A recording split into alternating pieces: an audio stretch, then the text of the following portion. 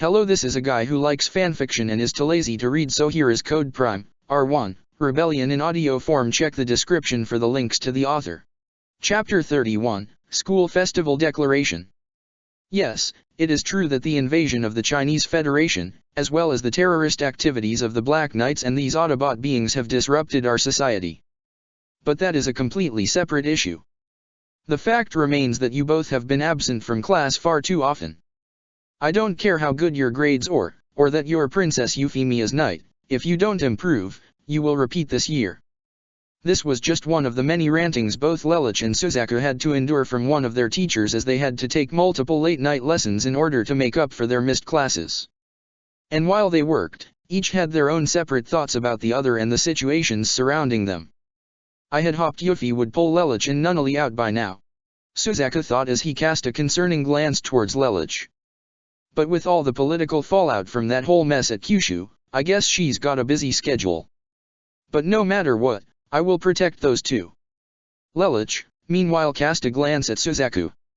He and Dreadwing were both willing to work alongside us to stop Sawazaki, meaning not only can Suzaku be saved, perhaps even Dreadwing can become an ally, at least based on what Optimus told me about him. I'll have to tell Suzaku my identity soon though, but first, I have to get Nunnally to the Ark. The school festival is tomorrow. The second it's done, she, Rai, Sayoko, and Bumblebee along with myself will be moving to the Ark indefinitely. The Ark. Support for us has really swelled. Ogai reported as he, Tamaki, Colin, and Rai, along with Arky, Cliffjumper, Bulkhead, Wheeljack, and Ironhide stood in one of the many hallways of the Ark. Not only is virtually every 11 in support of us, most of the Brightonians in the Tokyo settlement are protesting against the current occupation. Looks like the Brits are starting to lose control. Serves them right. Tamaki smirked. Don't get too cocky. Ironhide stated. Britannia might step up their game soon, not to mention the Decepticons are still a major wild card.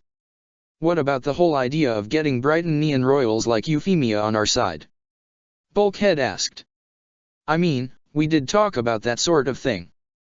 Plus, with our goal to make Japan independent, they could help us out with all the political stuff.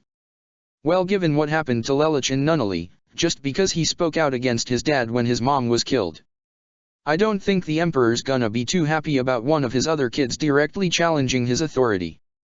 Colin pointed out. Colin's right. We gotta be prepared for the worst-case scenario. Arky agreed. What exactly is the worst-case scenario? Rai asked. I mean, we did talk about the Khans and Britannia turning on each other, but I think that can actually help us even more. Yeah, if they're too busy fighting each other, it'll make it easier for us to slip in a grenade here and there and mess with them. Wheeljack smirked. And what about all the collateral damage that could result from that? Ironhide questioned. That's also something we gotta take into consideration. Cliffjumper seemed to agree.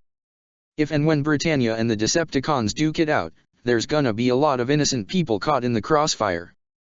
Tamaki gave a sigh as he leaned against the wall. Who would have thought leading a revolution could be so complicated? What did you expect? Arky asked skeptically. Just shoot and the whole thing crumbles down. That's not how reality works. Yeah, well, beats not doing anything at all. Tamaki stated. If I didn't throw in with you guys, I'd probably be hooked on Refrain right now.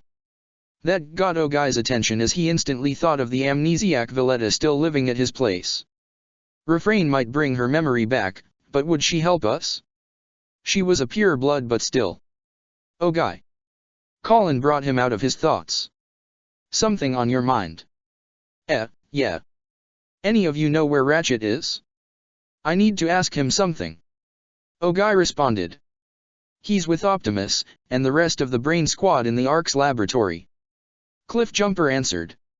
Thanks. Ogai was about to walk away. Hang on, I can give you a lift. Ironhide said as he transformed, allowing Ogai to step inside as he drove down the hallway.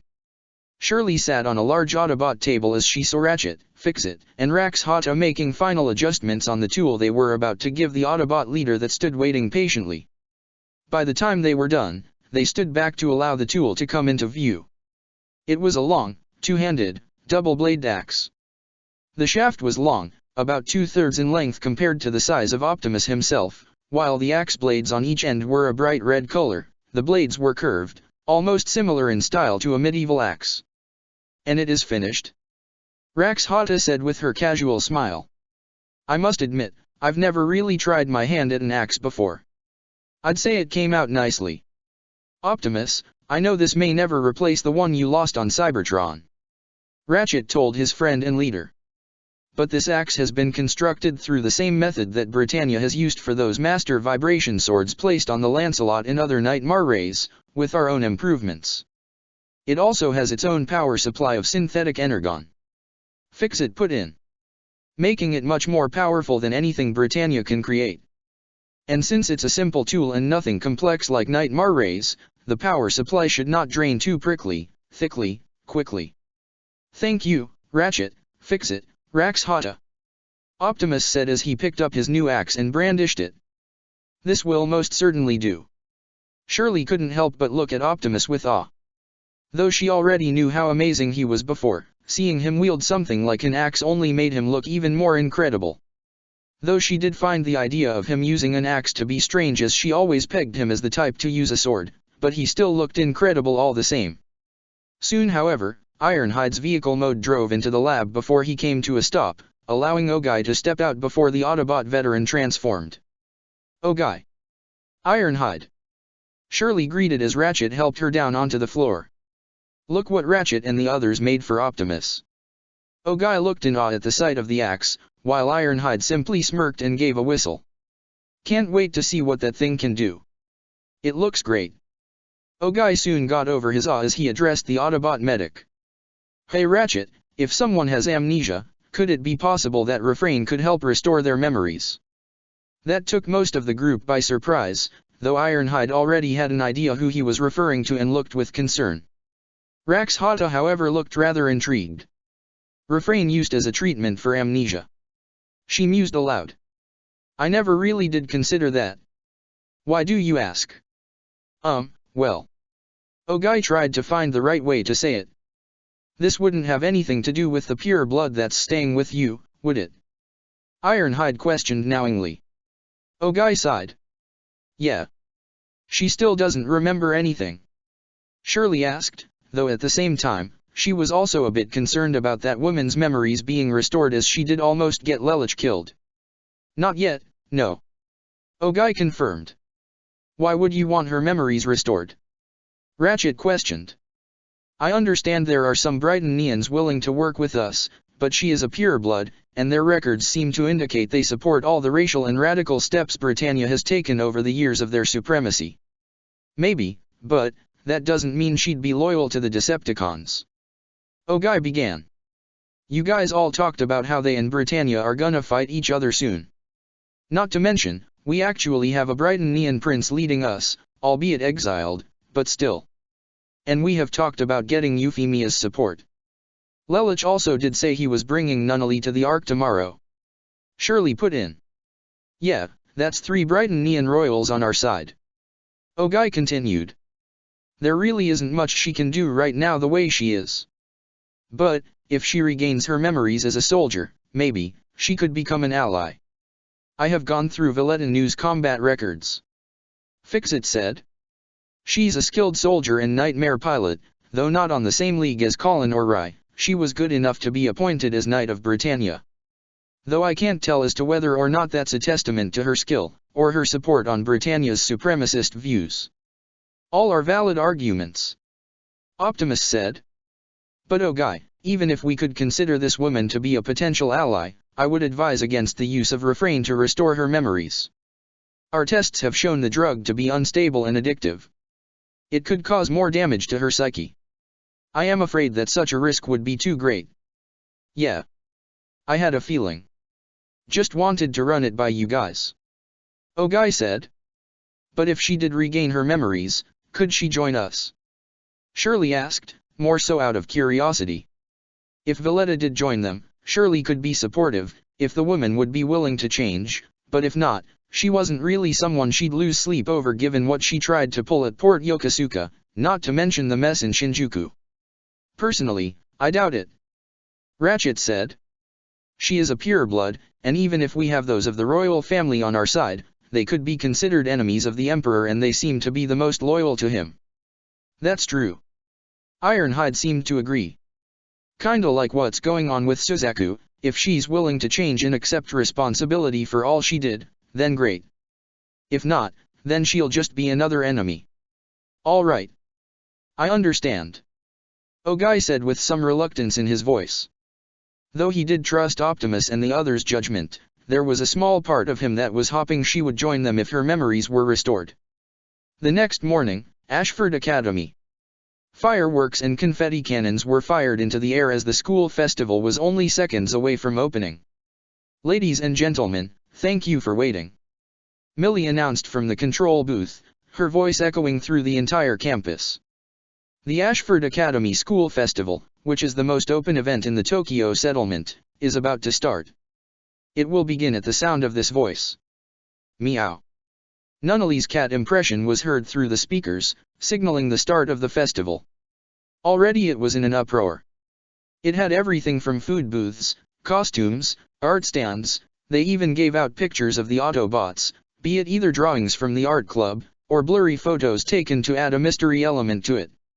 One would think such a thing was controversial, but given that 2 Autobots saved the entire campus from a terrorist, it was little wonder the students at the school endeared them so, not to mention theirs, as well as the Black Knights and Knights of the Round.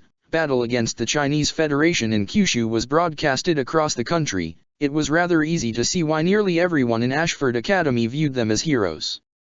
Looks like the party's getting started.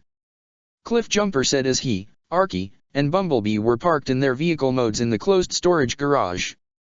Given the absence of the Ganymede, it made it easier to store the 3 disguised Autobots inside. Even though it was closed shut, all 3 of them could hear the festivities outside. Sucks that we gotta stay in here. You wanna cause an uproar? Maybe start a battlefield here? Archie asked her partner.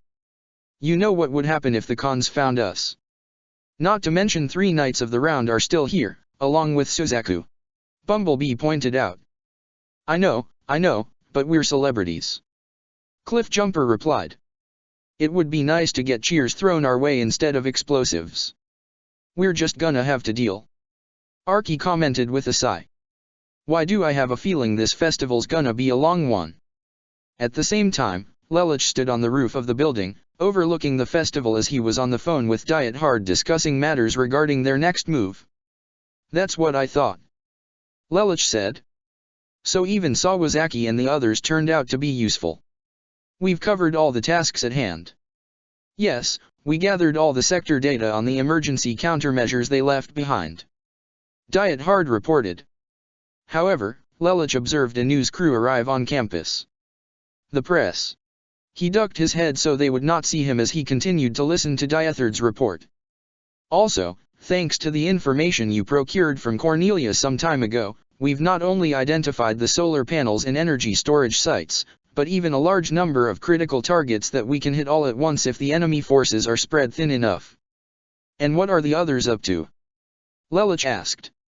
Optimus is working with Todo and Catace on how we can hit those crucial targets I mentioned. Diet Hard replied.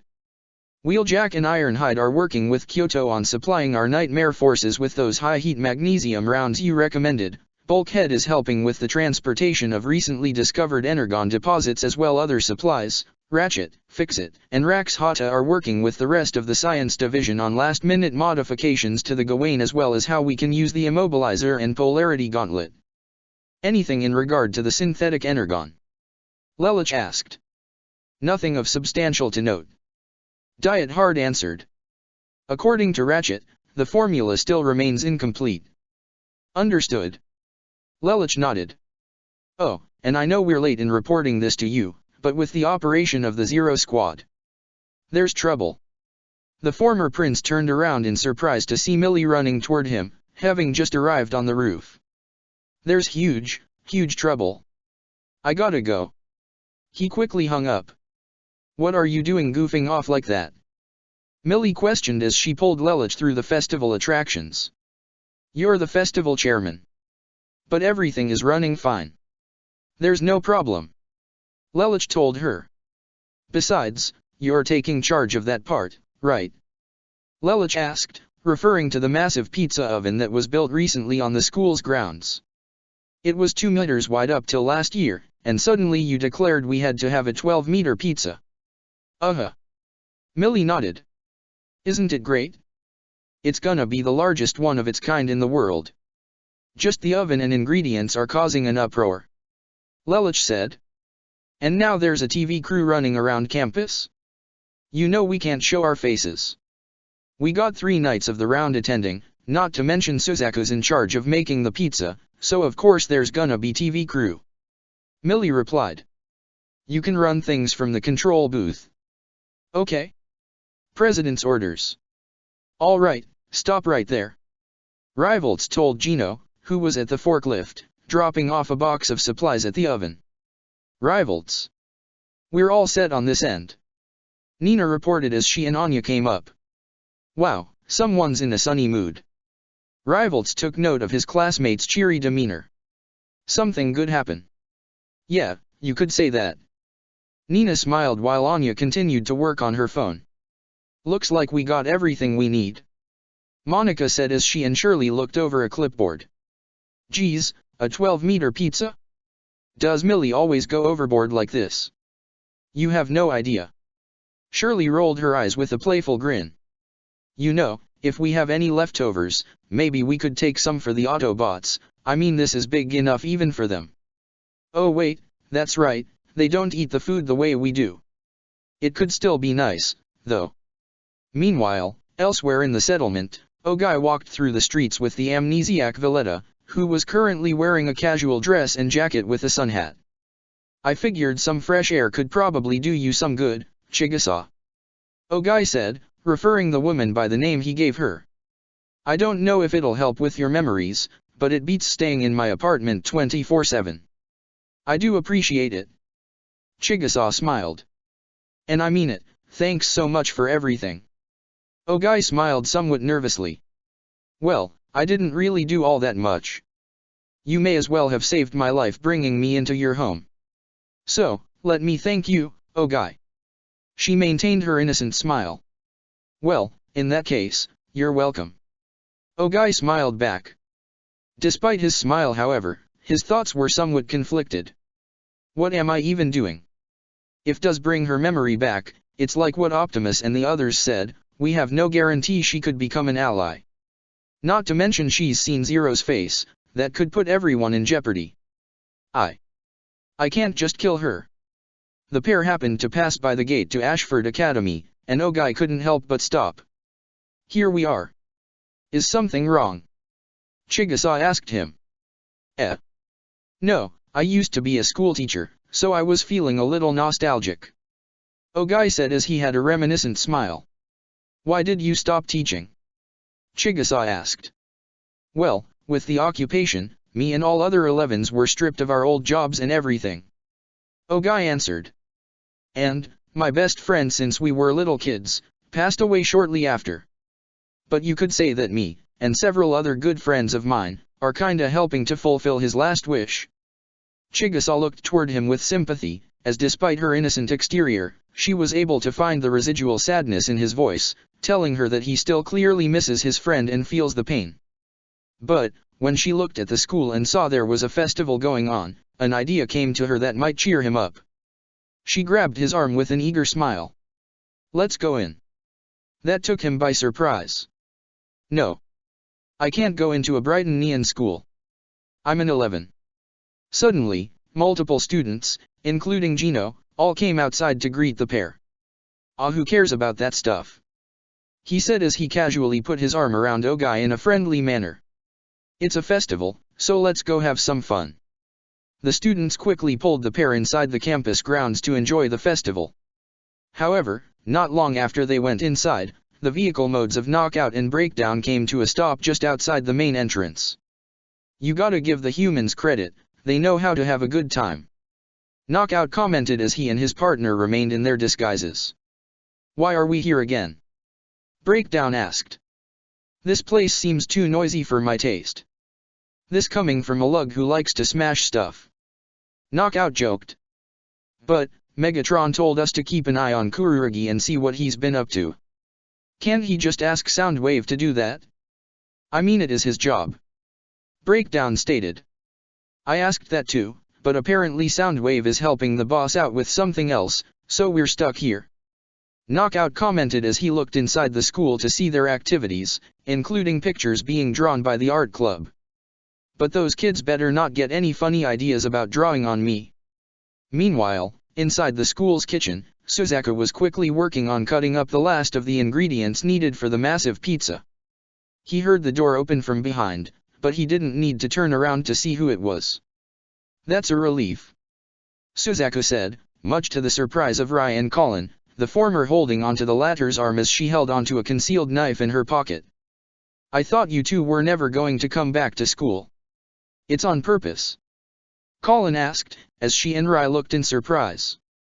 Why didn't you tell Megatron or Cornelia about us? Suzaku sighed as he turned around to face them. Maybe because you two were right. Megaron wasn't the leader I thought he was. Finally figured that out, huh? Rai questioned in minor sarcasm. Better late than never, I guess. You know, you never did tell me why you joined the Black Knights, Rai. Suzaku told him. I already heard from Colin her reason for fighting with the Autobots, but not you. Rai gave a sigh of his own. To be honest, Suzaku, I'm not sure you'd understand even if I did tell you. That caused Suzaku to look in confusion. But why I didn't tell you before, when I found out you were working with the Decepticons, along with what happened to your father, and yes, I know about him, it made me worried what you would do to our friends, even those not in the Black Knights. That took Suzaku by surprise. Do you really think I would actually try to hurt our friends? Well, you teaming up with Arachnid that one time didn't help, Colin stated, causing Suzaku to wince. I really don't know, Suzaku, Rai said. I don't know what you'd do. And that scares me. I want to believe there's good in you, I really do. But so long as you're with the Decepticons, I'm not sure if I can ever trust you. Suzaku looked hurt by that statement. You don't trust me? No. I'm sorry, but I can't, Rai said. At least, not until I hear you say that you were wrong. You may have just said you might have been wrong in trusting Megatron, but we need to hear the rest of it, Rai said, referring to himself and Colin. You were wrong about what you did to your father, you were wrong about using the military as an excuse to wipe blood off your hands, you were wrong to try and abandon us. I would never abandon, Suzaku tried to say. Oh please. Colin rolled her eyes. You said you joined the military to try and change Britannia, but you can't change anything if you're dead. You think you'd make yourself a martyr if you died. You're an 11 in their eyes, they won't care. You'd abandon all your so-called friends just to redeem yourself. That's not redemption, Suzaku, it's just you being a coward. Suzaku wasn't all that surprised to hear Colin say that. Maybe, you're right. That took both Colin and Rai by surprise. I can't change the system if I'm dead. Maybe I couldn't change it myself to begin with. But there are those that can, and those that want Britannia to change. Euphemia even told me she wants Britannia to change. In fact, she said she'd willingly work with you and the Autobots to do it. Colin and Rai looked towards each other, though given what they heard from Lelich about Euphemia, it wasn't that surprising to learn that she'd actually want to help them. But to actually hear it, it almost felt shocking to them. Maybe I was wrong about trusting Megatron, Suzaku admitted. But I wasn't wrong about Britannia having the ability to change. So, when you two can, please tell Zero and Optimus that Princess Euphemia wants to work with them. Before either Colin or Rai could respond, however, the door opened once more and Lelich walked into the kitchen. There you guys are, I was looking for you, Lelich said. Oh, Lelich, Rai acknowledged as Suzaku walked towards them. Guys, what we were talking about has nothing to do with school, okay? Suzaku gave them a subtle hint. Yeah, we get it. Colin glared slightly in his direction. Though Lelich had a good idea what they were probably talking about in here, now was not the time to get into any of that. Rai, Shirley says she needs your help with something. All right, no problem. Rai nodded as Lelich turned to the redhead. Colin, if you don't mind either, could you check in with your class? He asked her. They seemed to be a bit short-handed. Sure, I don't mind. I do mind. Colin gave a fake monster roar as she popped out of the ground in her class fake graveyard, wearing a cheesy monster outfit. Her surprise managed to scare a couple students who ran away screaming. This thing actually scares them. Colin questioned before getting angry. Oh, I'm gonna get Lelich for this. He should have told me I had to be part of the horror house. Just because he's zero, doesn't mean he can make me do this kind of crap. She lowered herself back into her spot. I swear, if he tells Cliffjumper or Arky about this, I'm gonna kick his ass. She looked on the built-in radar screen to see two people approaching. Oh great, here comes another couple. Probably Gino with some random girl. Colin scowled, sweating up a storm. Why couldn't they make this whole thing mechanical? They got this damn screen. It's sweltering inside of here, it's like those early Glasgows. Come on, move your ass. Hurry. She popped up to scare the couple. Move your ass. However, she did not expect to see Ogai, as well as Chigusa, there. The latter hiding behind the former in a startle, who appeared to be startled himself. Ogai. Ogai himself looked in surprise to see Colin. You're back safe. Fortunately, yes. Rai walked outside, slightly away from all the attractions, looking for Shirley, but he was quick to spot her hiding behind a tree near the entrance. Shirley. He called to her as he tried to get close, but before he could say anything else. SSSH. She put a finger in front of her mouth, motioning to be quiet as she spoke in a whisper. Look out the entrance. Rai looked a bit confused as he looked in the direction she was looking at, spotting two familiar vehicle modes just outside the main gate. Aren't those two Decepticons? Yeah, Knockout and Breakdown. Rai pulled Shirley away so that they could speak without either of the cons catching on. Colin and I already spotted them earlier, we called Optimus and told Lelich as soon as we did. It doesn't look like they're causing trouble, probably here to keep an eye on Suzaku and or Gino and the others. But Bumblebee, Arky, and Cliffjumper are still on standby just in case. Shirley gave a sigh of relief. That's good. Last thing I want is for those two to mess with all this. We put so much hard work into the festival. I know it's not as important as what we do with the Autobots, but still. I get, and I think we're fine.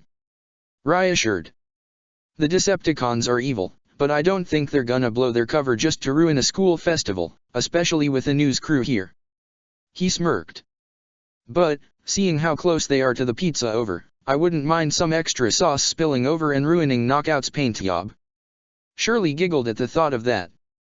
It's good to see you smile, Rai. She told him sincerely. I know it hasn't been easy with, well, your memories and. Rai's smile faded slightly. I get it. And, to be frank, I'm not sure if I'm ever gonna get over any of that. I know it's not all my fault, but, sometimes I can still see them. Shirley looked in sympathy as she put a hand on his shoulder. Rai. She tried to say something comforting, but he wasn't quite done yet. But that makes me all the more determined, to protect what I have now. Rai said with a serious face. I've got so many more friends, I got my partner Bulkhead, and the other wreckers in the Black Knights, I got Lelich, even Nunnally, and I got you. He looked toward Shirley with a smile. Shirley, no matter what, I will protect you. You can count on that. Shirley looked into his eyes and saw how dead serious he was. However, they both realized just how close their faces were to each other, causing each of their cheeks to turn red before they both looked away with blushes on their face. Thanks, Rai.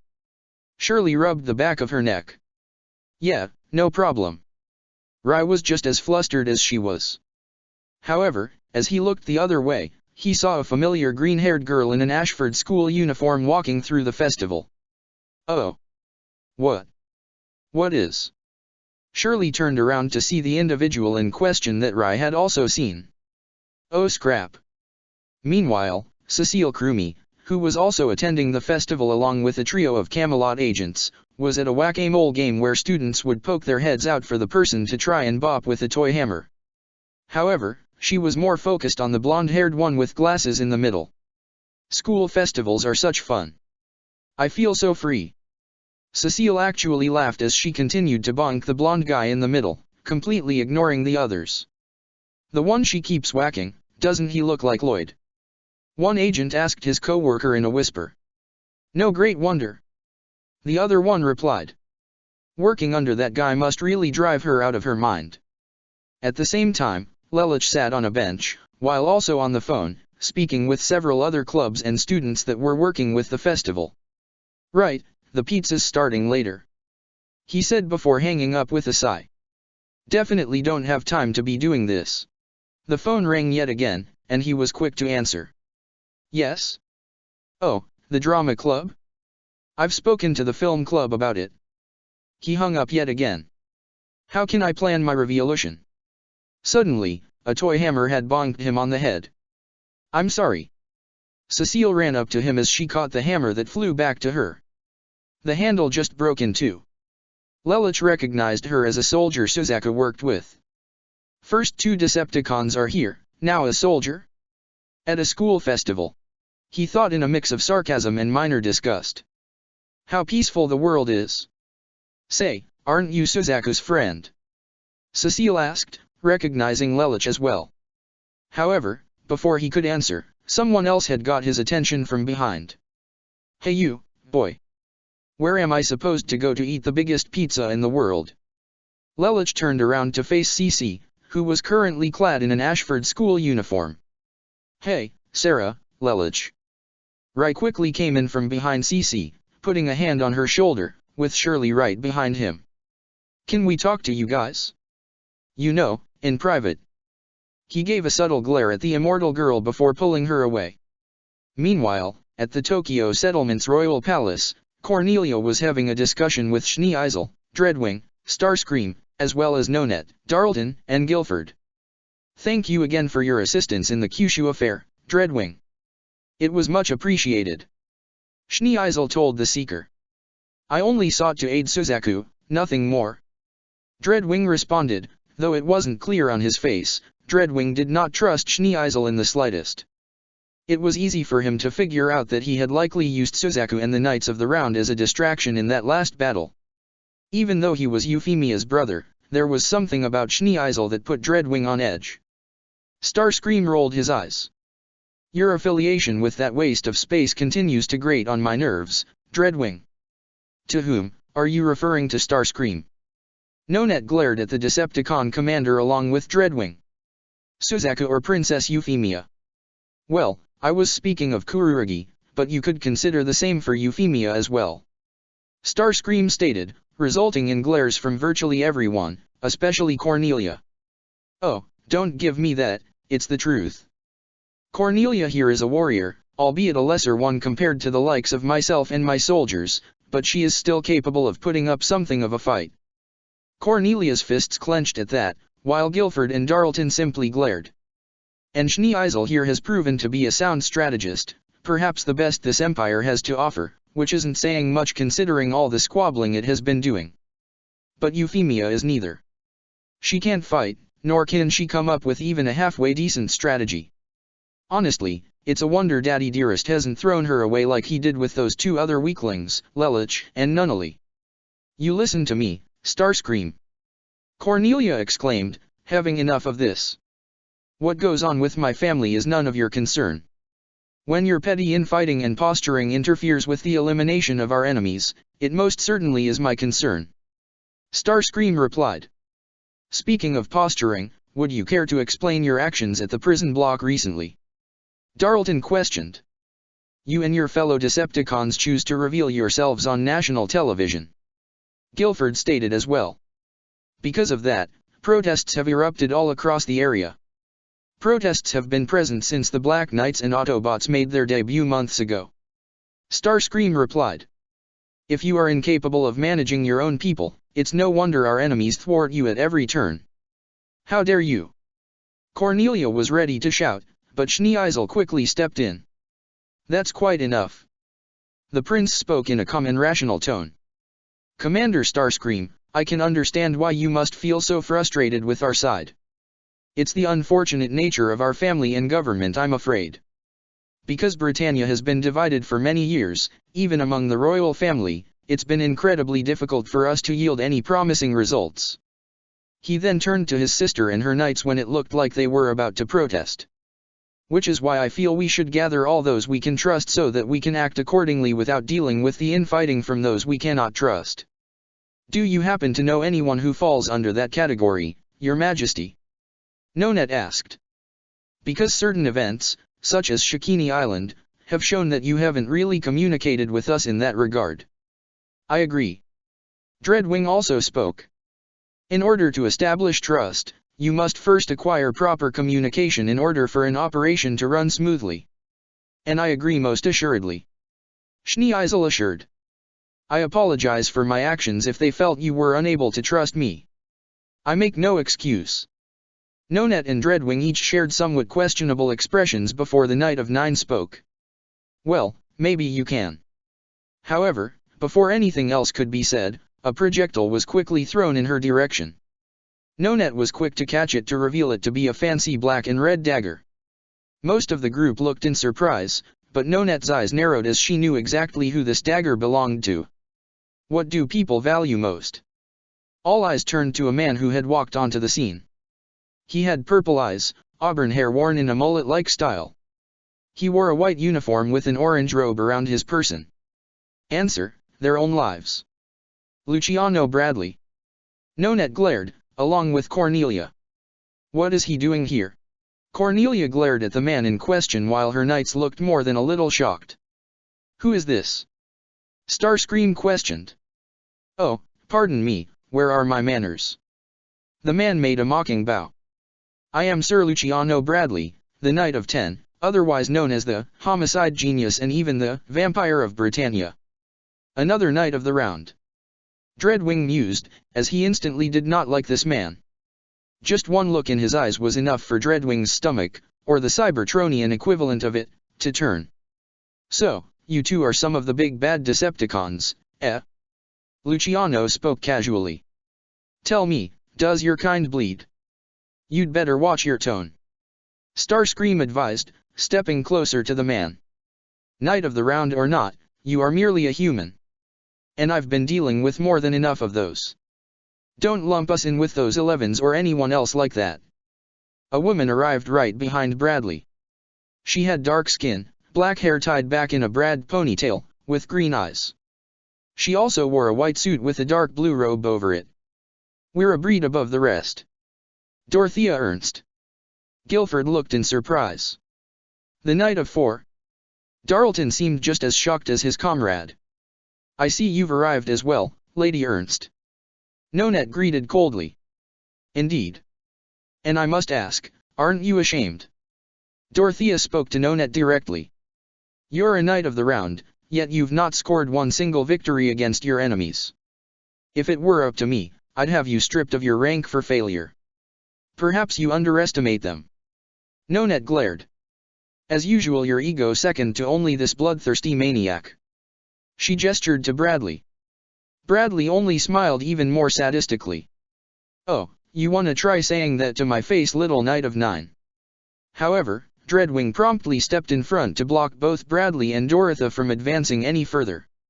You should treat your colleague with more respect. Is that some sort of threat, Decepticon? Dorothea glared. Maybe it is. Bradley only looked more intrigued. How's about we fetch our Knight Marrays and test our upgrades on him? That is enough. Cease this squabbling. A tall man, perhaps the most imposing human present, had revealed himself. He wore a white suit with a white robe over it. He had lightly tanned skin with dark blue hair, but what stood out the most was that his left eye appeared to be sewn shut. Though Dreadwing and Starscream didn't recognize this human, virtually all the other humans present did, as they could only look in surprise. Bismarck Waldstein, the Knight of One. Cornelia stuttered. Why are you here? A foolish question, Viceroy Cornelia. The leader and strongest of the Knights of the Round spoke. The activity of the Black Knights and the Autobots have reached virtually all corners of the globe. It is not just Area 11, but virtually all Brighton occupied areas. If this situation is not quelled quickly enough, the result could be catastrophic for our empire. Sir Waldstein, Sir Bradley, and Lady Ernst, them alongside with Lady Enneagram, Sir Weinberg, Lady Alstream, and Lady Krashevsky. Guilford began to list as though he was feeling overwhelmed. All 7 knights of the round are together in Area 11. Darlton finished. It was understandable that they were surprised, for all the knights of round to come together for a single operation was so rare, it was almost unheard of. Welcome, all of you. Schneeisel greeted the 3 newly arrived knights professionally. I'm sure your help will be greatly appreciated. Well, considering we pulled in my Valkyrie squadron as well, not to mention all the other hundreds of units we brought in from other Brightonian areas, I would certainly hope so. Luciano said causally. You pulled in soldiers from other areas for this? Cornelia questioned in surprise. Of course. Dorothea said as though it were obvious. As Bismarck said, this isn't just about Area 11, it's about the grip our empire has in all our territories. We need to set an example, to show the world that not even Zero or these foolish Autobots will stand in our way. My father sent you? Cornelia asked. Indeed. Bismarck confirmed. Starscream gave something of an amused scoff. Finally, that human actually does something useful. Oh, takes a lot of nerve to insult the Emperor in front of 4 of his best pilots. Luciano said, brandishing more of his knives. Perhaps you'd like to say that again. It seems you do not know who I am. I am Commander Starscream, second in command of the Decepticons. Humble servant to Lord Megatron. The Seeker announced dramatically. And where is your leader? Dorothea questioned. Occupied, I am afraid. Dreadwing answered. Well, I trust you'll be able to handle this situation to the best of your abilities. Schneeisel told the knights. I must be off. Commander Starscream, there is something I would like to discuss with you. Very well. Starscream walked off to follow the prince, leaving Cornelia and her knights, as well as Nonet to address Bismarck, Bradley, and Dorothea. As they did, Dreadwing cast a suspicious glance towards Starscream and Schneeisel as they walked off. What are those 2 planning? Flashback. Bismarck Waldstein kneeled in the throne room in front of Charles Zi Britannia, as they were the only 2 occupants in these large chambers. You are sending the remaining knights of the round, as well as other areas' military forces. Bismarck asked his emperor. You disapprove, Knight of 1? Charles questioned. No, it just seems rather overkill. Bismarck commented. I understand how much of a threat the Autobots and Black Knights are, but this will convince Megatron that I am taking this matter seriously, in order to keep his attention focused on Japan. Charles explained. I've already given orders to Dorothea to bring Ki Zaren to me, as well as Marianne to capture CC. If I may, Your Highness, perhaps it was a mistake to send Nonet for the acquisition of Ki Zaren. Bismarck said. Perhaps. Charles replied. I had hoped that her loyalty him would diminish these past 7 years, but it seems I was mistaken. So that job now falls to Dorothea, whom not even Nonet can best in battle, she is the Knight of 4 of a reason. I understand. Bismarck said, still bowing. And as well, I have a special assignment for you, Bismarck. Charles told him. You want me to capture Zero, I mean Lelich, for you? The Knight of 1 asked. Yes, but that is only part of it. Charles began. Your first priority, before you bring Lelich to me, is to terminate Optimus Prime. Bismarck looked toward Charles in surprise as the Emperor continued. It seems Prime's influence has spread to Lelich, making that boy forget his roots. It's time to remind him who he truly belongs to. Kill that machine that has stolen my son for me, then bring Lelich to me. It's time to remind that boy that I am his father, not Prime. End flashback. A ground bridge portal opened up in what appeared to be a stripped mine, while in actuality, this was the same spot where Megatron had found his deposit of Dark Energon, which had been converted into an off-site laboratory for Shockwave. Megatron himself stepped out of the portal, followed by Soundwave, and right behind him was Vivi, who was being escorted by the Minicon Frenzy to make sure he didn't try anything. The laboratory seemed rather basic, with a few consoles and machines built into the walls, which was to be unexpected for a lab that was only recently constructed. The only occupants there besides Shockwave himself were a pair of Viacan guards, and a group of human scientists from Code R, one of which was Joseph Fennett. Among the devices in the laboratory that VV observed were 2 tanks filled with a special kind of fluid. Inside one of the tanks contained Jeremiah Gottwald, who had already been outfitted with a number of Cybertronian implants for cybernetic prosthetics. In the other, contained the mutilated body of Mao. Most of his body had already been dissected and drained, the only real parts of him that remained was his head, attached to his nervous system that had been removed from the rest of his body, wires connecting directly into his brain and central nervous stem. Shockwave, who continued to work at his console at the end of the laboratory, noticed his leader's presence. Lord Megatron. Shockwave, I see you've been keeping busy. Megatron acknowledged. Indeed. Shockwave nodded in confirmation. The data we've extracted from VV has helped to fill in many gaps into my study of the Geese element. That, along with my study of the subject named Mao, has helped me to extract the energy itself directly from Mao's organic cerebral system.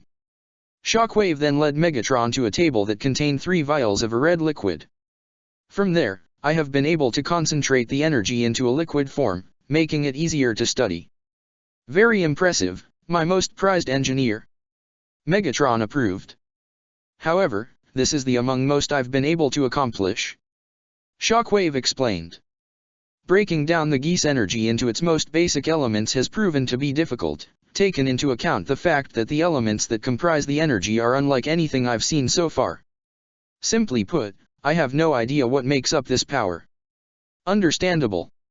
Megatron seemed to get it. If not even Victor and his dear brother, who spent decades studying this in secret, could understand its origin, it only makes sense you would have some form of trouble as well. Megatron cast a glare in V.V's direction. He's talking about you. Frenzy snickered to the immortal boy. Yes, I heard him. VV said in a low growl. However, the knowledge we extracted from VV has shown that these thought elevators could be the key to understanding its origin. Shockwave began as he brought up several images of multiple thought elevators on the screen above them.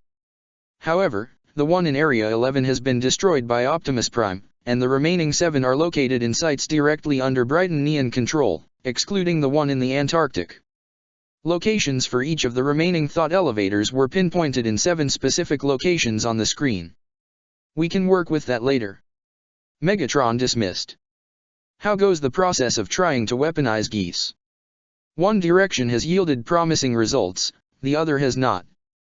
Shockwave answered. Please explain. Megatron requested. Shockwave turned to the cybernetic Jeremiah in the tank that the Code R scientists were researching. This Brightonian soldier has been outfitted with cybernetic enhancements, and through the extraction of the Geese energy from Mao, I am likely able to find a way to create an artificial Geese that can be implemented directly within the soldier's brain, once he has been completely rendered to our control. However, this can only be done with organic specimens. Why not Cybertronian? Megatron questioned.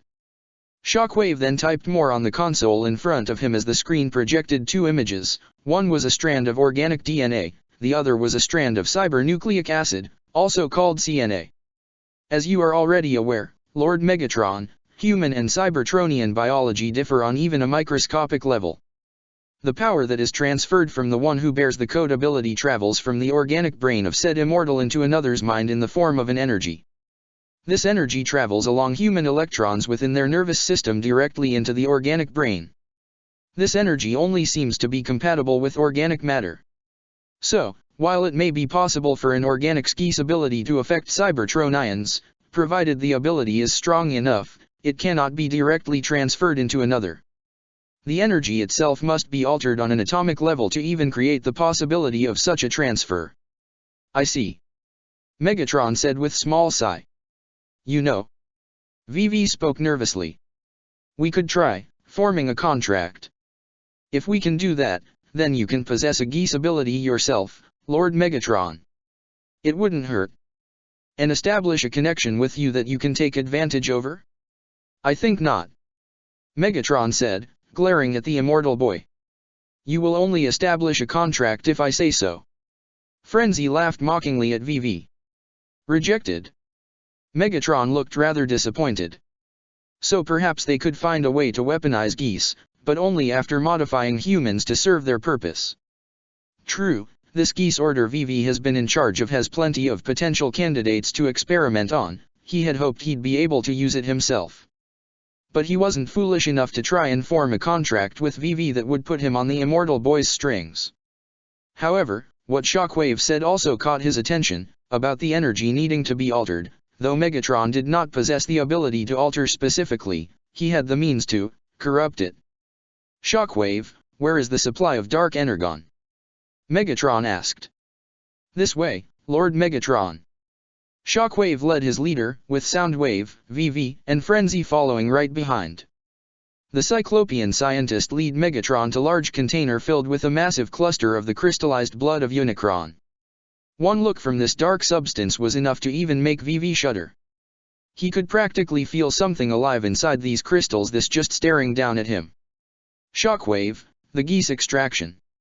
Megatron held his hand open, telling Shockwave to provide him with the substance, which is what Shockwave did as he handed Megatron a vial of the liquidized geese energy. Lord Megatron, if I may, what exactly are you intending to do?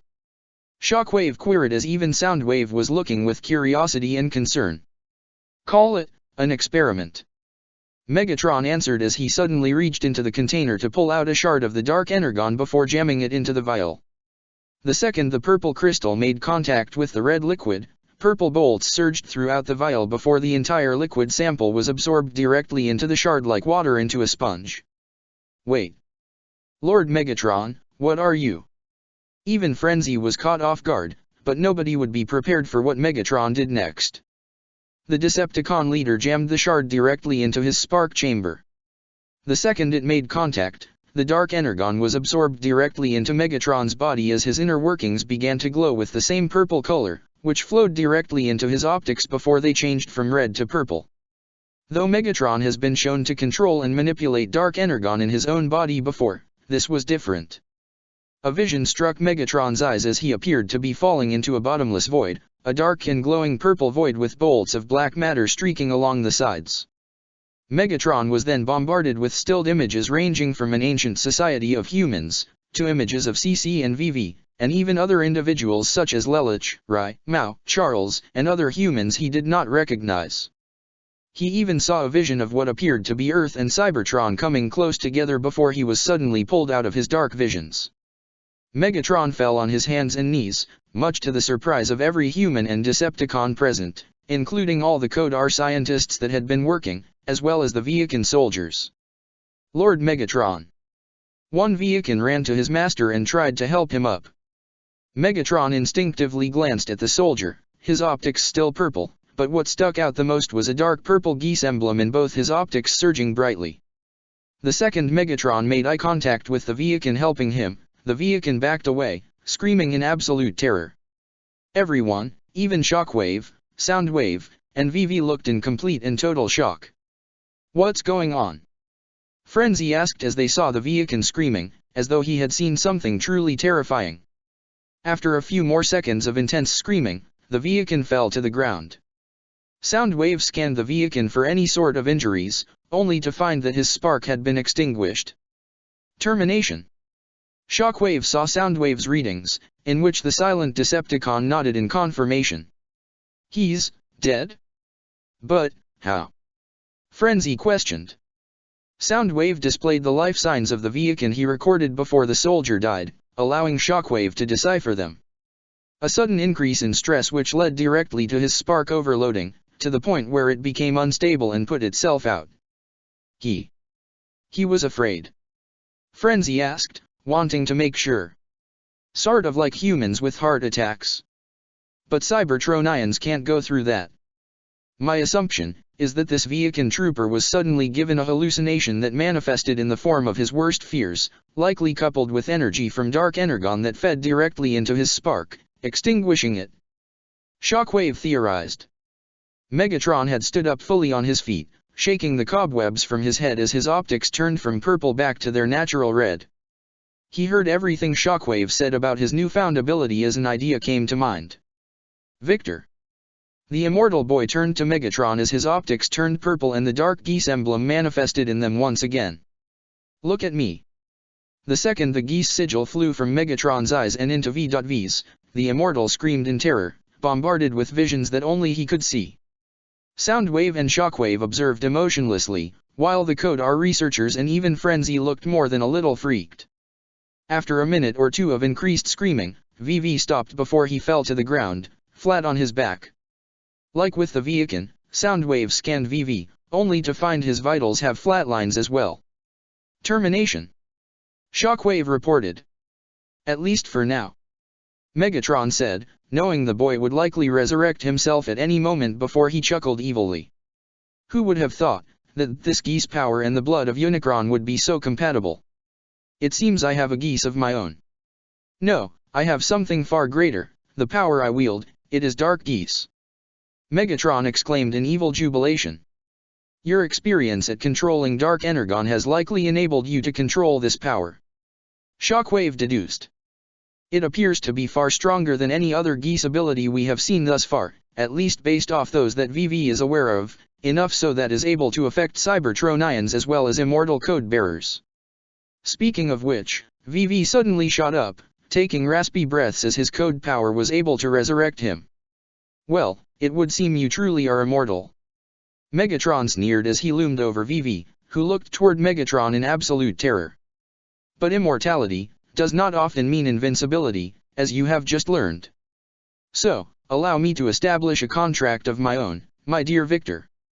You will submit to me, and the Decepticon cause. You will renounce your brother and your project. Everything you have built, your resources, your project, even your immortal life, everything that was yours belongs to me now. Do you understand? VV shook with pure fear as he tried to stand, but he couldn't muster any strength to do so. Why? Yes. Say it. Megatron insisted. I belong to you. I serve you. Lord Megatron. VV fell on his hands and knees, effectively bowing his head. I am your master, and you are my servant. Do not ever forget that. Megatron told him. I won't. VV shook as sweat and tears dripped down his face and onto the floor. Master. Ashford Academy. Lelich, Shirley, and Rye had pulled CC into the storage area that Bumblebee, Archie, and Cliffjumper had parked themselves in. Though the three Autobots remained in their respective vehicle modes, they too questioned the matter of CC causally walking about on campus. I'm asking about the biggest pizza in the world. CC finished explaining. You almost blew your cover for a stupid pizza. Archie questioned. I wouldn't expect you to understand, considering Cybertronians can't eat food. CC retorted. You know, as far as your typical burns go, that was actually pretty weak. Cliffjumper commented. You want pizza, we'll bring you some. Just wait in your room. Lelich told her. You're all preoccupied with other matters. CC pointed out. The military, the press, and 2 freaking Decepticons are here. What if one of them sees you? Rai questioned. I'll wear a disguise, I don't like cold pizza. The immortal girl replied. CC, no offense, but I think you're becoming addicted to this. Shirley said. I like pizza. CC said. Enough so that you're willing to blow your cover over it, apparently. Bumblebee bleeped in annoyance. Suddenly, the door to the storage room opened as the group looked to see Colin, Ogai, and Chigusa around the corner. Why did you come into the school? Colin asked Ogai. Oh, that's my fault. Chigusa said. You brought her, too. Colin looked toward Ogai questionably. We just went for some air, that's all. Ogai said. Colin, what's going? Lelich walked out with Rai and Shirley right behind him, but all three were surprised to see both Ogai and Chigusa with her. Lelich. Didn't see you there. Ogai looked in surprise. Oh, are they friends of yours? Chigusa asked him. Yeah, they are. Ogai replied. Despite Ogai being truthful, it didn't take long for an uneasy feeling to set in for the whole group, and even the 3 disguised Autobots present. Well, this is awkward, Rai said. Meanwhile, Euphemia, in her civilian disguise, complete with a hat and sunglasses, had just entered the Ashford Academy grounds as she and her bodyguards walked through the festival. I'm really sorry, but there's something I want to talk to Suzaku about. Euphemia apologized to her guards. It's all right, Your Highness, the female guard assured her. Flashback. The previous night, Euphemia had finally got a chance to talk to her elder half-brother as she told him everything she learned from Optimus and Zero about Megatron and the true history behind Cybertron. She also told him about this idea she had that could get support from the Black Knights and the Autobots. Though she still didn't tell Schneeisel about Lelich being Zero, as that was his secret and he should tell their brother only when he feels he's ready. Yuffie, I think this is a wonderful idea you've come up with, Schneeisel told her. Really? You mean that? Euphemia asked excitedly. Absolutely, Schneeisel assured her. If Optimus and Zero are truly the people you say they are, then we have most certainly misjudged them. More importantly, however, from what you've told me, it seems Megatron is the true evil. This idea you've made should help us to establish a means for us to talk so that we can better defend this world from the real threat. I'll talk to Cornelia so that she understands. End flashback. Schneeisel approved of my idea, Euphemia thought with a smile on her face. I have to tell Suzaku and Lelich. Her smile faded however as her look became serious. More importantly, I have to find Lelich and Nunnally. I have to tell them that Megatron knows about them being here. Then we can. She was suddenly stopped by Sayoko, who prevented her from accidentally walking in front of a certain blind and crippled girl. I'm so sorry, are you all right? Euphemia asked. I'm fine, are you okay? Euphemia recognized the girl in the wheelchair almost instantly. Nunnally. Nunnally herself gave a small gasp. That voice, is it you? Back in the storage garage, the 3 Autobots remained hidden as CC slid herself quietly inside Cliff Jumper's vehicle mode as they watched the humans in front of them talk among each other. So that's the pure blood staying with Ogai, Cliff Jumper observed, speaking only through the comms so that nobody else could hear them. She seems nice. Yeah? Wait till she gets her memories back, Arky pointed out. You're Ogai's house guest? Rai asked Chigusa. Yes, I am. She nodded. He's been so kind to me. Really? Rai cast a knowing grin in the older man's direction with a raised eyebrow, causing the old man to cough as he tried to hide his blush. And you're all friends of his, it's a pleasure. Chigusa offered her hand to shake, toward Lelich at first.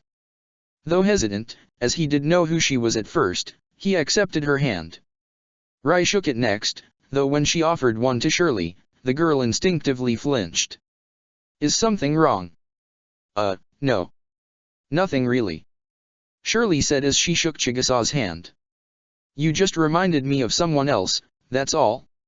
However, before any kind of conversation could start up, the door on the side opened as Monica and Suzaku walked in. I'm sure the extra propane tanks for the burner are in here, the Knight of 12 said as they looked around, but she noticed 2 people. Colin? Lelich. Oh, hello. Colin tried to put on her sickly facade as Ogai hid with Chigusa behind a storage container, and Shirley and Rai quietly slipped further back toward the vehicle modes of Bumblebee, Cliff Jumper and Arky. Are there any spare fuel tanks back there? Monica asked the pair. None here, maybe on the other side. Lelich tried to redirect their attention away from their friends and colleagues that remained hidden.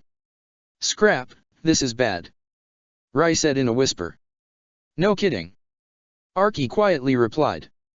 If Suzaku and that Knight of the Round sees us, our cover might be blown. They might even recognize the pure blood. Hey Rai, can't you use your geese on them? Cliff Jumper whispered to him. I guess, but I don't. Rai seemed rather unsure, not that he thought his geese couldn't work, but his mental trauma from recovering his enemies made him indecisive about using the power that got his mother and sister, and so many other people killed. Shirley could practically feel the tension he was experiencing and tried to put a hand on his shoulder to calm him down. Maybe Lelich can use his geese, Shirley offered. He already used it on Suzaku, Archie said.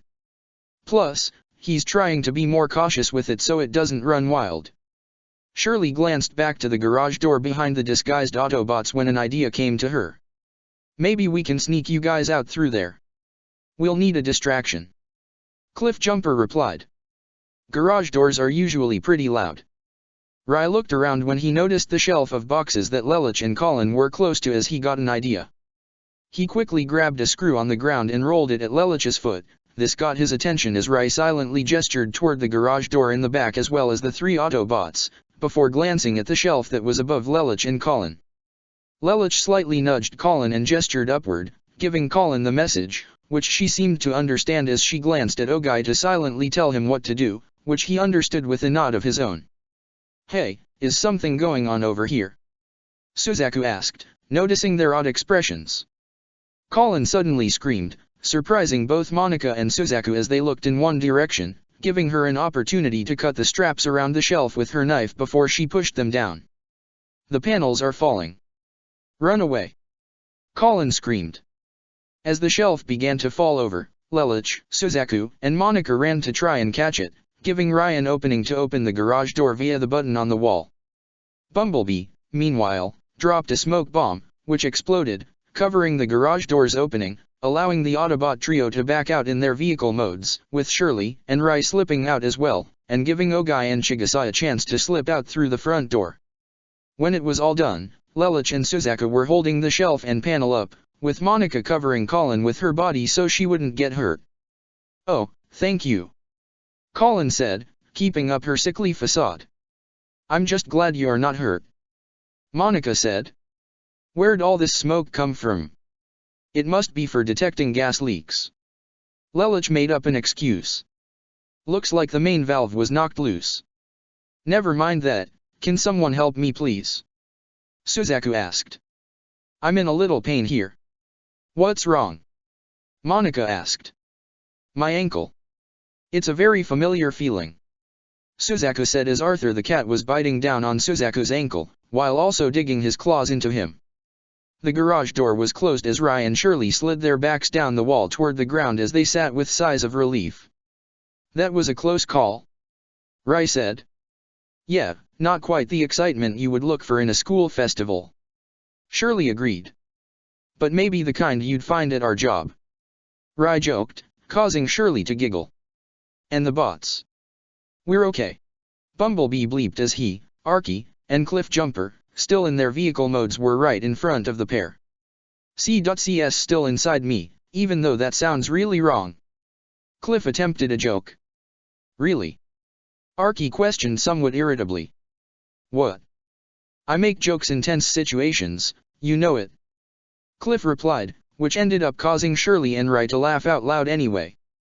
At the same time, Ogai and Chigusa were able to make it to a safe spot under a tree as well. Sorry you got caught in that weirdness back there, Ogai apologized. No, it was actually sort of fun, she said. I haven't felt this excited in a long time. Ogai had a serious expression on his face.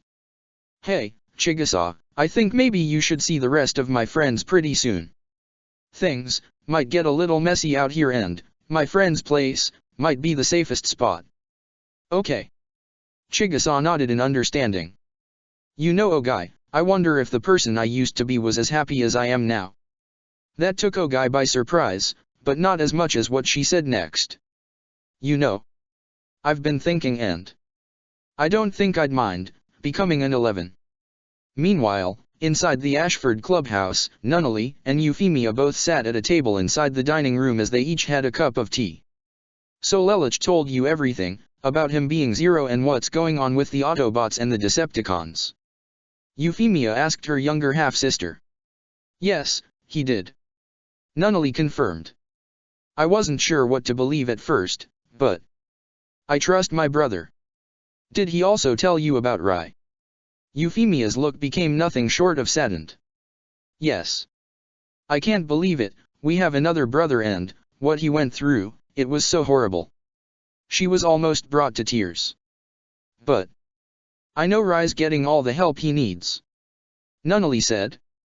I'm sure the Autobots and the other Black Knights are doing all they can to help him. So, you've met them? Euphemia asked. Only Bumblebee right now, but he's really nice.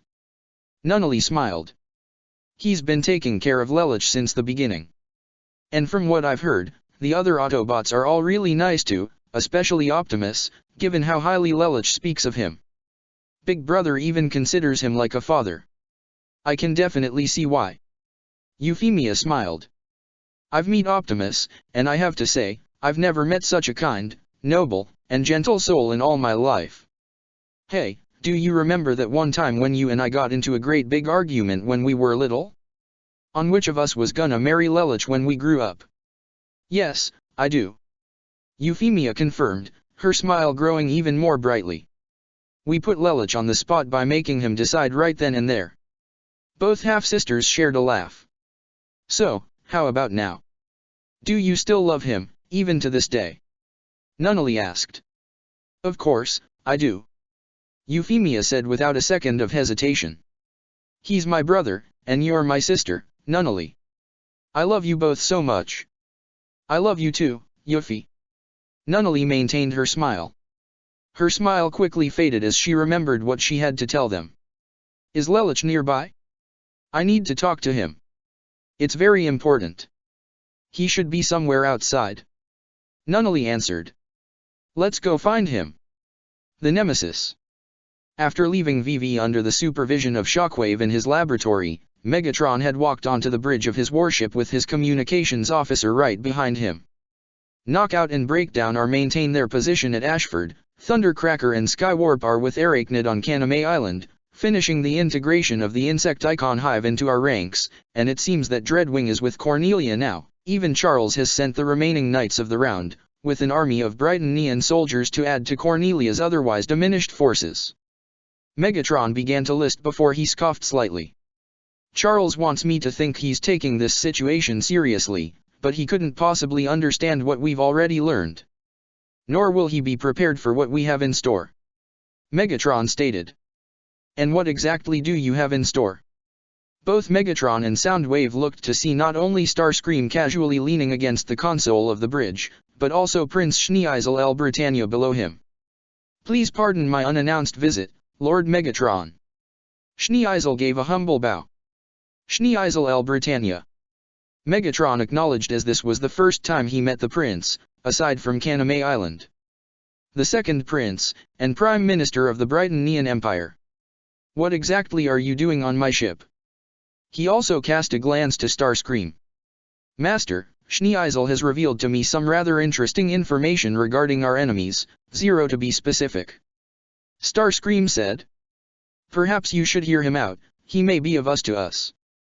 And what exactly is it he wishes to share with us? Megatron then looked down toward Schneeisel expectantly. I may not have any credible proof of this, but I believe that Zero may actually be my younger half-brother, Lelouch 6 Britannia.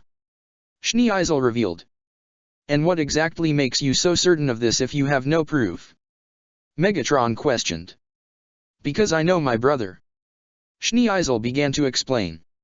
I've studied Zero's methods and tactics, and while they have changed a bit, no doubt the guidance of Optimus Prime and the other Autobots, I've played chess with Lelouch my entire life. I know his tactics. So, when I saw Zero employing similar methods, it just made all the more sense to me. Not to mention his motivations. As he was exiled by our father, along with our sister, Lelouch no doubt seeks revenge on Britannia for abandoning him. And if Nunnally did indeed die, it only makes his vengeance all the more believable. Though I have a sneaking suspicion she may be alive, but I have no proof this either. I do. Megatron said, surprising both Starscream and Schneeisel. I've known of Zero's identity since his debut with Optimus months ago. What? Starscream exclaimed in shock. How could you possibly that? Soundwave is quite competent in surveillance, I'm sure you are well aware of that by now, Starscream.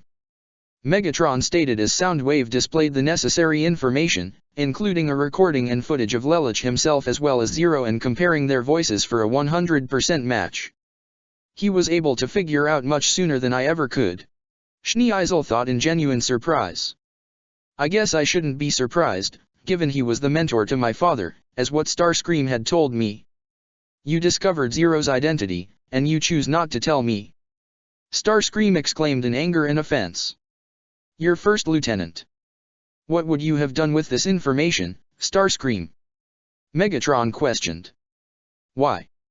I would have leveled that boy's residency and saw to his immediate termination. Starscream exclaimed, as though it were obvious. Exactly. Megatron responded. You would have acted rash without thinking of the consequence. True, you might have eliminated Zero, but Optimus and the Autobots would still live. Our enemies would still be a threat. It is best to wait and bide your time so that you may eliminate all your enemies in one stroke as opposed to drawing out countless battles. Starscream was about to retort, but Schneeisel already spoke. He is right, Starscream.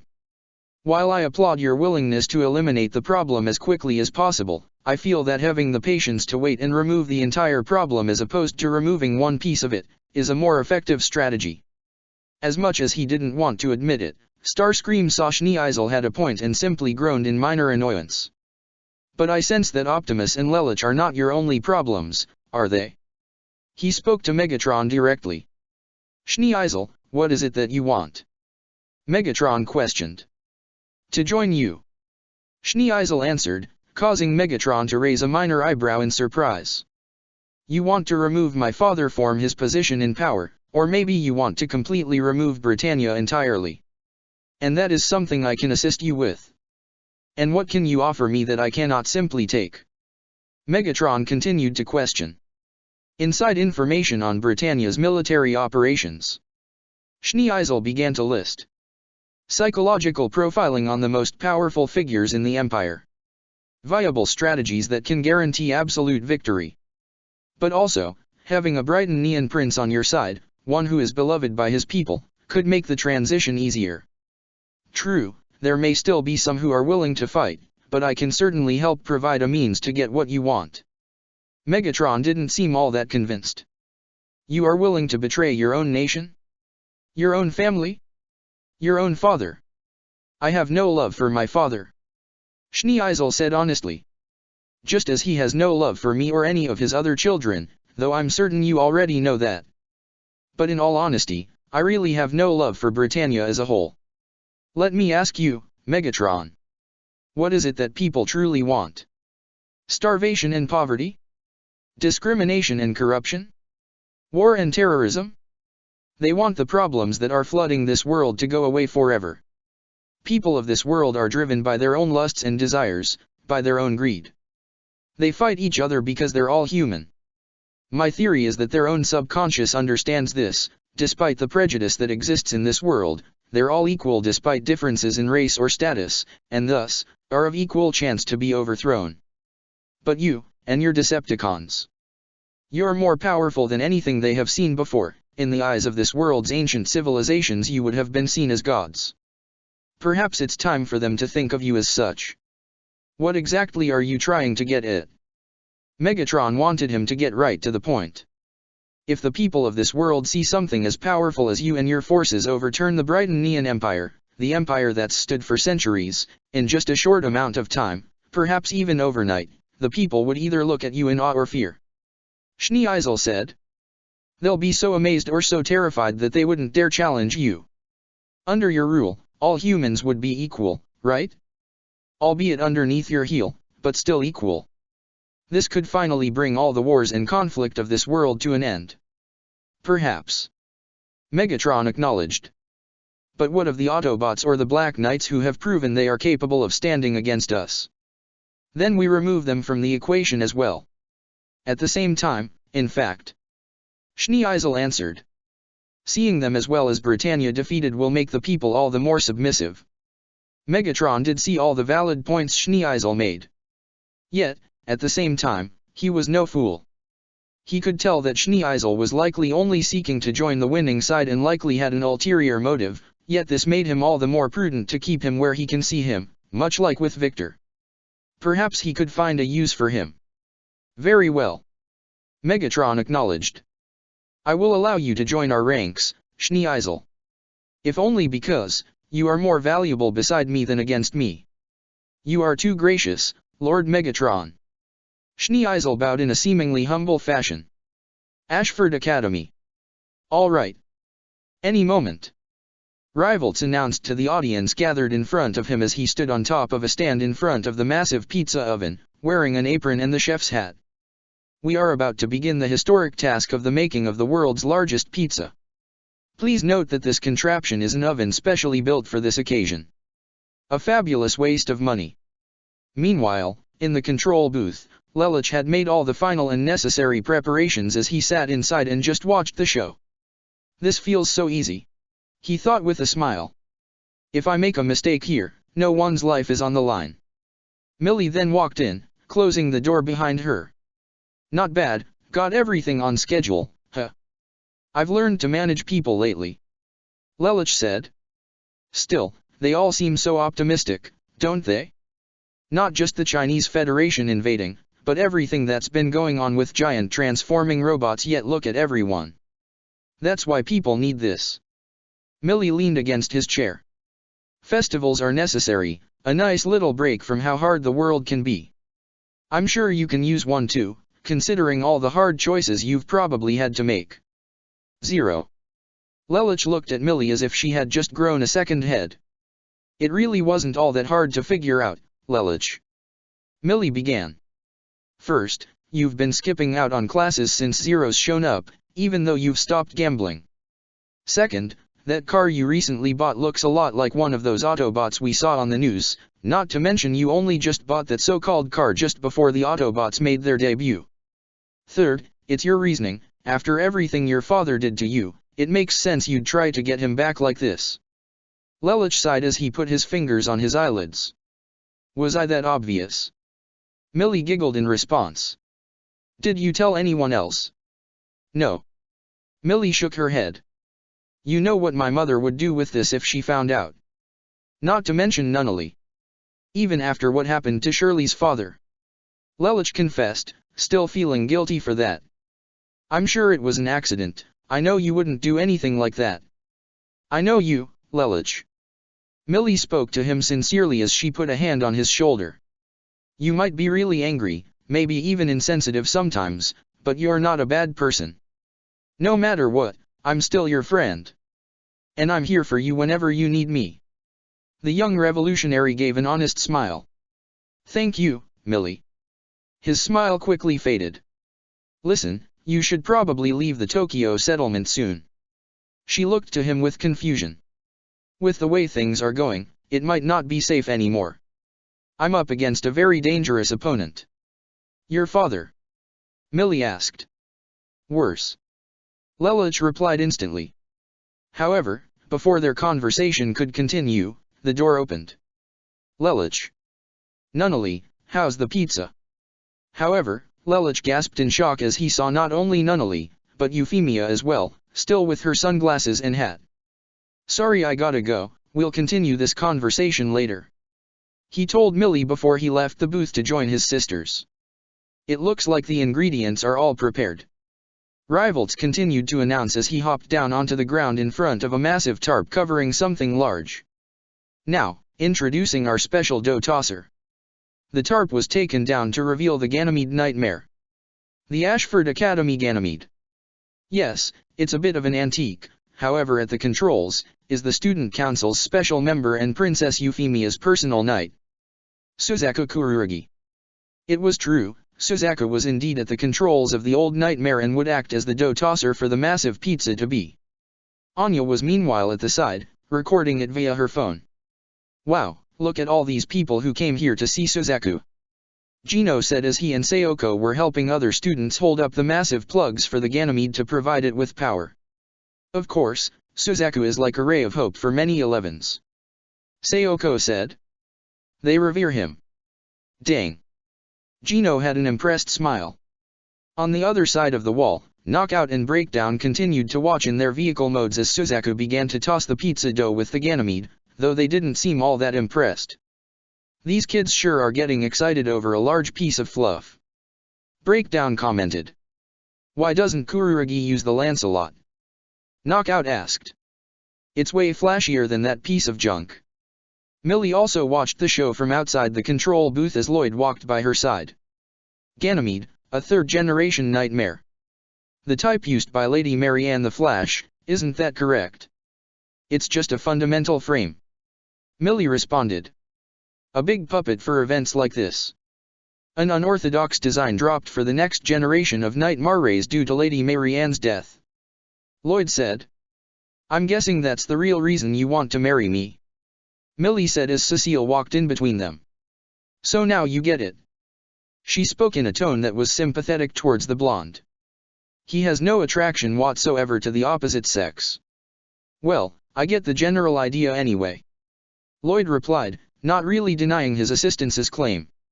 As the Ganymede tossed the pizza in the air, Bumblebee, Archie, and Cliffjumper watched from their own vehicle modes in the Ashford parking lot, with CC still inside Cliffjumper. You gotta admit, when in the battlefield or the kitchen, kids got skills. Cliffjumper commented. Let's just hope we can get those skills on our side. Archie said. Well, considering he's Euphemia's knight, and she knows about Lelich, it's starting to look like a possibility. Bumblebee replied. And hopefully you didn't just jinx us. CC stated. Colin, Shirley, and Rai continued to watch as well from the corner of the school building. Oh, guy made it off campus, all right. Rai asked Colin. Yeah, he and his little girlfriend are just fine. Colin said in a low grumble. You don't sound all that happy. Shirley pointed out.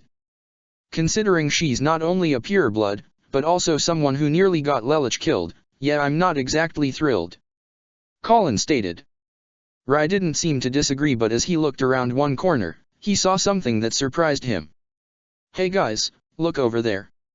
Both Shirley and Colin looked in the direction he was referring to. Hey, Lelich is with Nunnally and... Shirley said, but she and Colin both saw the pink-haired girl with him. Though she was wearing a disguise, it wasn't hard to figure out who it was. Is that Euphemia? Sure looks like it. Colin said, sounding just as surprised. But what's she doing here? Let's go find out. Rai stated as he walked toward the trio, with Colin and Shirley right behind him. Lelich sat next to the disguised Euphemia, watching Suzaku's performance, with Nunnally right beside them. Last year, it was my turn to do it. But I can't compare to a real pro.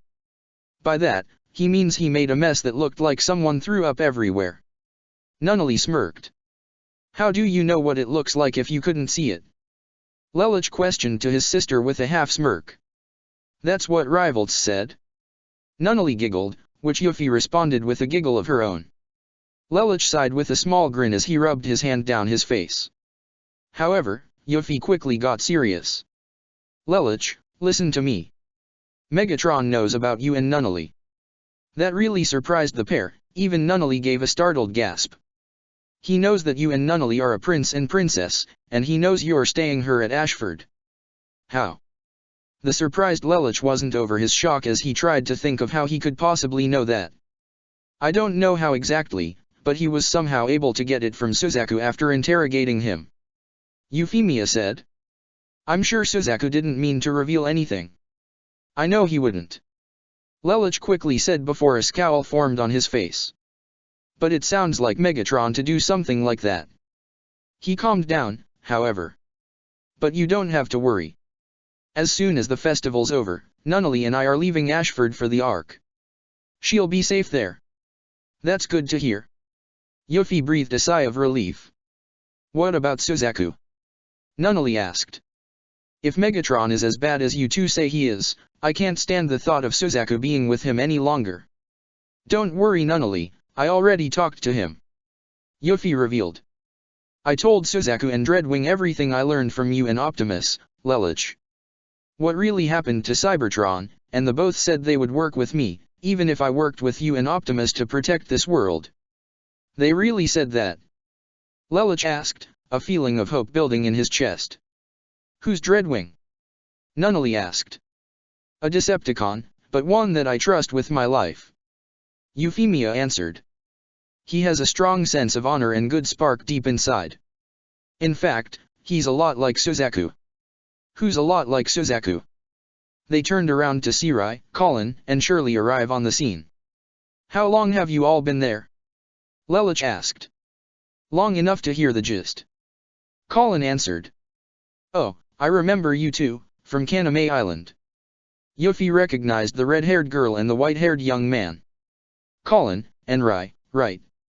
Yeah. Colin nodded in confirmation, already feeling a sense of awkwardness. Hi, Your Majesty. Shirley tried to introduce herself, rather nervously. My name's Shirley, I'm a friend of Lelich. I'm also a Black Knight. She said in a shushed whisper. Yuffie smiled. Nice to meet you, Shirley, but please just call me Yuffie. She offered her a hand to shake. Shirley was completely surprised by this, a princess was actually offering her hand to shake. It was hesitant at first, but Shirley managed to grab Yuffie's hand and shake it. The pink-haired royal then turned to her other half-brother. Enrai. Lelich told me everything. About your past, and your mother and sister. Oh, did he? Rai cast a glance at Lelich, not necessarily a glare, which caused Lelich to rub the back of his neck somewhat nervously. I am so very sorry about all of that. Yuffie apologized sincerely. It's not your fault. Rai told her. You don't have to apologize. But still, Lelich and Nunnally are about you a lot, and I want to help too. Yuffie offered her hand to her half-brother. Please Rai, I know we barely know each other, but let me be a sister for you. Rai looked more than a little emotional. He knew from Lelich that Euphemia was a good person and she genuinely wanted to be a part of his life and family. It was something of a tearful smile as Rai accepted her hand, but he was even further shocked when she pulled him into a quick hug, causing him to look in surprise before she broke off. From a distance, Monica spotted the group talking on the stairs. What's going on over there? Why is over half the student council just talking when we're all busy here? Thank you, all of you. Yuffie said to Colin, Rai, and Shirley. For helping to look after Lelich and Nunnally. Sure, no problem. Colin looked away with an embarrassed blush. Nunnally meanwhile smiled as she was beyond glad to see her friends and family getting along so well. Yuffie. Lelich got her attention. Thank you for your support, but you know we have to be careful. Yes, but I have an idea that might be able to help. Hey. Monica walked over to try and get their attention, but a breeze blew in Yuffie's head away, allowing Monica to see her hair and recognize her in surprise. Wait. Princess Euphemia. This got the attention of nearly every other student that had gathered in front of the massive pizza oven. What's up? Rivals asked in surprise, seeing everyone look away. It wasn't long before they all saw and recognized the princess. Scrap. Lelich, Colin, Rai, and Shirley all said at the same time. Hold on, the princess is here? Archie questioned as she, Bumblebee, and Cliffjumper, still in their vehicle modes, saw her as well. Yep, that's her all right. B confirmed, recognizing her from Kaname Island. What's she doing here? Cliffjumper wondered aloud. It wasn't long before the other students, including those among the student council, even the other two knights of the round, saw her as well. Princess Euphemia. Nina voiced in surprise. Whoa, it is her. Gino stated, just as surprised as well. What is Princess Euphemia doing here? Anya wondered. Euphemia stood up as she tried to direct everyone's attention away from her half-siblings. Lelich, take Nunnally away. Sorry to leave you alone at a time like this. Lelich said as he took Nunnally and made a break for it with Shirley, Colin, and Rai. Even the news crew was already getting excited as they and the students all tried to run up toward her to either get a photo, an autograph, or just a chance to look at her, and all the other typical things people would do if they saw a celebrity. Everyone, stop. Suzaku tried to calm down the situation. Don't run. Please don't panic. However, this caused him to lose his grip over the Ganymede's controls, accidentally sending the pizza dough over the brick wall and right on top of Knockout's vehicle mode. CC gasped inside Cliffjumper's vehicle mode as she saw where the pizza would land, as did the Autobots. Ugh! Knockout exclaimed as he tried to transform, but this only tore apart the dough and spread it over his paint job even more, causing him to trip and fall back almost onto Breakdown had he not backed up in time. Fortunately, with everyone still focused on Yuffie, nobody noticed Knockout as he saw the dough splattered all over his paint job. His eyes twitched. Those little meat bags. He was about to come right in and slice some people up, but Breakdown had transformed and began to pull his partner away. "We're not here to make a scene, remember?" Breakdown reminded him as he pulled Knockout behind an alleyway of a building across the school, and nobody would notice them. However, even though all the people didn't notice the Decepticon duo, Bumblebee, Cliffjumper, and Archie did notice them. Though they were glad the cons didn't cause a commotion, which would have forced them to blow their cover and intervene, it didn't stop the three of them from snickering, or bleeping in Bumblebee's case, as they saw what had befallen Knockout. But, a certain immortal girl inside gave a look of sorrow. "Pizza. Guess we should have left this to the pros, what do you think?" Lloyd said to Millie casually, though they didn't seem to notice the Decepticons either. "I'm afraid I'm just gonna have to give up on this one," Millie said, knowing just how much money was now officially wasted. And some other things. The crowd's excitement was cut off by the sound of gunshots as Cecile and her Camelot agents protectively surrounded Euphemia. "Everyone, stop this at once!" Cecile exclaimed. "Do you realize who this is?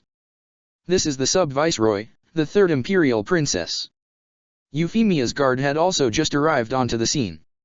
"Thanks for your help, we'll take over from here. Stand back." However, the news crews, and the students all tried to get closer anyway, causing the guards and soldiers to crowd around Yuffie closer. "HITV. A comment. Just one word, please," a reporter asked. "Princess Euphemia. It's me. Nina. I'll get you out of here." She tried to get in as well, but it was almost impossible. "Hey, Yuffie." Gino tried to squeeze in with Monica and Anya, but they couldn't get in either. "The space is too tight," Anya said causally, despite being squeezed in herself. Yuffie and Cecile were both squeezed together between the soldiers and guards like a pair of sardines. "This is getting tight," Cecile groaned. "Please excuse me." "No, don't," Yuffie exclaimed. However, there was one individual who didn't follow everyone else. This was Diet Hard Right as he stepped out of the news van that had been parked in Ashford the entire time. I suppose this is to be expected from a wild card princess like her," Diet Hard commented as Sayoko walked toward him. "I'd like you to stay undercover here in the settlement. I'll introduce you to Zero and the Autobots later on." "I understand," Sayoko said, even though she was already close to Zero himself, enough so that he asked her to keep an eye on Diet Hard to make sure he didn't try anything funny. All the students gasped in surprise as they saw the Ganymede roll toward them, causing them to move away as Suzaku gently used the old nightmare to pick up Euphemia in its hand. "Princess Euphemia, you're not hurt, are you?" Suzaku asked urgently. "I'm fine, thank you Suzaku," Yuffie assured. "Yo. Nice save Suzaku." Gino gave him a thumbs up as Monica looked rather impressed and Anya just remained stoic as usual. Meanwhile, Lelich and the others had discreetly and quickly made it to the Autobots trio, still in their vehicle modes, in the parking lot. Shirley and Rai hid in Cliffjumper with Cece, while Lelich and Colin got Nunnally inside Bumblebee before they went in as well. "That was close," Colin commented. "That's 2 close calls in one day," Archie said, speaking through the comms so the people outside couldn't hear them. "More than I would like." "Well, at least Euphemia's safe too." Lelich sighed in relief. "Oh, and introductions. Nunnally, meet Archie and Cliffjumper. Archie, Cliffjumper, meet my little sister, Nunnally." "Sup, nice to meet ya kid." Cliffjumper greeted causally. Even though Nunnally couldn't see either of them, she was nonetheless happy to meet more of Lelich's friends. "Hello Cliffjumper, Archie, it's a pleasure to meet you too."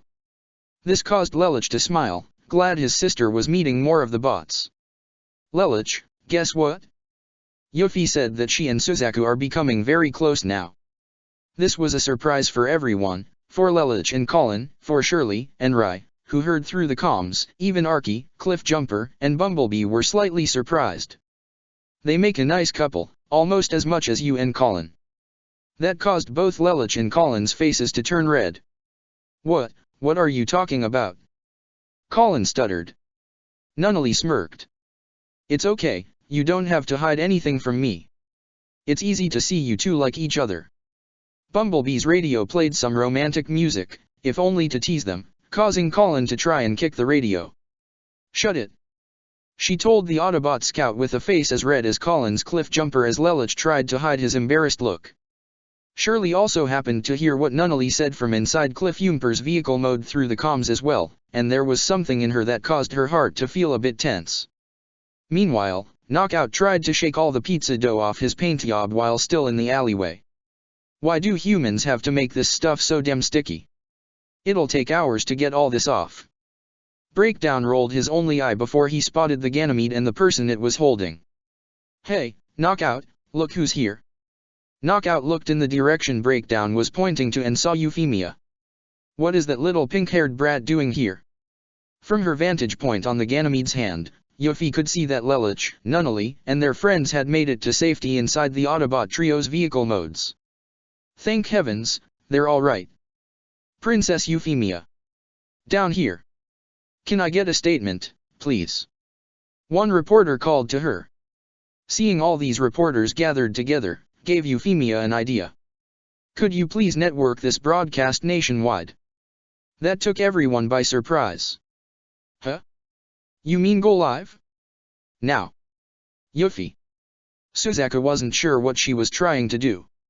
I have a very important announcement. The Nemesis.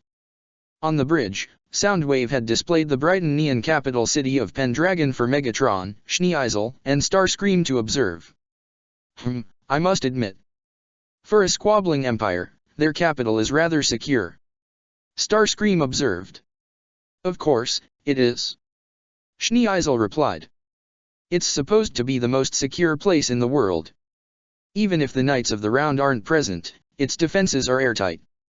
Not to mention all the reinforcements Britannia can summon at their beck and call should it be attacked. Charles has clearly built a strong fortress. Megatron acknowledged.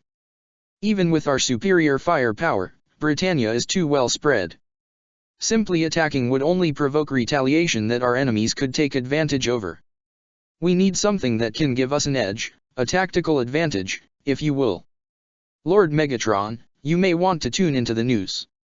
Knockout contacted him. I'm sure there's something you'd be interested to see. Your Highness, it's Princess Euphemia. Guilford got Cornelia's attention, as well as Darlton, Nonet, Dreadwing, and even Bismarck, Bradley, and Dorothea. What's she doing now? Cornelia asked, sounding more annoyed and exhausted than anything else. The Ark. And we go to our special live coverage. The news report was on the Ark's main screen, showing Optimus, Ironhide, Ratchet, Bulkhead, Wheeljack, Fixit, as well as Rax Hata Todo, Catace, and Kagaya. The announcement about to be made. I am Euphemia, Sub-Viceroy of Area 11 of the Holy Brighton Neon Empire. There is something of great consequence that I wish to tell you all today. What do you think it is? Bulkhead asked. Guess we're about to find out. Wheeljack answered as Optimus especially paid close attention. Ashford Academy. I, Euphemia Lee Britannia, declare an immediate ceasefire between the Brighton Neon military and the rebel force of the Black Knights and the Autobots. She announced, earning multiple gasps from her audience. What? Lelich gasped. A ceasefire? Bumblebee seemed just as surprised, as well as Colin, Arky, Cliff Jumper, Rye, Shirley, and even Nunnally. The entire planet, not just Britannia, is facing a grave threat that could lead to the potential destruction of the entire world. Euphemia continued to announce. We cannot afford to fight amongst ourselves any longer. And to show my support for the cause of freedom that Optimus Prime and Zero both fight for, I hereby declare the formation of the Specially Administrative Zone of Japan in the area of Mount Fuji. If they weren't surprised before, they were now. Wait, a special zone? Colin questioned in shock. Is she serious? Arky also questioned. Suzaka looked in genuine surprise, with a feeling of hope in his eyes. They're recognizing Japan. Damn it. Diet Hard slammed his fist on the desk inside his news van. Doesn't that stupid girl know what everyone else is gonna do? There's no way Britannia or the Decepticons will let that happen. Within the especially administrative zone of Japan, 11s will be permitted to call themselves Japanese. Euphemia continued. Restrictions against 11s and special rights for Britannians will no longer exist within this zone. It will be a place where Britannians and Japanese live side by side as equals. Her audience had several mixed reactions. Several Japanese individuals as well as other students looked in surprise and amazement. Nina looked terrified and even repulsed at such a thought. Anya's stoic eyes contained a hint of surprise. Even Gino and Monica were both stunned by this as well. She's really serious about this, isn't she? Cliffjumper said. Yuffie, no. Lelouch stuttered, his body shaking and eyes radiant with worry, something that caused Colin, Bumblebee, and Nunnally to look at him with concern. Our father. Megatron, they won't let this happen. Do you hear me? 0. Optimus Prime. Euphemia continued to announce. You told me of the threat we all face. I know now who the real enemy is. Please, join me in not only protecting this world, but ensuring where it has a peaceful future. Not under Britannian subjugation, but a place where freedom is the right of all sentient beings. What is she doing? Cornelia practically exclaimed as she and everyone else saw the broadcast. Yuffie. Nonette was gravely concerned for the girl as well, as were both Guilford and Darlton. Oh my, looks like someone's stepping out of line. Luciano Bradley smirked sadistically while Dorothea glared at the image of Euphemia and Bismarck remained stoic. Dreadwing seemed the most visibly concerned. Euphemia, the consequences that could result from this. Long live Princess Euphemia. Nearly at Ashford, including all the Japanese citizens, cheered at Euphemia's declaration, save for a few skeptical students. Gino looked a bit confused. Hey, is this a good thing or a bad thing? He asked Monica and Anya. It depends on what you view as good or bad. Anya replied robotically. One thing's for certain. Monica said with concern. Not everyone is gonna be happy with this. Well, this is a good thing, right? Shirley tried to say as she and her friends continued to hide with the Autobot trio.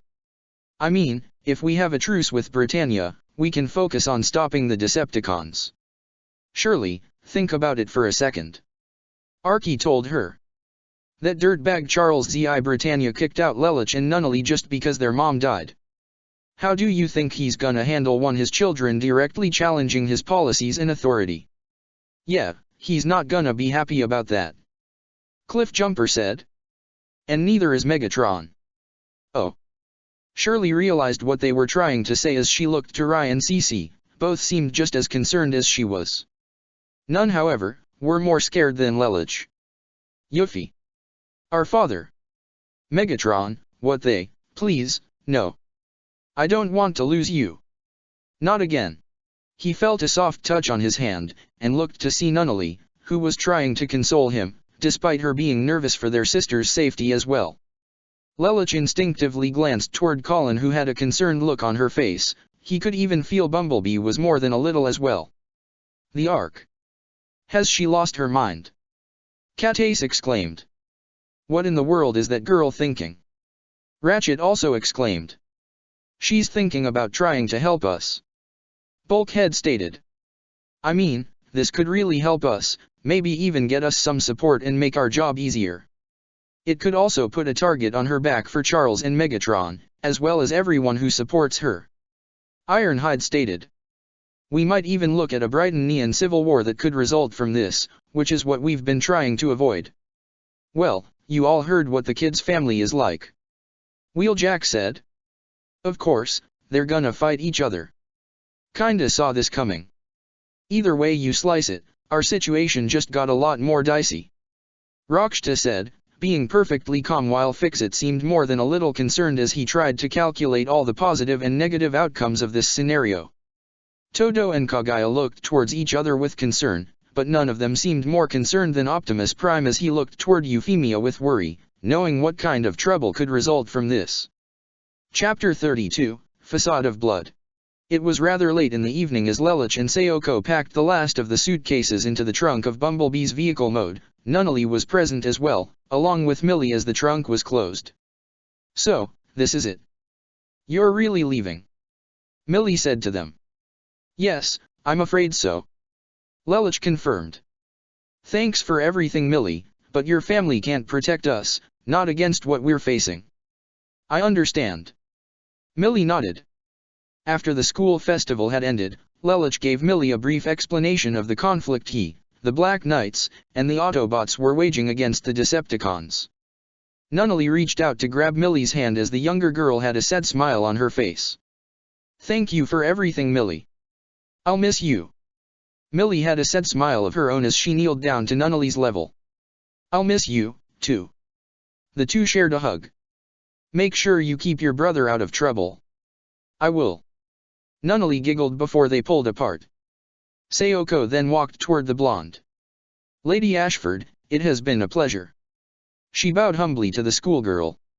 "Take care of yourself, Sayoko." Millie smiled before she turned to address Lelouch. "Millie, I know I already said it, but..." Lelouch had a difficult time getting this out. "Thank you, for everything you've done for us, you're a good friend." "You, too." Millie smiled before she and Lelouch shared an embrace of their own. "Please tell Rai I'm gonna miss him." "I will," Lelouch said before they parted. Bumblebee's back doors opened as his back seats folded in to allow Nunnally in her wheelchair to enter the vehicle mode, with some help from Sayoko before she sat into the passenger seat, followed by Lelouch in the driver's seat. "Hey." Millie tapped the hood to speak to Bumblebee directly. "You watch out for those two, all right? Or you're gonna have to answer to me." Bumblebee gave a honk of acknowledgement, as she didn't have a translator so Millie wouldn't be able to understand him even if he did try to speak. He then drove off with his passengers as Millie watched them leave the Ashford Academy grounds. The yellow Autobot had exited the ground bridge portal as he and his passengers had entered the ground bridge bay of the Ark where Optimus Prime and CC were waiting for them. The doors opened as Lelouch and Sayoko stepped out before they helped to wheel Nunnally out, allowing Bumblebee to transform. Upon seeing Optimus for the first time, Sayoko looked up in absolute awe and wonder, something that caused CC to smirk. "Close that mouth, you're drooling," the immortal teased. Even though she couldn't see him, Nunnally felt that she was in the presence of someone else, someone who just made her feel a sensation of hope, comfort, and awe that she had never really known before.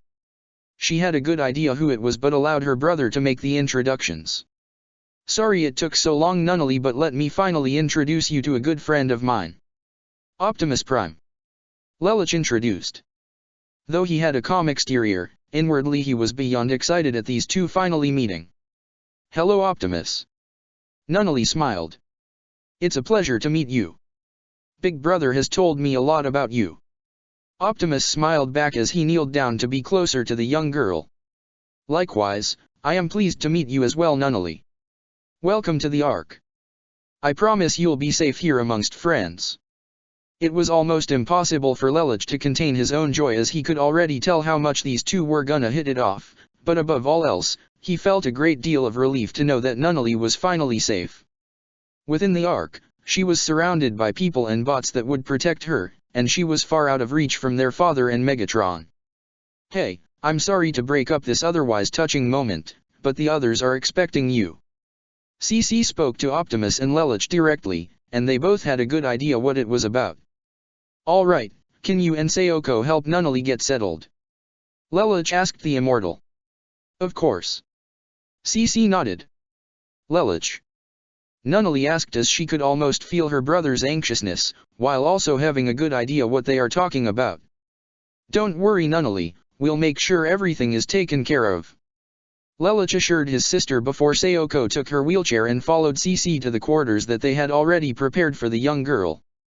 Not long after they left, Lelouch and Bumblebee followed Optimus to the bridge. After getting changed into his Zero uniform, minus the helmet, Lelouch had arrived on the bridge of the Ark as he sat in the living area alongside Colin, Ogai, Todo, Katace, Rax Hata, Rai, Shirley, Kagaya, Diet Hard, Tamaki, and even Kirihara, with Fix-It present as well. Standing around them were the Autobots consisting of Optimus Prime, Bumblebee, Archie, Cliffjumper, Ratchet, Bulkhead, Ironhide, and Wheeljack. So, the Special Administrative Zone of Japan. Cliffjumper spoke first. Definitely didn't see that coming.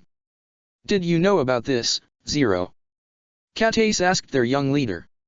No, I had no idea about any of this. Lelich replied. How bad is the damage? Nothing yet, considering it was announced only a few hours ago. Ratchet replied.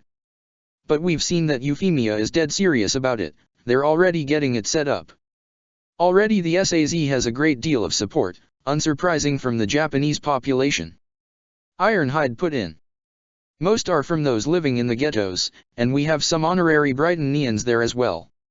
For all intents and purposes, Euphemia's declaration has been well received. Fixit said. Any from our own ranks? Lelich asked. Nobody's officially joined yet, but we've heard a lot of Black Knights talking about joining the zone. Bulkhead answered. It makes sense. Diet Hard commented. Unlike with us, there's no risk involved in signing up for the Japan Special Zone. Besides, when you compare the pedigree princess with the mysterious unknown man behind the mask, as well as giant alien robots, it's obvious which one exalts more appeal. Rax Hata added. What does Kyoto have to say in regard to this? Optimus asked Kirihara and Kagaya specifically. They're almost completely against it. Kirihara replied. They view this as a pity gift, and for the sake of their pride, they won't accept.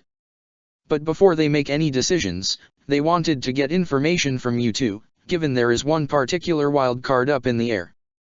Kagaya said to Optimus and Lelich. You mean the Decepticons? Optimus said. There's no way those bastards are gonna support something like that.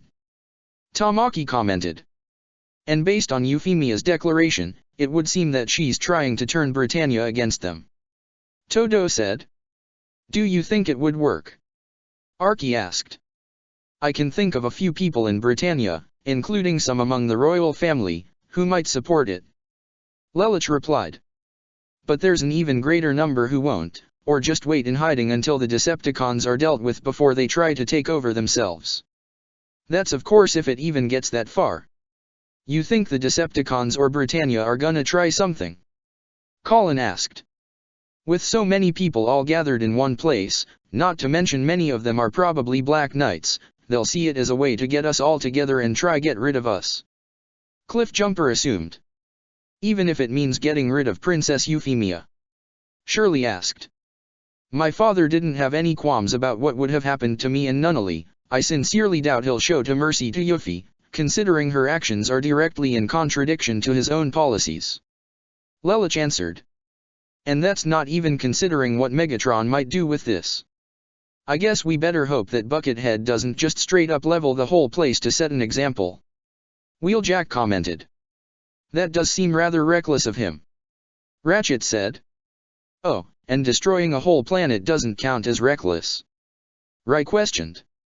I agree. Todo spoke. You said Megatron had no regrets about destroying Cybertron. Megatron may be evil, but there's always a reason behind his actions, albeit twisted. Optimus said. He's right. Ironhide agreed. When Megatron messed with the core, he wasn't trying to destroy Cybertron, he felt he could control it. But, like you've said, when the damage was done, he didn't regret a thing. But that doesn't mean he won't try something with the SAZ. Cliffjumper said. I mean, it seems like a golden opportunity to do something pretty bad, for whatever twisted reason he'll come up with. So, you guys are saying anything can happen? Ogai asked. Yes. Optimus confirmed. There's also one other thing you should all know. Shirley got everyone's attention. Before we left school, I heard from Gino that the other Knights of the Round have arrived in Japan. That got everyone's attention. Are you sure about this? Todo questioned seriously. Yeah, Monica and Anya even talked about it too. Shirley nodded. So, who exactly are we talking about? Bulkhead asked. Fixit pulled out a small Minicon console as he began to access its data. Excluding the knights who had previously arrived in Japan, those remaining consist of Luciano Bradley, the Knight of 10, pilot of the RZA-10JS Percival, otherwise known as the Vampire of Britannia. Guessing you don't get called that for being nice. Archie commented. Dorothea Ernst, the Knight of 4, and pilot RZA-4EE Palamedes, and Bismarck Waldstein, the Knight of 1, and pilot of the RZA-1 Galahad. Fixit continued.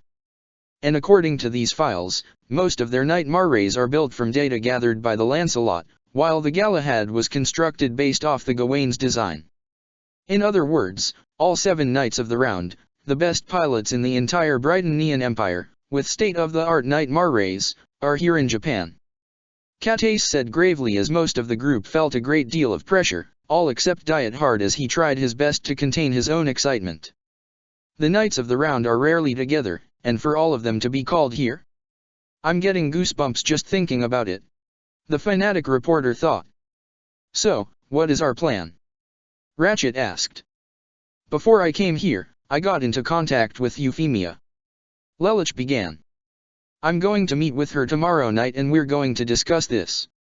Though it looks like the SAZ is happening, our first priority, as it always has been, is to protect the people. Agreed.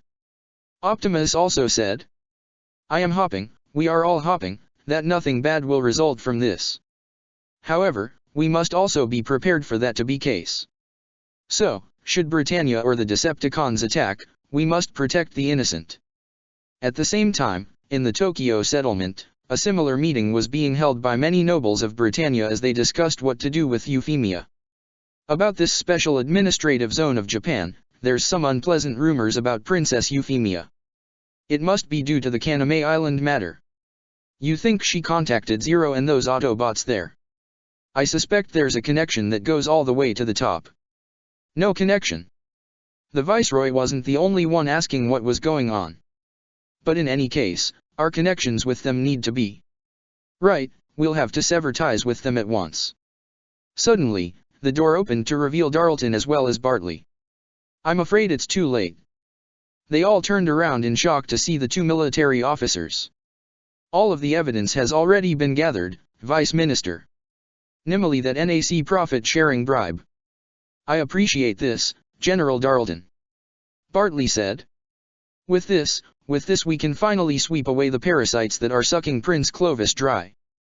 HMMP, there are more rats than expected, and all of them are confused by Princess Euphemia's special zone, aren't they? The next day was more than a success for Princess Euphemia. The stadium had been set up in record time, and countless people had all applied for it.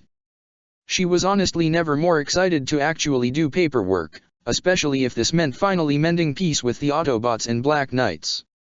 The paperwork took most of the day and into night as Euphemia also had to make some in-person adjustments at the stadium in Mount Fuji. Once it was done, she was escorted home not just by Suzaku, but also Dreadwing as the two rode in his jet mode. Over 200,000 people have already applied to join the Japan Special Zone. Suzaku said. And that's just from today. The way things look, that number is only going to grow. Thanks to you, Suzaku. Euphemia smiled at him. Because of what you represent to the Japanese people, everyone is rallying. They believe in what we're creating together. No, you're giving me too much credit. Suzaku tried to be modest. You are receiving the appropriate amount of credit, Suzaku. Dreadwing spoke to him. Those people who follow you based on your actions. You have shown that no matter what your origins, you can rise in the world despite the obstacles they face. Suzaku tried to hide a smile. Dreadwing. However. The Seeker became serious as he spoke. Euphemia, while I am proud that you have taken such an initiative, you must also be weary that there are those who do not approve of your actions, and many of them hail from Britannia. Euphemia's smile faded. Trust me, I know. I'm not foolish to think that everyone is going to support this, but I can think of many people who will, among them are likely Optimus and Zero. Are you really sure about that? Suzaku sounded skeptical. After everything that's happened, Optimus Prime would not do anything that would put those people in danger. Dreadwing spoke immediately. He may have been your enemy once, Suzaku, but I know him, and he will never try anything underhanded. He's right, Suzaku. Euphemia agreed. I may have met him only once, but I can tell that Optimus Prime is a kind and noble being. And Zero, while he may have done some things, he's not a bad person. Maybe you could consider the reason why he was fighting, before jumping to conclusions. And besides, you've seen him and how he acts to protect people. He's even saved my life, and yours, more than once. Suzaku said nothing but couldn't help but agree. Whenever he felt he had Zero pegged as a terrorist, or Optimus as an enemy, they went ahead and proved him wrong, as they have shown to obviously protect their own forces and have even gone out of their way to avoid putting civilians in danger, even Brightonians. Knowing that, he couldn't help but think about what Colin told him on Kaname Island. Maybe he did indeed misjudge them. Dreadwing soon began to slowly descend toward the ground as he made his way toward Euphemia's private estate, where her bodyguards were waiting for her. Once Dreadwing landed, the cockpit opened up as Suzaku helped Euphemia out before Dreadwing transformed into his normal Cybertronian form. The two bodyguards were immediately on guard once they saw him. It's okay, he's with me, Euphemia told them, prompting her guards to stand down. She then turned to face Suzaku and Dreadwing. Thank you both for everything and all your support. I'll definitely be counting on it in the future. Yes, Your High. Suzaku was about to salute her. Not like that. Euphemia stopped him. Suzaku dropped the formalities before he smiled at her. Yes. And of course, you have my support as well. Yuffie. Dreadwing told her with a smile of his own. Euphemia smiled at both of them before she quickly went up to Suzaku and gave him a kiss on the cheek, much to his surprise. She gave one final smile before walking into her estate, with her bodyguards next to her. Suzaku felt the cheek where she had just kissed him before looking toward his hand with a smile. He then glanced up to Dreadwing, who had something of a smirk on his face. What are you looking at? Suzaku asked in an almost playful tone. Nothing. Dreadwing replied in a similar tone before he transformed back into his vehicle mode, prompting Suzaku to step inside before they flew off. Once inside, Euphemia was already in her own private room, with her bodyguards in the hallway outside. She looked at her watch and saw that it was 11 p.m. exactly, the time that Lelich said he'd meet her. Though she was uncertain how he'd get there without her guards noticing. However, she did not expect a small ground bridge portal to open up right in front of her, and Lelich stepped out, clad in his Zero attire, but he didn't wear his mask. The portal closed behind him as he stepped into the room. Well, you certainly do know how to make an entrance, Lelich. Euphemia smiled. Yuffie, why didn't you tell me about the special zone sooner? Lelich got right to the point. Her smile faded as she answered her brother.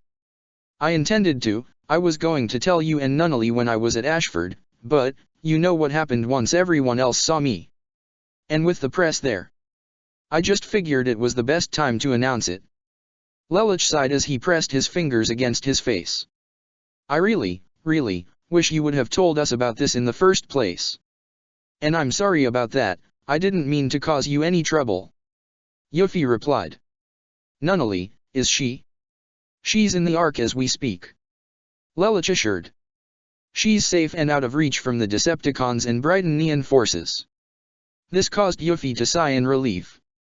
But still, have you even considered the consequences of what would happen from this? Lelich continued. I know you're trying to help us, and Optimus and I both appreciate that, but you have to think about the results. Do you really think our father would go along with something like this? And that's not even considering what Megatron could do. Optimus told us, what he did to Cybertron. I know that. Euphemia argued. I'm not stupid, Lelich. I never said you were. He quickly said. I know what Megatron is capable of, and I know how horrible our father is. You don't have to remind me about that. Euphemia explained. That's why I invited you, Optimus, and the rest of the Autobots to the zone. I plan to reveal the Decepticons there. I'll announce their presence, their crimes, and their intent. I already told Schneeisel about them and he even supported my plan. Once the world knows what the Decepticons are, and the kind of threat they represent, I'm sure we can find a way to unite everyone and push them back. Isn't that what you and Optimus have been trying to do? And what happens if they, or someone from Britannia, try something there? Lelich questioned. All 7 knights of the round are here, and there's no way they're not going to be present here. They answer to our father directly, and he could easily order them to lay waste to the entire zone, even with you there. Not all of them. Euphemia said. I know Nonet, she's a good person, and you even told me about her being Rise Knight. I'm sure she'll side with us. And, I know that the other knights answer to our father, which is another reason I want you and the Autobots there. If our father or Megatron tries something, I know you and Optimus will do everything you can to protect those people. Even Suzaku and Dreadwing will be there to help. Lelich looked to his half-sister in surprise, clearly not expecting such a well-thought-out argument from her. Look Lelich, I know I can be naive sometimes, and maybe I might not think everything through. Euphemia continued. But trust me, I thought this through. I know who we're up against, and I want to do everything in my power. This is what I can do, and I've done everything I can to make sure it's safe. Though he could tell that she actually did think this through, there were still some potential consequences that could result. Yuffie, if and when something goes wrong, we might not be able to protect everyone. I ended up learning the hard way that we can't save everybody no matter how much we try. Yuffie's smile faded, as she then realized just what her brother went through. He must have gone through quite a bit of pain since starting this rebellion. Which only further strengthened her resolve to help him. We'll be there. Lelich told her. Optimus and I already spoke to the other Autobots and Black Knights, and our first priority is to protect the people, and that's exactly what we're going to do. Euphemia smiled. I know you will. I have to go. Lelich said as he looked at his watch before accessing his communications. Fix it, I'm done here. I need a ground bridge. A portal then opened up behind Lelich and he was about to step in, but Euphemia quickly ran to give him a hug, which he was eager to return. Be careful Yuffie. He told his sister. I love you. I love you, too. She replied before they parted ways and he walked into the ground bridge portal, which closed a second after. Euphemia walked out into the hallway, once her business was concluded. I'm sorry about that, I just need. However, she was surprised to find her bodyguards weren't there. She looked across the hall to see the door on the other end was slightly open. Curiosity taking control, Yuffie walked across the hall and slowly opened the door. Hello.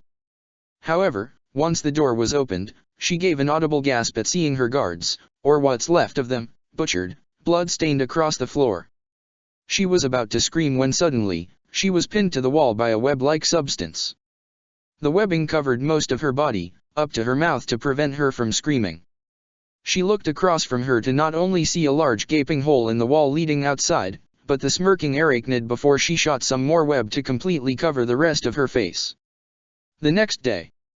The Special Administrative Zone of Japan is the first attempt of its kind in Britannia and was personally proposed by Her Highness, Princess Euphemia, who has also personally invited Zero and the Autobots to join her. This youthful inspiration was an idea from her school years.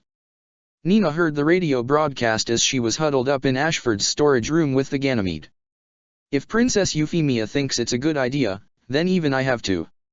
Ironhide's vehicle mode stood outside Ogai's residence as he also listened to the same radio broadcast via his own radio. The NAC, led by Kirihara Industries, gives its wholehearted support to the plan. Ironhide then turned the radio off. Yeah, only after Lelich spoke to her and he told us what she had planned. He thought to himself. But, I gotta give the girl credit. She invited us to protect the people if Megatron tried something. Still though, anything can happen. Ironhide. He heard Ogai call to him but was surprised to see the amnesic Valletta, no going by the name Chigusa, walking outside behind him. It's alright, she knows. What? Ironhide questioned, in a tone indicating he didn't approve. I told her about you, and me and, even about her past. Ogai rubbed the back of his neck nervously. The door to Ironhide's vehicle mode opened. Get in. He ordered. Ogai winced at his tone, expecting a verbal lashing from his Autobot friend and comrade as he got into the truck, followed by Chigusa before he drove into the streets and spoke to the pair. And what could have possessed you to tell her pretty much everything? Ironhide questioned, getting right to it. Well, with what's going on with the SAZ, and how Megatron might try something. I got a little worried so. Ogai tried to explain it as best he could. You should have told me what you were going to do before you opened your big mouth. Ironhide scolded. Ironhide was it? Chigusa spoke. Please don't be too hard on Kan-Aim. So, you're on those kinds of terms, huh? Ironhide questioned, noting how she used Ogai's first name, causing Ogai himself to look away with a small blush. But, he just wants to help, that's all. Chigusa said. So, how much do you know? Ironhide asked. Well, he told me about you and the other Autobots fighting the Decepticons, and about your home. Chigusa said. He even told me about my past. And you don't remember any of that? Ironhide questioned. No, I don't. Chigusa answered truthfully. While the veteran Autobot wasn't a living lie detector like Soundwave, he could still read people and could tell that she was speaking the truth. I wasn't the best person, was I? No, you really weren't. Ironhide said bluntly. But I want to be better. Chigusa said, her face becoming a bit more resolved. I may not remember, but I know I've done a lot of bad things. Whoever I was, I don't want to be that person again. I was an enemy to you, but you let Kan-Aim look after me. She then turned to Ogai. You took me into your home, an enemy, and you cared for me ever since. I want to repay that. I want to be someone who helps people, not hurt them. So, please, even if it's something small. I want to contribute. I want to join the Black Knights. Ogai looked in honest surprise, and Ironhide almost pulled over in shock over hearing that. You want to join us? Ogai stuttered. Yes. I might not be a soldier, anymore. But I still want to help. Please. She bowed her head. Ogai wasn't sure how to answer at first. Well, Ironhide, what do you think? The Autobot veteran sighed. You'll have to take it up with Optimus. If she does end up joining us though, you are responsible for whatever happens. Even she relapses, and tries something, you know what you have to do, right? It wasn't as if Ogai was not expecting that, he did understand the risk. But he wasn't sure if he could actually do it. However, his thoughts were interrupted as Chigusa grabbed his hand. Kan-Aim, it's okay. She told him. I don't want to be that person anymore, but if I do, become her again, go ahead and do what you have to do. Protect your friends, even from me. Though he was still hesitant, hearing her voice, her resolve earlier, as well as her admitting that she was fine with what they would have to do if she ended up relapsing, gave him a resolve of his own. All right. But I won't let you become that person again. Even if you do get your memories back, I'll do what I can to help you. You're a good person, Chigusa. She smiled at him. Thank you. Kan-Aim. Ahem. Ironhide coughed. That's nice and all, but please try not to make a human baby, at least not inside me. That caused both of their faces to turn red as they heard the veteran Autobot snicker. The Special Administrative Zone of Japan. Bismarck acknowledged as he, and all 7 knights of the round were gathered around a table inside the settlement's royal palace. Euphemia certainly seems serious about it. I'm completely against it. Dorothea stated. This goes against everything Britannia stands for. We should halt its progress and order it to be torn down. Why though? Gino asked. Actually, seems like a good idea. At least this way we can stop all the fighting. Fighting will still occur. Anya said robotically. Even with the proposed truce to the Autobots and Black Knights, there will likely be other parties that won't accept this. That's true, even among the royal family. Monica added. We've even received requests from Guinevere and Carney that we force Euphemia to stop the construction of the zone immediately. I got a better idea. Luciano said with a smirk. When it's all built up, and all the rats are present, we go in and wreck the whole place. Absolutely not. Nonet exclaimed. We'd kill countless people by doing that. They're 11s. Some of them might even be supporters of our enemies. Dorothea stated. If they end up killed, it's less trouble for us. And what about Princess Euphemia? Gino asked. She'll be there too. Are you saying we should kill her as well? I agree, we cannot just attack the special zone without reason. Monica also said. Oh, have the Knights of 3 and 12 gotten soft? Luciano mocked. I expected as much from little Weinberg here, considering he had extra helping getting that robe. That earned a glare from Gino as the Vampire of Britannia continued. But you, pretty little Monica, are the leader of the Emperor's Royal Guard. You should remember your place. This coming from the man who joined the Knights just to kill people. Nonet glared at him. Justice is given equally. Monica said firmly. If there are criminals in the zone, I will see to it they are punished. But I won't target innocent people, even if they aren't Brighton Neon. Dorothea scoffed. Looks like being at that commoner school has made you soft. She told the Knight of 12. I've heard they've even voiced their support to Zero and those infernal Autobots. Hey, they got freedom of speech. Gino said. Not to mention there was that incident where 2 of the Autobots protected the school from a terrorist attack. Anya added. Exactly. Gino agreed. Oh, well if you love them so much, why don't you just join them? Luciano mocked. That's enough. Bismarck slammed his hand on the table to halt their arguing.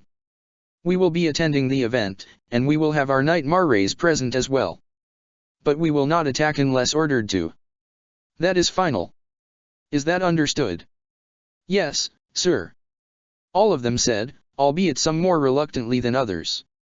However, none of them appeared to notice Nonet deep in thought as she only had one thing on her mind. Yuffie, Kaiserin, no matter what happens, I'll protect you both. I swear it. Yuffie really is amazing, isn't she? Schneeisel asked as he spoke with Cornelia in her own private office. Now all the terrorist groups in Area 11 will lose their popular support and fall apart. Public order will finally be stabilized. I personally oppose this. Cornelia stated firmly. But since you understand the situation, you've sent Darlton to advise her, have you not? Schneeisel asked. Or, is this because of the fight you had with her recently and you can't bring yourself to face her now? That has nothing to do with what's going on now. Cornelia quickly replied, hiding the shame in her eyes. Her actions go directly against the policies of the Empire. But it's not just that. You're concerned the Decepticons would try something? Schneeisel asked. I wouldn't worry. I've made arrangements for the Knights of the Round to attend the ceremony, with their Knight Marrays. I sincerely doubt Megatron would be so bold to stage an open attack on live television with the Empire's best soldiers present. She also invited Zero and the Autobots to join her. Cornelia said, her eyes narrowing as she mentioned them. All the more reason why Megatron won't attack. Schneeisel said. He's smart enough to know he can't afford a mutual enemy with both Britannia and the Autobots. Your mom signed you 2 up for the special zone? Rye asked in surprise as he, Colin, and Shirley walked through the settlement in their casual attire. Yeah, she did. Colin confirmed. Once she saw the announcement, she didn't waste any time. Well, that's good, isn't it? Shirley asked. Provided the Decepticons and Britannia don't try to mess it up. Rye muttered angrily. It's not just that. Colin said. It's because, well, if something happens, I might have to tell her what I've been doing. That took them by surprise. Wait, she doesn't know about you? Shirley asked. You mean that her daughter, her only remaining child, is risking her life fighting alongside alien robots against an empire that controls 1/3 of the world, and killed her own son, while also fighting an army of evil alien robots led by a genocidal psychopath? Colin exclaimed. Shirley was caught off guard by her friend's angry tone but did see the point she made. Okay, that does make sense. Colin appeared to have calmed down but wasn't done. If I just tell her, she might be so shocked she could go back to refrain. She's been doing so well, I don't want her to back to that. Well, we can help. Rai offered as he put a supportive hand on Colin's shoulder. And with Nunnally now living on the Ark, she can help too. I mean, she took everything Lelich told her really well. Plus, you even said how much your mom gushed over her. And, maybe if she gets to know Arky and Cliffjumper, she might actually get along with them. Shirley offered as well. I'm sure your mom will be just fine with the Autobots. Though she was still nervous about it, this did help to ease it a bit as Colin offered her friends a smile. Thanks guys, I don't care about your special zone. The three of them turned down the street to see a Brighton neon noble beating down a Japanese youth with flyers for the SAZ with a cane. I don't care about support. I'd sooner die than sign that. You think you're equal to us, now. The lower class should simply obey their betters without any back talk. Wanna back that up, asshole? The noble looked towards the angry Rai as he walked toward him. What did you say? You heard me, you arrogant piece of shit. Rai exclaimed. You think beating on someone smaller than you makes you strong? Why not pick on someone your own size? A Brighton neon civilian tried to walk forward and halt his advance. Hold it, schoolboy, just back off. Rai activated his geese. Maybe you should just go home, sir. The second Rai's words reached the man's ears, a red ring formed in both his eyes. Yeah, okay, I will. He then began to walk home, much to the nobleman's shock. What?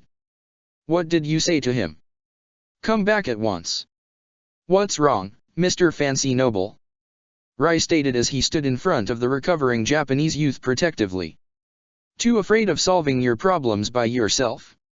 I've met some pretty bad people before, but at least they can back up their talk. You're just all talk and no action, aren't you? Why you? The nobleman growled. What's wrong? You had no problem hitting this guy. Rai continued.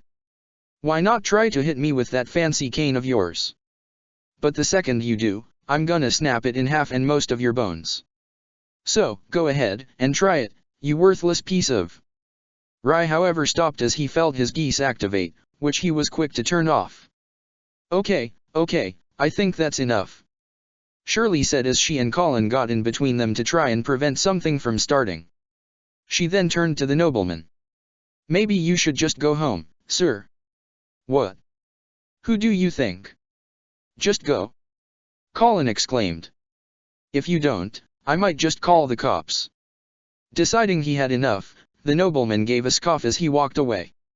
Once he was gone, Shirley went toward the Japanese youth and helped him up. Are you okay? Yeah, thanks. Colin then pulled Rai away from the scene and spoke to him. Rai, what happened back there? You looked like you were ready to snap that guy's neck. Rai appeared to have calmed down a bit. I'm sorry. I don't know what came over me. He felt his head. Are you okay? She asked him with concern. I don't know. Rai confessed honestly. Just seeing that guy reminded me of VV. And just the thought of him makes me so mad. I get it, and you got every right to be. Colin told him. But there's a time and place for that, and right now isn't it? Yeah. Rai shook his head. Also, I think I felt my geese turn on, even though I wasn't trying to. Colin had a serious expression on her face. Maybe it's because of that thought elevator thing. Lelich has the same thing with his geese because of that. Rai. Shirley walked up, after helping the Japanese youth along his way.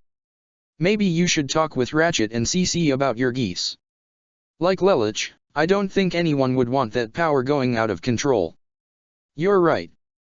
Rai said. I can't go through that, not again. He felt his hand across his face as Colin and Shirley looked toward him with sympathy as they knew exactly what he was talking about. Let's get back to the Ark. Later that evening, Darlton and Kirihara were both at Mt. Fuji, looking over the settlement as the Brighton Neon general spoke to one of the heads of Kyoto. The NAC, or rather Kyoto as it's known among the terrorists, tomorrow, after the ceremony, why don't you dissolve your group and leave Mt. Fuji? We can talk about a legal agreement if you hand over the mining operation to us peacefully. You sound pretty confident, but you haven't won anything yet. Kirihara commented. Darlton smirked. Whether Zero comes tomorrow or not doesn't matter. With this, that man's downfall is assured. Are you sure it's Zero you need to be concerned with? Kirihara asked. Princess Euphemia's actions go directly against the policies placed by your emperor. How can you be certain he won't retaliate? After all, he had no issues with killing Prince Lelich and Princess Nunnally. Darlton's smirk faded. The emperor did no such thing. It was your people. Oh, drop the act, General Darlton. You know it's true, Kirihara continued. Those two were exiled to Japan simply because their mother was murdered, and the boy demanded justice for it. We treated them with respect and tried to make their stay as comfortable as possible. It only became impossible once your empire invaded. Your precious emperor declared open war on Japan, knowing his children would likely die in the process. That being said, how can you be so certain he won't try something similar with Princess Euphemia? If and when he does, what will you do? Will you prove yourself a loyal soldier to Britannia and execute her yourself? Or will you try to protect her and be labeled as a traitor? Darlton glared at the old man as Kirihara knew he hit the nail right on the coffin. And it's not just your emperor. The old man continued. There might be others not affiliated with your side or ours that have plans of your own. So, I'd watch your back if I were you. Euphemia's eyes slowly began to flicker open. She felt something keeping her completely restrained. She tried to groan or even speak, but something prevented her from speaking. When her eyes fully opened, she looked around to find herself in a massive underground cavern with barely any light. She tried to move but was unable to and looked down in shock to see she was not only completely suspended high in the air but was almost completely cocooned in a web-like substance that covered her from her feet up to her neck. The same webbing also covered her mouth to prevent her from speaking. Yuffie attempted to struggle in her restraints but couldn't even cause the web to budge an inch. Awake, are we? She looked in shock to see a familiar-looking female Decepticon slowly walk toward her, on the ceiling via her spider legs. Glad to see the sedative finally wore off. I'd hate for you to miss even a second of what we have planned. Euphemia tried to speak as she saw the Shikon slowly descend toward the ground in front of her. Oh, that's right, we haven't been properly introduced, have we? My name is Arachnid, and as you can probably guess, I am a Decepticon. Arachnid gestured to the familiar-looking emblem on her chest. Oh, don't worry, nothing is going to happen to you, yet. Megatron has exaltedly ordered that you be kept alive, at least until our work is done. Yuffie's eyes widened in terror. This was Megatron's doing. How? Why? What was he planning? You know, you really should appreciate what we're about to do. Arachnid continued as she loomed closer to Yuffie and brought her fingers closer towards Yuffie, which only terrified her even more. It's no secret how much you've despised Britannia, I myself am more than a little annoyed with it also. But don't worry, because I promise, within 24 hours or so, all that progress dear old daddy preached about, is going to come to a grinding halt. The Nemesis. Megatron stood on the bridge of his warship as Starscream, Soundwave, Thundercracker, Skywarp, Knockout, Breakdown, and even Hardshell were all present and making their reports to Megatron, along with Shockwave and Schnee-Eisel as their faces were brought up on the bridge's main screen. Lord Megatron, it pleases me to inform you that our ranks have just increased even further. Starscream informed. My Seeker Armada has arrived at our vessel and await our command. And as you requested, the Insecticon hive has been divided to your specifications. Hardshell has also informed. Half of the hive is on board the Nemesis. Thundercracker said. While the other half is with Arachnid and our royal guest on Kaname Island on standby. Excellent. Megatron replied. Shockwave, how is progress with Orange? Everything is prepared, Lord Megatron. The Decepticon scientist reported. The subject has been thoroughly integrated into the unit Schnee-Eisel has provided. I have also made my own modifications to this Siegfried, and it promises to yield satisfactory results. Happy to be of service. Schnee-Eisel said with a smile. And I have seen to it the zone has been prepared on schedule, nobody has even noticed Euphemia's absence. Why would they? Skywarp questioned. She's a sub-viceroy, it's not like she's important. Where is Yuffie being kept, anyway? Schneeisel asked. In a secure location. Megatron told him. Understood. But what exactly is your plan, Lord Megatron? The Brighton Prince asked. You've already been given your instructions, Schneeisel. Megatron replied. Proceed with them and our victory is assured. And I would just like to be informed on how this will all start. Schneeisel said. I already know the plan and I will proceed, you just haven't told me how it will begin. If you needed to know that, I would have told you. Megatron insisted as his optics narrowed. You know all you need to, now proceed. But if Euphemia is absent from the zone. Schneeisel tried to say something only to be interrupted. Schneeisel, trust that we have this covered. Starscream stepped up. If our plan is to be accomplished, we can't afford to bicker amongst ourselves. Leave the kickoff to us and proceed with how you've been instructed. I promise you won't regret it. Schneeisel's smile faded, but he nodded with acceptance. Of course. Farewell. His screen cut off. You sure it's a good idea to keep him around? Breakdown asked. I know the plan, but that guy reminds me too much of Starscream here. I'll pretend that was a compliment, Breakdown. Starscream cast a slight glare in the large Decepticon's direction.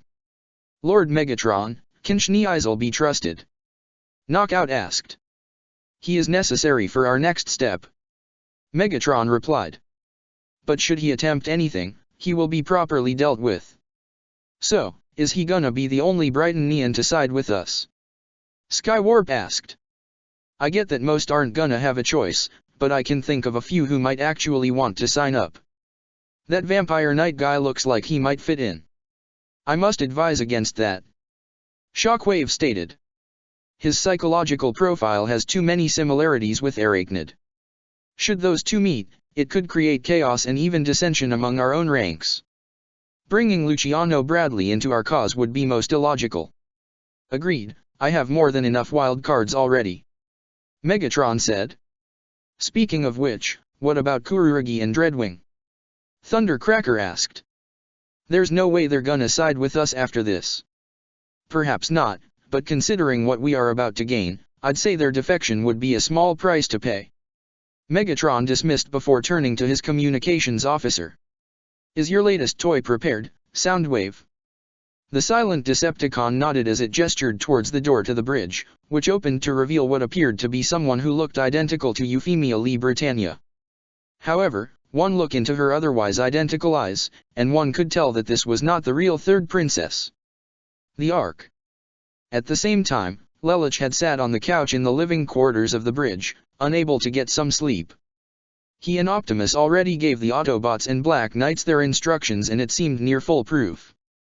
He was even present as CC and Ratchet overlooked Rai's geese to see it was growing stronger, much like his own. However, unlike Lelich's geese, Rai was unable to develop any kind of filter like Lelich's contact lenses, so CC did what she could to suppress it, even though it wasn't a permanent solution. They even brought the amnesiac Valletta, or rather Chigusa, onto the Ark, though Lelich wasn't too happy along with that. Along with Ironhide, it didn't seem like anything they couldn't fix if things were to go wrong. Everything seemed to be in place should something happen at the SAZ, yet, why did he still feel so uneasy? Lelich. He glanced to see Optimus walk toward him. Is something the matter? I couldn't sleep. Lelich replied. So much is about to happen tomorrow, and I don't even know what it all is. I get this sinking feeling, like something terrible is just over the horizon. Or maybe I'm just being paranoid. No, you are correct to be cautious. Optimus told him. The Special Administrative Zone can serve to help our cause, and yet, it also has the potential to be a catastrophe, should others try to take advantage of it. There's been no statement from Charles that he's either supporting or denouncing Yuffie's actions. Lelich said. And we haven't seen any sign of the Decepticons since the announcement. A part of me is thinking they're probably hiding because they're worried the world will unite against them. But then again, that's probably just wishful thinking. I once had similar thoughts myself. Optimus replied. But Charles Z.I. Britannia does not seem like the kind of man who would permit this. And I know Megatron would try to view the SAZ as an advantage he can use, though I remain uncertain as to how he intends to use it. I'm scared. Lelouch confessed. I'm scared of what will happen, but I think I'm most scared for Yuffie right now. I'm scared for Yuffie, too. Both Optimus and Lelouch turned in minor surprise to see Bumblebee walking onto the bridge, while also carrying Nunnally carefully in his hand. Nunnally? What are you? Lelouch did not expect to see her like this. She couldn't sleep either, so she asked me to bring her to see you. Bumblebee explained as he set Nunnally down toward Lelouch, who helped his sister to sit on the couch next to him. I'm scared too, Lelouch. Nunnally began. I'm scared of what could happen to Yuffie. The girl smiled. But I know you'll do what you have to. You, Optimus, Rai, Bumblebee, Colin, Sarah, all of you. I know you'll do the right thing. I believe in you, all of you. Nunnally. Lelouch didn't know what to say at first, but hearing her praise, while it was greatly appreciated, there was also something on his mind that told him that maybe he hasn't truly earned that. Optimus, Bumblebee, can I ask you two something? Of course. Optimus nodded. What is it? Bumblebee asked. Lelouch struggled to get the words out. Am I like Megatron? That took all of them, especially Nunnally, by surprise. When I heard about what you two tried to do, and make Cybertron better, Optimus, I couldn't help but draw parallels between the two of you and myself and Suzaku. You and Suzaku both offered to change the system through peace. But Megatron wanted to do it by force, and that's what I've been doing. He clenched his fists as eyes became filled with emotional turmoil. I've always been afraid of becoming like my father, but I'm worried now, I might end up like Megatron, who's even worse. Lelouch. Nunnally did not expect her brother to speak like this. She had felt there was something inside that was bothering him, but nothing like this. There is truth in what you say. Optimus began. When we first met, I did see some similarities between you and Megatron, many of us did. However, at your core, the two of you couldn't be more different. Lelouch looked towards Optimus in honest shock as he continued to speak. Even when you first allied with us, despite your righteous anger towards Britannia, you sought to end the prejudice and bloodshed that had been prolonged for years, all to create a world where your sister could find happiness. Optimus continued. Nunnally had always been your first priority, and your affection toward her was never once in question. And when you made your first appearance to the world as Zero, you acted to save Suzaku from his court-martial simply because he was your friend, nothing more than that. Yes, you have made mistakes, but you have shown that you are willing to accept responsibility for them and a desire to make amends, allowing yourself to become more open and trusting of others, not just through your words, but your actions. You became a hero that others could rally behind, even knowing your identity as a former prince. The Black Knights still choose to follow you because they believe in you, as do I and my fellow Autobots. That is what separates you from Megatron, who only ever fought for power, nothing more. You have proven yourself time and time again, Lelouch, and I know you will keep doing so in the future, and you will make this world a better place. That is something I truly believe with all my spark. Upon not just hearing the encouraging words from Optimus, but also seeing the genuine smile on his face, Lelouch couldn't stop tears of joy from forming in his eyes. He was even further surprised by Nunnally, who reached out to caress his cheek with a smile. Optimus is right, Lelouch. Nunnally told her brother sincerely. You're nothing like Megatron. You've not only taken care of me for so long, but you've made plenty of friends who trust you. And I trust you too. I know I've already said this, but I love and believe in you, Lelouch. That'll never change. Got that right. Even Bumblebee spoke in bleeps as he approached his friend. I'm not as good at speeches as Optimus here, but I've seen how much you've grown. No matter what happens, I'm your friend and I'll be with you every step of the way. B. Nunnally. Lelouch could not voice the sincere gratitude he felt toward all of them. His father figure in Optimus, his little sister Nunnally, and his friend and comrade Bumblebee. Genuine tears of joy continued to flow down his face as he knew he was surrounded by those he could trust completely, and he may have finally found a family that he can truly belong to. Thank you. I promise you, I won't let any of you down. Nunnally gave her brother a hug, which he was quick to return. This caused both Optimus and even Bumblebee to smile, the latter smiling under his faceplate. After a minute or two, the two siblings pulled apart. "Hey, Lelich?" Nunnally asked her brother. "Yeah," he replied, calming down with a smile still on his face. "I know it might be pretty late, but can I please talk to Yuffie?" Nunnally asked. "I haven't spoken to her since the school festival and I'd like to talk to her still." "Sure thing, I don't think she'll mind." Lelich took out the special phone he had to call only Euphemia. Though he told her it was to be used only for serious situations, he figured he could make an exception this once.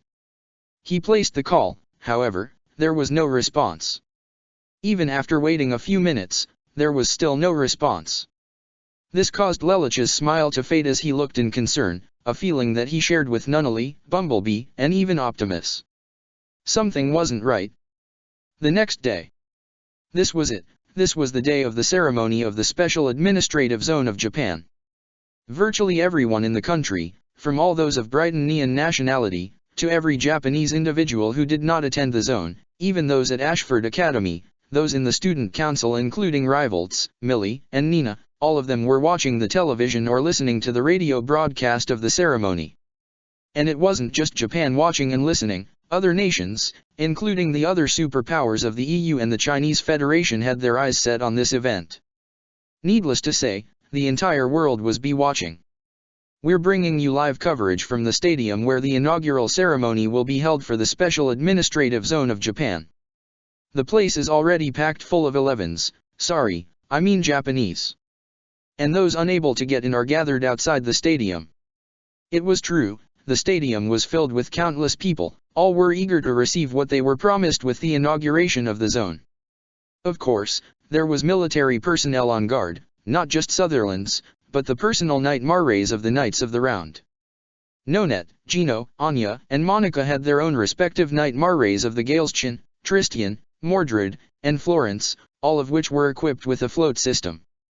But what stood out the most was the appearance of the other Knight Marrays owned by the remaining 3 Knights of the Round.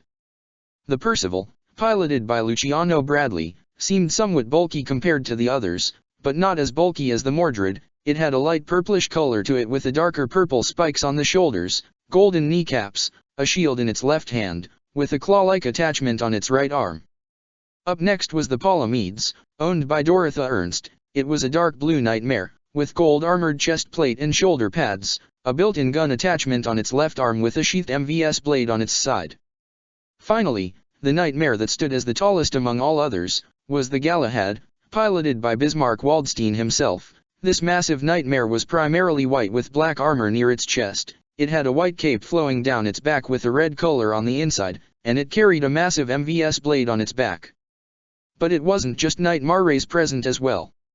Dreadwing himself was also there in the flesh, standing close toward the stage where Brightonian nobles and others were present as well.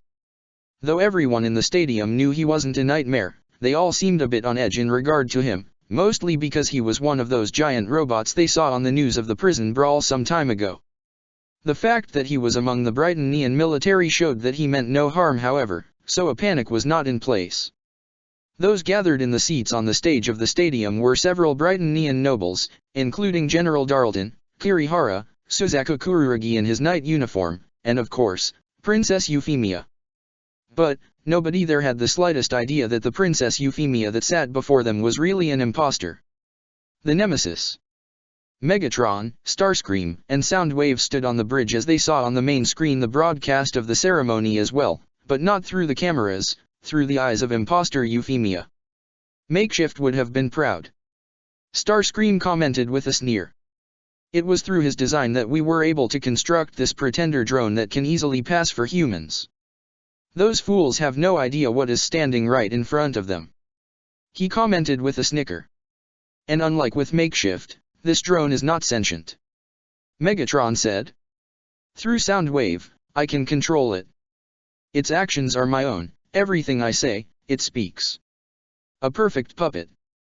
Arachnid's cave. The real Euphemia, still bound and gagged in the webbing, watched the live broadcast of ceremony from a screen built into the cavern wall as Arachnid loomed close to her. "You look confused." Arachnid observed the princess. "How can you be there if you're here? Let me make it simple for you, that is basically a drone disguised as you. Why would we go through such an effort, you're wondering? You'll see." Arachnid sneered. "Just a few more minutes, that's when it all ends, or should I say, when it begins." Euphemia had no idea what was about to happen, but something in her gut told her that it wasn't going to be good. All she could do was pray that Lelouch, Suzaku, Optimus, or Dreadwing will be able to identify this imposter and thwart whatever plot the Decepticons had intended. The Ark. While Kirihara was attending the ceremony, the rest of Kyoto, including Kaguya and Katase, all watched the broadcast from a television screen in a private meeting quarters built specifically for them. Chigusa sat in her own room that Ogai sat for her as she listened to the handheld radio. From the bridge of the Ark, Shirley, Nunnally, Sayoko, and Rax Hata sat in the living quarters along with Fixit as they, and Ratchet watched from the main screen of the bridge as well. "Princess Euphemia, it's time." Darlton spoke to the pretender, still not aware it was an imposter. "Right." The pretender Euphemia answered, or rather Megatron answered through the pretender, with its voice sounding identical to the real Euphemia. It stood up and was ready to begin. However, everyone in the stadium, be they Japanese civilian, or Brightonnian noble and soldier, even Dreadwing, looked in surprise to see a ground bridge portal open along the eastern side of the stadium. From out of the portal came the vehicle modes of Optimus Prime, Bumblebee, Archie, Bulkhead, Cliffjumper, Wheeljack, and Ironhide, and even the Gawain, with Zero standing on the large Nightmare's shoulder. CC was currently in the pilot's seat. Once the portal closed, the Autobots transformed to reveal themselves. The second the Japanese citizens all saw them, every single one of them cheered and shouted words of praise and thanks towards who they rightly viewed as the saviors and defenders of Japan. Among the Japanese populace who looked in wonder, Archie spotted the mother of her partner, Colin, in the seats on the ground. However, while there was praise among the Japanese, most Brightonian nobles looked at them with disgust. In regards to the Knights of the Round, Dorothea glared while Gino had an impressed smirk, Anya and Monica had neutral expressions, while Nonetz was of concern, particularly for K.I.'s Aaron, who was nowhere to be seen. "So those are the Autobots, they don't look so tough." Luciano was ready to kill at a moment's notice, but he held himself back as per Bismarck's previous orders. "So, that's my target." Bismarck set his sights on Optimus Prime, whose size stood on equal footing with his own Nightmare. There was a part of him that was eager to test if he was a worthy opponent, but he would not act. Now was not the time for a duel. "They really came," Dreadwing observed. "Zero. Optimus." Suzaku muttered as he had mixed feelings about seeing them again. "You accept that you've lost?" Darlton muttered with a smirk. "Well, look who showed up." Cornelia watched the broadcast with a small scoff as she watched the broadcast from her own mobile base a couple of miles outside the zone, alongside several officers including Guilford and Bartley. Schneeisel himself watched from his personal office the royal palace of the settlement, though he had no idea what to expect. "What are you planning, Megatron? How will this support us?" "They've arrived, it would seem," Starscream observed. "Should we move now, Lord Megatron?" "Not yet." Megatron responded before Soundwave tuned him back into the Pretender and he put on the act of Euphemia once more. "Zero, Optimus Prime, and Valiant Autobots. Welcome to the Special Administrative Zone." Pretender Euphy seemingly welcomed them. "Greetings, Euphemia Lee Britannia." Zero greeted back as the Gawain kneeled down, allowing him to step to the ground as he walked closer to the stage. "I wish to request an audience with you." "Just with me?" Pretender Euphemia asked. "Yes, with you alone." Zero confirmed. Optimus and Bumblebee shared knowing glances with each other. Last night, Lelouch and Nunnally tried to call Euphemia via the private line 4 times, and there was no response each time. They even had Fixit trace the signal, only to find that they couldn't locate it. Lelouch told them that the signal could not be traced if it were turned off, so Nunnally assumed that she was simply asleep, but Lelouch then tried to call her again earlier in the morning before the ceremony, Still no response. They told the other Autobots about this, and that was the reason they came, to protect the people, because this whole thing seemed to reek of a trap. Bumblebee even brought the Polarity Gauntlet while Arky had the Immobilizer. Before, Lelich had a habit of letting his guard down when he felt the battle was won. Optimus thought to himself. But since then, he has learned to anticipate when things go wrong, and his instincts have become sharper because of that. His instincts are telling him that something might be wrong with Euphemia, and I feel it as well. Lloyd and Cecile also saw the broadcast from the Avalon's main screen. I'm afraid something's going to happen. We should have gone there like I thought. Cecile voiced her concern. What for? Lloyd dismissed. It's not as if we had a choice in the matter. Everyone said that if Lancelot was there waiting, Zero and the Autobots wouldn't show.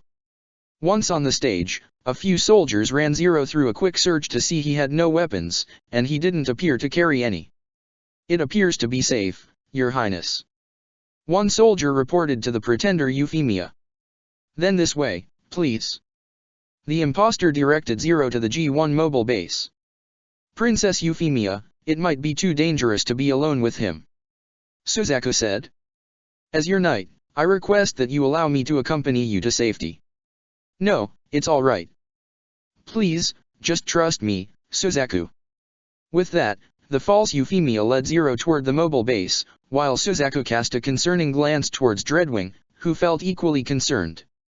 Meanwhile, in the forested area outside the stadium, several Black Knight Nightmare rays, including the Gurren Mk2, the Gekka pre-production, the Gekkas owned by Todo and the Four Holy Swords, and many other Boreas, laid in hiding and waiting.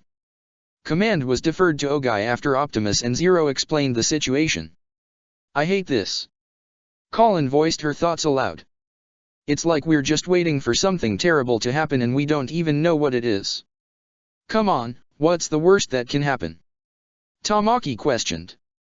You really want to ask something like that? Knowing what the Berts and Cons are capable of. Rai responded, as he anxiously gripped the controls of his nightmare. Optimus and Zero told us to be on standby in case something happens. Ogai said.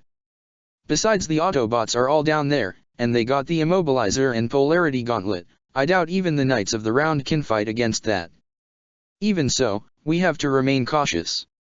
Todo informed everyone. We've all learned by now, especially when it comes to the Decepticons, to expect the unexpected. This made Colin even more tense as she knew her mother was also down there. Granted, Arky and Cliffjumper were there too, along with Lelich and the other bots, and she trusted them to protect her. But that didn't make her any less nervous.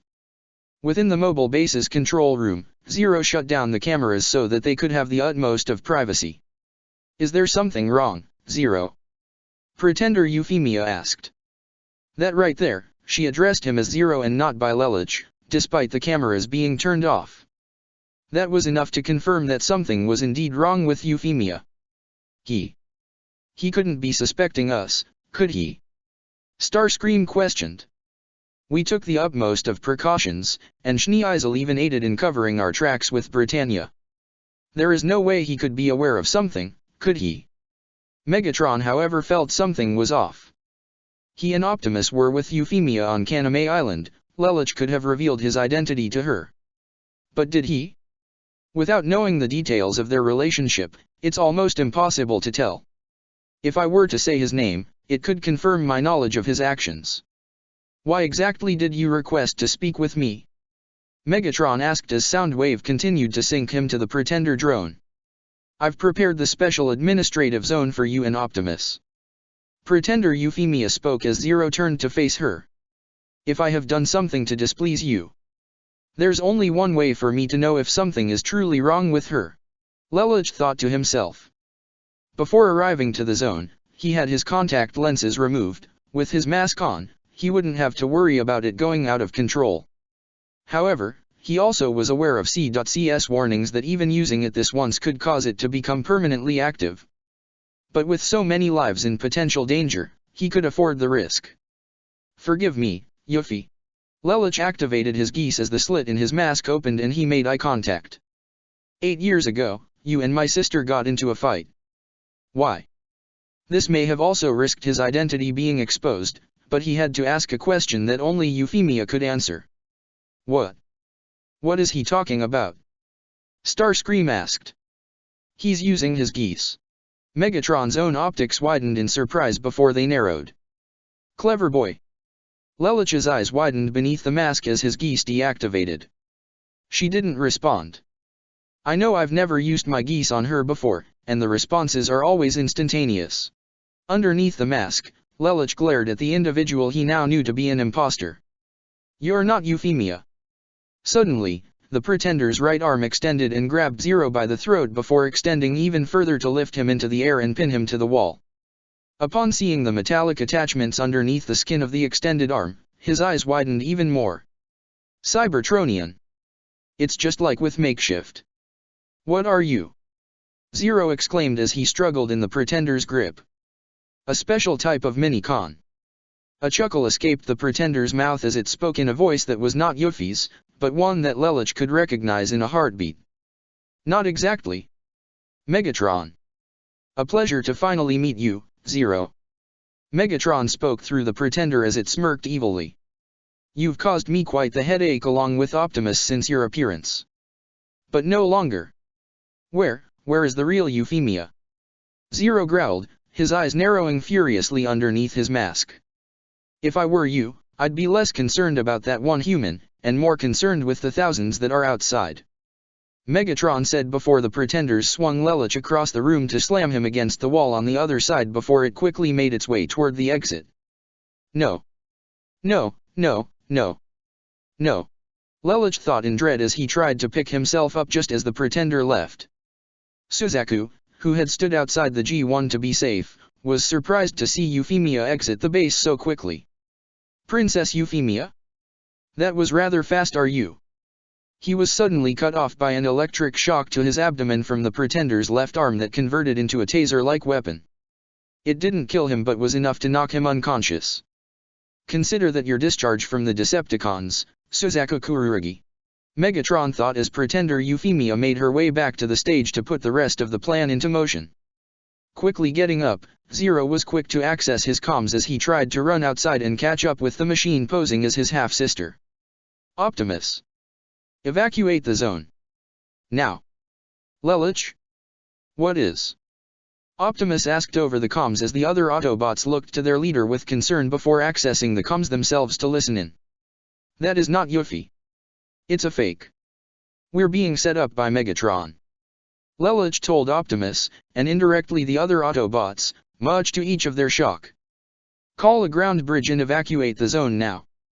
The other Autobots saw that Euphemia was already on stage and they all had a sinking feeling what was about to happen. Ratchet. Prepare the evacuation. Optimus contacted the Ark as the Autobots tried to run toward the stage and stop what was to come, much to the surprise of the Japanese citizens and Brighton Neon soldiers. What is going on?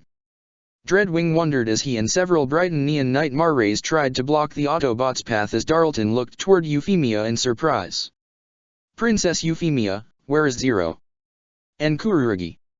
He tried to ask the imposter, but it was already too late. Megatron's malevolent smile only grew. With this, I rise, and Britannia falls. Zero ran out just in time to see the pretender Euphemia's arm convert into an energon blaster, which it shot into the crowd. A group of 6 of the frontmost spectators were blown away by the explosion, much to everyone's horror. With that one act, all time appeared to have stopped for virtually everyone. For Lelich, Optimus, Dreadwing, Bumblebee, Nonet, Arky, Gino, Cliffjumper, Darlton, Bulkhead, Monica, Wheeljack, Kirihara, Ironhide, even Mrs. Kojaki, and every single Japanese citizen looked in absolute horror, and that was only the start. With a woman's scream, pretender Euphemia's other arm converted into another blaster and resumed fire into the crowd. Princess Euphemia. Stop this at once. Darlton tried to stop the pretender, but it quickly turned around to deliver a backslap to send him crashing toward the side and knock him unconscious, much to the noble's shock before resuming the massacre. Suddenly, Bismarck's Galahad received an emergency communication, which appeared to be from the Emperor. Knight of One. These are your orders. Terminate Ever 11 UC. Leave no survivors. But your Majesty, Why would? There's no time for explanations. Charles exclaimed. Kill the 11s. Now. As you wish. Bismarck nodded before taking command. Attention all soldiers, terminate the 11s. Leave no survivors. What? Nonette exclaimed as even Gino and Monica were beyond shocked. About damn time. I was getting sick of playing nice. Luciano smirked as he drove the Percival into the fray along with all the Brighton-Nean military Sutherlands and opened fire into the stands to kill more people. There is no time for explanations. Kill the 11s. Now. Soundwave played the recording that he tuned to match Charles's voice for this specific moment, revealing it was actually him who gave the order, not the Emperor. Starscream chuckled. For someone so quiet, you have quite the dramatic flair, Soundwave. Send a squadron of our Viacan soldiers to aid them. Megatron ordered. We need to be part of this tragedy as well, do we not? He mused with a sneer. By the Allspark. Ratchet looked in absolute horror at what was being played on the screen of the Ark's bridge. Shirley covered her mouth as her eyes widened with terror. Sayoko wasn't that far behind either and neither was Fixit. Nunnally, though she couldn't see, had heard what was going on and was aware of what's happening. What, why is? Nunnally stuttered as she couldn't even think of a reason this was happening. Well, this is something. Rax Hata said as she seemed somewhat disturbed by this as well. We have to evacuate them. Sayoko was the first to regain her senses. We need to pull all those people out. Now. Ratchet quickly regained focus. Of course. Fixit, prepare to open multiple ground bridges. Already on it. Fixit was at the console. Schneeisel had seen what was happening as well. He shot up from his chair as he saw the massacre unfold before his eyes, his face contorted with shock, clearly not expecting this. Was this your plan? Megatron. Back at the stadium, Suzaku had regained consciousness as he looked in absolute horror at what was occurring. It looked like absolute chaos. The Autobots were doing their best to fight off the Brighton-Nean nightmare rays that were opening fire onto the civilians as multiple ground bridge portals began to open up. But despite their best efforts, the bloodied bodies of men, women, and children were seen everywhere. Come on! Bulkhead exclaimed to a group of civilians. Everyone into the portal. He and Wheeljack covered the people's escape into the portal as they opened fire onto a group of nightmare rays. Do not them escape. 7 Sutherlands tried to rush in and stop them, but they would soon find their way barred by Optimus Prime. You will not hurt these people. The Autobot leader exclaimed. Filthy abomination. They tried to gun him down, but Optimus was quick to draw his new battle axe and deliver a circular swing to cut all 7 of them in half in one stroke. Ironhide also provided cover fire to allow Kirihara to lead multiple Japanese children into a ground bridge portal as well, his targets being the Mordred, Galeschin, and Florence, though Nonette inside had a look of pure terror on her face as she dodged the energon blasts. This isn't supposed to be happening. The Knight of 9 thought in shock. Genos Tristian also stood there as the Knight of 3 looked in pure horror as he saw the dead and dying bodies of the people below his nightmare. No. This isn't right. Even Monica looked in horror as she dodged the Autobot fire with her nightmare. This isn't justice, this is insanity. Suzaku even saw some of the other Knights of the Round fighting against the Autobots as well. Bumblebee had used the Polarity Gauntlet to blast back 4 Sutherlands before using the device to act as a force field to block the missiles from the Percival's shield. Arky used the immobilizer in her left hand to freeze several nightmare rays and cover Cliffjumper, who was helping people to escape. But there were still countless people that couldn't be saved as they laid dead on the ground and in the stands, blood stained virtually everywhere. What is happening? How? Suzaku stuttered before the Palamedes suddenly rolled up in front of him. Princess Euphemia opened fire into the crowd. Dorothea's voice spoke through the nightmare's speakers. What? Suzaku exclaimed. No. That's absurd. She would never. The Emperor also gave orders to terminate the 11s. Dorothea continued. And you're an 11, aren't you, Kurugi? The Palamedes aimed its arm-mounted gun at him, only to have Dreadwing suddenly swoop in with his sword and cut off the nightmare's arm. What? Dreadwing, what are you? Dorothea didn't get a chance to finish as Dreadwing grabbed the nightmare by the shoulders and used his own strength to throw it toward the mobile base, causing the Palamedes to crash into the control room. Dreadwing? What? How is this happening? Suzaku stuttered. Did Princess Euphemia? I don't know. Dreadwing replied.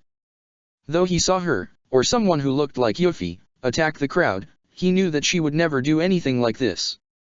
But I intend to find out. Let's get to the Avalon. You'll probably need the Lancelot. Suzaku's expression became firm as he clenched his fists. All right.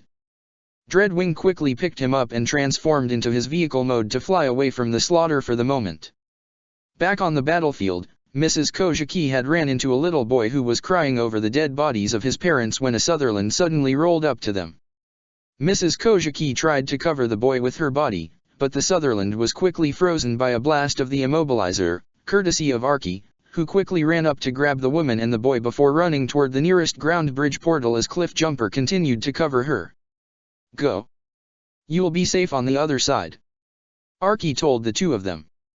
Wait. I have a daughter. Mrs. Kojiki tried to tell the fembot. She was supposed to meet me here, but I can't find her. Leave it to me, just go. I promise your daughter is safe. Archie said. Now get going. Though Mrs. Kojiki couldn't explain it, there was something familiar about this Autobot. Granted, she had seen her and the others on the news before, but something else made her feel like that she actually knew her from somewhere. And this feeling was enough to make her trust the Autobot as she nodded and helped the child into the ground bridge portal, before Archie turned around and tried to save as many more people as she could. Bumblebee used the improvised magnetic force field of the Polarity Gauntlet to knock away the Harkins from the Perceval before the Nightmare quickly rolled directly at Bumblebee, its right claw-like weapon converting into something of an energy drill which it tried to burrow into Bumblebee, who used the Polarity Gauntlet's force field to push it back, but the Perceval kept pressing. Here's a question for you, Autobot. Luciano began. What do people value the most? Here's the answer, their own lives. Can the same be said for you? Bumblebee's optics narrowed before he purposely deactivated the gauntlet, letting Luciano lose control of his nightmare's momentum, and allowing Bumblebee to deliver a powerful punch to its face and knock it back. With the Knight of 10 momentarily off balance, Bumblebee reactivated the gauntlet to send the Perceval crashing to the far end of the stadium where there was nobody else around. Bulkhead brought his mace down onto a Sutherland to crush it as Wheeljack cut another one down and the two came back to cover more people escaping. However, an explosion erupted underneath their feet to knock them down. The wreckers looked in surprise to see the Mordred floating above them. However, what they did not notice was that Anya inside the Mordred had a pair of red rings in her eyes as she even smiled and spoke in a tone that was not her own. I'm not sure what Charles has to gain from this. Anya voiced aloud. But he has my complete trust. So, I'll play along. The Mordred opened fire with its shoulder-mounted Varus cannons, forcing Bulkhead and Wheeljack to split apart and avoid the blasts. Keep moving. Everyone into the portals. Optimus held his axe as he continued to direct the last of the survivors into one of the ground bridge portals. However, he spotted a series of Harkins shot his way, which he was quick to slice and bat away with his axe.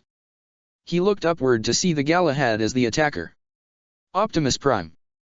Bismarck Waldstein acknowledged. It's a pleasure to finally meet you. Is this your Emperor's doing? Optimus questioned with a glare. Did he and Megatron orchestrate this madness? I'm not entitled to answer that. Bismarck said as the Galahad drew its massive master vibration sword. All you need be concerned with is your own life, rather than these insects. The Galahad shot straight toward Optimus as it swung the sword at the Prime, who blocked the strike with his axe. At the same time, the real Euphemia screamed underneath her gag as she was forced to watch what could only be described as a nightmare unfold before her eyes. She tried to turn away and close her eyes to avoid seeing the carnage. Oh, don't look away now. Arachnid taunted as she held the girl's head and forced Euphemia to look directly at the screen. The fun is only beginning. Arachnid's taunting laugh was the only company for Euphemia's horror-filled eyes. Meanwhile, Zero had got back into the Gawaine's cockpit with CC as the massive nightmare began to ascend toward the sky, and the three of them could only look in horror as they saw the fight and massacre unfold before their eyes. Even CC was visibly disturbed by this. Megatron. Lelouch took off his mask to reveal the look of disgust and rage that filled his being. All she wanted was to help people, and this is his response. He uses my sister's face to start a massacre. The Brighton-Neons didn't even hesitate to join in on the slaughter. I swear, if it's the last thing I do, Megatron will pay. CC looked with concern towards Lelouch as she saw the hate in his eyes. Before she had a chance to say anything, however, an alarm sounded on the Gawaine's systems and she looked on the radar. Oh no! Multiple Decepticon signals are closing in around Stadium. They're coming. Of course, they are. Lelouch said in a hateful scoff. At their master's bidding. The Decepticons are coming. Guilford exclaimed as he and Darlton saw their signals on the radar screen approaching the stadium. It seems so. Bartley said. I have to say, I did not expect this from Princess Euphemia. She never seemed like the type to do something like this. She wouldn't. Guilford stated. I know her. She never even picked up a gun once in her life. She would never. He turned around to try and see how Cornelia would respond, only to find that she was no longer present. Cornelia was already in her custom Gloucester as she put the ignition key in. I don't know what's going on, but I'm coming for you, Yuffie. She started up her nightmare and drove it out of her mobile base and directly toward the stadium, despite the distance. I swear I won't let you down again. What is going on down there? Colin exclaimed in fear as she and her fellow Black Knights could see the smoke even from their location. This is Zero addressing all Black Knights. Their leader's voice reached all the Nightmare units on standby. The SAZ was a trap. Princess Euphemia has been replaced by an android created by Megatron to start a massacre. What? Rai exclaimed in shock and horror. The Autobots have evacuated most of the survivors and are engaging the Knights of the Round. Zero continued. But the Decepticons are inbound. Here are your orders. Protect the people. Wipe out any Brighton-Neon and Decepticon military forces you see. Hurry. Multiple explosions erupted outside the stadium as the people around it tried to clear out, as most of the Autobots all drove out toward the streets to get some space now that all the survivors of the zone had been evacuated to the Ark. Though it pained them all that they couldn't save everyone, they still had to save all they could because there were countless people outside as well. Optimus slid out of the smoke on his feet, his axe in his hand as he quickly recovered to block the sword strike from the Galahad that flew directly toward him. Optimus, the Decepticons are here. Ratchet contacted him right as a small army of airborne Vehicons flew toward the stadium and began to open fire on the area around it, causing explosions that would kill several more bystanders. However, Optimus also glanced upward to see the Gawain opening fire with its Hadron cannons to obliterate at least 15 airborne Vehicons before the rest had already transformed and began to target civilians directly. Is this what it means to be a Knight of Britannia? Optimus exclaimed as he continued to lock his axe against the Galahad's sword. Countless people are dying, and you are more focused on fighting me. I have explicit orders from the Emperor to see your destruction, Optimus Prime. Bismarck replied. Everything else is second priority. Optimus narrowed his optics at that remark and would have pressed forward had Ironhide not suddenly drove in with his vehicle mode to transform and deliver a punch to the Galahad and send it crashing to the ground, though it quickly recovered and faced the two Autobots. I've got your back, Optimus. Ironhide stated. No. Optimus quickly said. Help the others fend off the Decepticons and protect the humans. I will deal with the Knight of One.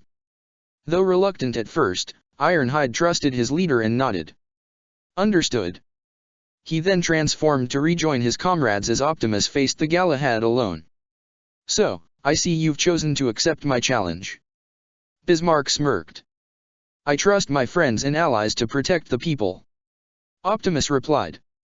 If this is what it takes to keep you from ending more innocent lives, then so be it. Optimus ran at the Galahad as it shot directly at Optimus in return to collide their respective weapons again. Meanwhile, Around the stadium, Bulkhead drove around in his vehicle mode to avoid the Varus blasts from the hovering Mordred before he transformed and fired at the bulky Nightmare, which actually flew down to ram into Bulkhead and knock him down, though he was quick to get back up and deal a blow to its face with his club to knock it back. What's up with this kid? Bulkhead thought to himself. This isn't how she normally fights. It's like someone else is behind the wheel.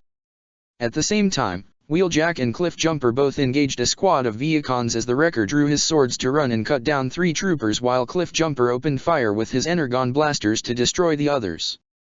Archie and Bumblebee also found themselves back-to-back as multiple Brightonian Sutherlands and Viacons surrounded them with their weapons. Wait. Hold your fire. Genos Tristian hovered over the group. This isn't right. This isn't how we do things. Sorry, but we got orders from a little higher up the ladder. One Viacon stated. Kill them both. He and the other Cons and Sutherlands were about to open fire, when suddenly, a storm of magnesium bullets tore through the enemy forces as one of many squads of Black Knights had arrived, this particular group led by Colin in the Gurren as she came in and made short work of the enemy forces.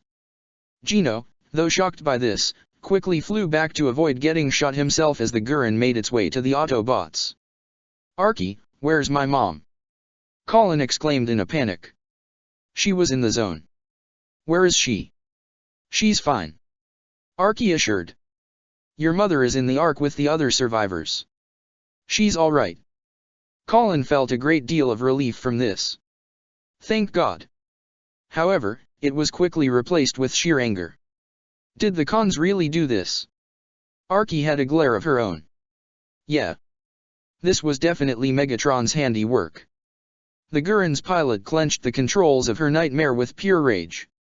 Damn that monster! With that she, Archie, Bumblebee, and their squad of Black Knights moved in to clear out the enemy forces. As the other Black Knights came in and regrouped with their Autobot allies, they were quick to turn the tide against the Brightonians and Decepticons. Tamaki led a squad of his own along with Chiba and Urabe to back up Bulkhead and drive the Mordred back. Asahina and Senbur rolled up in their Geckos and used their swords to cut down the Sutherlands and Viacons that attempted to shoot down more civilians before providing assistance to Cliffjumper and Wheeljack as they shot their respective ammunition to the nearby Florence as Monica tried to pull her Nightmare back and avoid getting shot. Even Ogai drove his Beret with a squad of his own to provide backup for Ironhide and gun down a group of Viacons. All the while, Ogai could not contain the hate he was feeling right now. How dare you! Trampling over the hopes of our people. Megatron. Damn humans. One Viacon exclaimed as he and 4 others opened fire on the custom Gekka piloted by Todo. Now I see, you were planning this all along. Todo exclaimed as his Nightmare drew its sword, and he was quick to maneuver around the Energon blasts from the Viacon squadron before he quickly moved in to cut down all 5 of them with little effort. Rai roared in fury as he shot his Gekka's Surger Claw into the face of one Viacon. You damn monsters! He exclaimed as he activated the Surger, causing the Viacon to explode. K.I. Zarin. Rai turned his focus on the Gale's chin that approached him. Nonet, did you do this? He exclaimed as he reached out with the Surger Claw again to grab the Gale's chin by its head. Did you do this? Did you help Megatron start this?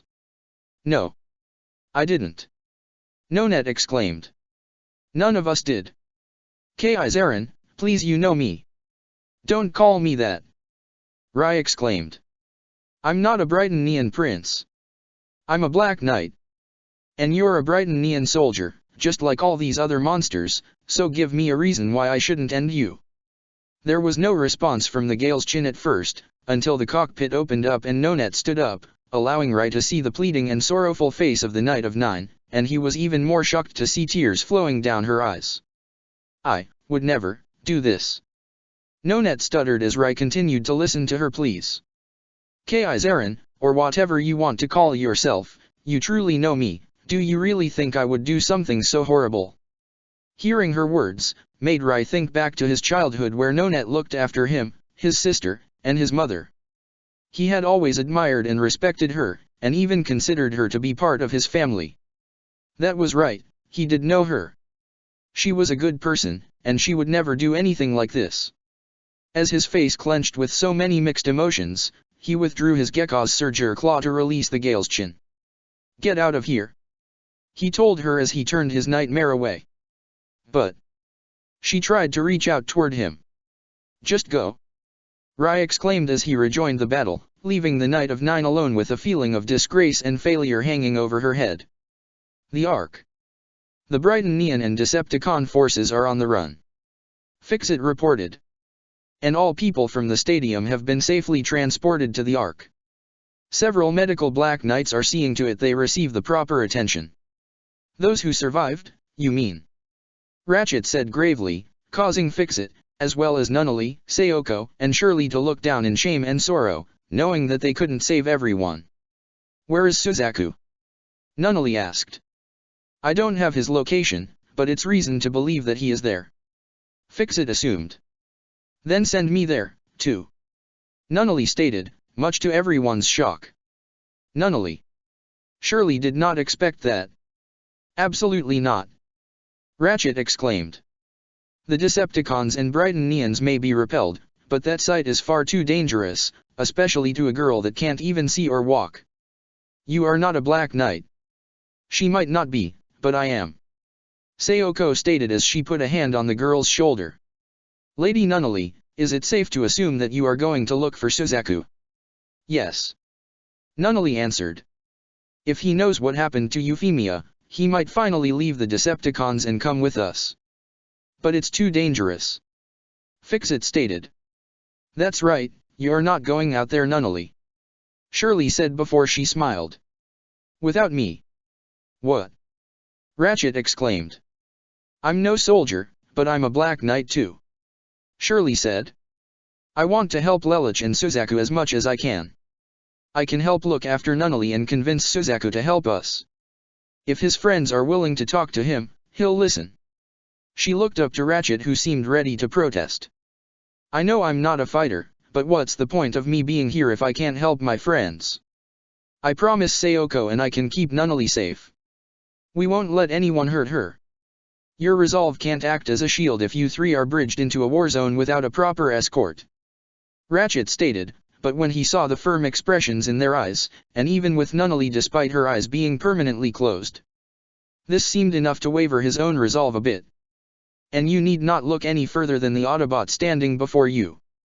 That had Shirley and Nunnally share smiles with each other, as even Sayoko had a smile of her own. "Besides, even if I said no, you three would have probably snuck off on your own anyway." He then turned to only Minicon present. "Man the ground bridge, Fixit. Let us know when you see the Lancelot's signal and open a portal to its location." "Understood." Fixit nodded. The Lancelot was launched from the Avalon and flew with its float system, alongside Dreadwing in his vehicle mode right beside him. "Yuffie! Yuffie, where are you?" Suzaku exclaimed in a panic as he and Dreadwing flew back into the war zone around the stadium. "Prinus Cornelia." Guilford tried to contact her. "Don't act irrationally. We need you to." She turned off her nightmare's communication, however. "Yuffie." Cornelia called out for her sister as her Gloster neared the area as well. The Gawaine's Hadron fired onto the ground to obliterate a group of enemy Viacons and Sutherland's right as he was soon contacted by Bumblebee. "Lelich, I've got eyes on the fake on Yuffie," the Autobot scout reported. "She's 4 kilometers from my position. I'd get to her, but my hands are full." "Understood." Lelich gritted his teeth as he piloted the Gawain to that location, with CC still looking at him with concern. The pretender Euphemia had long since walked out of the stadium and had been placed on an autopilot state by Soundwave long since the massacre started. Its only desire was to kill every human it saw. However, it didn't get much farther as the Gawain hovered directly over it. Less than a second later, Lelich hatefully opened fire with the slash Harkin on the Gawain's right finger to tear the pretender in half. Suzaku's pupils shrunk the second he saw that. Even Dreadwing was caught off guard. Though Cornelia wasn't as close as everyone else, the screen on her Gloster had shown her what had happened as her face went pale. "Nua!" Suzaku exclaimed as he shot the Lancelot directly at the Gawain to kick it down to the ground, shaking Lelich and CC inside. Suzaku's face was filled with pure hate and ire as he aimed his Varus rifle directly at the Gawain, ready to obliterate it and the pilots inside. 0. You're finished? Don't do it, Suzaku. An ambulance suddenly arrived and came in between the Lancelot and downed Gawain. Don't shoot him. Suzaku's anger vanished as he recognized that voice. What? Nunnally. The doors opened as Nunnally was wheeled out of the ambulance with Sayoko guiding her wheelchair, and Shirley also quickly came out before the ambulance transformed to reveal Ratchet. CC also looked in surprise to see them there as well, but none were more shocked, or even terrified than Lelich, as he could not believe his own disabled sister was out here as well. Cornelia even saw this from her Gloucester as well, her own eyes widened like dinner plates as she couldn't believe what she was seeing. None. Nunnally. However, from her location, nobody would even notice the Gloucester. Dreadwing himself transformed as Ratchet stood protectively in front of the three human females, as he was more than shocked to see the girl as well. Though he was aware of Nunnally Six Britannia and the relationship she had with Suzaku, he did not expect her to be in the company of a Black Knight female and an Autobot. Suzaku. Don't do it. Lelich is in there. Nunnally cried out. Nobody was prepared for that. Suzaku, Dreadwing, and Cornelia from her unseen point, none of them could believe what they just heard as they saw the cockpit of the Gawain open up to not only reveal CC, but also Lelich, clad in the uniform of Zero, as he had an unreadable expression on his face. Optimus sliced his axe towards the Galahad as it blocked the strike with its sword, before the Galahad attempted to slice at Optimus, who blocked it with his own weapon before the Prime's left hand converted into his ion cannon to fire at the Galahad as Bismarck pulled back, using the float system to fly into the air while also activating the Blaze Luminous Shield to protect himself from the fire. The Knight of One smirked, as this was honestly the most fun he had ever had in a battle. He honestly hadn't this much excitement since his last duel with Marianne. However, before he could continue to fight, Knight of One, retreat. The voice of Charles Z.I. Britannia, or rather Soundwave mimicking his voice again, contacted him. But Your Highness, Optimus Prime is right in front of me. I can finish him right now. Bismarck protested. Another time. Most of the forces in this area have been wiped out, the other knights are retreating. Fall back and report to Schneeisel. I am deferring command to him. Understood. Bismarck accepted reluctantly before addressing the Autobot leader. Optimus Prime, we'll have to resume our duel for later. The Galahad flew away, leaving Optimus alone as he put his axe away. Optimus, the Britannian forces have begun to retreat and most of the Decepticons have been neutralized. Fixit contacted his leader. However, Ratchet has left the Ark, along with Sayoko, Shirley, and Nunnally. They are with Lelich and CC, along with Suzaku and Dreadwing. Suzaku had to exit the Lancelot just to make sure his eyes weren't playing tricks on him. Not only did he see Nunnally and Sayoko in the middle of this madness, along with an Autobot, and even Shirley in a Black Knight uniform, but clad in the attire of the masked revolutionary named Zero, was the person he considered his friend, Lelich Six Britannia, or rather Lelich Lamperouge, with CC right by his side. Dreadwing wasn't as emotionally shocked as Suzaku, but he clearly did not expect the masked Zero to be a Prince of Britannia. From her point, Cornelia looked in clear emotional shock through her Glasgow's screen as she saw the face of her half-brother in the attire of her enemy. Was Lelich really Zero all this time? And why was Nunnally here too? Ellie. Lelich. Suzaku stuttered. Hello, Suzaku. He acknowledged before he turned to his sister and the other two young women. What in the world you all doing out here? Nunnally, you are supposed to be in the Ark. Lelich. I couldn't just sit by while you, Suzaku, and everyone else were out here. Nunnally exclaimed. We asked Ratchet to bring us here. Shirley said. What? Lelich fixed his glare up to the Autobot medic, who looked with some form of shame.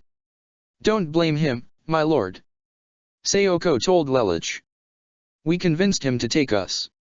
He even tried to stop us. However, before Lelich could say anything else, Suzaku voiced his jumbled and chaotic thoughts aloud. Why? Surely, you're a Black Knight. First Colin, then Rai, now you. Shirley looked down in partial shame before Suzaku gave a hateful glare at Lelich. What did you do? What did you do to bring them into this madness? He's been trying to protect us, Suzaku. Nunnally tried to tell him. Everything Lelouch and Optimus have been doing is to help people. Help. Help. Suzaku exclaimed in anger. Nunnally, how can you say that after everything that's going on right now? We had nothing to do with this. Lelouch exclaimed. This was not our doing. You killed Yuffie. Suzaku was ready to pull out his pistol and shoot him right then and there. That is not Euphemia. Lelouch shouted back as he pointed behind Suzaku. The honorary Brighton Neon turned around to see something that made him gasp in horror. It looked as if Euphemia had been torn in half, but a closer look indicated that it was not Euphemia, but rather a machine that looked like her. Metallic parts were scattered everywhere, as opposed to vital organs, and in the absence of blood there was energon. I knew it. Dreadwing stated, though he did not expect something like this, he knew that the real Euphemia could never have been responsible for such chaos. She would never let anything like that happen. Glad to see one of you has a sense of reason. Ratchet commented. Cornelia could also see it. Her screen zoomed in to see that it was not truly her younger sister that had been torn apart, but a machine. What? Suzaku slowly walked toward the destroyed pretender that bore the face of someone he respected, maybe even loved. He fell on his knees as he, with shaky hands, reached out to hold the face of the pretender, his night attire already covered in blue stains of spilled energon, his face and eyes shaking as an emotional storm raged deep inside him. It's a robot. Shirley looked in surprise. It would seem so. Ratchet confirmed. Much like with Makeshift. It was Megatron. Lelouch stated, causing Dreadwing to look at the young revolutionary with a shocked expression. His fists clenched underneath his robe. He set this all up. And he used her face to do it. But Lelouch, where's the real Yuffie? Nunnally asked, a feeling of sick worry for her elder half-sister forming inside her. I don't know. Lelouch confessed, feeling just as worried for her if not more so. Cornelia clenched the controls of her nightmare as she heard every word that was spoken. Megatron replaced her sister. Used her to start a massacre. With rage and hatred swelling inside her, she pulled on the controls of her Gloster and left the area with only one thing in mind, revenge. Dreadwing continued to stare down at Suzaku, who continued to hold the remains of the pretender Yuffie in his arms. The more he thought about it, the more he knew that Megatron was the only one responsible for this. Did he do it? Dreadwing spoke to Ratchet in particular. Did Megatron doom our planet? Did he poison Cybertron with the blood of Unicron? Yes, he did. Ratchet confirmed. And Optimus did everything he could to save it, but not even he could undo the damage Megatron did. That was it. That was the same thing Euphemia had also told him, and the more he considered the idea of Megatron poisoning the planet's core, the more he realized that something like this would be child's play for the Decepticon leader, but that did little to deter the fury that had grown exponentially within him, up to the point that he yelled straight into the sky in a state of pure ire. Euphemia was someone he truly respected and considered a friend. How dare Megatron do this to her? Dreadwing then made a silent vow that if his former leader did anything to Yuffie, if she was no longer alive, he would kill Megatron without a moment of hesitation. Suzaku, however, appeared to be in a state of mental instability as he tried to put all his jumbled and emotional thoughts together. I allowed myself to be deceived by Megatron. It was a mistake to join him. It was a mistake to even listen to a word he said. This rebellion and all this violence is wrong, or is that just what I wanted to believe? But, then that means... No. I can't. They can't be right about all of this. If they were right, and I was wrong. No. I can't be wrong. I just can't be. This is your fault. Suzaku turned toward Lelouch as Nunnally, Ratchet, Sayoko, and Shirley looked in shock over what he had just said. Even Dreadwing did not expect that. CC glared at Suzaku while Lelouch simply let Suzaku continue. If you and the Autobots hadn't fought Britannia, then the Decepticons wouldn't have gotten involved, and none of this would be happening. This wasn't his fault, Suzaku. Shirley quickly ran to him. He didn't ask Megatron to replace Euphemia. Megatron is the bad guy, not him. Suzaku didn't appear to be listening as he simply pushed Shirley out of his way and glared even harder at Lelich. Why didn't you just work with Britannia? Why did you have to fight them? Suzaku. Nunnally was about to talk to him, but when Suzaku turned with a glare towards her, Sayoko and CC were quick to stand in front of the disabled girl if he tried anything. That's not why you're upset. Lelich began as Suzaku turned his glare back to him. You're not mad at me, or any of them, you're mad at yourself for not protecting Yuffie. But I shouldn't be surprised, considering that's how you've always been. What? Suzaku exclaimed in anger. This is what you've always done from the beginning, Suzaku. Ever since I met you again in Shinjuku. Lelich stated, his voice slowly raising. You always look for someone or something else to blame for what happened. It's so much easier to blame someone else than yourself, isn't it? But I don't expect anything less from someone who's already given up. That's all you've ever done, Suzaku. You've given up. You gave up on your father. You gave up on Japan. You gave up on your friends. You even gave up on me, Nunnally and Euphemia. You gave up on everything and everyone. The only thing you've ever wanted was to die so you wouldn't have to live with the guilt that you've tried to ignore all these years, because you felt it was the easiest thing to do. Suzaku didn't expect Lelich to say all that, and he tried his best to find a retort. No, you're wrong. I don't have to listen to damn thing you say. He yelled. You don't understand. You could never understand. Oh, I think I do. Lelich exclaimed as he grabbed Suzaku by the collar and pulled him close to his anger-filled face. You want to know why the Autobots and Black Knights all fight? It's because of horrors and atrocities just like this. Lelich gestured to the ruins of the war zone, as well as all the dead bodies around them before he pressed Suzaku against the right leg of the Lancelot. The Decepticons turned their own planet into a lifeless husk. Britannia destroyed entire nations and subjugated them to slavery. Look around you, Suzaku. Megatron started a massacre and used Euphemia's face to do it. The Brightonians didn't even hesitate to jump on the bandwagon and join the slaughter. That's why we've been fighting. Those people. Those monsters. Megatron, my father. They are pure evil. And you would sooner subjugate countless people to that evil and kill yourself so that you don't have to bear the responsibility. You would rather end your own life than admit you were wrong. Lelich. Nunnally tried to say something, but Sayoko put a hand on her shoulder, giving her the silent message to let her brother continue. Shirley cast a glance to CC as well as Ratchet as they both thought the same thing. Even Dreadwing chose to remain silent as a part of him actually agreed with what Lelich had just said, some of it even applied to himself as well. But that's not. Suzaku stuttered, but Lelich wasn't done yet. And now, even after all that, you're still blaming others. The former prince exclaimed. Just because you've made mistakes that you don't think you can fix, that doesn't permit you to run away and lock yourself in the darkness, pretending ignorant of all the people that you helped to hurt. Are you really going to take that attitude with Yuffie? Britannia is probably going to use her image as propaganda to further their own cause. Are you going to just sit there and let that happen? If you're really her knight, you should be doing everything to save her. And if you can't save her life, then save her name. See to it that the world doesn't view her as murderer. That's what I'm going to do. But what about you? Maybe you made mistakes, and maybe some people won't forgive you for them, but you still have to stand your ground without making excuses for yourself.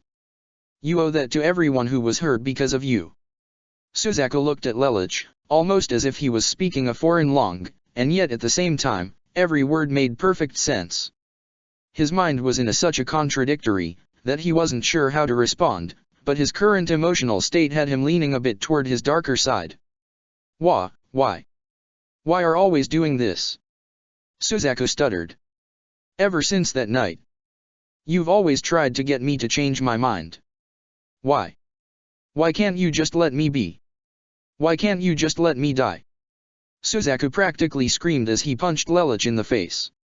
Nunnally and Shirley gave audible gasps once they heard what Suzaku just said. Sayoko and CC both looked ready to attack Suzaku at a moment's notice, but Lelich held out his hand to get them to stop as he didn't budge an inch, despite Suzaku's fist making contact with his face. Ratchet and Dreadwing both said nothing, but looked with tense expressions, wondering just how Lelouch would respond to what Suzaku told him. "Because I'm the same as you, Suzaku," Lelouch told him, causing Suzaku to look at him in honest surprise. "I've been dead before. Ever since I was a kid, I've been dead inside, just going through the motions of life. And I've made mistakes too. Some of those mistakes ended up hurting people that I've cared about." He cast a brief glance towards Shirley in particular before giving his attention to Suzaku. "But despite everything that's happened, I had people come into my life, wanting nothing more but to help me. Even after the mistakes I've made, they never gave up on me. Optimus never gave up on me, and neither did Nunnally, even after learning I was Zero. And because of that..." Lelouch grabbed the wrist of the hand that Suzaku punched him with and lowered it away from his face. "I won't give up on you either." Never once, in 1,000 years, did Suzaku honestly expect Lelouch to say something like that. "You've made mistakes, and I've seen multiple times, just how close you were to falling into darkness," Lelouch continued. "But I won't let you do that. I won't you fall. Do you want to know why? Because you're my friend, Suzaku." That earned an honest gasp from the Japanese youth. "You're my friend, the first I ever had, and I don't want to lose you.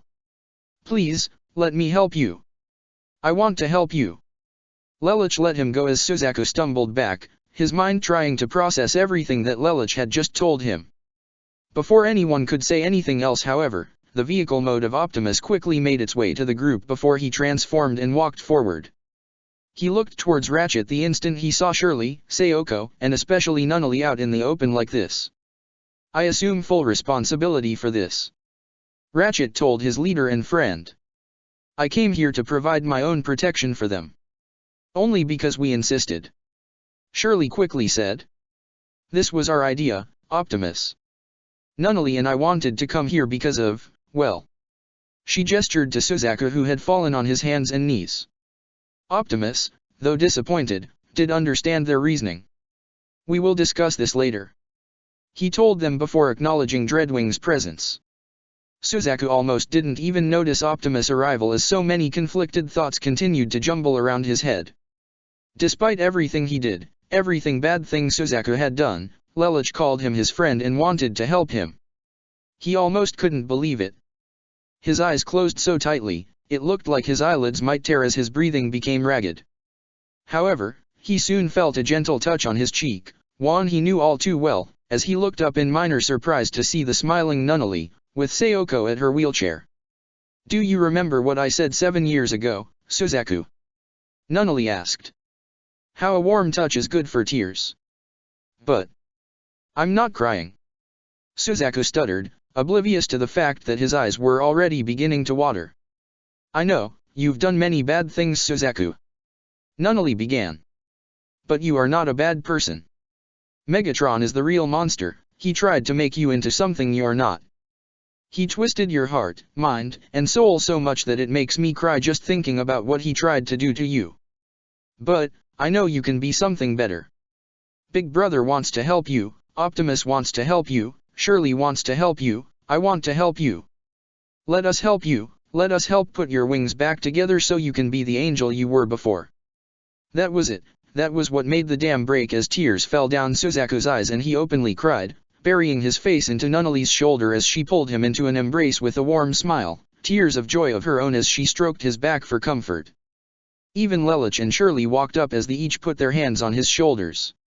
Cece gave something of an impressed smirk, not that she was happy about Suzaku, but more so proud of how Lelouch and Nunnally were able to pull their friend out of their darkness. She shared a smile with Sayoko, who seemed equally proud of him. Optimus and Ratchet shared proud smiles of their own before looking toward Dreadwing, who maintained a calm expression, one that carried neither anger nor happiness. The moment was soon interrupted by the arrival of the remaining Autobots, as well as the Night Marrays piloted by Colin, Rai, Todo, and Ogai. They all pointed their weapons at Dreadwing the moment they saw him. "Drop your weapon, Khan!" Bulkhead exclaimed as he primed his Energon blaster. "Hands where we can see them!" Colin also stated as the Gurren's Surger Claw was pointed to the back of Dreadwing's head. Rai however quickly noticed the presence of two certain girls. What the? Nunnally. Surely. He got out of his Gekko's cockpit. What the hell are you two doing out here? It's okay, Rai. Lelouch told him. Everything's fine. Todo also noticed Suzaku's presence, but based on how he was still with Nunnally, it looked like he wasn't about to cause any trouble. He then turned his attention toward the Prime. Optimus. All enemy forces have either been destroyed or retreated. The Black Knights are working to tend to the wounded as Fixit is opening ground bridges to the Ark. Understood. Optimus nodded in acknowledgement. I want to join you. Everyone turned their attention toward Dreadwing as most couldn't contain their looks of surprise. What? Ogai questioned in anger. Nice try, Dreadboy. Wheeljack glared. It's no trick. Dreadwing stated as he walked toward Optimus, all the Autobots and Black Knights keeping their weapons primed on him. Don't take one step closer. Arky warned. Stand down. Ratchet told everyone present as Dreadwing faced the leader of the Autobots. I wish to join the Autobots. The Seeker began. I can no longer be part of the Decepticon cause, now that I understand its true colors. I was only a fool to ever think otherwise. Finally figured that out, huh? Cliffjumper commented. I understand that my actions will not allow many of you to trust me. Dreadwing acknowledged. But I cannot and will not allow any of this slaughter to continue. So please. He bowed his head to Optimus. Let me help you in stopping this madness. Optimus could tell that Dreadwing was sincere, and he was right about not everyone trusting him right away. However, Optimus did trust him, and knew that if Dreadwing said he wished to help them, he meant it. Very well. Optimus accepted. Though most of the Autobots and Black Knights were reluctant, they lowered their weapons, deciding to trust their leader's judgment. Lelouch even nodded in acceptance, knowing they could use Dreadwing's help. But he still had one other thing to attend to. He looked toward the man he called his friend as Shirley and Nunnally helped him to stand on his 2 feet.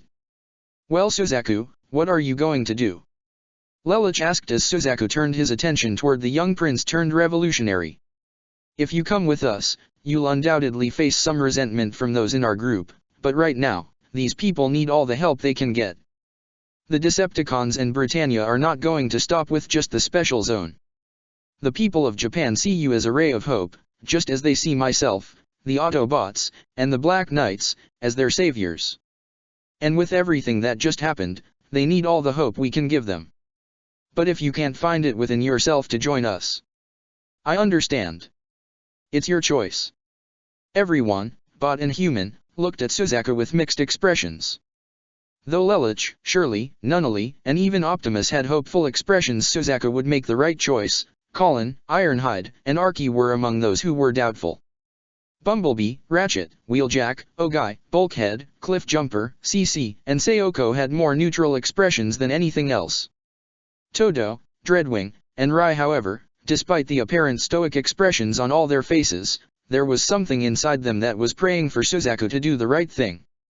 Suzaku reached into his pocket to pull out the Decepticon pin that he still had for some reason. Why he still carried that, not even he knew. But the second he looked at it, his face twisted in disgust and anger, now that he knew what the Decepticons truly are, now that he knew Megatron for the monster that he is. He clenched the pin in his hands before turning around and throwing it away as hard as he could. I'm in. Chapter 33, Setting the Stage. A trio of Viacons causally walked through the ruined street around the area of the stadium where the massacre of the Special Administrative Zone had taken place. The 3 Viacons didn't do much save for occasionally blowing away any pieces of ruble for the same of amusement. Man, looks like all the humans cleared out. Kinda sucks. One Viacon commented. And we were having so much fun too. The second Viacon said. Till those Black Knight guys come in and ruin it. Hey, shouldn't we have gone back to the Nemesis? The third Viacon asked. Lord Megatron did order us. We got time. The first Viacon shrugged. Let's just make sure there aren't humans left. I really wanna. Suddenly, all 3 of them were pelted with a hailstorm of bullets. Though the bullets did only minor damage to their outer shells, it was enough to catch them off guard as a certain Gloucester shot forward at the group, jamming its lance into the chest of the Viakin in the middle and driving him into a building before the Gloucester pulled back and fired its Harkins at the sides of the building, causing it to collapse onto the Viakin, killing it. "What the scrap!" the second Viakin exclaimed as he and his partner pointed their energon blasters at the Nightmare. "That's Cornelia!" the third Viakin shouted as they opened fire onto the charging Nightmare. Inside the Gloucester, Cornelia's expression could only be described as something like that of a cornered animal mixed with unbridled rage, with only a single thought on her mind that surged through her being like a raging fire. "Bring me Megatron!" Cornelia screamed as she engaged the two Viacons. The Nemesis, the bridge. Soundwave had displayed all the civil unrest that was forming all over the nation as a result of the massacre they had just orchestrated. Needless to say, many of the Decepticons present were quite pleased. "Well, that was certainly a show." Starscream snickered. "Who would have thought Euphemia could actually be useful to us? Let us hope Arachnid can express our sheer gratitude for her support to the Decepticon cause." Skywarp laughed. "Oh, what I wouldn't give to see the look on her face right now. Not every day your life's is utterly ruined." Knockout didn't appear to share his comrade's jubilation. "It was a bit more excessive than I would have liked." "What? You're actually feeling sorry for all those meatbags, Knockout?" Breakdown questioned. "Well, not really," Knockout replied. "But I would have preferred a more subtle way. I would have preferred that, too," Thundercracker confessed. "But, at the same time, this will definitely cause a huge uproar, which only serves to benefit us. By the way, how are Kurugi and Dreadwing gonna take this? Where are they anyway?" Skywarp asked. "Soundwave has been unable to trace their signals." Megatron spoke as he walked to address his soldiers. "Meaning they are likely within the confines of the shielded Autobot base, probably having defected."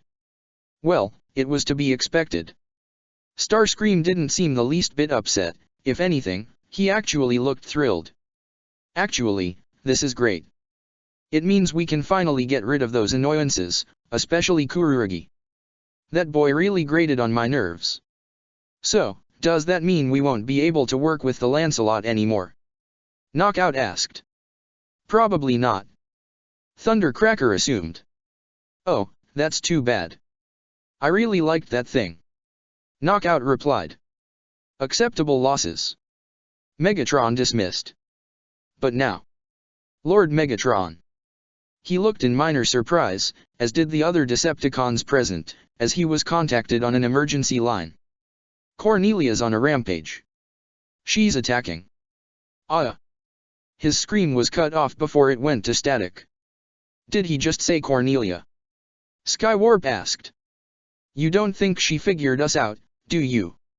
Knockout also asked. Starscream growled. "If that wretch discovered our plot, she could tell the rest of Britannia, and possibly thwart our plan." Breakdown already readied his hammer. "I could go down there and make sure she doesn't tell anyone, ever." "That won't be necessary, Breakdown," Megatron told him as he looked rather amused. "I will deal with Cornelia myself." "Lloyd." Cecile ran toward her boss with a phone in her hand, the man in the hangar of the Avalon where the Lancelot would normally be stored, but it was clearly missing, as was its pilot. "I just got a message from Suzaku." "Oh? And just where is our boy?" Lloyd asked casually as Cecile played the message on her phone. "Lloyd, Miss Cecile, it's Suzaku. I trust you saw what happened at the Special Zone?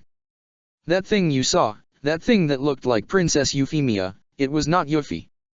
Cecile and even Lloyd looked in surprise with that revelation, as well as they could clearly hear anger in Suzaku's voice. It was fake. Some sort of robot that the Decepticons used to start a massacre. "What?" Cecile exclaimed in clear shock. "An android? Who would have thought the cons would have that up their sleeves?" Lloyd thought as they continued to listen. "Listen carefully, I'm not coming back to Britannia. Dreadwing and I are going to work with the Autobots and the Black Knights, and I'm taking the Lancelot with me." Now it was Lloyd's turn to react. "What? My precious Lancelot. I know that this might end up making me a traitor, so I might never see you two again. The message continued to play as it sounded like Suzaku was starting to sound sincere. So, let me just say, thank you. I'm an 11, and you two have always treated me with respect, giving me chances and opportunities to try and help me with my goal. Thank you both for everything, and please be careful, the Decepticons are planning something. And I hope you two don't get caught in the middle. Thank you, and goodbye. This is Major Kurugi, officially resigning from the Brighton Neon military. The message came to an end as Lloyd and Cecile looked toward each other, almost like their minds were just trying to process what had just happened. Well, I definitely didn't see that coming. Lloyd voiced aloud. However, Cecile's expression turned from shock into determination. She then proceeded to walk out of the hangar. And just where are you going? Lloyd asked her. I'm going to help Suzaku. Suzaku and Dreadwing stood on the bridge of the Ark, the base for the Autobots and the Black Knights, and they weren't the only ones. As Suzaku stood in the living quarters of the bridge, Lelich, still clad in his Zero outfit, along with Colin, Nunnally, Sayoko, Cece, Rai, Todo, Shirley, Kagaya, Ogai, and Fixit all stood around him. Around Dreadwing stood the full roster of Autobots consisting of Optimus Prime, Bumblebee, Arky, Ratchet, Ironhide, Bulkhead, Cliffjumper, and Wheeljack. Though Lelich and Optimus had sanctioned the presence of Suzaku and Dreadwing, there were those among them that did not approve. Optimus. Lelich, look, I'm sorry, but I don't know what to think about all this. Ogai confessed. I know you've talked about bringing Suzaku here, but a Decepticon too? He questioned, referring to Dreadwing. That's right. Colin exclaimed. Especially after what they just pulled. I had absolutely nothing to do with that. Dreadwing stated. I would never have condoned a massacre. I believe him. Ironhide said in a more reluctant tone, much to most of the group's shock. He may be a con, but Dreadwing ain't a monster. I've seen him enough on Cybertron to know that much. How do we know they can't track us? Arky questioned. How do we know Megatron didn't put some kind of tracer into the Lancelot and we just showed him where our base is? She's kinda got a point. Cliffjumper seemed to agree. Even if these two are honest about working with us, Buckethead could have planted something behind their backs. That is why we left the Lancelot to Raxhata to look over. Lelich said calmly. Just to make sure Megatron didn't leave any surprises for us. I understand why you all feel skeptical, especially with Suzaku, given each of their past actions. Optimus began. That's an understatement. Bulkhead stated. But the fact that they have chosen here to come willingly, despite their refusals in the past, that alone speaks volumes. Optimus continued. No offense, boss man, but I think I speak for pretty much every bot or BK in this ship, that we need a bit more than sentiment. Wheeljack put in. Guys, wait. Shirley tried to step up. I know they've done bad things, but maybe if we give them a chance. A chance to stab us in the back. Ratchet interrupted. I know Dreadwing wouldn't, but Suzaku, who was willing to kill his own father, that is another story. Suzaku winced at that particular comment, though he knew he couldn't blame them for that, as he still hasn't fully accepted it yet. Dreadwing had similar feelings and wanted to express his own words in Suzaku's defense, even Nunnally wanted to speak up as well, but Rai already did. I gotta go with them on this, too. Rai spoke up. Lelich, Optimus, I'm sorry. I want to trust them, but how do we know Suzaku won't stab us in the back at the first chance he gets? Same with Dreadwing. I know you guys said it's not in his character or whatever, but we need proof. I need proof that they can be trusted. Lelich shared a glance with Bumblebee and Optimus, hoping they would have something to say. Though all three understood why their friends and comrades were skeptical, Lelich especially wanted them to trust Suzaku, as he could tell that he wanted to change, but he knew they were right, they needed more than words. Likewise, Nunnally, Shirley, and even Kagaya wanted to believe it as well, but for everyone else, they needed hardcore evidence that they could trust. Todo walked forward as he faced his former student, who had trouble looking him in the eye. The truth, Suzaku. You were asked before to join us, but you've turned us down. Why is this different? Why choose to join us now? Suzaku clenched his fists as he spoke honestly. I won't take part in the massacres of innocent people. That's not why I became a soldier. Then why did you become a soldier? Colin questioned skeptically. I honestly don't know anymore. Suzaku replied. But whatever it was, I know it's not what the Decepticons or Britannia want. Euphemia wanted to help all of you. She was sincere and serious in her intent to end the fighting, to try and forge peace. And how was she repaid? She was replaced with an imposter in her likeness that shot and killed so many people. And the Decepticons, and Britannian soldiers, just went along with it. Like it was what they wanted all along. But that's not me. That's not what I want. Suzaku shouted as everyone, Autobot and human, even CC and Dreadwing, all paid attention to what Suzaku had to say next. Look, you don't have to like me, to like us. He referred to Dreadwing and himself. But you have to believe me. I might have killed before, but I will not kill innocent people and I will not be part of any cause that allows that. Nor will I. Dreadwing spoke up. A shadow of disgrace has been cast upon the Decepticons, or perhaps it was always there and I had just remained blind to it. But no longer. Suzaku and I understand why you do not trust us, but we can and will help. However, if you cannot take our word alone. He then spoke to the Autobot leader. Optimus, have any of your soldiers served in Praxis law enforcement? Optimus was somewhat perplexed by that question, as were many other Autobots. What's Praxis? Nunnally asked as most of the humans seemed rather lost, including Lelich. Not what, where? Cliffjumper answered. It was a city on Cybertron. Used to be a nice place, till before the war when it became a wretched hive of scum and villainy. I served in Praxis law enforcement. Fix-It rolled up. I helped to manage a prison block. Dreadwing then directed his attention to the Minicon. Then I trust you're familiar with the core override protocol. Optimus, Ironhide, and Ratchet looked especially shocked at that, while the other Autobots and Black Knights were even more confused, though none were more surprised than Fix-It. Yes, why? I will submit to one. Dreadwing said, causing Fix-It to gasp audibly. Wanna fill the rest of us in? Bulkhead asked. What the scrap is a core override? It was a dark chapter in Praxis history. Ironhide explained. A little bit before the war started, gangs and crime syndicates practically ran the city, and there weren't enough cops to keep it under control. As a deterrent, the city council authorized the use of core override implants to try and restore order. Ratchet also explained. It was one of many things that myself, Optimus, Ironhide, and others tried to stop.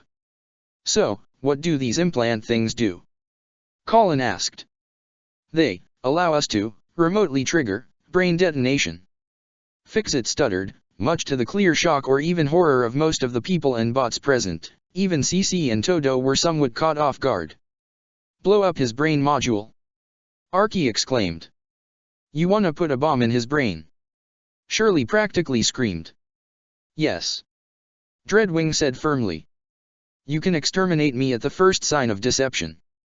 This way you don't have to trust me, you can just kill me. And I thought Bulkhead's brain being erased with that data cylinder was crazy. Rai thought, still not over his shock. That's a bit on the extreme side, don't you think? Ogai did not feel comfortable at all with it. How come we've never heard of it before? Wheeljack questioned. When the war began, Praxis City Council tried to erase all the data regarding the core override, for fear the Decepticons could use this method to force Autobot prisoners of war to fight for them. Optimus answered. Dreadwing. Suzaku tried to protest. It's all right, Suzaku. The former Seeker assured. It is necessary to gain their trust. Hold on, can we even do it? Lelich questioned. Fix-It, have you even performed the procedure? No. I haven't. Fix-It replied in a small stutter. I can do it. Ratchet said, getting everyone's attention. As Optimus said, the Praxis City Council did not wish for the core override protocol to fall into Decepticon hands, but I learned of the procedure for the worst-case scenario, this way I could remove the implants. He looked down in partial shame. I just never thought I'd be doing the opposite. How long would it take? Lelich asked. Not long. It would be a quick procedure. Ratchet answered. Lelich. Nunnally tried to say something in protest. I don't like it. Lelich told his sister. But we're short on time. Tactically speaking, it's the right move. He said reluctantly. Even Optimus seemed to agree. Proceed. He nodded to Ratchet before turning to the former Decepticon. Do not force us to use this option, Dreadwing. I won't. Dreadwing assured. Suzaku clenched his fists again as he stepped up. Do it for me, too. That took everyone by surprise, especially Lelich, Nunnally, Shirley, and Kagaya. Suzaku, you can't be serious. Lelich tried to stop him. We don't even have the means to do it with a human. No, but you can probably put a bomb in the Lancelot, right? Suzaku asked. It wouldn't take long, and you'd be able to kill me if it looked like I was about to try something. If Dreadwing is going through this same kind of process, then I should too. Dreadwing himself was about to protest, but Colin beat him to it. Oh no. You're not getting off that easy. Colin pulled him by the shoulder so he could look her in the eye. Dreadwing is one thing, but you. How do we know you won't fly off on your own and give us the chance to blow you up? Sorry, but we are not gonna help you with your death wish. You wanna help us, you're gonna live through it, whether you like it or not. You're not taking the easy way out, Suzaku. Not on my watch. Before Suzaku could even offer a response, Kagaya also stepped up. She's right, Suzaku. If you really want to atone, you're going to have to work to it.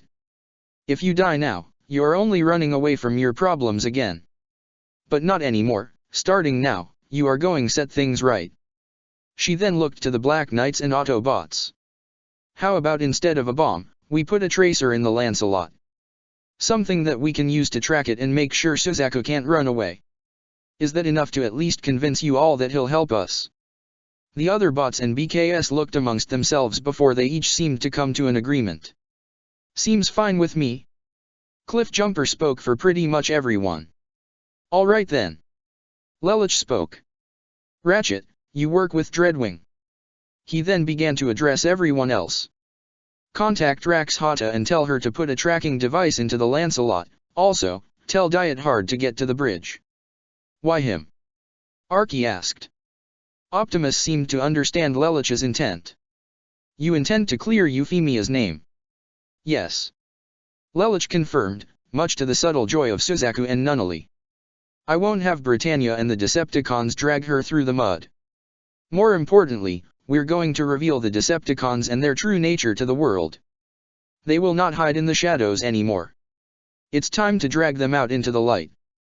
A single ground bridge opened onto the street near the SAZ as Megatron himself stepped out to survey the damage done to the area as the portal closed behind him.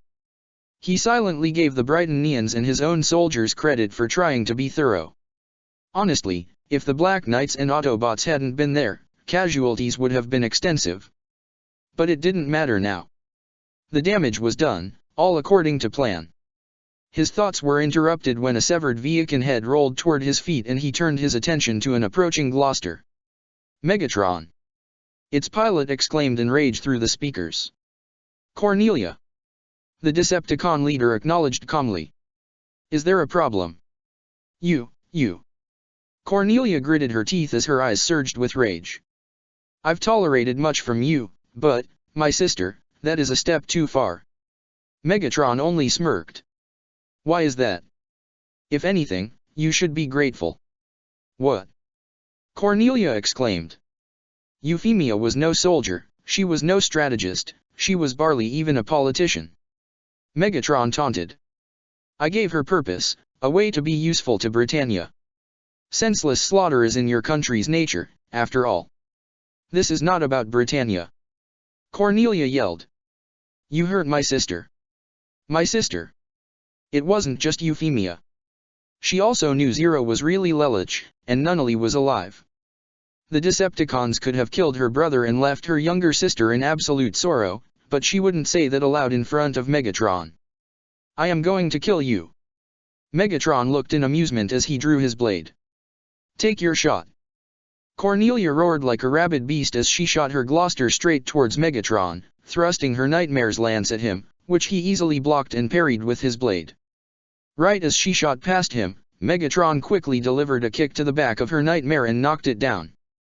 However, Cornelia quickly picked her Nightmare back up as she fired her rifle at Megatron, who blocked its ammunition by crossing his arms. It wasn't the same type of magnesium ammunition the Black Knight Nightmare Rays had, so Cornelia was doing little more than wasting her ammo. Megatron then returned fire with his fusion cannon as a single shot obliterated the rifle and Gloster's right arm. Cornelia roared once more as she shot at Megatron again with her Nightmare's lance, but Megatron blocked the strike with his blade before maneuvering around Cornelia to deck her Nightmare in the back of its head to knock it down. Before she could even attempt to pick it back up, Megatron had already grabbed it by its foot and flipped it over himself to slam it on its back onto the ground before throwing it away, sending it skidding across the street and crashing into a building. Despite being filled with anger and hatred, Cornelia couldn't help but draw comparisons from this to her duel with Optimus in Saitama. Megatron's fighting style was nothing like the Prime's. He was utterly vicious and ruthless, yet at the same time, she could tell he was toying with her. That alone made her blood boil even more as she picked her Nightmare back up and shot at Megatron once more, shooting her Harkins at him. However, Megatron easily caught one of her Harkins and pulled in Cornelia's Nightmare for a devastating punch that obliterated the Gloster's head and sent it crashing back onto the ground, where Megatron lifted and stomped his foot onto her Gloster's right leg to crush it, before doing the same thing to the left, rendering it completely immobile. But he wasn't quite finished yet. Megatron sliced his blade into the cockpit, to cut it open and expose Cornelia inside. Despite the utter defeat, her look of ire and rage had not deterred as Megatron kneeled down to her with a smirk. You know, Cornelia, you would actually have made a pretty decent gladiator on Cybertron. Megatron granted. However, you are nowhere in the league of its champion. So, what do you believe to be a fitting end for the infamous goddess of victory? Do your worst, monster. Cornelia growled, expecting an execution from him, but she would not grovel before his feet. Megatron was honestly tempted to use his dark geese on her. However, a better idea came to mind, one that caused him to smirk evilly even more. If that is what you wish. Euphemia, still bound in webbing, cried her eyes out, her muffled sobs echoing through the cave she was trapped in. All she wanted was to help those people, to help her brother and Optimus. She wanted to bring the world together and work with those she loved and cared for to create a world where everyone could smile and be happy. Why? Why did this have to happen? She knew how horrible the Decepticons were, especially their leader, but she doubted anyone could have seen this coming. Destroying the SAZ and killing all those people was one thing, but an imposter in her image being the one to start it. That all but broke her heart and crushed her spirit almost completely. Now, no need for tears. Arachnid taunted as she approached the bound princess. You did a good service to your empire. I can already see it. Euphemia, the Massacre Princess, Lee Britannia. It has a nice ring to it, don't you think? She taunted as Yuffie did her best to look away from Arachnid.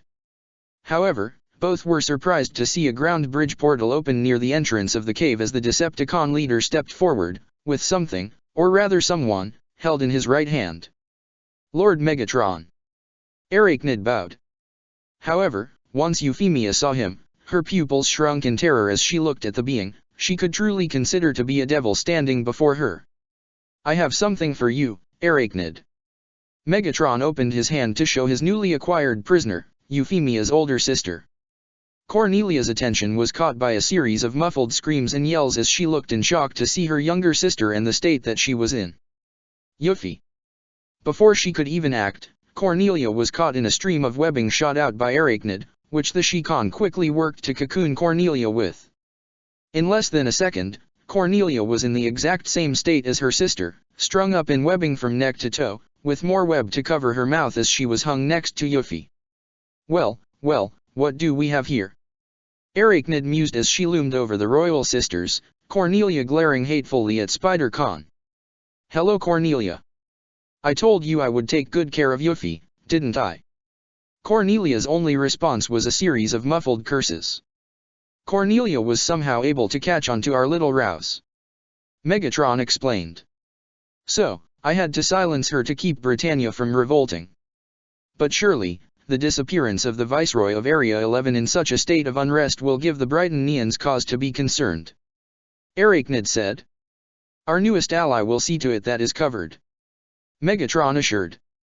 But, it doesn't matter at this point. Even if Optimus and Zero find a way to clear Euphemia's name, the damage is already done. Britannian soldiers have attacked and slaughtered countless innocent humans. The planet has seen the Empire's true nature. War is now all but inevitable. Arachnid giggled. And that's not even the best part. She then turned to the bound and gagged royal sisters. What? You really think we'd start a massacre just for kicks? I mean, I would, but the rest of my friends have other plans, the destruction of Britannia. That took Cornelia and Yuffie by surprise. The world has its eyes set on Area 11. Megatron began. But the battle that will unfold here is nothing more than a distraction, a red herring if you will. With this planet focused on the events here in Japan, nobody will even notice a far more gruesome fate for Charles Z.I. Britannia and all those currently in Pendragon. Britannia has served its purpose, but now the time has come for the Earth to understand who its true masters are. Neither Euphemia nor Cornelia could believe it. The Decepticons orchestrated the massacre of the SAZ just to cause a distraction? Also that they can destroy Pendragon? What terrified them both the most was how possible it truly was. Euphemia had heard from Optimus just what the Decepticons were capable of, and Cornelia had seen for herself the superior firepower of the Decepticons as well. They really could do it. They could destroy the Holy Empire of Britannia. And the best part? We have a front row seat. Arachnid said as she revealed two large screens on the cavern wall. One had shown the current state of Area 11, which could only be described as absolute chaos. The other showed the state of Pendragon, which appeared completely normal, but not for long. What should I do with these two, Lord Megatron? Keep them alive for now. Megatron instructed. In the event our enemies discover our true intention, they could make potential bargaining chips. However, should that not happen, and our plans accomplished, they will be all yours to do as you see fit. That only excited Arachnid even more. You are too gracious, my liege. Megatron nodded in acknowledgement before contacting the Nemesis. Soundwave, send a ground bridge. Right as that command was given, a ground bridge portal had opened up, allowing Megatron to step in, right before it closed, leaving the Spider-Con alone with her two captives. Well, guess it's just us girls. Arachnid taunted as she crawled up on the ceiling and loomed over the terrified Euphemia and glaring Cornelia. It's rather ironic, isn't it? Being helpless and watching everything you've built, and the nation you call home, be torn asunder. I seem to recall your empire putting the rest of this world through that exact same thing. So, let me ask you, how does that feel? Does it hurt? Arachnid taunted as Euphemia continued to cry, and Cornelia tried to glare even harder, doing her best to hide the clear fear she was having for her younger sister. But trust me, that pain won't compare to what I have planned for you two. I'll make certain of that. You still can't get into contact with Viceroy Cornelia. Guilford exclaimed as he stood in the G1 base along with General Bartley, and the other Britannian officers present. No, my lord. One officer reported. She shut off her communications as well as her tracking. We can't find her. What is she thinking? Bartley exclaimed. That entire ceremony was broadcasted nationwide, hell, it was all over the world.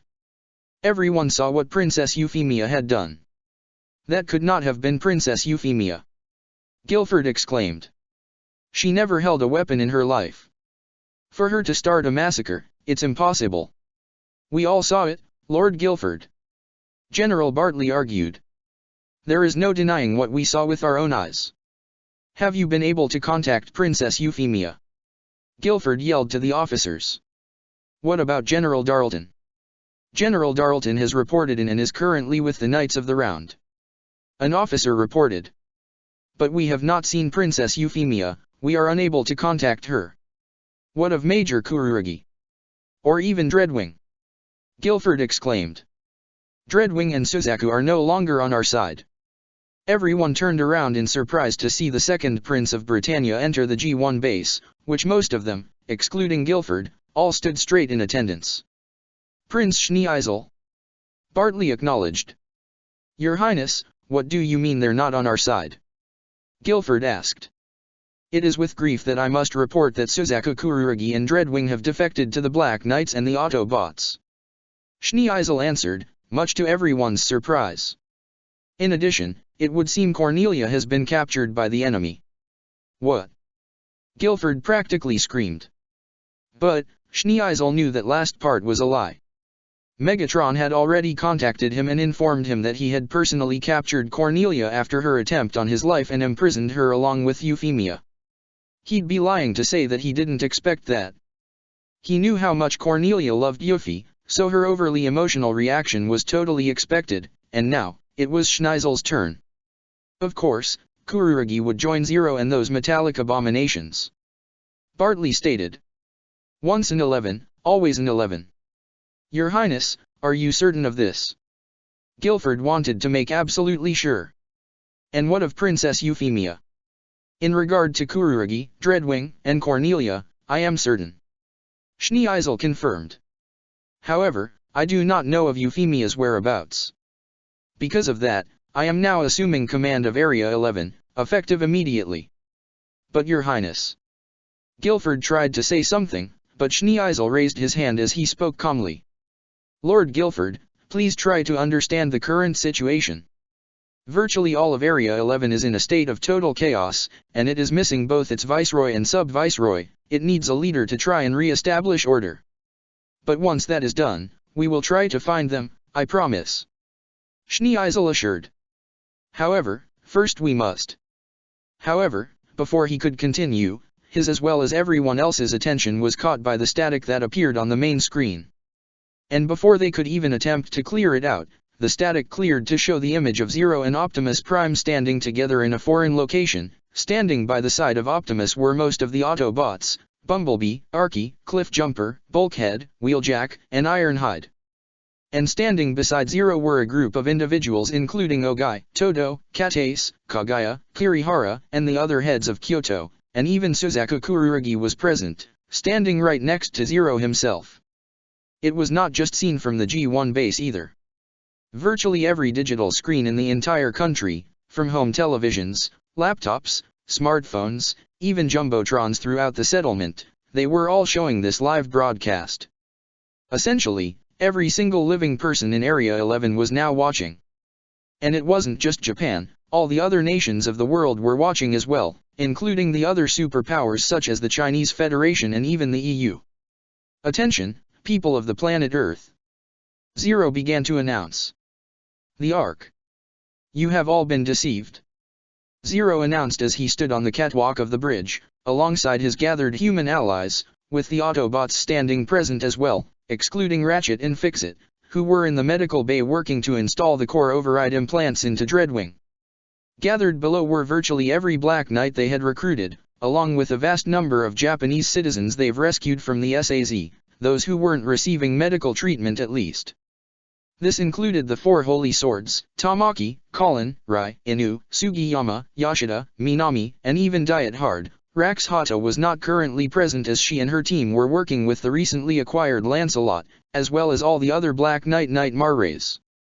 The Special Administrative Zone of Japan, created by the kind-hearted Princess Euphemia, was a genuine attempt to unite the world against a common enemy and end the fighting that has long since plagued our world, spearheaded by the fascist Britannian Empire. Zero announced. And how was she repaired for act of selflessness? She was replaced by a soulless machine in her likeness to start a massacre. All the televisions across Area 11 were shown images of the recovered Pretender drone bearing Euphemia's likeness, as well as a skeletal image of its internal components to show it was indeed a machine. Everyone, even those in the Ashford Student Council, consisting of Rivalts, Nina, and Millie, looked in genuine shock and horror, especially in the case of Nina as her eyes widened and pupils shook. However, this is not the only deception. Now it was Optimus' turn to speak. The Britannian Empire itself, for all its power and strength, is nothing more than a shadow. A facade for an even greater evil, the Decepticons. a faction of Automatus robotic organisms from the planet Cybertron. Likewise, footage and images of the Decepticons and their various atrocities on both Cybertron and recently with Earth were played on the broadcast, including with the television in the room that Nunnally and Lelich shared. The paralyzed girl listened as she could already feel a tense situation in the air, which was somewhat soothed as Sayoko pat and stroked her back, sitting down next to her as Cece and Shirley also stood close to Nunnally to continue watching the broadcast. Despite being a mere puppet empire, Britannia is not innocent in their acts of aggression and even outright genocide. And they must be held accountable for that. Zero continued to announce as all the Black Knights below cheered for their leader, and the citizens to their savior. Charles Z.I. Britannia, and those who willingly follow him, are the living embodiment of Britannia's hypocrisy. Their seemingly devotion to the concept of evolution yet refuse to change with the rest of the planet. The world wants peace. Euphemia wanted peace. But Charles Z.I. Britannia and the even more vile Decepticons do not. Their massacre of the Special Administrative Zone, their attempt to sully Princess Euphemia's good name is proof enough for that. This madness must come to end. Optimus continued. We will not allow the atrocities of Britannia and the Decepticons to continue. This is the goal of the Black Knight and Autobot Alliance, to free the planet Earth from this tyranny. Freedom is right of all sentient beings, and we will fight to preserve that freedom from all those who would take that freedom away, regardless their origin. With that, we hereby declare the independence of Area 11 from Brightonian subjugation. Zero revealed. However, this is not the resurrection of the old Japan, but the birth of something new, a nation where nobody is oppressed for their gender, race, ideology, or even species. This is the United States of Japan. That resulted in even more cheers from all the Black Knights and gathered citizens. Even Diet Hard had a fanatic smile. They've done it. They've actually created a whole new nation. The United States of Japan. Suzaka thought as he spared a glance at Zero. He had to give Lelich credit, he is going all the way and shows no signs of slowing down. This is our declaration to the Brightonian government and Decepticon forces occupying this new nation. Optimus began. You are to be exiled from the United States of Japan immediately. Citizens who are of Brightonian nationality, and yet support freedom and equality, are welcomed to stay. You will not be persecuted or prejudiced against in the USJ. If the Brightonian government leaves peacefully, we will respect it and there will be no need for battle. However, if you resist and choose to wage war, the alliance of Black Knights and Autobots will fight you with everything we have, and we will win. You have 24 hours to make your peace, Britannia. Zero gave the final warning. Declare your surrender and leave United States of Japan. And for the Decepticons, your time is at an end. You can either leave Earth now and forever, or you will face total destruction. Till all are one. Optimus declared. Till all are one. All the Autobots spoke aloud as they raised their fists, even Bumblebee bleeped with them as well. Till all are one. Till all are one. Colin was the first to shout, followed by Rai, Tamaki, Chiba, Asahina, Urabe, Senba, and all their collages. Till all are one. Till all are one. Till all are one. Till all are one. Everyone shouted all at once while raising their fists, even those gathered alongside Zero. Till all are one. Ogai shouted, raising his fist high, along with Katase and the 6 heads of Kyoto, and even Todo raised his katana. Till all are one. Though he was hesitant at first, Suzaka raised his fist and joined them. Till all are one.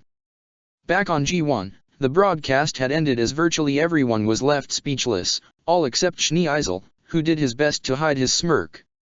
As dramatic as ever, Lelich. He put on a serious face as he gave his order. Evacuate the settlement. That took everyone by surprise. My lord. Bartley exclaimed. We only have 24 hours, that's not long. Schneeisel said.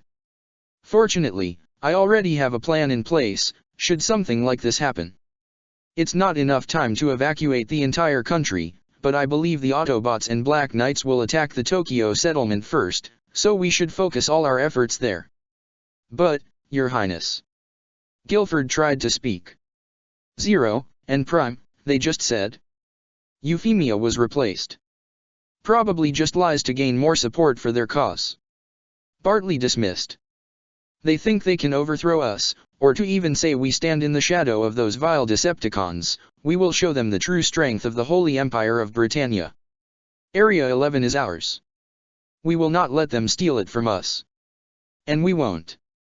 Schneeisel assured. But, our first priority is the protection of our nation's citizens.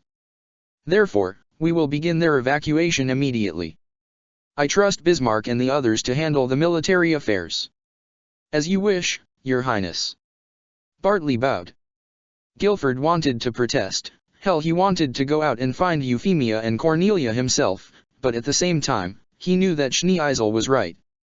The Autobots and Black Knights had declared open war and would march in the settlement in less than 24 hours. As a soldier and knight of Britannia, Guilford's duty was to protect his people, and that is just what he would do. Yes, Your Majesty. Guilford accepted. However, once that was all done, nothing was going to stop him from finding Cornelia and Euphemia and bringing them home. The evacuation of the Tokyo settlement was well underway. Under Schneeisel's instructions, the military's efforts to escort all the citizens out of the city was astounding, so much so that by the time they reached the 24-hour deadline zero and the Autobots had given them, the city would not only be completely cleared out of all civilians, but the military would also assemble a large enough defense line to surround the entire settlement. Ashford Academy had already been cleared out for the most part. Due to it being a weekend, all the teachers and faculty were already home and were currently being evacuated with the rest of the citizens. The student body had already been evacuated as well. All that was left were the 3 members of the student council, as Millie had to make sure the last person had left the school. "All right, grandfather." Millie spoke over the phone with her grandfather, the principal of Ashford, who had already left himself. "Yeah, all the students have left, I'm just making sure." "Don't worry, I'll be fine, the student council and I are about to leave." "All right, yeah. Love you too. Bye." She hung up as she gave a sigh. "Well, Lelich, looks you're dead serious," she thought to herself. "I'm just glad that you, Nunnally, and everyone else are all safe." "So, this is it, huh?" Rivalts asked as he packed the last of his things from the council room. "This is the end of Ashford Academy." "Who knows?" Millie confessed. "Anything can happen. I'm just wondering where Lelich and everyone else is. I hope they're all okay." Rivalts said.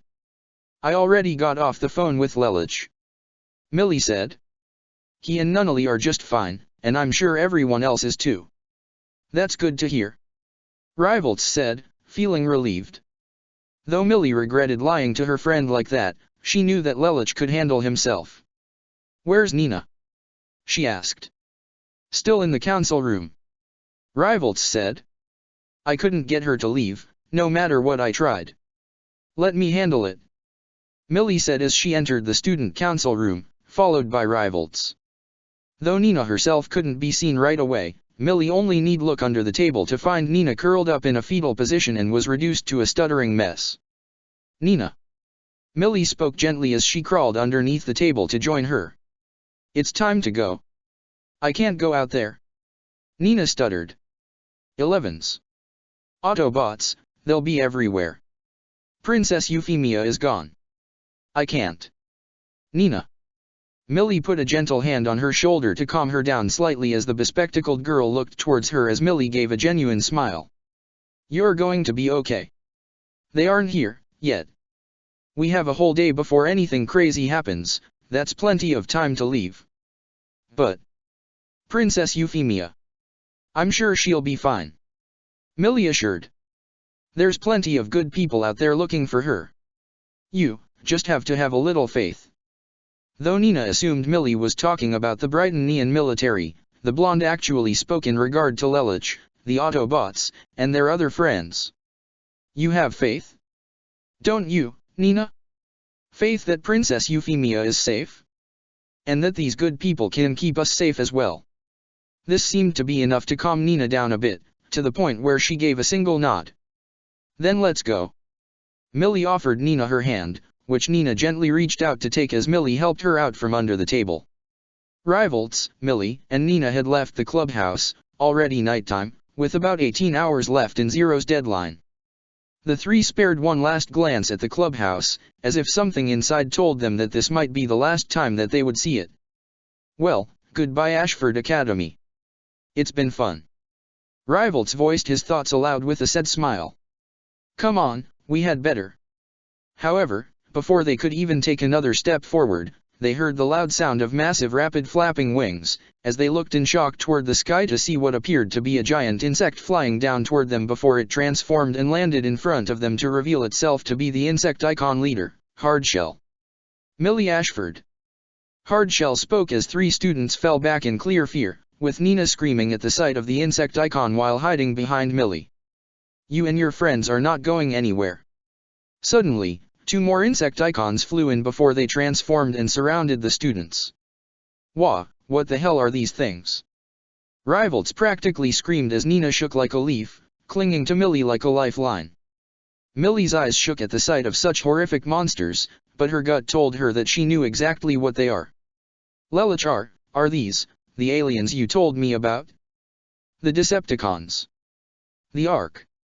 As the other Autobots and Black Knights worked to get everything ready for the battle to come, Ironhide took the time to speak with Suzaku in private within one of the Ark's cargo holds. Todo was present as well. Though Suzaku said he would help them, Ironhide wanted to be certain that what Lelich and Optimus had already told him had before arriving would stick. Todo felt the same way, as he wanted to believe his student was genuine about helping them. They were at war and they needed proof.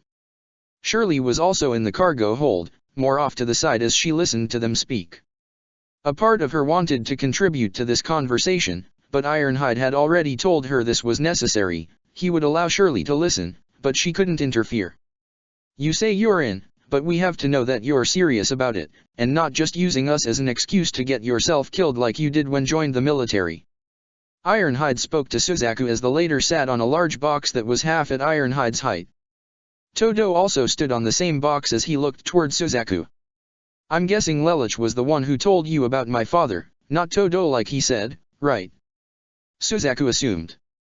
Lelich figured it out, yes. Todo confirmed. But the Autobots needed confirmation, so I told them what had happened that day. I see. Suzaku looked down. Shirley looked towards him with sympathy but chose to remain quiet as per Ironhide and Todo's wish. Was that also the reason you joined the Decepticons? Ironhide questioned.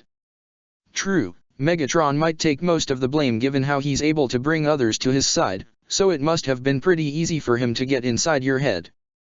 But, I gotta ask, why didn't you just use your father's death to rise up in the ranks? I mean, I can think of a few certain cons or Brightonians that would probably reward you for something like that, not just for killing the Prime Minister and making Japan's fall that much easier, but even give you a reward for patricide alone. You really see the worst in Britannia, don't you? Suzaku questioned in response, his expression still facing toward the ground. Given who's in charge of the whole thing, what do you expect? Ironhide replied. Maybe you're right. But I didn't want to use murder as a way to work up the ladder. Suzaku answered. Or maybe I just didn't think it was necessary. Did you really believe you could change Britannia from within? Todo questioned. Or was that something you told yourself so you would try to have a clear conscience if you died? There's also the fact that you became Euphemia's knight. Ironhide stated. From what Lelich told us, she was one of the few good apples in the royal family. Maybe she saw what you were trying to do and wanted to help you with it, or maybe she wanted to help you with your death wish. Because if that's the case, Yuffie had absolutely nothing to do with that. Suzaku spoke immediately, his expression remained unchanged. She didn't even know about my father until after Kaname Island. And maybe I was trying to get myself killed, but I truly believed that she could change Britannia from within. That is the absolute truth, and that is why I accepted being her knight, because I wanted to support her. Ironhide could read the expression on Suzaku's face, and though he had not met Euphemia personally, he could tell that from the way he spoke, there was more to Suzaku and Euphemia's relationship than just soldier and royalty, perhaps even more than respect or genuine friendship. HMMP, a knight falling for the princess, huh? Well, what do you know? Please tell me we can save her. Suzaku's fists clenched. That we can, that she's still He couldn't even finish the sentence. We don't even know if she's still alive, Todo stated. But if she is, I'm certain Optimus and Lelouch are going to do everything in their power to see to that. But back to the topic at hand, if you are really willing to work with us, Suzaku, are you willing to admit you made the wrong choice? What choice would that be? Suzaku questioned, looking down even further, his hair covering his eyes so nobody could read his expression. Were you wrong in joining the cons? Ironhide questioned first. Yes, Suzaku replied. They weren't who I thought they were, with the exception of Dreadwing. But you were still wrong about Megatron actually helping you, Ironhide pointed out. Suzaku instantly recalled being subjected to the cortical psychic patch shortly after the Kaname Island incident. That was enough to confirm that Suzaku had made the wrong choice back then. Yes, I was so wrong about that. What about joining the Brighton Neon military? Using them to fulfill your own means? Todo questioned. As well as you saying that Britannia can change. I truly believed Yuffie could do good. That if anyone could change Britannia, it would be her, Suzaku replied. But I know now that there are those who can't change. Like the Emperor? Todo asked. Yes, Suzaku confirmed. And what happened about your father? Ironhide continued. Not just killing him, but trying to get yourself killed, and abandoning those you said you care about, like Lelouch and Nunnally. 'Cause at the end, that's all you were ever gonna do. Suicide is not atonement, it's running away. No matter how much Suzaku didn't want to admit it, he could no longer hide from that fact.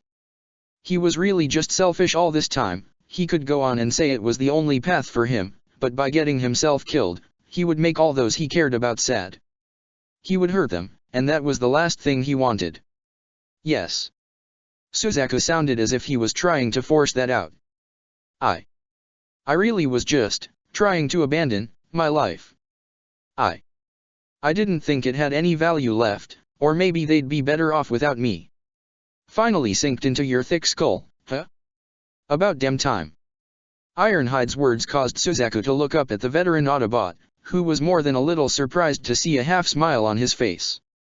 Some people might tell you there's no such thing as second chances in life, but that's for those who don't want to change, or are too impatient and want immediate results. Second chances, Suzaku said in a tone that almost sounded like Ironhide was speaking to him in a foreign tone. Even after everything. Believe it or not, Dreadwing's not the first Decepticon to come over to our side, Ironhide replied. The point is, Suzaku. Todo began as he approached his former student. You can still change, you can still do good in this world, despite the crimes and mistakes you've committed. It won't be easy, but it's not impossible for you to regain your honor. You might even face some resentment from those in our ranks, but as long as you are willing to accept responsibility and give not only these people, but also yourself, a chance. The old swordsman gave a small smile.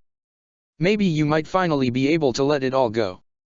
Suzaku could not offer any kind of response. The only thing he seemed to be able to do was hang his head down slightly as he let some tears flow down his cheeks. Todo put a hand on his shoulder as he let the boy sob, and even Ironhide gave a nod of approval. Shirley, who still hung in the back, had a genuine smile on her face, truly happy to see that her friend has finally walked out of the darkness and into the light. Welcome to the Black Knights, Suzaku. Dreadwing's optics opened as he awoke from stasis. The former Seeker groaned as he slowly brought himself up from the large pad he was laying on within the Ark's medbay.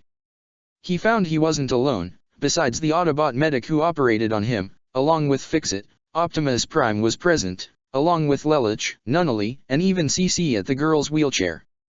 Take it easy, Dreadwing. Ratchet eased. You've only just emerged from stasis. Can I assume the procedure went accordingly? Dreadwing asked. Yes. Fixit responded. The core override implants are now thoroughly integrated within your brain schedule, module. Are you certain of this, Dreadwing? Optimus asked. There are other methods to prove you can be trusted. I'm certain. Dreadwing confirmed as he sat up straight. I believe that this to be proper atonement for my past misdeeds. Make sure you prove that with your actions from this point forward. Lelich told him. Once you have, we'll have those implants removed. I'll admit they sound effective on paper, but I find the idea to be absolutely repulsive. Dreadwing nodded in acknowledgement as he spared a glance at not only the human revolutionary that had caused Britannia and the Decepticons so much trouble, but also the disabled girl next to him. The infamous Zero is really the exiled prince, Lelich 6 Britannia. Dreadwing observed. I honestly did not see that coming. Though, given your history, it really shouldn't be all that surprising. So, you know about all that? Lelich said in a serious tone of voice. I've done my research. Dreadwing replied. And it's one of the reasons I am disgusted with most of the Britannian royal family, excluding Euphemia of course. The Emperor sentenced you and your sister to exile, and later ordered the invasion of the same land you were exiled toward. Even after your presumed deaths, he and his followers blamed the Japanese, despite that they were the ones responsible. He gave a scoff. I've heard that same sort of thing before. The former caste system of Cybertron. Lelich stated. Optimus told me about all that. Is that why you joined Megatron, because he opposed that system? Partly, yes. Dreadwing nodded. But also, because I believed he was fighting for the equality of all Cybertronians. Though it seems I was mistaken. Even though we may have been on opposite sides, Dreadwing, you have never once strayed from your path of honor when compared to other Decepticons who indulged in their reprehensible methods. Optimus acknowledged. You may have been an enemy, but you were still someone I could respect. Despite the words of Optimus, there was still something the former Decepticon needed to know. Prime, on Kaname Island, you mentioned there was more to Skyquake's death than I know. Optimus' expression turned into that of grief as even Ratchet had a similar look on his own face. Who is Skyquake? Nunnally asked. A Decepticon seeker who perished in the war for Cybertron. Fixit answered. He is also Dreadwing's twin brother. Brother? Lelich thought in surprise as this was the first time that he has heard of it. Even CC looked in interest. As many of you already know, Megatron had attempted to infuse the core of Cybertron with Dark Energon in an attempt to control the planet itself. Optimus explained. I led a small team of Autobots to the core in an attempt to purge the Dark Energon. However, while I was indeed too late, I learned I wasn't the only one who attempted to thwart Megatron's ambition. It would seem, that is Skyquake's intention as well. Dreadwing gave Optimus his undivided attention, as did everyone else as the Autobot leader continued. From what he had told me, Skyquake tried to stop Megatron from poisoning our planet. Optimus continued. He feared the damage to the core could be irreparable, and he was correct. However, Megatron struck him down and left him for dead. That caused Nunnally to gasp as even Lelich's eyes widened. But none were more surprised than Dreadwing as his expression of shock could not be described with mere words. When my team and I found him, Skyquake's body had almost been entirely deteriorated, corrupted, poisoned, and destroyed from prolonged exposure to Dark Energon. Optimus explained as his expression became somber. My team and I tried to bring him to the surface for medical treatment. I was just outside the Omega Gate at the time. Now it was Ratchet's turn to speak. Skyquake was brought to me and I tried to save him as best I could, but the Dark Energon had affected his biology on a sub-microcin level. The corruption was too thorough. At that point, the only thing I could really do for him was, make sure his passing was painless. Nunnally was almost brought to tears at that, prompting CC to put her hands on both the younger girl's shoulders. Lelich's fists clenched so tightly under his cape, his knuckles almost turned white. Fixit looked down in sorrow as well. But none were more sorrowful and enraged than Dreadwing himself. Megatron had killed his brother and lied to him about it. Skyquake was nothing short of loyal to the Decepticon cause. He wanted to save Cybertron and bring about a new golden age where all could live as equals. How was he repaid for that? Termination. Dreadwing however forced himself to calm down as now was not the time to let his anger consume him. He would save that for the battlefield. Thank you for telling me this. Now I know the truth. He soon felt a small and gentle touch on his right leg, and looked in minor surprise to see Nunnally, with CC still at her wheelchair, having rolled up toward him to put a comforting hand on his leg. "I'm so sorry, Dreadwing," Nunnally said as she tried to wipe the tears from her eyes. "I know what it's like to lose someone you love. But, you've also saved someone that I loved too. So, let me thank you for saving Suzaku, and helping to protect Yuffie." She smiled at him. Though appreciative of the gesture, Dreadwing honestly felt more shame than comfort. "Your thanks are misplaced, young one. I may have saved Suzaku, but I failed Euphemia." His look of grief and rage persisted. "I respected her and swore to protect her. I swore on my spark. But I failed. Now she is in the clutches of Megatron. I don't even know if she's alive." That last comment really caused Lelich's blood to boil. "Nunnally, I swear that I will do everything in my power to find and save her. And if I cannot do that, then I will avenge her. Megatron, and all those who support him, will pay for their deceptions and crimes." "You're damn right he will," Lelich thought as his eyes burnt with a raging fire inside. Optimus was able to read the expression on the young revolutionary and had a good idea what he was intending on. "Please excuse us." Optimus spoke to everyone present. "I must speak with Lelich alone." Lelich looked in surprise, but everyone else seemed to understand. "All right." Ratchet nodded as he helped Dreadwing to stand to his feet and the two walked out of the med bay, followed by CC and Fix-It with Nunnally. Though she was concerned as to what Optimus and her brother had to discuss, she was certain Optimus would be able to help him. She didn't have to see Lelich's face to tell he was angry with what was going on. Once everyone had left, Optimus looked toward the former prince. "Lelich, are you all right?" "No. I'm not," Lelich exclaimed as he allowed his anger to reach the surface. "Megatron, he abducted my sister. Massacred so many innocent people. And if that wasn't bad enough, he used a machine in her likeness to do it. All she wanted to do was help people. Not just them, she wanted to help us too. She only wanted to help. And that, the Brightonians didn't even hesitate to join the slaughter. They didn't even wait to further tarnish her own name. They talk about how superior royalty is to everyone else, but when said royalty questions them, or tries to change something. Ugh." Lelich slammed his fists onto the nearest wall in anger. "Damn them all. Britannia. The Decepticons. Megatron and Charles. They can all burn in hell." Optimus allowed Lelich to vent his anger and frustration, but not long after he let his anger out, Optimus heard a sob escape from Lelich's throat as he slid down toward the floor. "I should have done something." Lelich held a hand over his face, trying not to face Optimus with his teary expression. "I was right there before she was taken. I could have brought her to the Ark where she would be safe. Why didn't I? Is this all my fault?" "No, it is not," Optimus said immediately as he walked closer to the sobbing boy. "Lelich, what has occurred at the Special Zone was not your fault. It was the fault of Megatron, who abducted and replaced her to begin with. I had suspected he would try to use the Special Zone to his advantage, but I never could have foreseen something like that. None of us could have. But I should have done something." Lelich continued to sob. "I knew that there would be people, and cons, that wouldn't approve of her decision. Why didn't I bring her to the Ark? At least she would have been safe. You did what you believed was the right choice," Optimus told him. "Lelich, do you recall what we said to you when you learned of the passing of Shirley's father?" Lelich's sobs slowed down as he remembered what was said back then. "Some things are outside our control." "Exactly," Optimus confirmed. "Maybe if we had done things differently, the outcome would have been different as well. But we cannot allow our past mistakes to overcome us.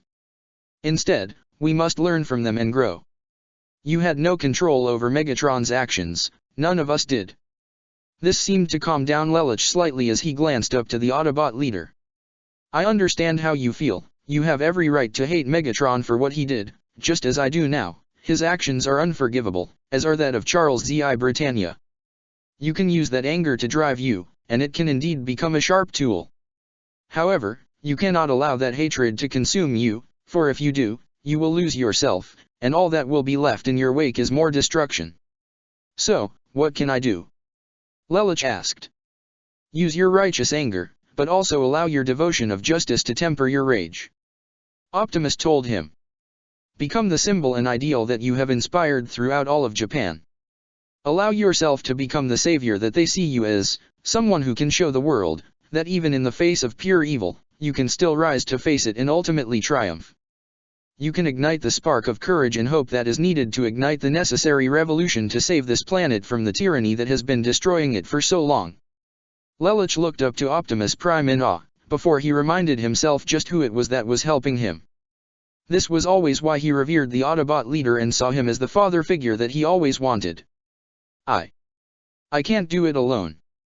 Optimus, will you help me? Please. Optimus need only smiled as he kneeled down closer to Lelich's level. Lelich, I will always help you, whenever you need me. No matter what happens, I will never leave your side. Lelich's smile could not properly describe the gratefulness and joy he felt in his own heart upon hearing those words. Thank you. The evacuation of the Tokyo settlement is well underway. One officer reported as Guilford, Darlton, and Nonet were in a conference room along with multiple military commanders. It should be done within only a few hours. However, there are insurrections all over the area. Another officer stated. What happened at the special zone spread like wildfire. All the insurgent groups have joined the Black Knights and Autobot forces and are advancing closer to the Tokyo settlement. With Kurugi having joined the Autobots and Black Knights, nearly every honorary Brightonian, and even multiple Brightonian civilians have joined together. How could they have organized such a force so fast? A separate officer questioned. It's already numbering within the tens of thousands, and it's only growing larger by the second. We all know how good Zero and Prime are when it comes to strategy. Guilford stated. They're probably utilizing their ground bridge system to transport their forces closer to the settlement while coordinating with the leaders of the various uprisings. What is the extent of the damage? Darlton asked. So far, it seems they've avoided all civilian targets. An officer answered. Casualties are surprisingly minimal, and all have been military. In addition, it seems that while they are closing in around the settlement, they are not yet attacking. Another officer said. They gave us 24 hours, and only 15 have passed. Nonet reminded. It seems they've kept their word. Despite the professionalism she spoke, both Guilford and Darlton have noticed an expression within the eyes of the Knight of Nine. Her eyes were ragged with some bags underneath, suggesting that she might have been crying for a few hours. But why she had cried, neither of them could understand. Was it because Euphemia and Cornelia were missing? Or was there another reason behind it? Any word from the Decepticons? Nonet asked. With something this massive, there's no way they haven't noticed. No word yet, Lady Enneagram.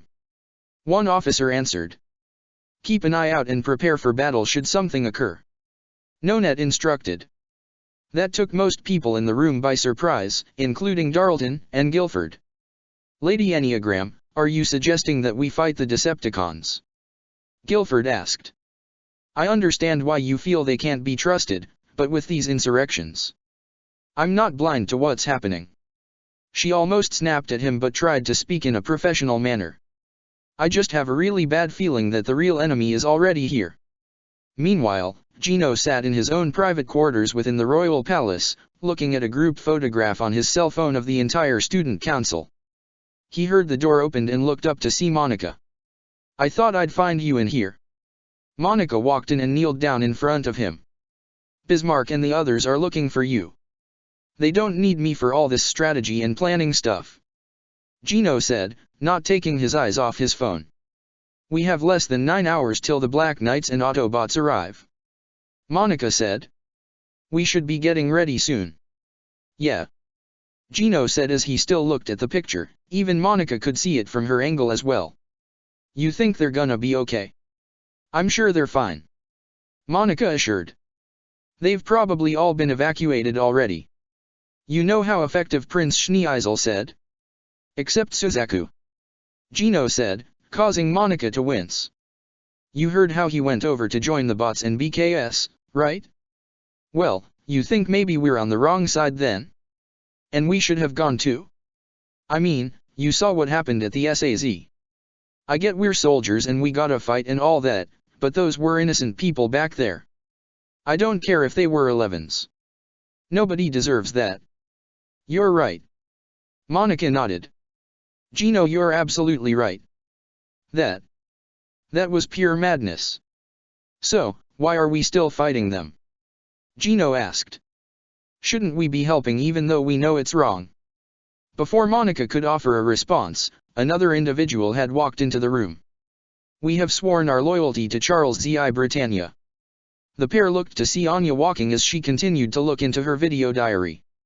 As soldiers of the Empire, we must do our duty. At least that's what Bismarck would say. Yeah, that's what he would say, but what about you, Anya?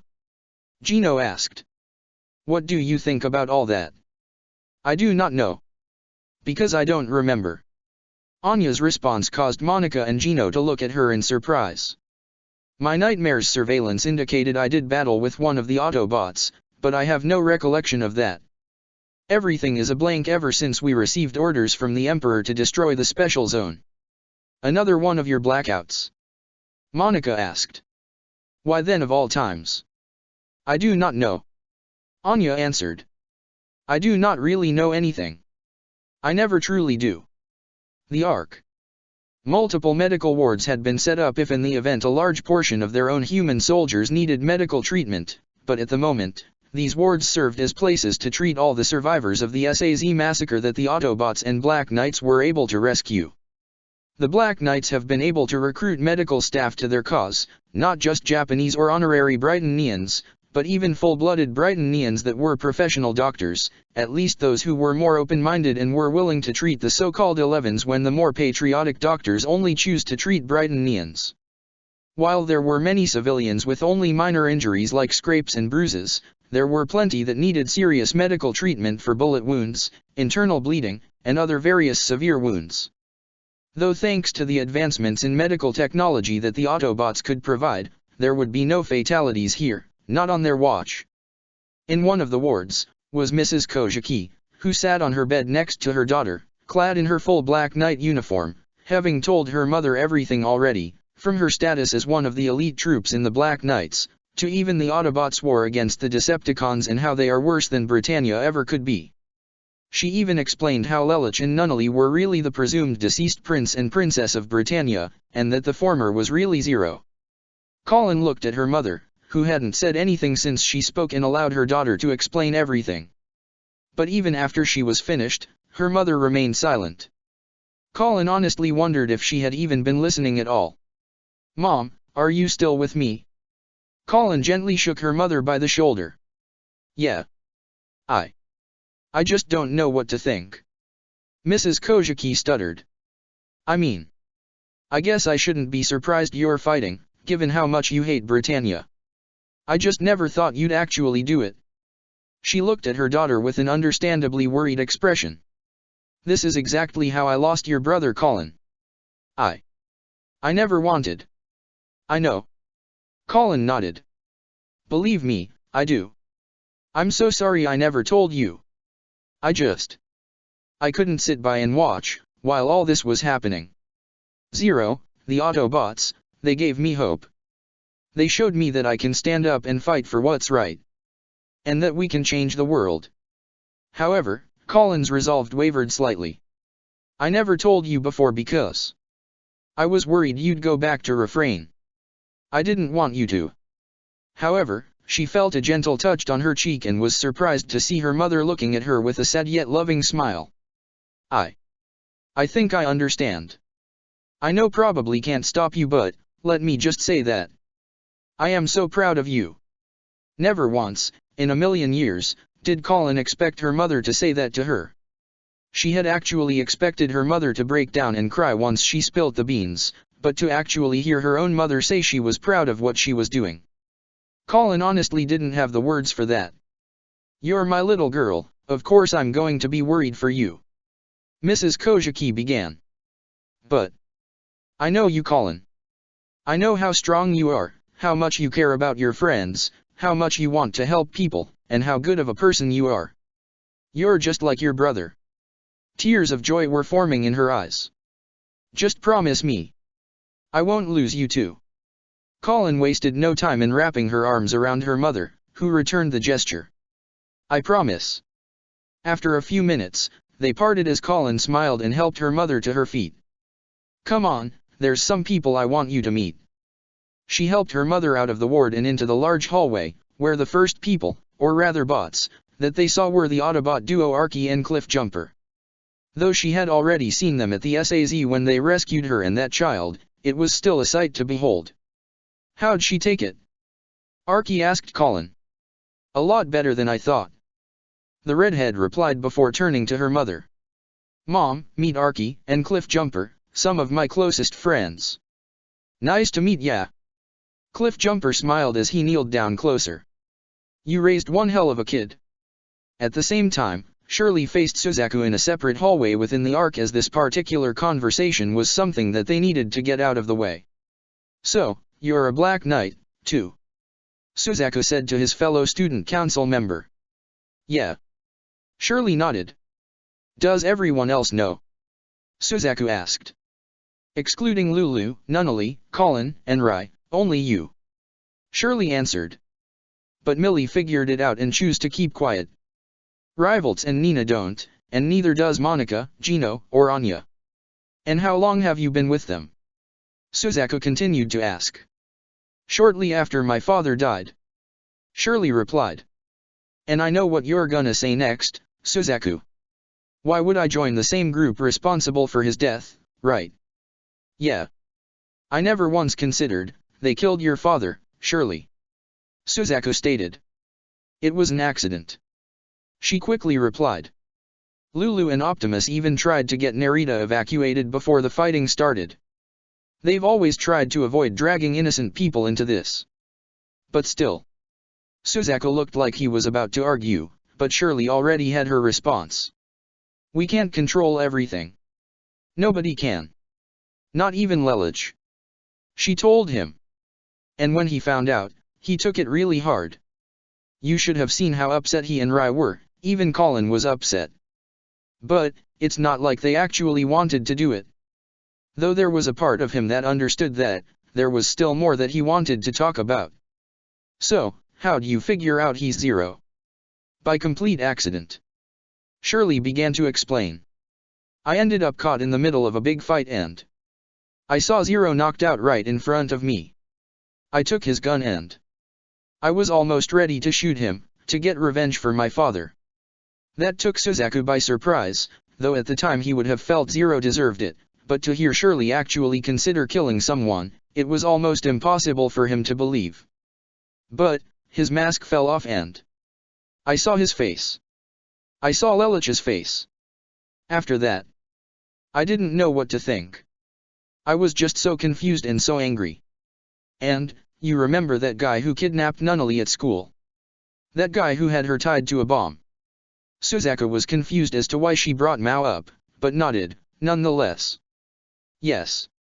Well, I met him at Narita a little bit after I found out Lelich's secret. Shirley revealed, much to Suzaku's surprise. He knew Lelich was Zero, too. He even knew about what happened to my dad and he tried to convince me to kill Lelich and not just him, he even wanted me to kill Nunnally. That caused Suzaku to look in even further shock. He tried to manipulate me. But instead, he ended up tying me up and using me to get to Lelich. That guy tormented him, he wanted to make Lulu suffer. He was even going to kill me right in front of him. But Ryan Bumblebee saved us, they saved me. After that, they told me everything. It took a while, but I understood. When I learned why Lelich was fighting, why the Colin and Rai, and the Black Knights, knowing what they've all lost to Britannia, and what the Autobots all lost to the Decepticons. I couldn't just sit by anymore. I wanted to help them. You wanted to become a Black Knight yourself. Suzaku figured out, to which Shirley nodded in confirmation. I'm surprised that they even let you in. Lulu was dead set against it at first. Shirley quickly said. And I don't really blame him. But, I was able to convince him to let me in. And during that time, I've gotten to know all the Autobots, and most of the Black Knights here. They're not terrorists or monsters that the media have made them out to be, they're all good people, who just lost everything. Now they're fighting to take it back, and if I can help them, even just a little bit, that's enough for me. But surely, you're not a soldier. Suzaku tried to tell her. Which is why I'm working in intelligence.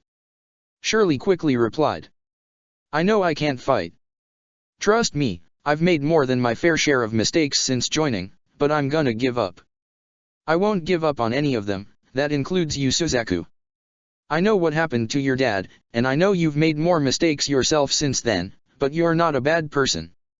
I know there's good in you, so do Lulu and Optimus, and many others. They're all willing to give you a chance to make things right, and so am I. But will you give us a chance? Suzaku looked at Shirley in complete and total surprise. She was nothing like the schoolgirl he met at Ashford. She's become someone who is willing to stand up and voice her thoughts, even in the form of actions. She's even admitted she's made her fair share of mistakes, but is willing to learn and push past them in order to make things better for everyone. For that reason, Suzaku chooses to trust her. I will. Suzaku nodded, causing Shirley to smile. For a moment, I almost thought you wanted to join just because of your crush on him. That caused Shirley's smile to fade as she gave him an irritated look. Do I really seem that shallow to you? You already know how I feel about Lulu, Suzaku, but that's got nothing to do with why I joined. I know that. I just wanted to make sure. Suzaku assured. Shirley let out a small sigh as she let a smile form on her face again. But I am glad that you're finally here, Suzaku. Trust me, you're gonna like our side better. Suzaku gave a small smile of his own. I hope so. Meanwhile, Bulkhead and Rai were together in an empty cargo hold as Rai sat on the catwalk that hung just above the large green Autobot. So, where's Wheeljack? Rai asked. Jackie's got something going on with the higher UPS. Bulkhead answered. Said something about using his expertise. And Dreadwing's with him. Those two together, they'd make one hell of a bang. Rai attempted a joke, causing Bulkhead to chuckle, but the wrecker saw through his young friend's demeanor. Rai, what's up? Bulkhead asked, causing Rai's fake smile to face as a look of clear anger and rage formed. The SAZ, what happened back there it was just like back then. Rai clenched his fists as Bulkhead had an understanding expression on his face, knowing what Rai was talking about. The way Britannia, and the cons, just walk all over people like that, not even caring that they're killing people, not just adults but kids, freaking babies. It makes me so mad. Rai stood up as he clenched the steel railing of the catwalk with his fists. It reminds me too much of Charles and that monster of a brother of his. I want nothing more than to rip them to pieces. Is it so wrong I want to make them hurt? No, nothing wrong with that. Bulkhead told him. You're angry and you got every right to be. But you can't lose yourself, if you do. I know. Rai quickly said. I run the risk of my geese going out of control again. He looked away with a guilty expression, his anger seemingly vanishing. I'm a walking disaster, aren't I? Something you and I got in common. Bulkhead said, getting Rai's attention. Yeah, I got no geese powers or anything like that, but look at me. He gestured to his large body. Sure, I'm good for smacking the scrap out of the cons, but I don't exactly have a gentle touch. I could hurt someone if I'm not careful. I even let my temper get to me sometimes, and when that happens, I'm a runaway freight train. So, believe me, I get it. Rai could tell that he meant it. True, Bulkhead's issue was far simpler than his, but it did make Rai feel a little better that he wasn't alone. It's not just that, though. It's Nonet. That Knight of Nine lady who used to work for your family. Bulkhead answered. Yeah. Rai couldn't find the words right way. We were close. I considered her part of my family, and I had more than a few happy memories with her. Now I can tell she hasn't changed that much, but she's still with Britannia. I want her with us. I know it's selfish, but I want her back. Does that sound petty at all? Not at all, you want your friend back. Bulkhead answered. I want my friends back, too. Since Cybertron went dark, wreckers were scattered. I don't even know if they're still kicking. For all we know, Jackie and I might be the only ones left, not including you and the BKS who work with us. You think it's possible she might switch over and join us? Rai asked. I mean, we got Suzaku and Dreadwing on our side now, so. I don't know. Bulkhead replied. I don't know her. But you do. So, don't ask me, as yourself, if you think that Nonet will switch over. Rai took the moment to think as he recalled his memories of Nonet, not just those when she served as his knight, but his most recent ones of her. She was a soldier, a fighter, but one who had a strong moral code and refused to compromise it. She even refused to attack the people during the massacre at the SAZ, though he did regret threatening her the way he did back then, and wished he brought her to the Ark along with Suzaku and Dreadwing then and there. But, he had a feeling that she was still around nearby, and if she really was the same as she was back then he knew she would make the right choice. I think she will. Rai said with a small smile. Well, there you go. Bulkhead nodded. And when she does, I'd like to meet her. Rai gave his partner, fellow wrecker, and friend a genuine and grateful smile. Thanks, Bulkhead. At the same time, Ogai had sat down in the room that he and Chigusa occupied, with the latter embracing him from behind as he seemed to still be struggling with all that's been happening these past few hours. I shouldn't really be all that surprised. Ogai muttered. I mean, I heard what Megatron is like, hell, I've even seen what he could do, but something like that. Ogai's fists clenched as hate filled his eyes. Walking all over the hopes of our people, like they don't even matter. I am so sorry, Kaname. Chigusa tried to provide what support and comfort she could. It's so horrible. A look of guilt fell over her face. What's even more horrible, if I didn't lose my memory? I might have gone alone with something like that. All Ogai's hate vanished as he turned around to face Chigusa directly, grabbing her by the shoulders and looking her in the eyes. Chigusa, whoever you might have been back then, is not the person you are now. You're good, kind, and caring woman. One that I'm glad I got to know. But, what if who I am now doesn't really exist? Chigusa began to voice her fears. What if my memory returns and I turn back into... Her body began to shake at the mere thought of that. I don't want to be that person anymore. I trust you, Kaname. I trust that you to do what you think is right, even when it comes to me, but I don't. Then don't be that person. Ogai told her as a small smile formed on his face. Even if your memory does come back, I doubt it would change anything. Chigusa looked at him in surprise as he continued to smile. You know what you did in the past was wrong and you want to change. I know I've already said this, but the fact that you want to change shows how much you already have. So even if you do remember who you were, you got friends here who can help you, that includes me. I mean, Suzaku Kurugi of all people is now on our side, and even have a former Decepticon. If they can change, I know you can too. Chigusa couldn't contain her tears as she wrapped her arms around Ogai to bury her face into his chest. His smile never wavered as he returned the gesture. As he did, he couldn't help but recount his past experiences. Before even meeting Zero and the Autobots, he could never have imagined that he'd grow to care for a Brighton and pure blood like this. But given all that he's experienced up till this point, this shouldn't be that big of a shock. A part of him wished this moment could honestly last forever. However, all Autobots and Black Knights, report to the bridge immediately. Optimus announced, his voice reaching every section of the Ark, including Ogai's room. With a bit of reluctance, Ogai stood up and pulled away from Chigusa. I have to go. Go ahead, I understand. Chigusa smiled. Just promise me something. What is it? Chigusa gave a quick kiss on his lips, much to his surprise as his cheeks turned red before she pulled away with a smile. Come back. Ogai's blush faded as he returned the smile. I will. Zero stood up on the catwalk that overlooked the bridge of the Ark, with Optimus Prime right by his side, and even Fix-It was right next to Zero. Bumblebee, Ironhide, Bulkhead, Wheeljack, Arky, Cliffjumper, Ratchet, and even Dreadwing stood across the floor, and all the Black Knights they've recruited gathered below, including Colin, Ogai, Todo, Rai, Shirley, Kaguya, Diet Hard, Rax Hata, Tamaki, Katace, Kaguya, the rest of Kyoto, the Four Holy Swords, and so many others that it looked like over 100 people were gathered together.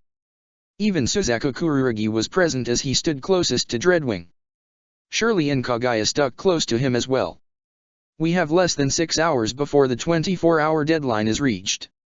Zero began as a massive radar map of the Tokyo settlement had appeared on the main screen/window behind him, Optimus, and Fix-It. The settlement has appeared to have been thoroughly evacuated of all civilian personnel. However, the Brightonian military appears to have assembled with virtually every resource they currently have. It would seem that all their military forces within the country are ready for battle. So much for surrendering quietly. Cliffjumper commented.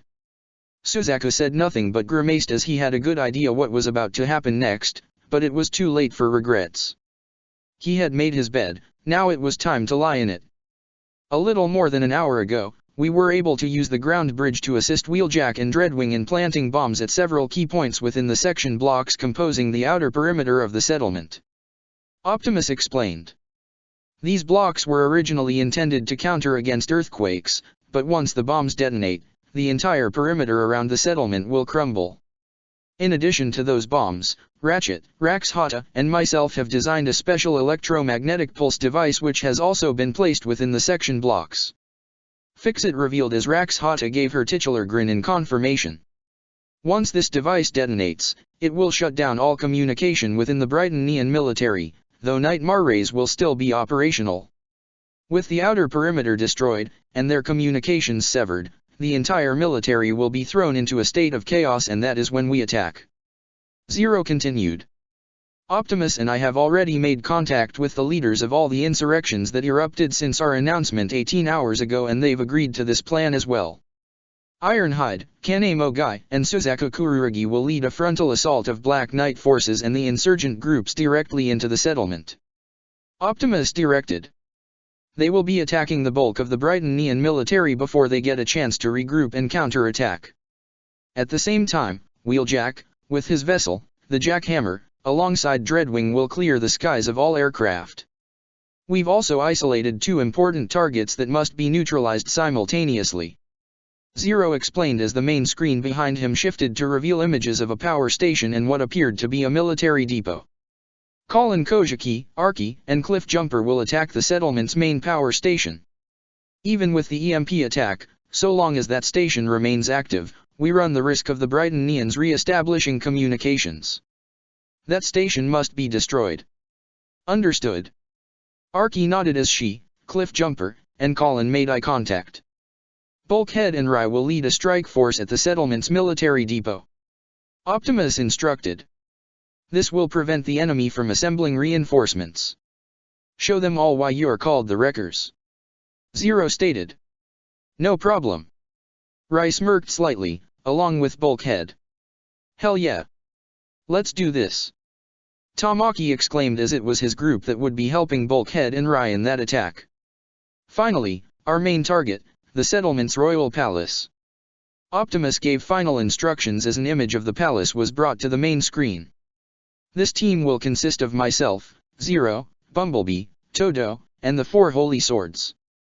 The Swords and I will attack from the north side, while Zero, Bumblebee, and Todo attack from the south side. We won't lie to any of you, this may well be the most dangerous battle we've ever waged.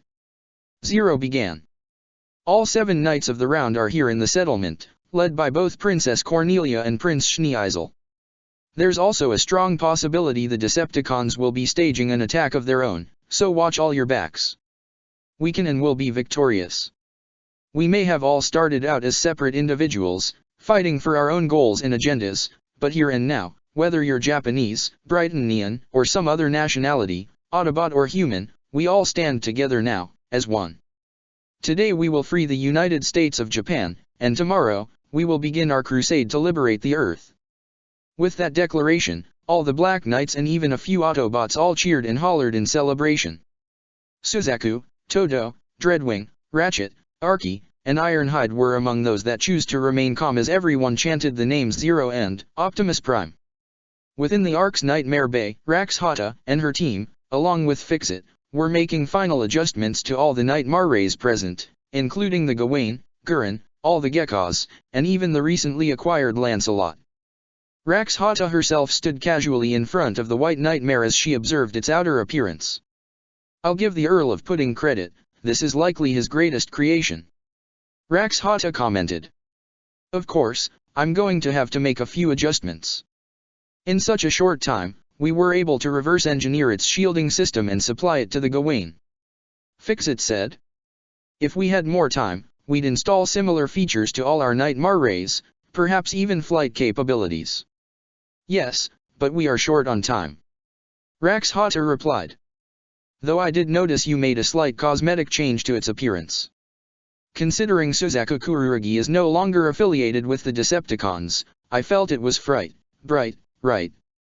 Fixit glitched as Rax Hata noticed the emblem of the Decepticons was no longer present on the Lancelot's shoulder, but rather the metallic emblem of the Autobot Black Knight Alliance. Lelich's room. The former prince himself sat in his quarters with Nunnally, CC, and even Sayoko as he just got off a call from Optimus. "Everything's set. Only 4 hours left," Lelich told them. "Honestly though, the waiting seems like the worst part." "Lelich, are you sure about this?" Nunnally asked. "I trust you and Optimus, but is all this fighting really the right move?" "It might be our only move," Lelich commented. "The Decepticons have proven that they have no intention of making peace with us, as are most Brightonnians. We still gave them the option to surrender, and they can still choose to take it." "And if they don't?" CC asked rhetorically, despite that even she knew that was probably going to happen. "Then we fight," Lelich stated firmly. Nunnally gave a sad sigh. "I hate fighting, but if it's the only way." She gave a smile. "Then I trust you, big brother." "Thank you, Nunnally." Lelich was really glad he had his sister with him now. His door opened and the group looked to see none other than Shirley enter. "Excuse me." Shirley spoke up. "Sorry to just walk in without saying anything." "It's fine, do you need something, Shirley?" Lelich asked. "Yeah. Lulu, can I talk to you alone? Just for a little bit? Please?" she asked. Though a bit surprised, Lelich saw nothing wrong with it. "Can you give us a moment?" he asked Nunnally, Sayoko, and CC. "Of course." Sayoko nodded as she pushed Nunnally's wheelchair outside with CC right behind them, leaving the two alone as the door closed. "Lulu. You see."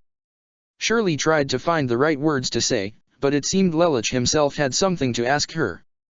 "Shirley, I'm sorry if this sounds rude or anything, but are you sure you want to stay here?" Lelich asked, causing her to look in surprise. "Your mother must really be worried about you. If need be, we could. I already texted her, saying that I was safe, and I was with you," Shirley quickly said. "Which isn't technically a lie. And I can just use a ground bridge to go to her, she's already been evacuated so she should be safe now." "That's good to hear," Lelich said. "I'm sorry if I..." "No, I get it. You were concerned about me and that is very sweet of you," Shirley replied. "To be honest, if someone told me that I would call you sweet back in our freshman year, I'd say they were crazy." Lelich chuckled at her joke. "Yeah. I was different back then. But I kinda always liked that about you," Shirley said, getting his attention. "I'm sorry if this sounds forward, but I really need to tell you something. She tried to hide her blush as her arms began to fidget slightly. "Lulu, I've kinda always had a crush on me." Lelich finished for her, causing her to look at him with circular eyes. "To be honest, I kind of already figured that some time ago, and I probably should have said something sooner." "Lelich?" Shirley questioned, still not over her surprise. "Shirley, listen," he began. "I'm really flattered you like me that way. You're a kind and caring person, one of the best people I've met in my life. I'd even say you're one of my best friends. But, that's about all I see you as." The brunette had something of a saddened expression, as did Lelich. He felt a bit bad to reject her feelings like this, but he had to get it out in the open. "Don't take it the wrong way," Lelich continued. "I care about you a lot and I'm appreciative of all the support you've given me, whether it's as Black Knights or just in school. But I just don't share those kinds of feelings that you have for me. It's no one's fault and you didn't do anything wrong, I just don't feel the same way. I'm sorry. It's all right." He looked toward her and was completely stunned to see a smile on her face, though he could still see the sad expression in her eyes. To be honest, there was a small part of me that knew that was the case. Now I know for certain and it's all out in the open. Even if it hurts a bit. And I'm sorry for that," Lelich said sincerely. "I never wanted to hurt you or try to lead you on." "I know you wouldn't," Shirley began. "Back when we first met in our freshman year, and I saw you during that thing with the elderly couple and their car, I wanted to get to know you, see what goes on in your head, and I got my wish." Shirley smiled as she looked at him. "I got to see what kind of person you are, and it's someone that I think is truly amazing. You're far from perfect, but you're willing to do so much to help people. You want to change this world into a place where everyone can be happy and smile together, regardless of their differences. Despite every horrible thing that's happened to you, and all the bad guys that are trying to stop you, you refuse to give up. I am so glad I got to know you, whether you call yourself Lelich Lamperouge, Lelich 6 Britannia, or even Zero, I'm happy that I get to be a part of your world. My world is a very dangerous place." Lelich stuttered, as he didn't appear to be quite over what she just told him. "I know and I don't care, I still want to be part of it, even if it's just as a friend," Shirley said as she put a hand on his shoulder. "Lelich, no matter what happens, I'll always be by your side. Even if by some chance that the whole world should somehow turn against you, I won't. I won't ever abandon you, not now, not ever." Lelich couldn't stop his own smile from forming, or even tears from welling up in his eyes which he tried to wipe out. He was truly grateful to have such a good friend in Shirley, even if he didn't share her romantic feelings, and he regretted ever ignoring her, pushing her away, or even unintentionally causing her pain.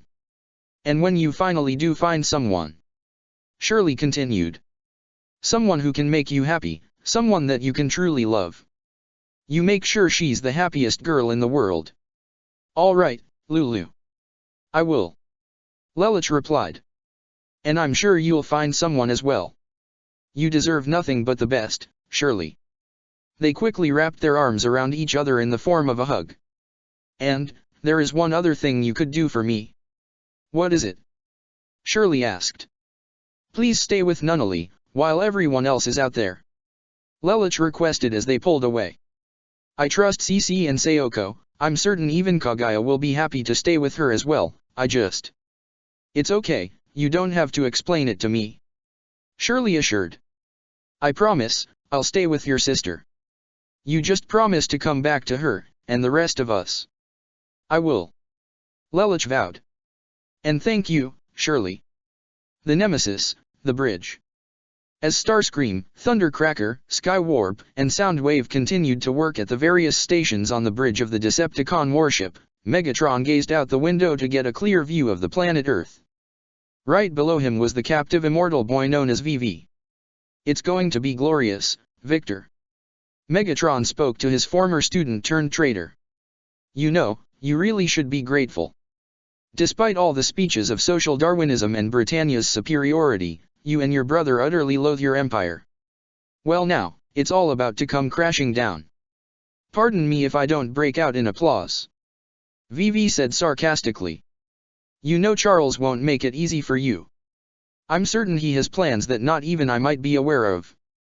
"That's fine with me," Megatron said with an evil grin. "I welcome a challenge." "Lord Megatron," Starscream reported. "The last of our diagnosis is complete, and the Nemesis is fully operational. In addition, all onboard forces, be they Viacan, Seeker, or even Insecticons, are ready for battle. Knockout and Breakdown both called in." Skywarp reported as well. "They're in the settlement, each with a squad of Viacons to at least make it look like we're part of this fight." In addition, Hardshell and his team have also made contact. Thundercracker also made his own report. They are stationed at Ashford Academy and have captured 3 humans whom Soundwave has confirmed to be part of the student council. Only 3? Starscream asked.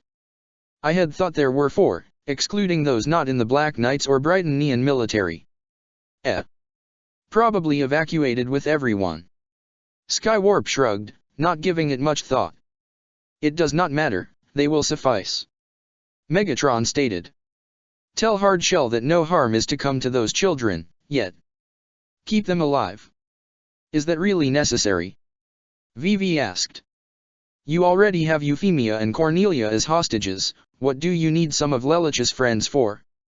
I'd prefer to keep all my potential cards close to my chest. Megatron replied. But when our plan succeeds and they have no further use, I could care less what happens. Shockwave has also reported in that Orange is in the settlement and need only wait for command to be unleashed. Thundercracker gave his final report. And Schneeisel? Megatron asked. Currently on the Avalon, waiting for the enemy to strike. Starscream replied. The Avalon. The second Prince of Britannia sat on his throne within his flying ship with several officers at their respective stations, as well as General Bartley by his side.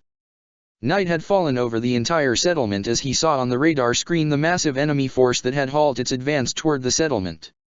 He looked at his watch to see that they only had 1 hour left. My lord, everything is prepared. Bartley reported. The entire perimeter of the settlement has been secured with long-ranged assault vehicles and aircraft. Our Sutherland Infinitary is on standby behind them. In addition, the Knights of 12 and 6 are at the helm and in command. The Knights of 9 and 4 are at the military depot with a garrison of some of our finest troops. The Knights of 10 and 3, as well as the Valkyrie Squadron, are all guarding the settlement's power station.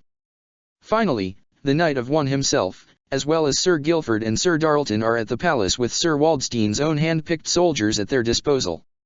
Thank you, General Bartley. Schneeisel nodded in acknowledgement. So, this is it. Schneeisel thought to himself. Whether we win or lose this battle is irrelevant. In the end, the world will change forever. You do realize that we're essentially committing treason by doing this, right? Lloyd asked casually as Cecile stepped out, wearing a yellow and black pilot suit. I don't care. I'm going to help Suzaku. Cecile stated firmly. This is wrong, and I don't know if I can tolerate this anymore. Morality is something that one usually abandons when they try to join the Brightonian military. Lloyd said. At least that's how you non-sociopaths feel, right? Cecile rolled her eyes, knowing Lloyd's antics would never truly change. You don't have to come with me, you know? You could stay here, if you want. And be apart from my precious Lancelot. Lloyd asked. With Raxhata ready to tear it apart and undo all my hard work. I don't think so. So, I guess that means we're both traitors to Britannia. But hopefully those Autobots will be less stingy with Cybertronian goodies than the Decepticons were. This was it. This was the last few minutes before the 24-hour deadline was up. All the Black Knight forces, as well as their supporters from the insurrections, have complete surrounded the settlement and need only wait for their leader's word to attack. The only Autobot who appeared to be present is Ironhide, who appeared to be at the front lines, along with Suzaku inside the Lancelot, and Ogai in his own beret. Countless Knight Marrays, armored vehicles, and even armed Infinitary forces. There were even sets of modified Reiko cannons mixed in with all that. Within the air, the Gawain hovered just above the settlement, being piloted by Lelich himself with CC in the co-pilot seat below him. Next to the large Black Nightmare was the Jackhammer, piloted by Wheeljack with Dreadwing in the passenger seat. 0 to Optimus. Lelich made contact with his fellow commander. All forces are on standby and need only wait for the word. Understood. Optimus contacted back from the Ark. The teams we have assigned are all gathered at the ground bridge and are ready to be deployed to their respective targets the minute the fighting begins. All right. See you at the palace. Lelich signed off as he looked at the site of the heavily guarded settlement that laid in front of him before looking at the clock on his console. 10 more minutes. Suddenly, Lelich's cell phone began to vibrate. He took it out and looked at the recognizable caller ID. Suzaku. He nonetheless answered it. Yes. Lelich. Suzaku began. It's almost time. I know. Lelich answered. Before all this starts, can I ask you something? Suzaku asked. What is it? Is there anyone you could ever hate so much that you actually want to kill them? Suzaku asked.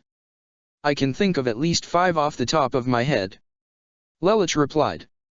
And I can assume that the one at the top spot is also the one you want to kill, right?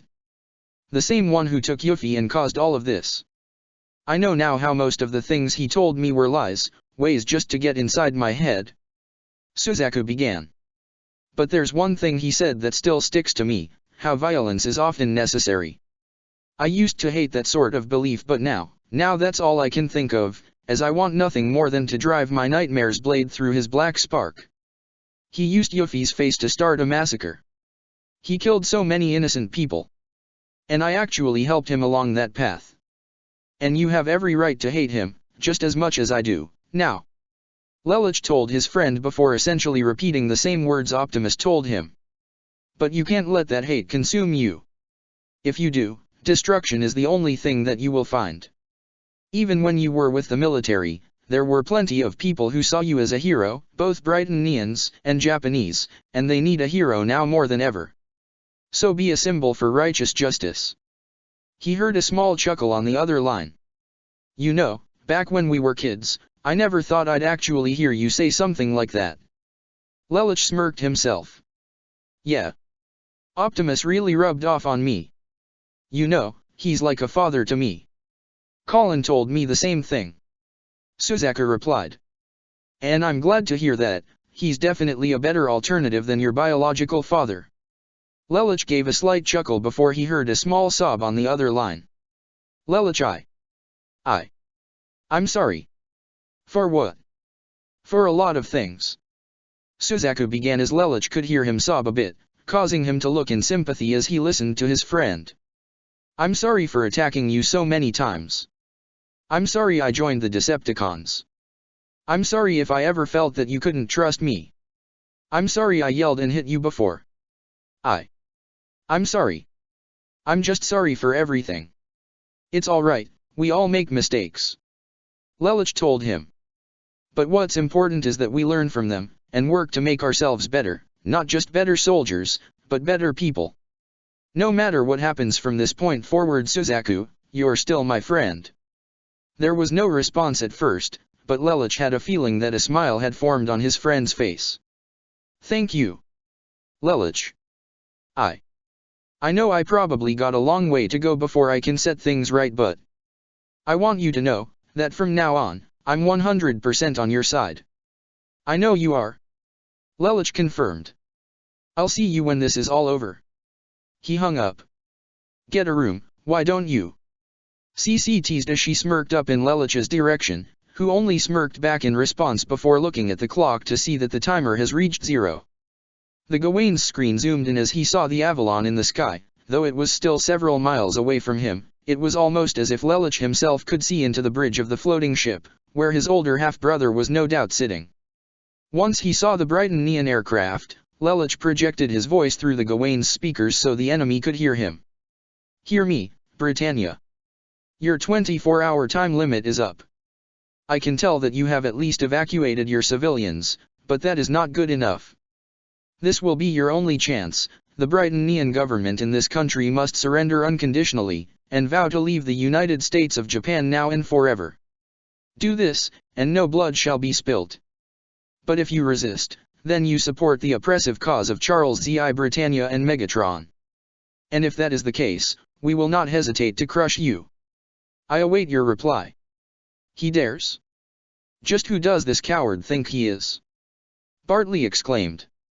Does he truly believe this army of rabble and those metallic abominations can actually defeat us? We are the Holy Empire of Britannia. Our empire has stood for centuries. We will not let it fall to the ground. Your Highness, the Avalon has a lock on 0. One officer reported to Schneeisel. What are your orders? Schneeisel looked to the Avalon's main screen and saw that his ship had indeed locked onto the Gawain. Well Lelich, let's make our last game together one to remember. He thought to himself before solidifying his resolve. Open fire. A series of missiles shot from the Avalon's sides and flew across the sky, straight towards the hovering Black Nightmare before appearing to make contact and explode, seemingly engulfing the Gawain in an inferno. Direct hit. An officer exclaimed. The Gawain is destroyed. Wait. Schneeisel halted any celebrations as the Avalon's screen zoomed in toward the smoke that began to clear, which revealed, much to the shock of everyone, the Gawain had remained undamaged, evident by the familiar shield pattern that appeared in front of it. What? Bartley exclaimed in disbelief. But, that's the Blaze Luminous Shield system. The Gawain was never outfitted with that device, and the Black Knights could not have built it themselves. They may have the Lancelot, but there is no way they could have replicated it in such a short time. An intrigued smile fell on Schneeisel's face. Pulling out all the stops, are we? So be it. Lelich said with reluctant acceptance. I gave you your chance. He made contact with the jackhammer that remained next to him. Wheeljack, Dreadwing, let's kick this off. Wrecker style. Wheeljack pulled out his own personal trigger as Dreadwing did the same with his own trigger. Who would have thought I'd be doing this with a con? The Wrecker voiced the irony aloud. There's a first for everything, it would seem. The former Seeker replied. On 3. Wheeljack only smirked. 1. 2. Dreadwing put his finger on his trigger. 3. They both said as they simultaneously pressed their respective triggers. Multiple explosions erupted from the ground around the entire perimeter of the Tokyo settlement as the various bombs designed and planted by Wheeljack and Dreadwing all exploded, destroying the support of all the section blocks before the entire perimeter began to collapse. What? Bartley exclaimed as even Schneeisel was caught off guard. With the collapse of the section blocks, the ground became unstable as the entire area seemed to have been struck with a sudden level 10 earthquake. Bridges collapsed and broke apart, taking all the hundreds of armored tanks and vehicles down before entire buildings collapsed and toppled over with them, falling down and crushing any aircraft that couldn't pull out of the way in time. CC looked up to see the reluctant look on Lelich's face. You know, a part of me was somehow expecting you to laugh at this. Maybe in a different time, I probably would have. Lelich replied as he watched the destruction unfold before him. But, somewhere down the line from when I started this, destruction has lost its appeal to me. I understand however that sometimes destruction is necessary. And now, there is only one path that lies ahead for us, straight ahead. Megatron gave an amused chuckle as he, Starscream, Vivi, Soundwave, Thundercracker, and Skywarp watched the destruction of the Tokyo settlement's outer perimeter unfold before them.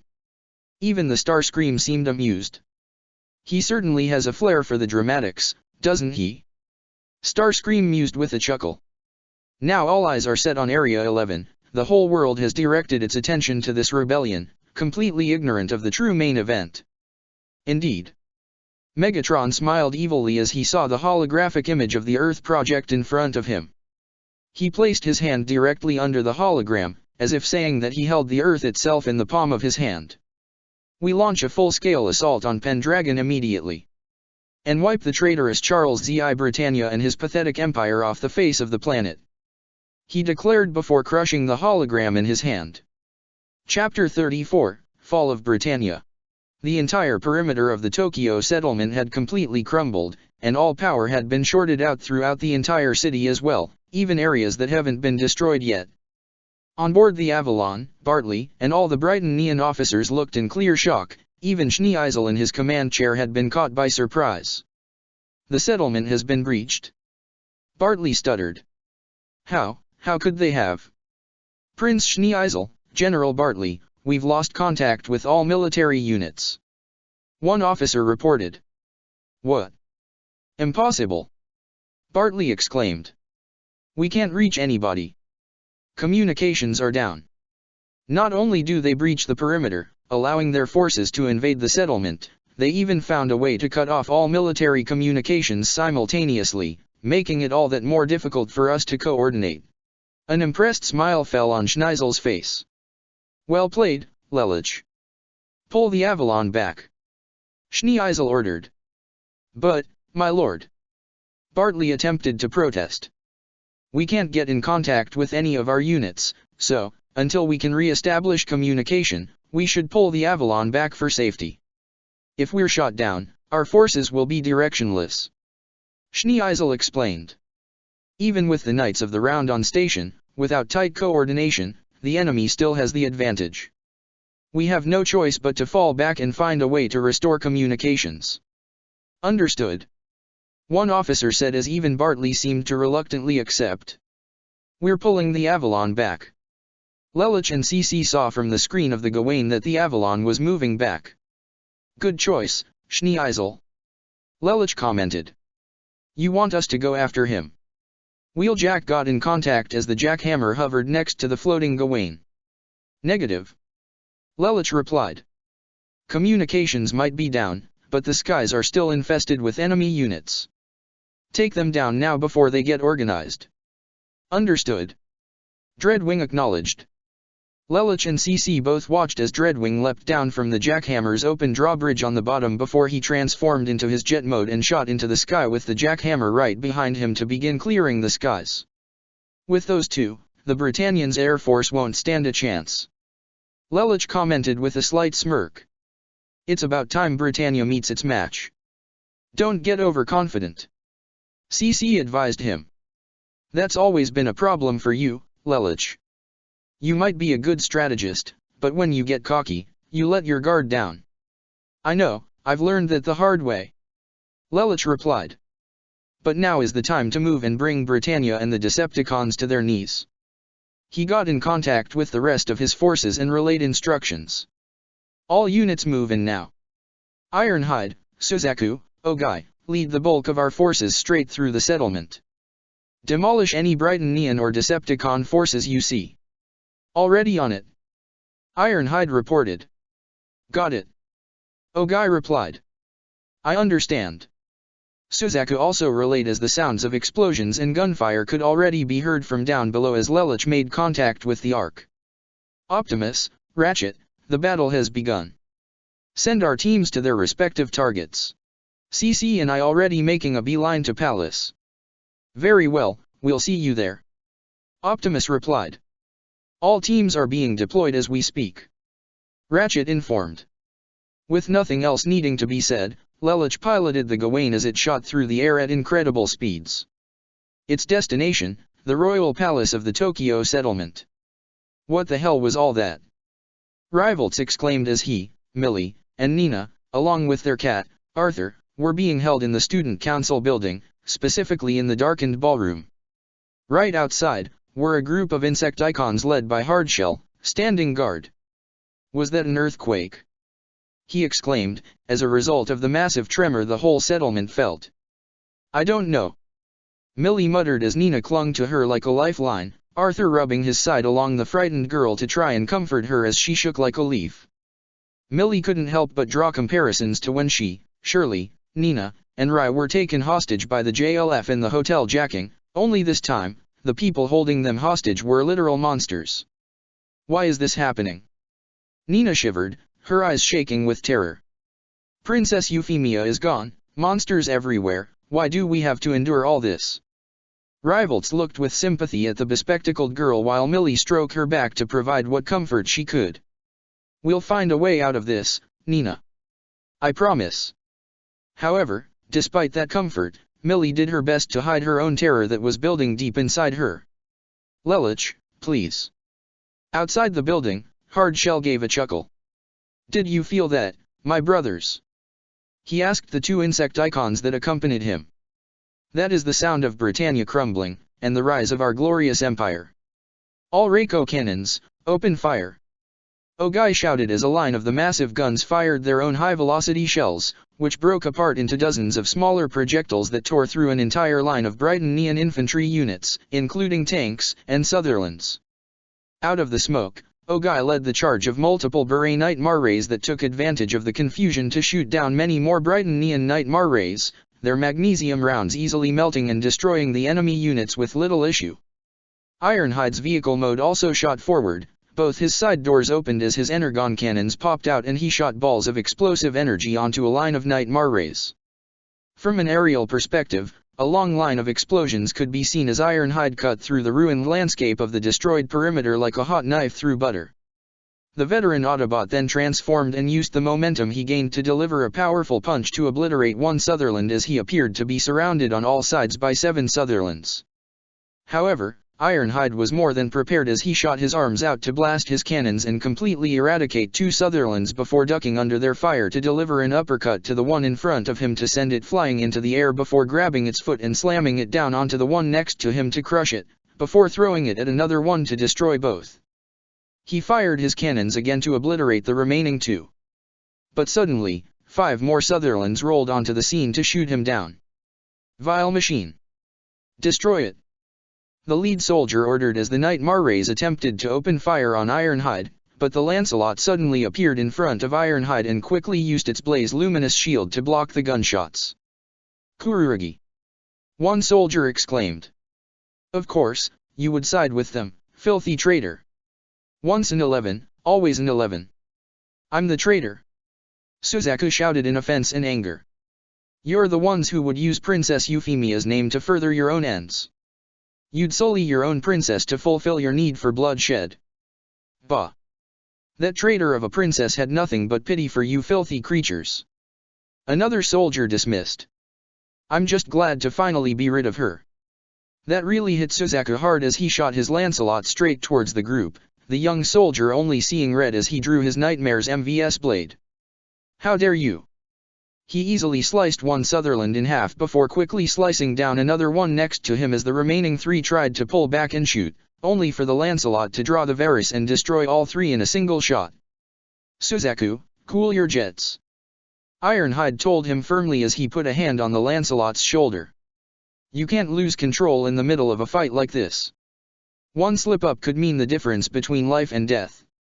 This seemed enough to calm Suzaku slightly. I'm sorry. Ironhide gave a small sigh. I don't blame you for being pissed off right now, but you need to keep a cool head. Don't react with your anger, channel it. Use it, or else it will end up using you. All right. I understand. Suzaku seemed to get it as he focused back on the battlefield. Come on, stay with me at all times, soldier. Ironhide instructed as he transformed back into his vehicle mode. Don't go off on your own unless ordered to, you got it? Yes, sir. Suzaku nodded as he followed in his Lancelot after Ironhide, the 2 soldiers driving deeper into the battlefield to help clear out the front lines for their forces to push through. The settlement's power station seemed active as the electric lines all continued to buzz with electricity, yet the squadron of 10 Brighton Neon Nightmare Rays guarding the station were unable to get in contact with anyone else outside their area. What's going on? I can't reach Central Command. Could the enemy have done this? I don't know, but we need to. Suddenly a ground bridge portal opened up, and before any of the soldiers could react, the team consisting of Arky, Cliffjumper, and Colin all shot out, the 2 Autobots in their respective vehicle modes, and the young Black Knight in her personal nightmare, the Gurren MK2. Colin was the first to attack as she used her Nightmare's knife to quickly cut down the Sutherland in front of her before reaching out to grab another one with her Radiant Wave Surger, which she was quick to activate, causing the entire Nightmare to explode. Arky shot through the enemy gunfire as she slid directly underneath one Sutherland before transforming and leaping up with her arm blades to slice it in half. She landed on the ground and opened fire with both her Energon blasters to turn the nearest enemy Nightmare to flaming rubble before leaping over a third that tried to strike her with its stun batons, landing on its shoulders, crushing its head in between her legs and snapping it off to disable it.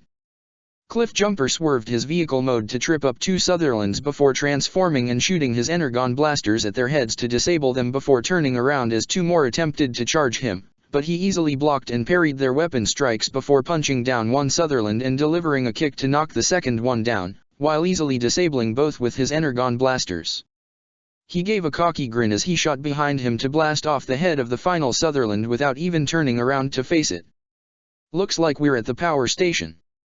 Colin noted. What gave it away? Cliffjumper joked. The fact that it was guarded, or all the power lines surging with electricity. Let's sweep out the rest of the area before we start demolishing it. Arky suggested. They probably got more guards here. Got it. Colin nodded. Let's get this party started. Cliffjumper was already enthusiastic as the three moved deeper into the station. At the same time, the military depot, which was filled with multiple armaments of the Brightonian military, and guarded by a group of at least 20 Sutherlands, went from being deathly quiet to lively as a ground bridge portal opened up, and the vehicle mode of Bulkhead shot out, followed by Rai in his Gecko pre-production, along with 10 Boreas, led by Tamaki in his own Beret. But these Boreas were different from the standard ones. They seemed to be more weaponized, evident by the shoulder-mounted missile launchers on the Black Knight Marrays. "Alright wreckers, time to let this place up," Tamaki exclaimed as he and the other Boreas shot their missiles out in multiple directions, already turning almost half the area of depot they were currently in, into a blazing inferno as the missiles obliterated all the vehicles and buildings in sight, and even half of the squadron of Sutherlands. Bulkhead's vehicle mode and Rai's Gecko shot forward at the remaining 10 Knight Marrays as the Sutherlands opened fire, which Rai retaliated with his Gecko's arm cannon, taking down one Sutherland before moving in closer to cut down 2 more with his Gecko's katana and grabbing a third with his Radiant Wave Surger, causing it to explode less than a second later. The green Autobot transformed as Bulkhead brought down his mace onto one Sutherland to crush it before swinging it on his left to obliterate a second. Bulkhead then reached out to grab the third Sutherland and spun it around like a makeshift weapon to knock down the remaining 2 before throwing the one in his hands away, sending it crashing into a small armory, which exploded shortly after. "Bulkhead, this area is clear," Rai reported as he, Tamaki, and their squad rolled up to him. "Alright everyone, it's time to kick some Brightonian tailpipe. Who's with me?" Bulkhead shouted as he raised his fist, resulting in all the Black Knights cheering as they moved deeper into the depot to demolish everything in sight. On the south side of the settlement's palace, Bumblebee had already arrived along with Todo in his own custom Gecko. They had expected the palace to be heavily guarded, and so it was, not just by multiple Gloucesters, but even turrets that were stationed along the building itself. Bumblebee and Todo didn't even have the chance to engage as the enemy fire was so intense. They had to take cover behind some debris, and even that wouldn't last long. "We're pinned down. We can't get closer," Todo stated.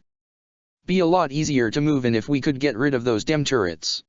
B cursed as he tried to return fire with his Energon blaster but was forced behind cover again. "Allow me to grant you your wish."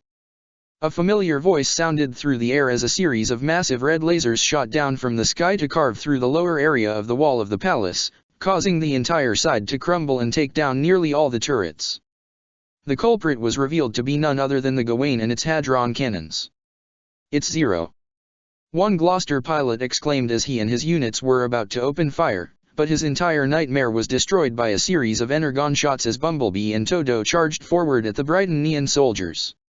Todo shot through a line of 7 Gloucesters, faster than any of them could anticipate, using his Gecko's sword to cut through all of them with ease. Meanwhile, Bumblebee shot and destroyed 2 Gloucesters as 3 more shot at him with their guns, but Bumblebee had leapt to deliver a kick and knock the central one down before sweeping his legs to knock down the other 2, which he finished off with blasts to all 3 of their heads and disable them. The remaining 6 Gloucesters attempted to shoot the Gawain as it landed, but its own blaze-luminous shield protected it from the gunfire. Once Lelich had a target lock, he quickly raised the Gawain's arms to shoot 6 Harkins from its fingertips and decapitate all 6 Gloucesters at once. "Flashy as ever, Lelich," Todo commented as he and Bumblebee regrouped. "I'll take that as a compliment." Lelich smirked before getting serious. "What's the situation?" "We got no idea what's in there, but I'm willing to bet it's not going to be easy," Bumblebee answered as they looked toward the south side of the palace that was already in ruins. "Let's move," Lelich ordered as Bumblebee and transformed and drove alongside the Gawain and custom Gecko deeper into the heart of enemy territory.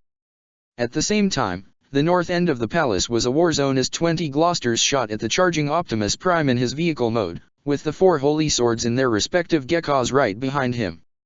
Once they got close enough to the enemy forces, they ended up splitting off. Chiba and Urabe went on the left flank, Asahina and Senba took the right flank, and Optimus shot down the middle. On the left flank, Chiba cut down 1 Gloucester before swerving around the second to shoot it from behind with her Gecko's arm cannon as Urabe shot headfirst into a group of 3 Gloucesters. He quickly got in the middle and spun his Gekko's sword around almost like a top to decapitate all three in a single motion. Meanwhile, on the right flank, Asahina kept Senba covered as he shot down one Gloucester, allowing Senba to move in and cut down two more.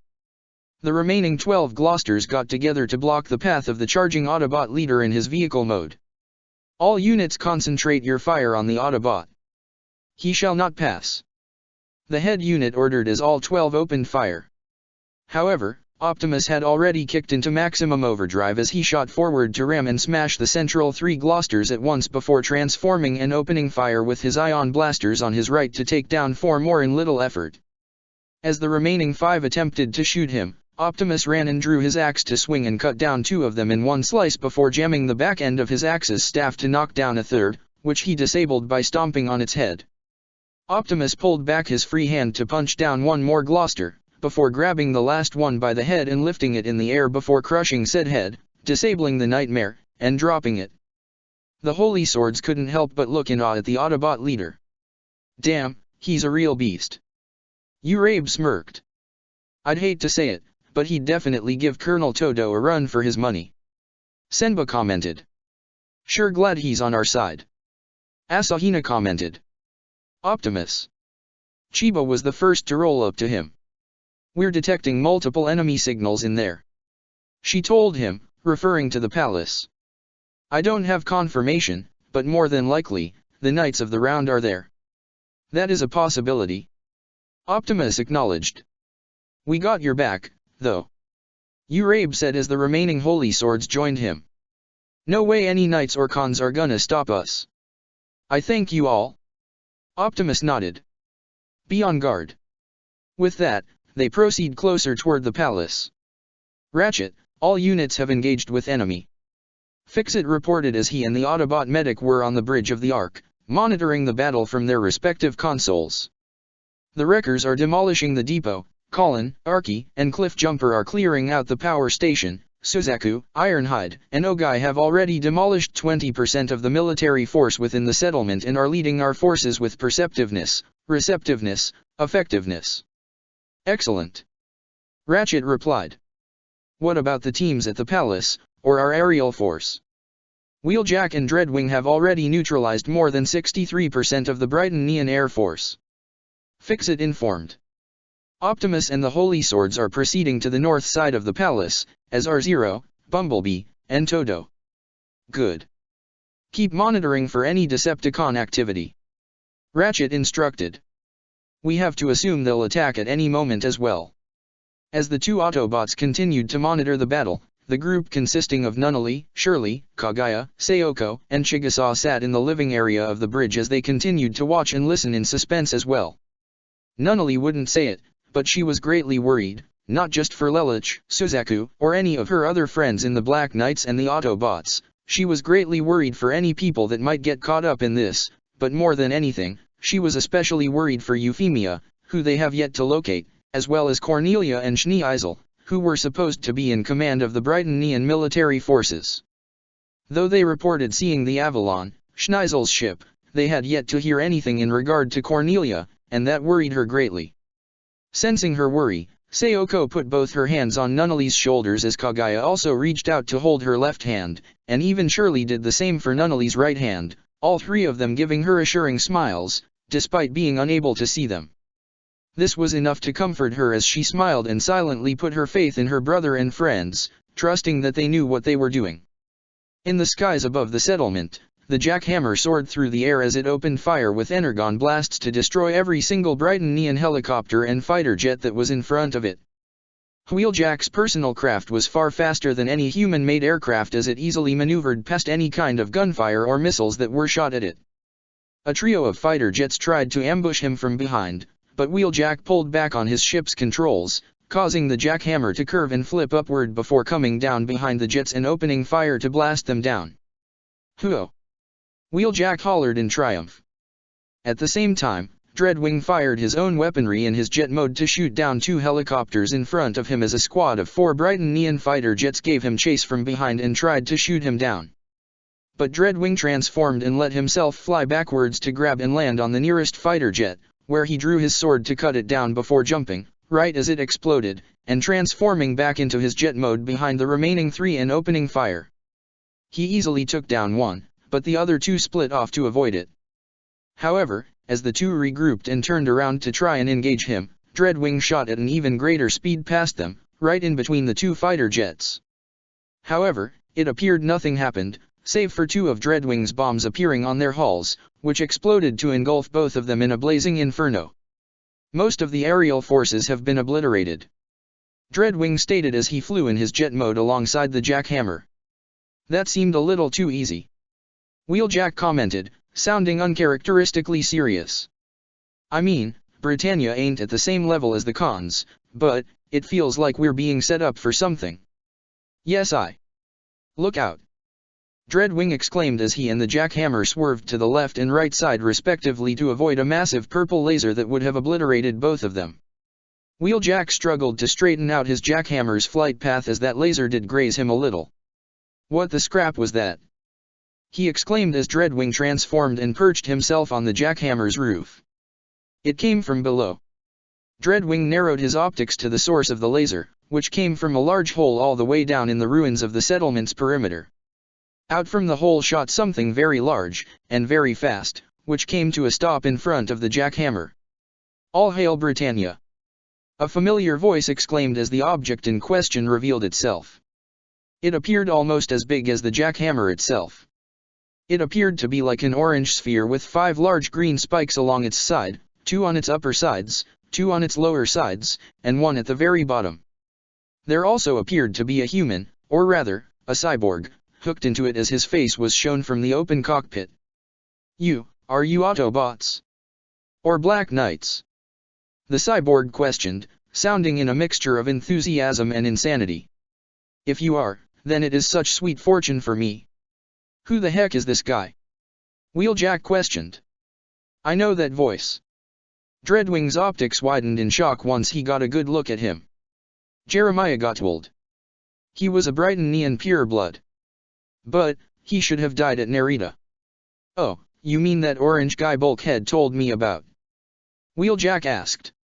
The use of the O word caused Jeremiah to gasp and shake before he clasped his hands together. I beseech you. I'm begging you, please die. Die at the hands of the Siegfried. The green spikes along the sides of the machine called the Siegfried shot out slightly before they all curved and pointed toward each other, generating a surge of purple electricity before the bolts met in the center and began to converge together, preparing for an attack. Scrap. Clear out! Wheeljack exclaimed as he pulled the jackhammer away, while Dreadwing transformed again and flew away. No escape! Jeremiah shouted as another massive purple energy beam shot from the Siegfried, which the jackhammer and Dreadwing were barely able to avoid. A long line of explosions was shot to halt the path of Ironhide, the Lancelot, and a group of Boreas as they faced a small army of Sutherlands blocked their path, being led by 2 certain Knight Marrays. I am sorry, but this is the end of the line. Anya said robotically from within the hovering Mordred with the Florence right by her side. Somehow, I knew we'd run into these guys. Ironhide commented as he readied himself for battle, though Suzaku seemed hesitant as he knew who these people were. Anya. Monica. Suzaku thought with a conflicted look on his face, one that was shared by Monica as well, who seemed more than a little unsure of where she stood right now. Well, looky what we have here, folks. Luciano Bradley smirked sadistically within his Percival, which stood alongside the Tristian, piloted by Gino, and 4 pinkish unfamiliar Knight Marrays, which appeared to be prototypes. 2 little Autobots and a Black Knight trespassing on Britannian territory. Archie and Colin glared as the former drew her arm blades and the Gurren loaded its Surger claw. Cliffjumper smirked, however. Who's ready to throw down? The red Autobot challenged. 'Cause I am. Explosions rocked the entire depot as Bulkhead, Rai and his blue Gekka, and their squadron of Wrecker Black Knights found themselves facing off against a group comprised of Dorotha and the Palamedes, Nonet in the Galestchen, and even Breakdown and Knockout. Putting little humans in the wreckers? Getting a little desperate, Bulk. Breakdown mocked, causing the green Autobot to glare. Ah scrap, why can't we just blow this place up without any problems? Tamaki complained. Because it wouldn't be as fun otherwise. Knockout replied as he spun his electric prod and readied himself for a fight. Rai however glanced at the Gale's chin as he knew exactly who was piloting it. No net. He thought to himself with a conflicted look on his face. The Knight of Nine herself, however, did not appear conflicted. She knew what she had to do, and she would accomplish her goal, no matter who stood in her way. Meanwhile, just outside the gates of the south end of the palace, the Gawain, Bumblebee, and Black Gecko found themselves surrounded on all sides by many more Gloucesters, being led by the last two Glaston Knights, as their Gloucesters actually appeared to have their own built-in float systems, evident by the fact that their Knight Marrays were hovering in the air. 0. Darlton began. You and your alien companions have gone on with your rebellion long enough. For the sake of Her Highness, you will meet your end here. Guilford stated. Lelich and Toto glared from their respective Knight Marrays as Cece also readied herself. Bumblebee took a boxing stance and made a hand gesture for the enemy to come forward. Bring it. The scout played through his radio.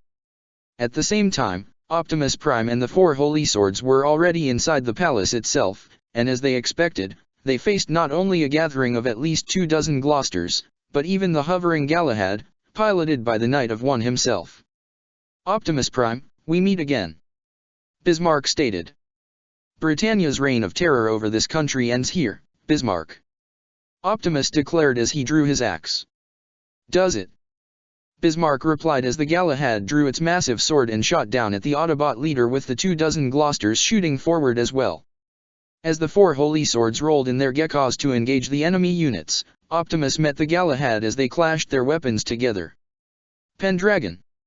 In stark contrast to the chaos currently occurring in the Tokyo settlement, the capital city of Pendragon appeared in a state of calmness and order. Within the royal palace, virtually every member of Brightonian royalty and nobility had all been assembled within the throne room, just before the empty throne, as they waited for His Majesty to come and make his announcement. Don't you think it's rather odd that Father would make a national announcement now? Odysseus EU Britannia wondered aloud as he stood next to three of his half-sisters. With everything that's happening in Area 11 right now, I can only assume that he wants to assure the rest of our empire that he has the situation under control. Lila La Britannia assumed. Pardon me, but given this is Zero and those Autobots we're dealing with, I'd be lying to say if I wasn't nervous. Odysseus replied. You're nervous about everything, Odysseus. Grow a backbone, would you? The much younger Karine No Britannia chastised. I agree. Beatrice Franks, the former Knight of Two, also said. All the Knights of the Round are currently in Area 11, not to mention Schneeisel. Under his command, there is little doubt that Insolent Zero and those foolish machines will meet their end. I can't help but wonder though why you aren't there as well, Ms. Franks. You are the former Knight of Two. Guinevere de Britannia pointed out. Someone has to stay in the capital to ensure its security. Beatrice replied. Kanan, you work closer with Schneeisel than anyone. Do you truly believe he can defend Area 11? Odysseus asked the Earl who served the second prince. I'm quite certain Prince Schneeisel knows what he is doing. Kanan answered. However, while he appeared calm on the surface, he was already aware of what Schneeisel had planned and would ensure that it was a success. That is why he is here in Pendragon. Presenting His Imperial Majesty. One guard announced as the current ruler of Britannia, Charles Zi Britannia, stepped out from the side, walking towards his throne before sitting down. All hail Charles Zi Britannia, the 98th Emperor of Britannia. Beatrice announced before everyone else joined in. All hail Charles! All hail Charles! All hail Charles! However, Charles himself raised his hand to end the chanting as the entire throne room was rendered silent. This had better be good, Odysseus. Charles spoke with an impatient look on his face. The current quarrel in Area 11 is not to be trifled with. Whatever this announcement is, it had better be worth my time. This only caused Odysseus and everyone else to look in confusion, all save for Kanan, who continued to look stoic if only to maintain a facade of innocence. But father, you were the one who told us to come here. The eldest of the Emperor's children said. What? Charles questioned. That's correct. Guinevere also spoke. You had called for an assembly of the entire royal family and all nobility within the homeland. It's true, I received that same summons from you as well, Your Majesty. Beatrice added. I made no such summons. Charles stated. I was requested to come here by Odysseus. Father. I didn't request anything. Odysseus himself sounded more than a little confused as all the assembled royalty and nobility whispered and murmured with each other, hoping that someone had an explanation. Charles himself was about to call for order when a guard suddenly ran in through the main doors. Your Majesty! Your Majesty! The guard ran in as he had a panicked look on his face. Something is approaching the capital. That got everyone's attention. What? What's approaching the capital? Carney asked. I don't know, but it's something unbelievably massive. The guard stated. Get me a visual. Now. Charles ordered the guards. Yes, Your Highness. Both guards nodded as they each took out a remote of some kind. Just above the main doors, a large screen had turned on to show the perimeter of the sky around Pendragon. On the screen, everyone could see a certain warship already making its way to the capital. What is that? Lila exclaimed. It looks like a floating aircraft. Odysseus stuttered. It's far bigger than the Avalon. Beatrice said with caution. I've never seen anything like it before. However, Charles knew exactly what it was as he stood up from his throne. The Nemesis. His fists clenched once he realized that he had essentially been tricked. Megatron.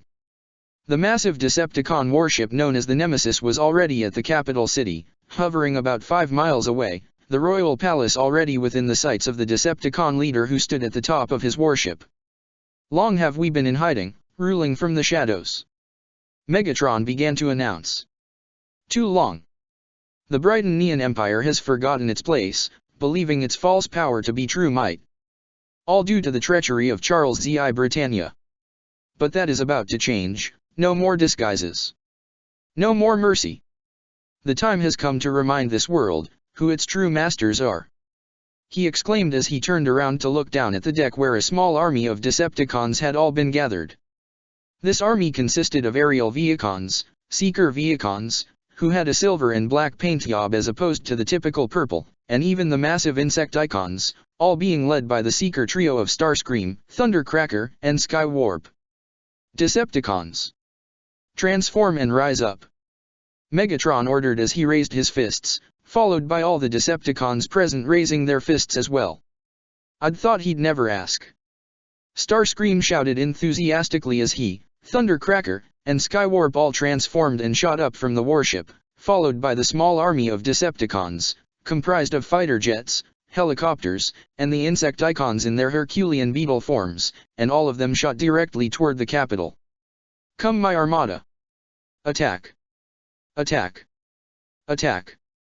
With that order, all the aerial units opened fire with a series of energon blasts and slash-or missiles, already blowing away the outer perimeter of the city. It didn't even stop there as a large ground bridge portal opened up, allowing a small army of ground-based Vehicons, in the forms of Sportskas, or even the larger tank variety, to roll out and join in the attack. Most Vehicons already transformed and opened fire with their energon blasters. From within the palace, all nobility and royalty watched the chaos unfold in dead silence. Nobody had ever directly attacked Britannia's capital before, so the fact that an actual attack was taking place in front of them almost felt like they were watching people spontaneously turn into cows. It almost felt completely alien to them. Charles, however, had a look of pure rage, not just for the attack, but the lack of reactions from his subjects and gathered children. Are we blind? He exclaimed, getting their attention. Deploy the Royal Guard and all available military. Move. With that, all nobility and even those among royalty attempted to organize and get in contact with the military forces stationed around Pendragon. Franks! Charles exclaimed, getting the attention of the former Knight of Two.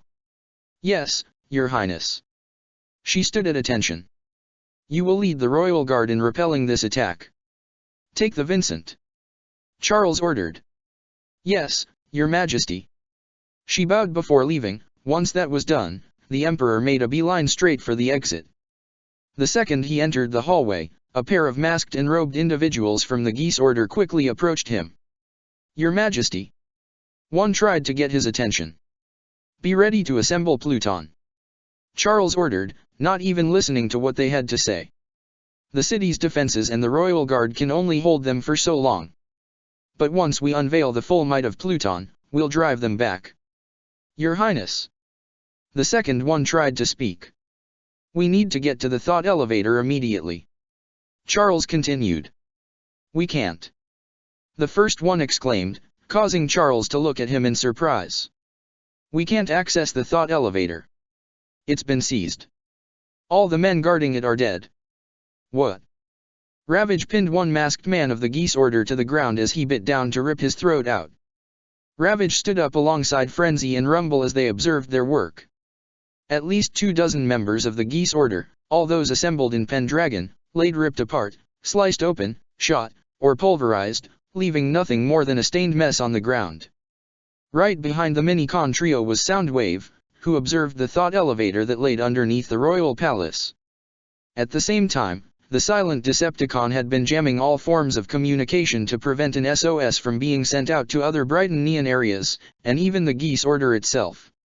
"We've also been unable to get in contact with Pluton or anyone else in the Order," the second one stated to the shocked Emperor.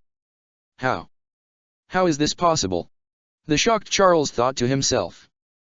They knew where the thought elevator was. "Without it, I can't get to the Sword of Akasha and get in contact with Marianne." "How can?" The Emperor's eyes widened with dreadful realization as only one person could know about this.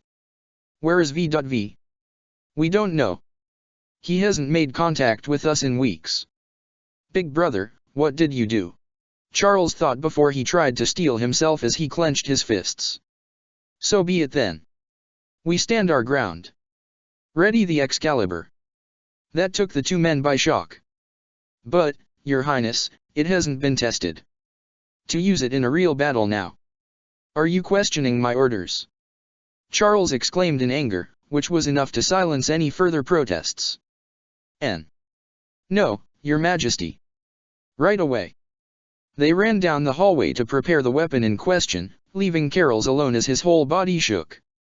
One would think it was with rage, and while there was a great deal of anger boiling in his body, one look into his eyes, and one could easily see the fear that lingered on as well.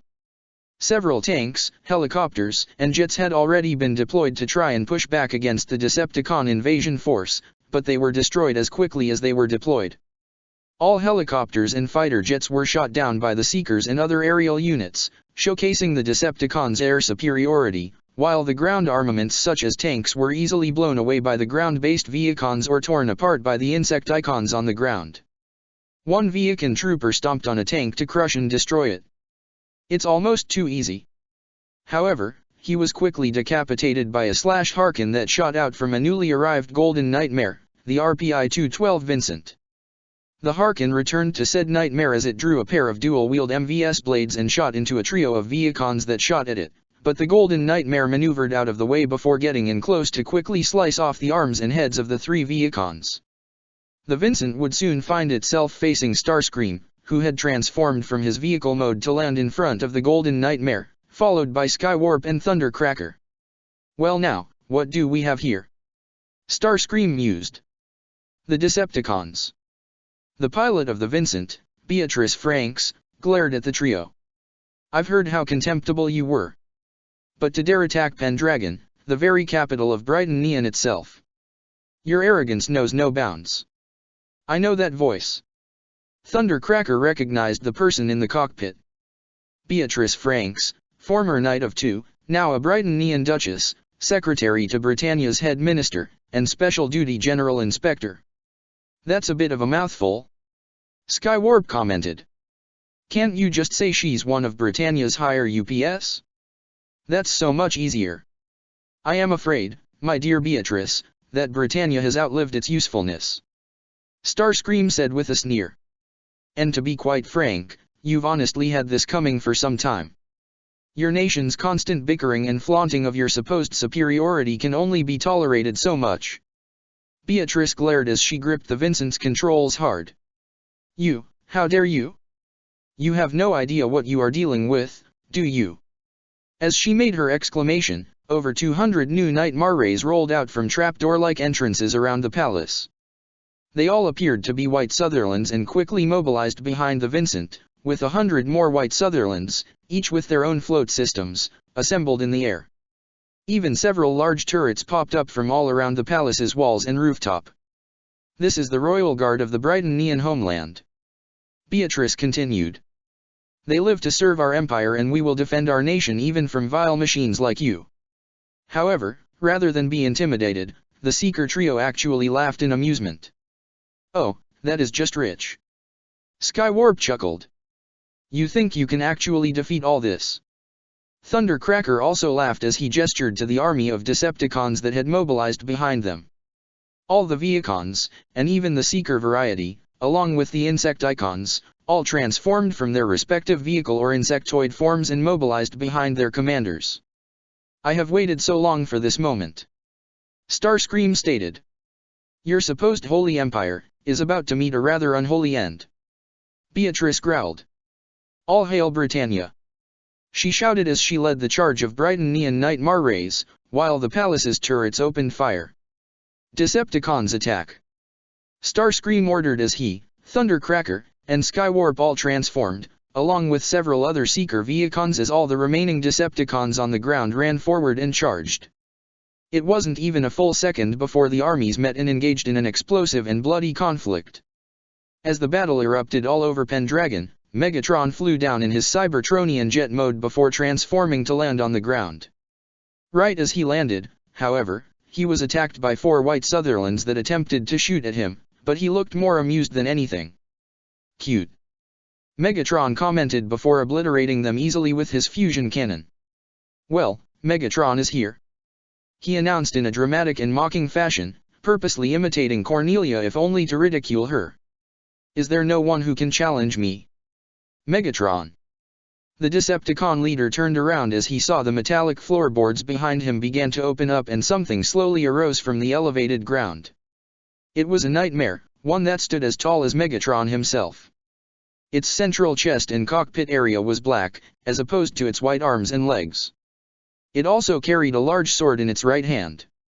It had golden shoulder plates, with a white head unit, red eyes, and golden spikes along its head in the shape of a crown. This was the personal nightmare of Charles Z.I. Britannia, the IFX V999 Excalibur. Charles. Megatron acknowledged. That's quite the toy you have there. What is the meaning of this?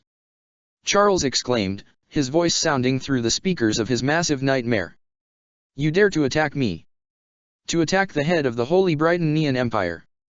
You may have been my mentor in the past, but I am no longer a child and no longer your student. This unacceptable and I will not stand for it. I will defeat you and wipe the Decepticons from the face off the earth for their treachery. Evolution is on my side.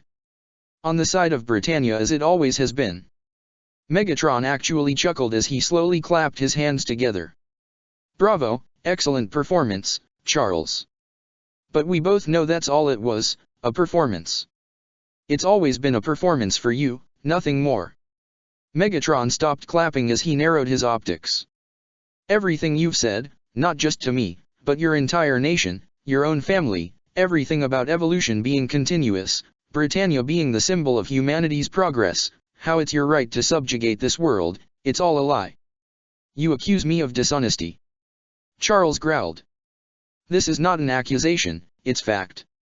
Megatron continued. The truth is, despite your constant preaching of warfare, you desire a more peaceful world. That is why you, your brother, the immortal known as CC, and your latest consort Marianne, have created Ragnarok. Correct. Charles couldn't contain his gasp, which caused Megatron to sneer as he continued. The 4 of you despised this world, believing it to be nothing but a pit of despair and destruction. However, rather than actually attempt to change this world with your power as the Emperor, you feared humanity would go against you as you believe warfare is their nature, and you're not entirely wrong. So, while you fostered Britannia's Darwinist beliefs in the spotlight, you and your followers intended to use your power and knowledge over geese to slay your supposed gods and merge the collective consciousness of humanity into a singularity, supposedly allowing you and this world to ascend to a higher plane of existence and allowing you to finally achieve the gentler existence you so desired. I can't say for certain if this would also affect Cybertronians, or we would simply be left behind in this form of existence, but either way, you and those you claim to care for would be free, or rather more specifically, you would be able to escape from me. Megatron gave a slight chuckle. I'll give you credit for coming up with such a complex and underhanded scheme to deceive not only your own nation, but your own family. Speaking as your mentor, I'm actually rather proud. Or rather I would be, if your desire wasn't so childish. For the first time in his life, Charles had no idea what to say. Megatron had hit right on the ball. How could you have learned all that? By chance, honestly. Megatron replied. I had met a former contractor of CC who brought the existence of geese to my attention. After that, it wasn't long before I began to believe you were hiding something from me. But ultimately, the reveal of Ragnarok came from your brother. Charles's pupils shrunk at that. What did you do to Victor? VV came to me. Megatron sneered. Your brother isn't as loyal to you as you believe. First, he was the one who killed your beloved Marianne out of a childish form of envy and deceived you for it. Then, he actually met me in person, trying to coerce me into joining him, believing his immortality made him invincible, when it really just further inflated his ego. Though I was somewhat surprised when I learned that you were aware of Lelich's identity as Zero and yet made no attempt to stop him. Did some pesky form of fatherly love get in your way? Or did you fear the Autobots would learn of your precious Ragnarok and would destroy it? Probably the latter, correct? Charles said nothing in response as he glared hatefully at his former teacher. Well, as I said, I'm quite proud at how well you were able to deceive me. However, it also said deception that I cannot tolerate. Megatron spoke in a serious tone. You've crossed the line, Charles, and I have no intent on giving you a second chance. I will tear down Britannia and seize your Geese Order and precious Ragnarok from you. And you will not live to see tomorrow. Do you honestly think I'm going to stand here and let you destroy the very dream that my brother and Marianne shared with me? Charles exclaimed. I will not let you wipe away everything we've built. He shot the Excalibur forward and swung his sword down toward Megatron, forcing the Decepticon leader to swerve to the side and avoid it as he drew his own blade before charging at the Excalibur to clash metal against metal. As they locked swords, the Excalibur lifted its left hand to shoot 5 Harkins from its fingertips point blank at Megatron to knock him back before firing a set of familiar red beams from a pair of Hadron cannons on its shoulders, which Megatron could just barely avoid, leaving him open for the Excalibur to rush him and swing his sword at Megatron, scratching his chest, and even causing him to bleed dark energon. As the Excalibur moved in closer, Megatron parried the sword with his blade before delivering a punch to its face to knock it back before delivering a powerful kick to send it flying and crashing into the side of the palace. Megatron felt the cut on his chest. It was only a minor mesh wound, nothing worth worrying about. However, he looked rather intrigued as the Excalibur emerged from the smoke. Megatron aimed his fusion cannon and opened fire, only for a powerful blaze-luminous shield to appear in front of the large nightmare and deflect the blasts. An interesting nightmare? Megatron mused. Why do I have a feeling it was built with me in mind? Were you actually expecting this? He smirked. You continue to impress me, my boy. I am not a boy. Charles exclaimed. I am no weakling. This is the Excalibur, constructed by the Geese Order. We spent years studying every technique you've mastered, finding ways to counter any attack you could possibly conceive of. Everything that was built from our Empire's best Nightmare rays was copied and improved for this single unit with one purpose in its existence, to destroy you. I'm touched, Charles. Megatron said in a faint tone, almost mimicking someone who received a gift from a close friend. To go all this way for me. An impressive weapon, certainly. But it's only a weapon. No matter how strong a weapon is, the true factor that determines victory is the weapon's user. I know you, Charles, you may be a competent and ruthless strategist, but you are no warrior. As for me, Megatron drew his blade once more. I've honed my skills in the pits of Kaon. Charles roared, as did Megatron as the Decepticon leader and Emperor of Britannia charged at each other once more to clash their blades together. Japan, Tokyo Settlement, Royal Palace. Optimus Prime was sent crashing through a wall before rolling and landing on his feet, quickly drawing his Energon axe to block the sword strike from the Galahad that flew in after him. Their fight had already redecorated much of the inside of the north end of the palace, with the Prime and Knight of One currently dueling in the empty throne room where Cornelia and Euphemia would normally sit. Optimus, hang on. We're on our way. Chiba contacted him as Optimus continued to lock his weapon against the Galahads. Negative. Optimus relayed as he delivered a headbutt to the Galahad and knocked it back before swinging his axe to send it crashing through the wall. There are still multiple Brighton Neon units within the palace. You must deal with them and provide aid to Zero, Todo, and Bumblebee should they need it. Waldstein wants me, this fight is mine alone. Understood. Chiba responded, leaving Optimus to deal with the Knight of One as his personal nightmare rolled out of the dust to face the last of the Primes once more. I appreciate that. Bismarck commented with a smirk. This how a duel should be. Two warriors locked in a battle to the death. In this moment, nothing else matters. Nothing but your own strength and will to survive. Optimus narrowed his optics as Bismarck continued. I may not agree with your convictions, Optimus Prime. But I have nothing but respect for your strength and power. And that is all Britannia recognizes, isn't it? Optimus replied. Physical strength and power, nothing more. It's how the world works. Bismarck said. It doesn't matter if Brighton Neon, Japanese, or even human or something else. Even wild animals obey this rule. Strength determines everything. Survival of the fittest. Optimus stated. And that is why I oppose Britannia.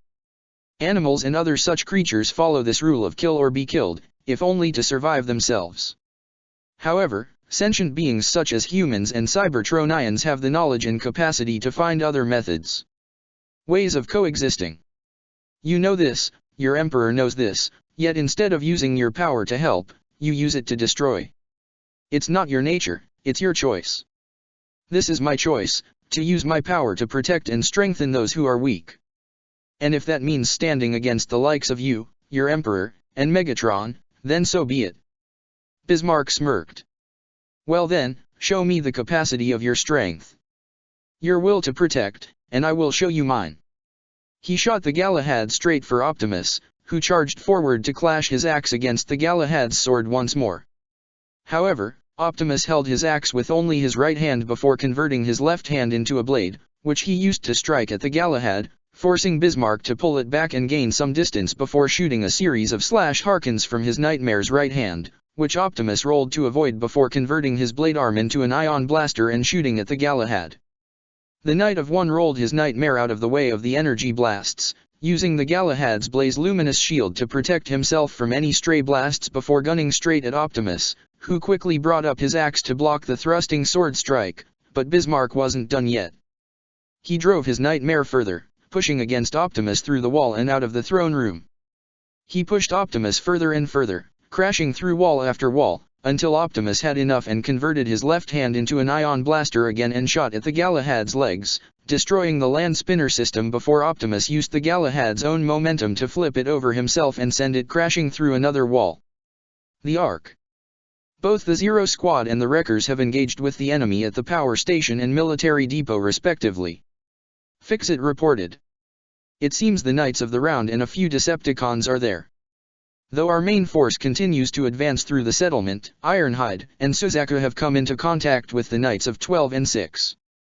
Optimus, Zero, and their teams are also engaged with the enemy. They all appear to be holding their own though. Wheeljack and Dreadwing however appear to be in combat with an unknown unit. So far so good, I'd say. Ratchet reported. But only a few Decepticons. Nothing more. It doesn't seem like it. Fixit replied. At least not yet. Meanwhile, Shirley, Nunnally, Kagaya, Sayoko, and Chigusa continued to watch and listen to the reports of the battle. The scene was so tense, one could feel the anxiety they were all experiencing. Anything can happen from a fight like this. However, That anxiety was broken when Shirley felt her cell phone vibrate. Hello. She got up and answered her phone. Millie? What is? Wait. What? She practically screamed, which drew the attention of the other girls and women, and even the two Autobots. Are you guys okay? All right, we'll send someone. Just hang on. Please. She quickly hung up. Shirley, what's wrong? Nunnally asked. Decepticons are Ashford. Shirley exclaimed in alarm. They've got Millie, Rivalts, and Nina. What? Sayoko exclaimed as everyone else gasped in alarm. Fixit was already on his console to get a radar image of the school. She's right. I'm detecting 3 Decepticon signals at Ashford Academy. Oh no. Nunnally gasped as Sayoko and Kagaya tried to comfort her. We have to get them out of there. Shirley stated. Is there anything we can do? Chigusa asked. I'll contact Zero and see if he can send someone. Ratchet was already at the controls. I'll also send a text to Monica. Shirley was on her phone. The night of 12. Kagaya questioned skeptically. Is that a wise idea? I know what you're thinking. She might be a knight of the round, but she's not a bad person. Shirley quickly said. If our friends are in danger, she'll help them. Fine, do it.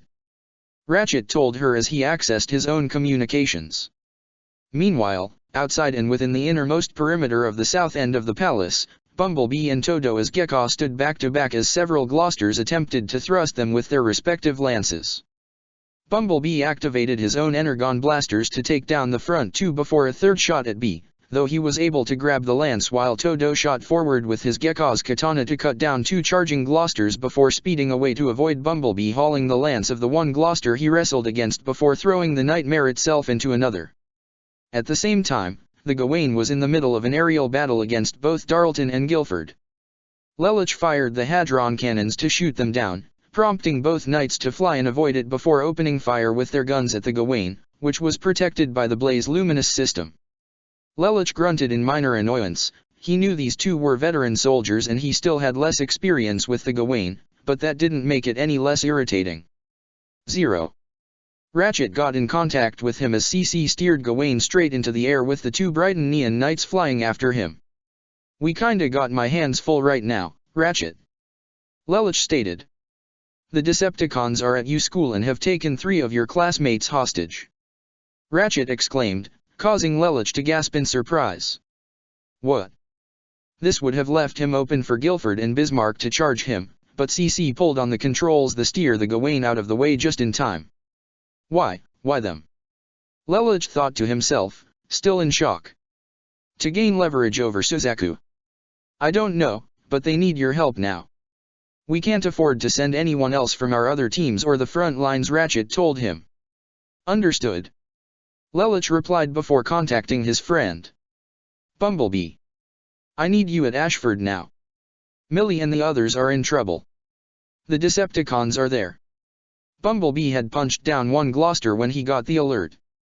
Got it, he bleeped in confirmation before turning to Todo. I gotta go. Then go. 0 and I can handle this. Todo told him as he sliced another Gloster in half. Bumblebee then ran and transformed into his vehicle mode to zoom away from the palace as fast as he could, which didn't go unnoticed by Guilford. The Autobot is escaping. He won't get far.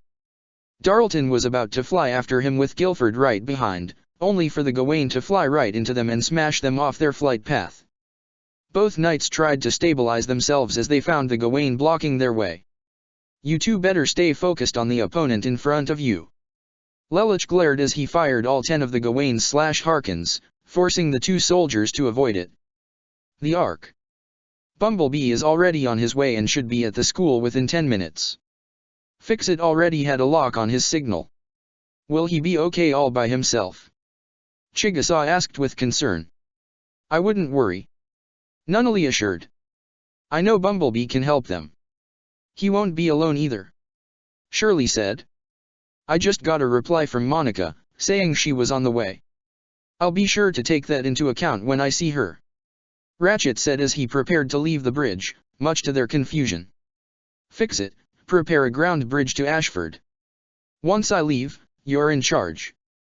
Though surprised, he also understood, given the circumstances. I understand. Ratchet? Shirley asked. They may require a medic. Ratchet said as he was about to leave. Wait. Please take me with you. Shirley pleaded, much to everyone's shock. Shirley? Kaguya exclaimed in surprise. I'm not a fighter, but those are my friends there too. Please. Let me help. They need me. The brunette pleaded. Ratchet would have argued against it, but knowing how stubborn this girl was, he relented as he turned around and offered his hand to her. Of course, they do. He said with a small smile. Tokyo settlement, 2 minutes earlier. As the Black Knights and all their forces were able to push back against the Brighton military, Ironhide and the Lancelot found themselves engaged with the Mordred and Florence respectively. Ironhide rolled out of the way as the hovering Mordred fired a series of Varus shots from its shoulder-mounted weapons, prompting Ironhide to return fire with his cannons. But, the heavily armored Nightmare was able to avoid these blasts as it shot higher into the air. Meanwhile, Suzaku clashed his Lancelot's MVS against that of the Florence in midair. Monica, are you actually fighting with Britannia right now? Suzaku exclaimed. I'm a knight of the round and I have a duty. Monica tried to reply with a stutter as she sounded unsure herself. A duty to slaughter the innocent. Suzaku shouted in anger as the Lancelot delivered a kick to send the Florence crashing to the ground. A duty to abandon Princess Euphemia after she only wanted to help. Monica had no reply to give as a part of her agreed with everything Suzaku said. Why was she here? What was she even fighting for? Her thoughts however came to a halt as she felt her phone vibrate, much to her confusion. Who would send her a text now of all times? She saw the sender and looked in surprise. Shirley. But she was even more shocked about what the text read. Decepticons at Ashford. Millie, Rivalts, and Nina in trouble. Please help them. How could she know about the Decepticons? Monica thought to herself before she noticed the incoming Lancelot, but quickly shot her Florence into the air. I have to go, Suzaku. She exclaimed as she took to the skies and left the battlefield. I don't know what's going on, but my friends at that school are innocent. She thought as her resolve became that of solid steel. And I will not let those monsters hurt them. Wait.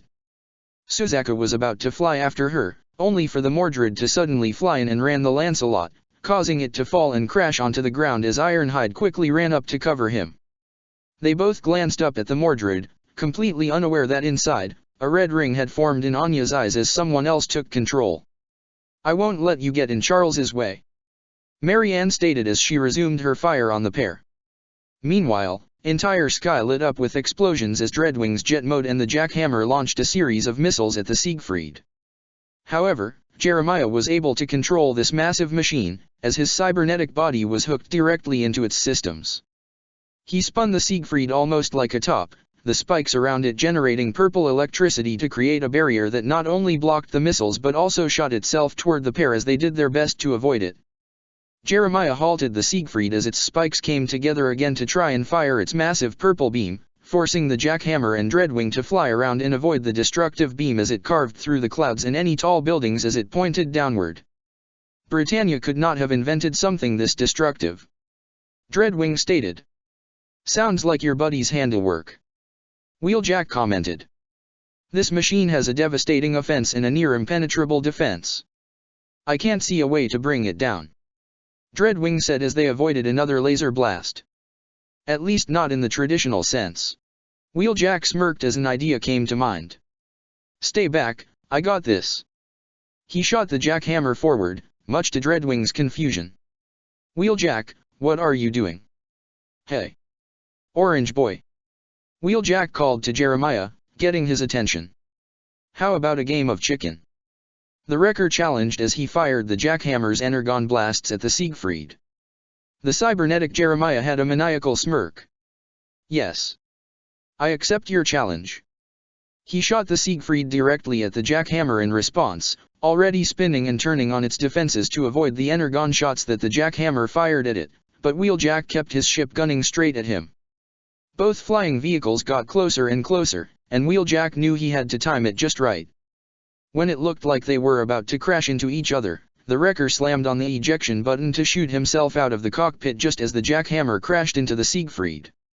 Wheeljack was already in free fall as he saw both his ship and the smoking Siegfried falling to the ground before they both crashed. Fortunately, Wheeljack was saved by Dreadwing, who flew his jet mode directly under him, allowing the wrecker to grab onto the Seeker's wings and halt his fall. "I knew you wreckers were reckless, but that..." Dreadwing had no idea what kind of response to give to that particular stunt. "That was insane." "Hey, it worked, didn't it?" Wheeljack said as Dreadwing flew both of them toward the crash site. It wasn't long before the pair had arrived at the smoking remains of the jackhammer and what appeared to be the Siegfried within a small crumbled building. Wheeljack hopped onto the ground, enabling Dreadwing to transform into his Cybertronian form as the pair observed the destruction. "Apologies for your ship," Dreadwing said. Can probably haul it back and fix it up." Wheeljack shrugged before turning to see the half-buried and smoking Siegfried, causing him to smirk. "Guess this orange is all squished, eh?" However, both the wrecker and Seeker were caught off guard as the Siegfried began to move and shift, prompting them both to step back as they looked in awe to see that the Nightmare was actually transforming. When it was all done, a new Titan-sized machine had burst its way out of the rubble to fully reel itself. It was about twice the size of the likes of Optimus and Megatron. Its lower spikes had transformed and merged with a pair of limbs that emerged out of the central sphere, taking the form of a pair of legs, while the upper spikes did the same with more machinery that emerged from the transformed upper area, now appearing to be massive arms. The remaining spike had popped out of its back to generate some purple electricity which seemed to power it as the central green head unit slowly rose from the top to flash a pair of red optics at the two Cybertronians. "I won't be killed so easily," Jeremiah exclaimed as he could control this machine as if he did his own body, lift in his own arms, and simultaneously lifting the arms of the transformed Siegfried to try and bring them down on Wheeljack and Dreadwing, who leapt back to avoid the devastating impact. Dreadwing narrowed his optics as he drew his cannon. "It seems our work is not done yet." "Yeah, I can see that," Wheeljack replied as he drew his swords to face the massive machine.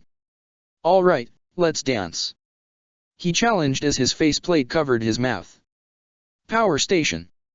Cliffjumper fired at two of the pink Vincents from the Valkyrie squadron, but they flew through the air to avoid the blasts as they each drew a pair of MVS blades and shot down towards Cliffjumper, forcing him to leap back and avoid the slashes. One Valkyrie tried to rush and slice at him, but Cliffjumper swerved to the side to grab the Nightmare's arm and flip it over himself. However, before he could act, he was forced to jump back as the second Valkyrie launched its dual Harkins at him. Arky was in a similar situation, surrounded by the other two Valkyrie Vincents, using her own arm blades to block and parry their swords. She blocked the sword strike of one before sweeping her feet at its legs to knock it down and flipped over the second to try and shoot it, but the Vincent quickly swung its sword back at her, forcing her to block the strike with her arm blades once more. Meanwhile, the Percival and Gurren rolled parallel to each other as Colin shot her Nightmare's arm-mounted gun, while Luciano retaliated with a series of missiles from his own Nightmare's shield, acting on both offense and defense. However, while Colin did her best to avoid the missiles, one hit the ground in front of her to send the Gurren flying and sliding across the ground. It was then pinned down by the Percival to keep it from getting back up. Colin. Arky was about to come in and help, but the two Valkyries she was fighting blocked her path and swung their blades at her, forcing Arky to defend herself. Question 11. What do people value most? Luciano taunted. Go to hell, you damn wannabe con! Colin exclaimed in anger and defiance. Wrong answer, Luciano stated. Here's the right answer, their own lives. The claws on the Percival's right arm spun together, taking the form of an energized drill, and was about to be brought down on Colin when suddenly the Tristian had leapt to deliver a powerful kick to the Percival and send it crashing into a nearby building. This was a huge surprise, not just for Colin, but the other two Autobots, as well as the 4 Valkyrie soldiers. However, Cliffjumper was quickly able to get over his surprise first as he grabbed one of the Vincents and slammed it into the second one to knock it down before throwing that very same one into the other two that were in front of Arky and knock all three down at once. Gino! Colin muttered. She said Colin, as in Colin Stotfelt. Gino asked as the Gurren pulled itself up, right as Cliffjumper and Archie ran to join their partner, the latter standing more protectively in front of the Gurren as she aimed her Energon blaster at the Tristian. The Gurren's cockpit opened up as Colin revealed herself to the Knight of Three. It's Colin Kojaki actually. Likewise, the Tristian's cockpit opened to reveal Gino as well. Huh, so you're a Black Knight? I honestly had no idea. Why'd you help her? Archie questioned. You're a Knight of the Round, one of Britannia's elite. Maybe, after seeing what happened at the Special Zone I think I understand why you guys are fighting. Gino said with a somber face. I can't be a part of that. I might be a Britannian but I never wanted this. So, you wanna come over to our side? Cliffjumper asked in a casual sort of tone. Think you'll like it better? Gino had a small smile. Yeah. I think I will. Wow, this is a surprise. The four turned to see the Percival already recovered with the four Valkyrie Vincents right behind it. I knew you were a softy Weinberg but this is pretty much treason. Oh, like you care about that stuff. Gino glared at the Knight of Ten. The whole reason you even joined was to kill people. Hey, it's what makes a Britannian soldier. Luciano said calmly as he sat in his nightmare. And it's why I'm quitting. Right now. Gino stated as he got back in the Tristian and stood alongside the Gurren, Archie, and Cliffjumper. Think you guys could let me help out? I don't see why not. Cliffjumper smirked. Welcome aboard. We'll let you play along for now, but I got my eye on you just in case.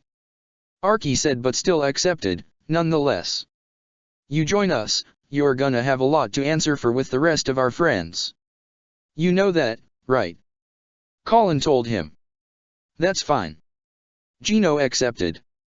Guess I owe you guys that much. Really? Luciano questioned. You're gonna betray your empire just like that? Pretty much. Gino confirmed. The only response that came from Luciano was a hearty laugh, one that caused the Archie, Colin, and even Cliffjumper to look at him with disgusted and confused expressions. Finally. I've really been sick of your bright and happy attitude since we met, now I finally get to shut you up for good and be all legal about it since you're a traitor now. You hear that my Valkyries, let's kill them all. Luciano then shot his Percival forward as the Valkyrie squadron followed behind him. In response, the Gurren, Archie Tristan, and Cliffjumper all charged directly at the enemy squadron. Military Depot. Tamaki and his squadron opened fire with their Boreas missiles that forced the enemy group to scatter, with Breakdown running along the side to avoid the explosions.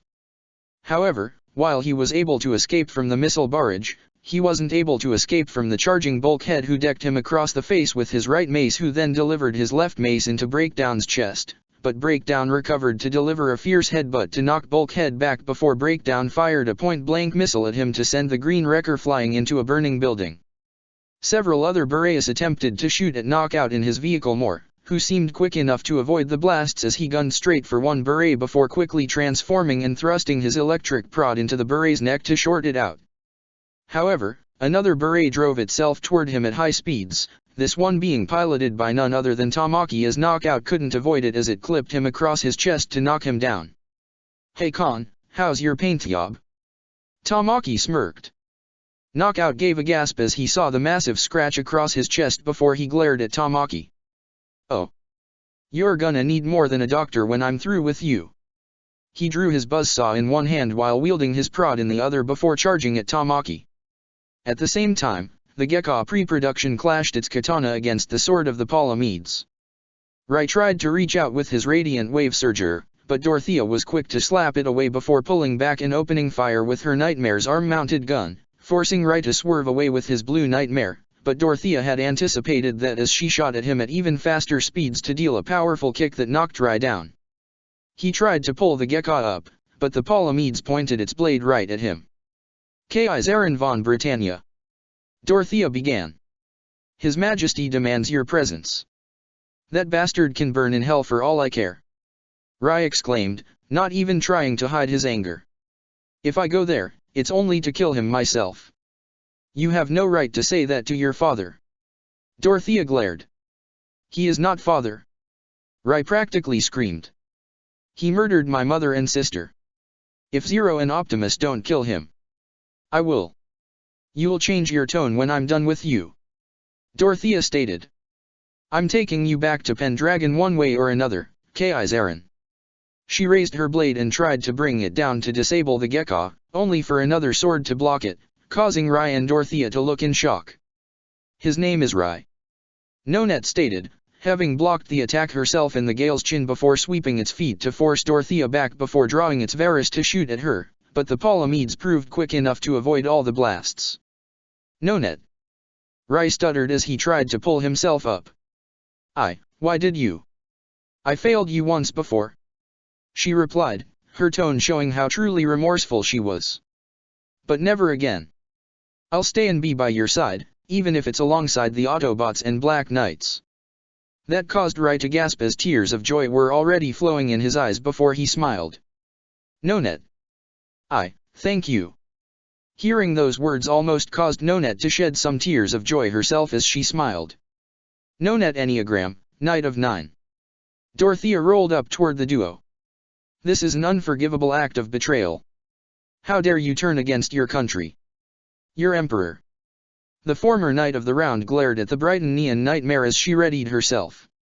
I never once swore my loyalty to Charles Z.I. Britannia, not truly. I swore my loyalty to this young man here and I will protect him with my life. You intend to face me yourself? Even though you've never defeated me before? Dorothea questioned. No. Rai said as he rolled his Gekka right next to the Gale's chin. We both will. Millie quietly made her way toward the back entrance of the clubhouse, with Rivalts and Nina right behind him, along with Arthur walking just underneath them. Once she made it to the door, Millie quietly opened it to peek and see if the coast was clear, which it appeared to be. Now they only had to wait for help to arrive. Millie, are you sure somebody's gonna come and get us? Rivalts asked. I mean, even if they do, what are we gonna do about those giant robot monster things? Let's let them handle it. Millie said in a small whisper. Hopefully we can just give them the slip. She quickly noticed two pairs of headlights that quickly turned off to reveal a familiar yellow and black striped car driving up with an ambulance right next to it. Come on, our ride's here. She said as Rivalts picked up Arthur and the three students quickly ran outside. The ambulance door opened to reveal Shirley as she stepped out. I'm so glad you guys are okay. While Millie was happy to see her friend, Nina and Rivalts could not contain their surprise. Shirley. Rivalts was almost tempted to scream, but Millie quickly covered his mouth as to not alert anyone. You're a Black Knight. Shirley. Nina stuttered. Guys, I promise I'll explain later. We just need to. Shirley however spotted something on the rooftop of the clubhouse. Oh scrap, look out. Hardshell had leapt from the roof straight down towards the group, prompting Bumblebee and Ratchet to transform and quickly grab the four humans, along with the cat, and rush backwards just as the Insecticon landed. Autobots. Hardshell acknowledged. Put down the children and allow us to extinguish your sparks. With that, the other two Insecticons flew over the clubhouse in their giant insect forms before transforming and landing next to their leader.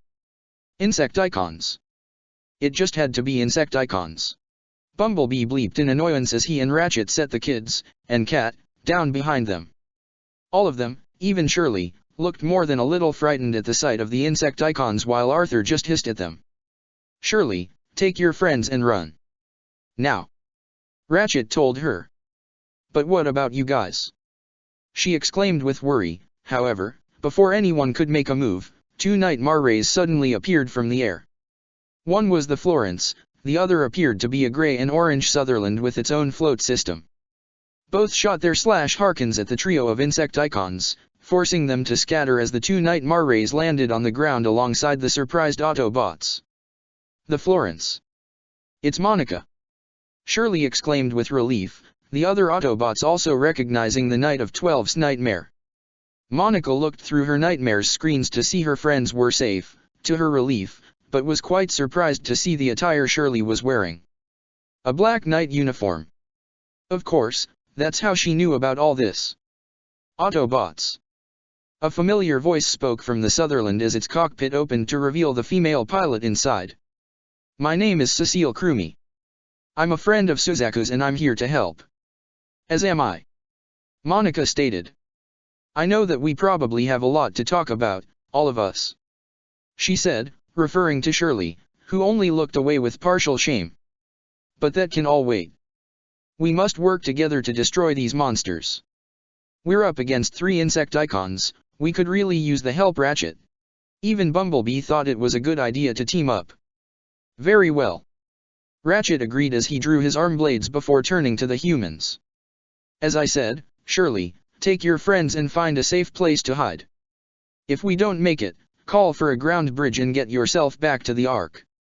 Though hesitant, Shirley knew that the Autobots and Monica could handle this. All right, go kick their skid plates. She turned to her friends. Come on guys, let's go. She led her friends away from the area as the 2 Autobots and 2 Brighton Neon pilots stared down the 3 Insecticons. Well, this should be interesting. Hardshell mused sadistically. Crush them. He ordered, resulting in his 2 Insecticons roaring before they charged at the 4 allies, who charged at them as well. Shirley had managed to help Millie, Rivalts, and Nina, along with Arthur, back into the clubhouse's main hall to find some cover. Why hello there. They all looked in surprise to see a familiar scientist with a causal smile on his face. Nice night for a revolution, don't you think? Lloyd. Millie exclaimed. In the flesh? Lloyd replied before noticing Shirley.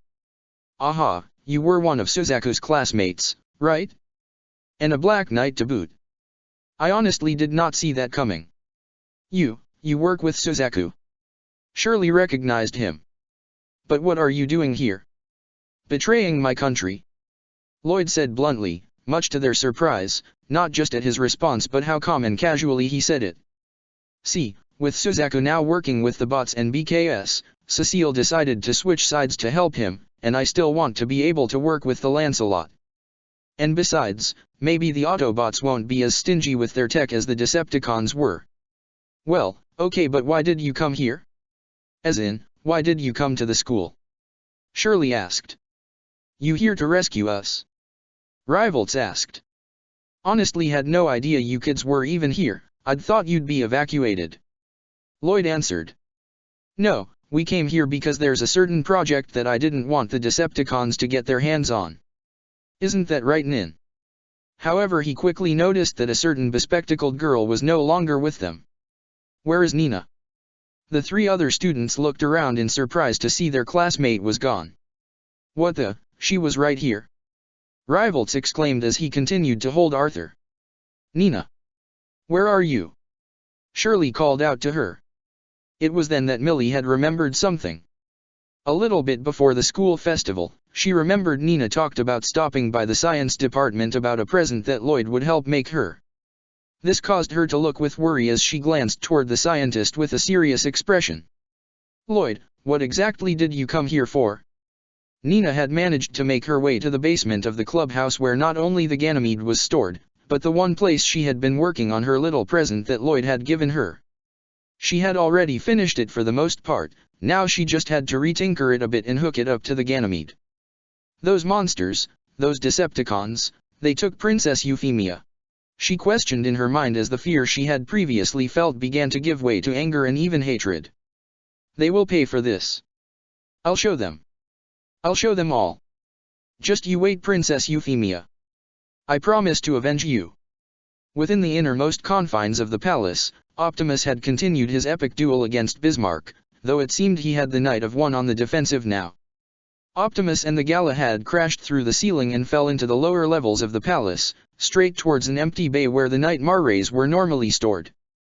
Optimus was on top of the Galahad as they fell, with Bismarck attempting to fly away with the float system, but Optimus had delivered a punch to its face to knock it off course and send it crashing into a wall as Optimus leapt off and fell to the ground, scoring a rough landing on his feet while the Galahad slid down.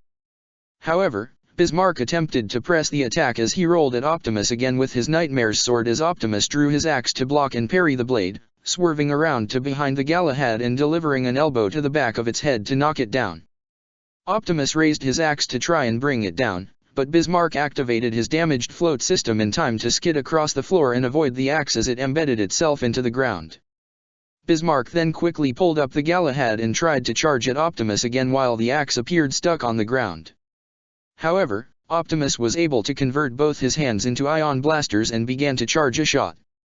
Seeing what he was doing, Bismarck quickly activated the Galahad's blaze luminous shields, but when Optimus opened fire with a dual-charged shot from his blasters and they hit the shield itself shattered, causing the device to short-circuit, with the shockwave of the blast sending the Galahad crashing into a wall. Bismarck had a look of concern on his face as he was already sweating, complete with a drop of blood coming from his mouth. At first, we were evenly matched, both at the special zone and when the fight began. But now, it's like he knows all my moves. Optimus quickly picked up his axe as Bismarck tried to steel himself. Did he study me before the battle? No, he's been analyzing me during this whole fight. Optimus charged Bismarck again with his Energon axe and tried to swing it down onto the Galahad, but Bismarck activated the float system again to shoot into the air, but due to the damage the Nightmare sustained, it was more equivalent to a jump as he landed on the other side of the chamber. This warrior, he's even stronger than Marianne. No choice. I have to use it. Optimus Prime. Without question, you are the greatest warrior I've ever had the honor of facing. But, defeat is not an option for me. Bismarck said as the sticks in his left eyelid broke apart, allowing his eye to open and reveal the geese emblem that appeared to be permanently active in his left eye. I swear, by my title as the Knight of One, I will vanquish you.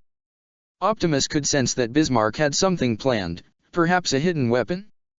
Well, whatever was the case, the leader of the Autobots stood firm as he held his axe in his right hand as his left converted into a blade. And I cannot allow myself to fall at your hands either, Bismarck Waldstein. Optimus declared.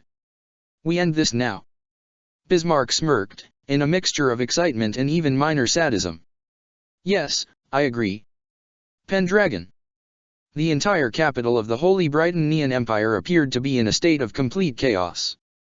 The military forces consisting of the Royal Guard, as well as any other garrisons or units, appeared on a severe losing streak against the Decepticon forces, who not only had the Brighton forces outnumbered, but also severely outgunned as well. However, as any Insecticons, Seekers, or helicopter Vehicons attempted to fly and approach the Royal Palace, they were quickly shot down by the large turrets that were stationed all over the building. That's another one down. One of the 4 turret operators exclaimed as he and his comrades were at the controls in a small control room. Target east 0.6 degrees is down. The second one reported. We can't keep this up. There are too many. The third shouted. Stifle that fear. We are Britannia.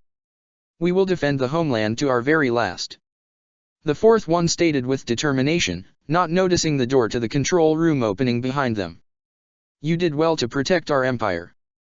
All 4 turned around in surprise to see Kanan pointing a gun at them. But the time has come for Britannia to end. He shot one of the men in the head, killing him instantly. Kanan. Another one exclaimed before he was also shot in the head, followed by the last 2. With all of them dead, Kanan quickly made his way to the console and typed the necessary commands to shut down all outer defenses. Once that was done, he pulled out a communications device and made contact with his associates. Thundercracker, Skywarp, the palace's outer defenses are down. The royal family and other nobles are still inside the throne room. Now would be a good time to move in. Roger that. Thundercracker acknowledges he and Skywarp saw the turrets deactivate. Move in. He ordered as he and his partner transformed and flew directly at the palace, followed by a squadron of 4 Seeker Vehicons as well as 2 Insecticons. They opened fire with their respective Energon blasts to shoot their way into the palace. All the members of royalty and nobility assembled within all screamed and cowered as the explosion outside rocked the entire throne room. They all looked in clear fear to see the giant forms of Thundercracker, Skywarp, the 4 Seekers, and the 2 even larger Insecticons casually walk in. Sorry Britannia, but you're done. Skywarp smirked. Don't try anything unless you want to die. Despite the clear fear all of them were feeling, especially Odysseus, Carne, and Lila, Guinevere attempted to stand up to them. "How dare you? Do you fools not realize who we are?" She was cut off as Skywarp shot an energon blast at a group of royals next to her to disintegrate them instantly, causing her, and everyone else to scream. But that screaming came to a halt as all 8 of the gathered Decepticons circled them to point their respective weapons at them. "Yeah, we know who you are," Skywarp replied. "A bunch of humans that we can squash without even thinking about it. If you want to live, I highly advise you to cooperate with us," Thundercracker told them. The Vincent hovered in the air as Beatrice used one of her swords to cut down on a helicopter vehicle and watch it crash, but as she looked around, she couldn't believe what she was seeing. No. The entire capital was on the verge of complete destruction. Most, if not all, the Royal Guard had been completely decimated. Their Sutherlands were shot down by Viacons, blown away by the tank variety, or literally ripped apart by the Insecticons. She even saw one Insecticon lift a white Sutherland up in the air to rip it half, causing the pilot to fall out and into the open mouth of the Insecticon for a gruesome and bloody end. All air forces had been all but obliterated as well, and she had even saw the Decepticons penetrate into the palace, meaning the royal family and all assembled nobility was at their mercy. "This can't be happening," Beatrice muttered. We can't lose, not like." She was suddenly cut off as something hit her from behind and exploded, causing what was left of the Vincent to fall and crash to the ground. The culprit was none other than Starscream, having shot her in the back from the ground with one of his missile arms. The Vincent was almost completely obliterated, its limbs twisted and broken, its cockpit hissed, and Barley opened as Beatrice, covered in blood, attempted to pull herself out, only for Starscream to stomp onto the cockpit and pin Beatrice underneath the rubble. "No. Britannia, can't fall, you can't do this," she muttered in fear, gazing up at the Decepticon second in command. Starscream couldn't contain his own wicked smirk. "We just did." He aimed his remaining missile and fired, ending Beatrice Franks, the former Knight of Two, in literal explosive fashion. Meanwhile, Megatron's battle against Charles's Excalibur Nightmare had made its way rather far from the Pendragon Royal Palace, but the building was still within their sights as the Excalibur rolled along the ground, with Megatron descending from the sky in his Cybertronian jet form, shooting at large Nightmare as it turned around and fired its dual hadron cannons at him, forcing Megatron to do a barrel roll and avoid the blasts before flying along the side and descending toward the ground. He then flew just above the ground and shot at the Excalibur at such speed that Charles could just barely react in time to throw up the Blaze Luminous Shield just as the Decepticon leader transformed and dealt a powerful punch, with all the added force from the gained momentum, to not only shatter the shield but even send the Excalibur flying and skidding across the ground. Charles was able to pull the damaged Excalibur back up, taking quick note of the Blaze Luminous systems shorting out, only to be brought back into the battle as Megatron had already rushed to deliver a punch to the Nightmare's face. Charles swung his Nightmare's sword toward Megatron, which he blocked with the blunt of his fusion cannon weapon before slapping the Excalibur back. Getting desperate, Charles fired all 10 of his finger-slash Harkins at Megatron, but he was quick to draw his sword to slice and parry all of them before rushing at Charles again, forcing the Brighton Neon Emperor on the defensive as he tried desperately to block and parry Megatron's relentless attacks. Knowing he had less chance of succeeding in close quarters combat, Charles put the reverse on the Excalibur's Land Rover systems, rolling backwards while also firing the Hadron cannons again, this time at the ground underneath Megatron, causing an explosion that actually knocked the Decepticon leader back. "He's down," Charles thought in surprise before a triumphant smirk fell on his face. "Now's the time to end him." He charged up the Hadron for another shot. However, Megatron had already seen how the Hadron operates and got the timing of the charging and firing sequence down. Once he saw the cannons on the Excalibur's shoulders already glowing, Megatron quickly aimed and shot his fusion cannon, scoring a direct hit on the right Hadron cannon, resulting in a large explosion that sent the Excalibur flying and skidding across the ground. When Charles attempted to pick the Excalibur back up, he had a chance to observe the damage. The entire right Hadron cannon, along with the Excalibur's right arm, and most of the right side, just outside the cockpit, had been completely obliterated, with its right leg damaged beyond repair. The left Hadron cannon was also offline, while the rest of the left side appeared functional, but internal system damages were critical. "I told you, Charles." Megatron began as he walked toward the Excalibur, which Charles desperately tried to pull up. "Your weapon is certain powerful, but it contains one fatal flaw, the flaw that every weapon has."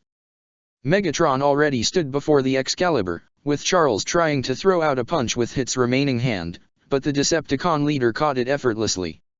"It's user. You are no warrior." Megatron then drew his blade and not only severed the entire left arm, but both the left and heavily damaged right leg, before finally decapitating the Excalibur and letting the pieces fall to the ground as Megatron stood over it expectantly. "Well? Don't tell me that's the best you can do, boy," Megatron told him. "I'm sure you have at least one weapon of last resort, don't you?" He watched as the cockpit hissed open, Charles Z.I. Britannia pulling himself out as he tried to catch his breath. "Well? What is it?" Megatron taunted. Charles glared hatefully at Megatron before activating his geese, the sigil forming in both his eyes, but Megatron had already closed his optics. "Don't even bother trying to use your geese." Megatron smirked. "That little candle flame you call power, is nothing compared to the vast sun that is my power." Megatron's optics opened, revealing they have not only changed from red to purple, but also showing a dark, yet identical, emblem in both of them, much to the horror of Charles. "You have a geese!" Charles exclaimed, but it was already too late. Megatron had achieved direct eye contact with his dark geese. Charles gasped as he found himself, not in the ruins of the Excalibur, nor did he appear to be even in Pendragon anymore. No, he found himself in what appeared to be a dead forest, all the trees around him laid barren, with no other signs of life at all. "What is this? Where am I?" "Charles." The Emperor turned around at the sound of a familiar voice, seeing an individual he knew since his birth. Lelich. It appeared as if Lelich VI Britannia stood before him, clad in his Zero outfit, aside from the helmet. "I'm leaving you, Charles, we are leaving." "What are you talking about?" Charles questioned as he saw his son turn around and begin walking away. "Where are you going?" "Someplace far away from you." A new voice spoke out, one that was far younger and more feminine. He looked in surprise to see a familiar girl sitting in a wheelchair with her eyes closed as Lelich walked toward her. "Nunnally. It's time to go, Nunnally." Lelich offered his sister his hand. Shortly after, her eyes opened as she smiled and accepted the hand. "Yes."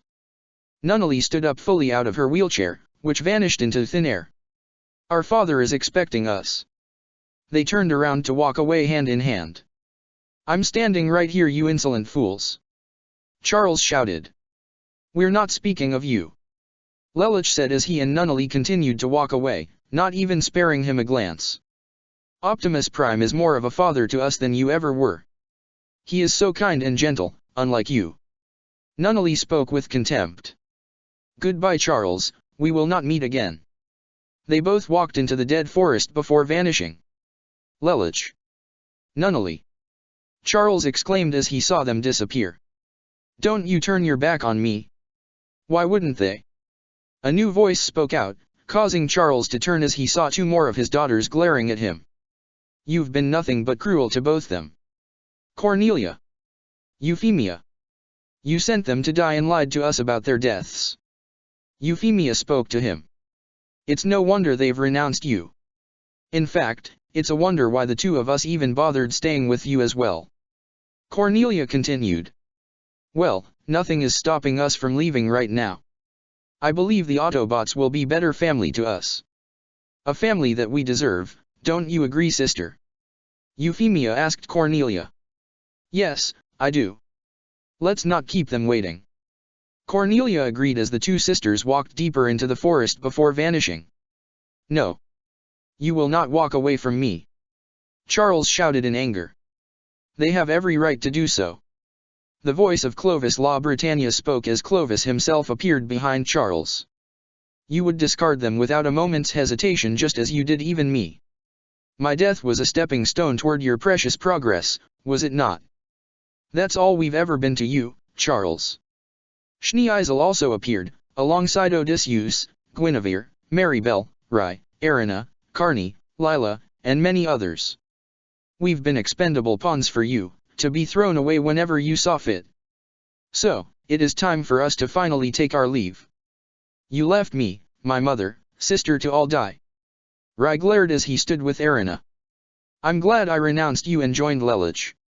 You even dismissed my mother and sister's murders as well. Maribel also spoke.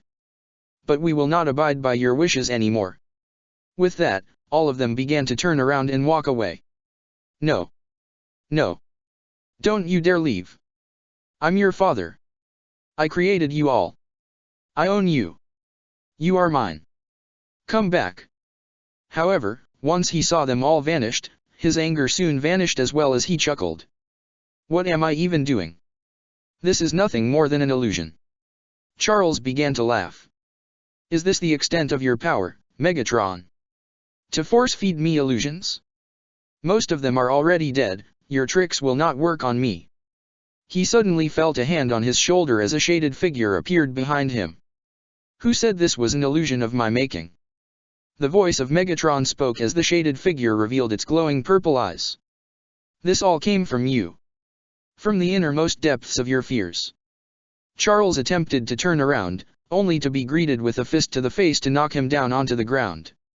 Well, come on, Charles Zi Britannia, 98 Emperor of the Holy Empire of Britannia, stand up.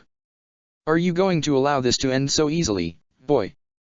The figure taunted in Megatron's voice as Charles glared up at him. Your geese allows you to alter memories, quite a useful power. However, mine works on a similar level. By making direct eye contact, I can look deep inside the soul of an individual to see their absolute worst fears and bring them out to the surface.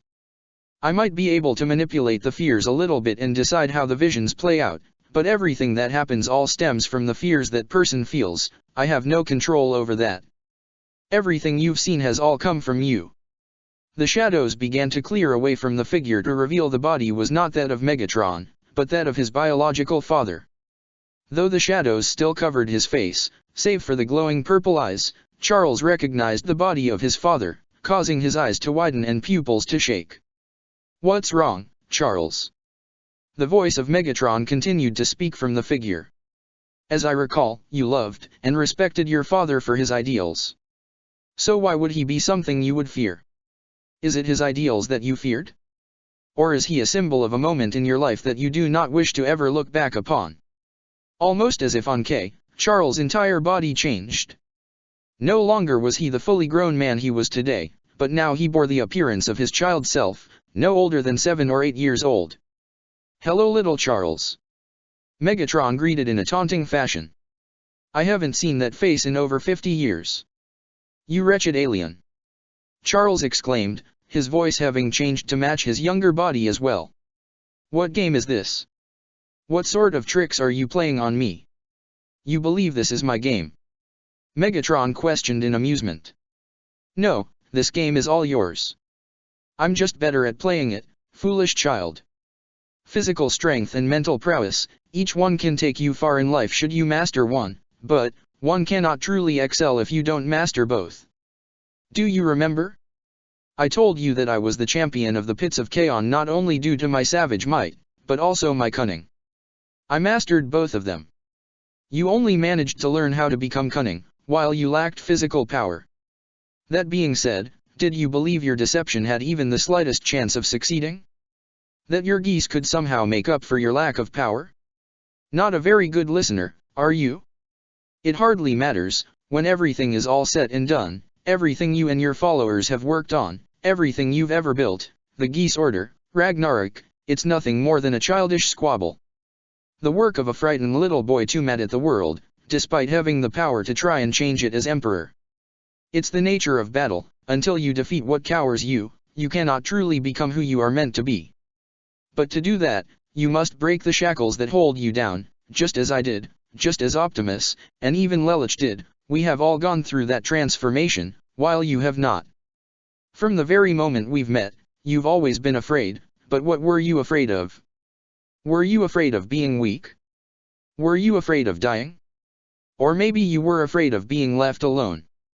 That is why you created your precious Ragnarok, and why you never mourned over the deaths of your children. You believed that by merging with the collective consciousness of humanity, you would be reunited with all those you claimed to hold dear, so it didn't matter whether or not they resented you in this life.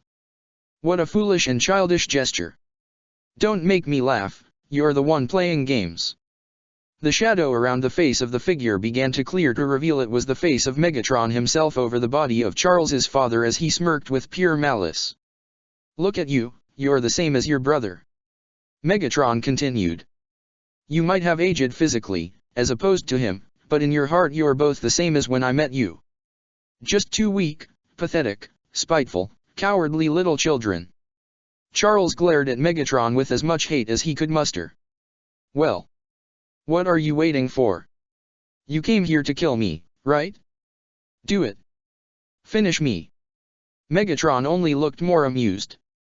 Oh, I will. But not quite yet. There is something I want you to see.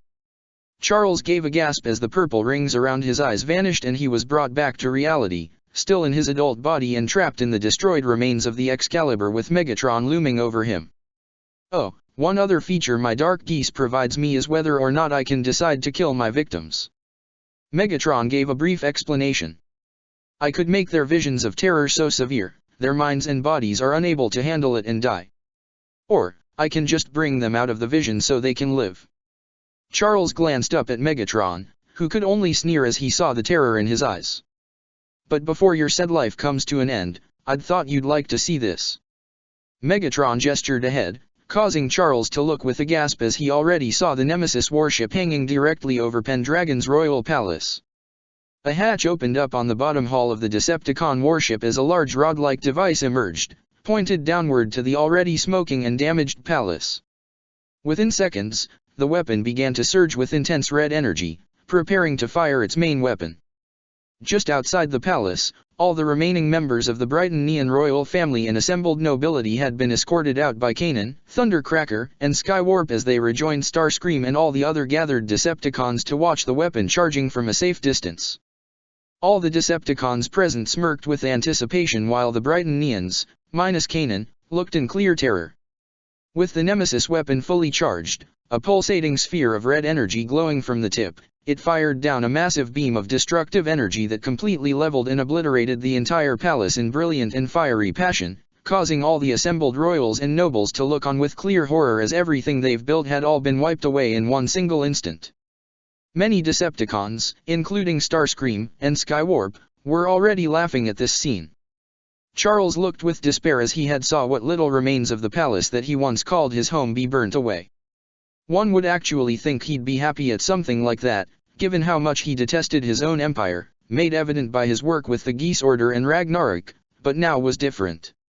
It wasn't the destruction of Pendragon that filled Charles with despair, it was the knowledge that everything he built with the Geese Order, including Ragnarok, was now lost to him and in the clutches of Megatron. No. It's all gone, everything we've built, the dream that I and Marianne and my brother all shared. How could this have happened? He then heard a series of footsteps approaching, causing him to turn toward his left where he saw not only Soundwave, but Vivi standing next to him, who could only look at his brother with regret. Big brother.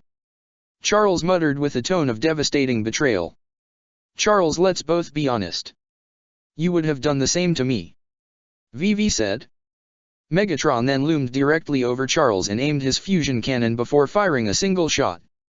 A single shot that turned the 98th Emperor of Britannia into nothing more than a charred corpse. Soundwave did a quick scan to make sure that Charles was indeed deceased. The lack of heart rate, brainwave activity, or any other bodily functions all but confirmed it. He nodded to Megatron, who only smirked before glancing down to Vivi and giving him a hard glare. With great reluctance, Vivi silently bowed to Megatron, all but cementing his submission to him. With that, Soundwave picked up Vivi in his hand just as Megatron transformed and flew into the sky with Soundwave doing the same and following his master. The Decepticon leader and his most faithful servant flew towards the burning remains of the royal palace before transforming and landing on the tallest pile of rubble, allowing all the assembled Decepticons and Brighton Neons to see not only them, but Vivi sitting on Soundwave's shoulder. Rejoice, my Decepticons! Megatron announced. Charles Z.I. Britannia is dead. The fruits of his labor, now ours. Pendragon is in ruins. He raised his fist high into the air to make his declaration known. Britannia has fallen.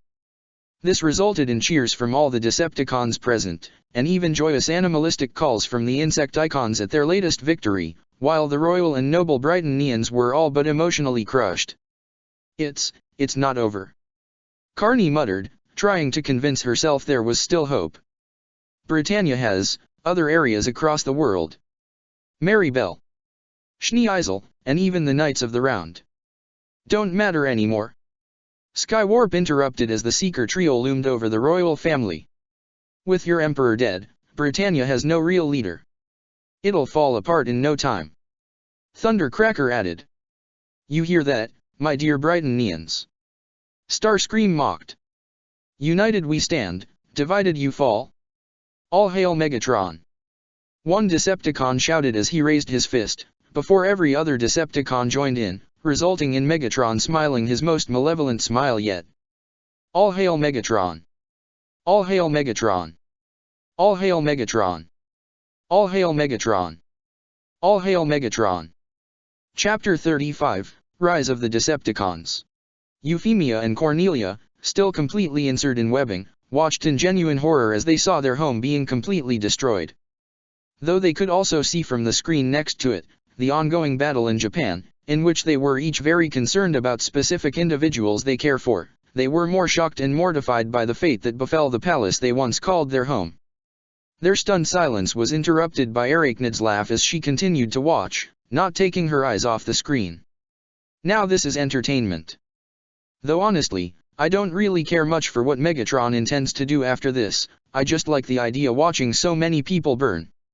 It's nothing personal to Britannia, I don't hate them the way the rest of your world does, I just like watching people squirm. And the best part?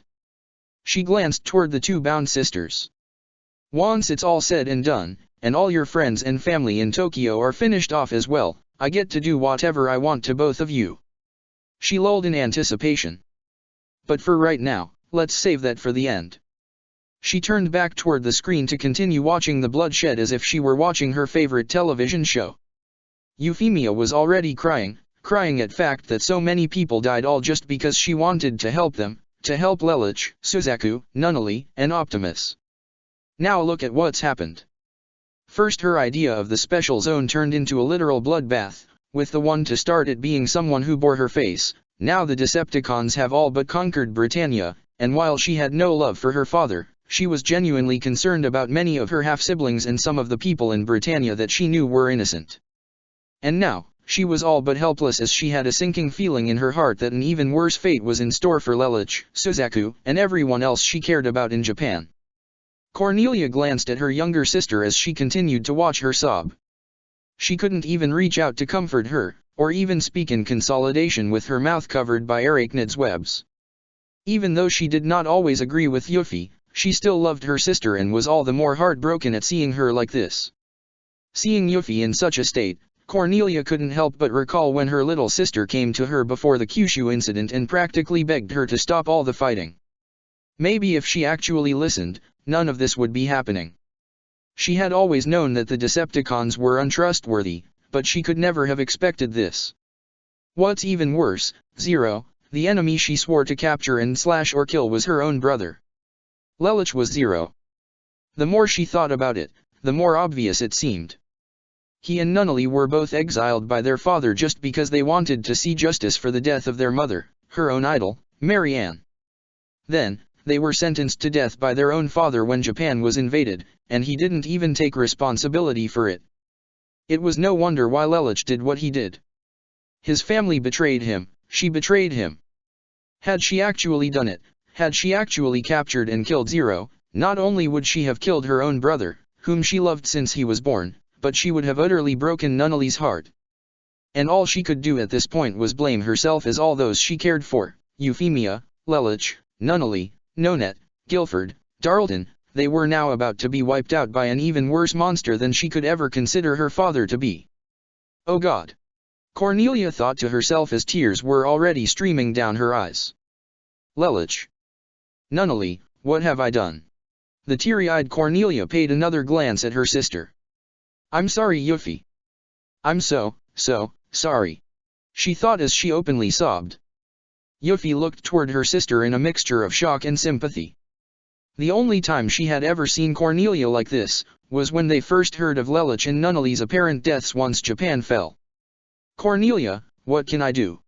Yuffie thought as she desperately prayed for a miracle, some way they can all escape this horror. What would Lelouch do? What would Suzaku or Optimus do? However, those thoughts also forced her to recall something, having been struck by an epiphany. She felt around her sides as best she could, being constricted the way she was. All she could do was pray Arachnid didn't take it when she was kidnapped. She felt her right side, in her pocket, and could feel something.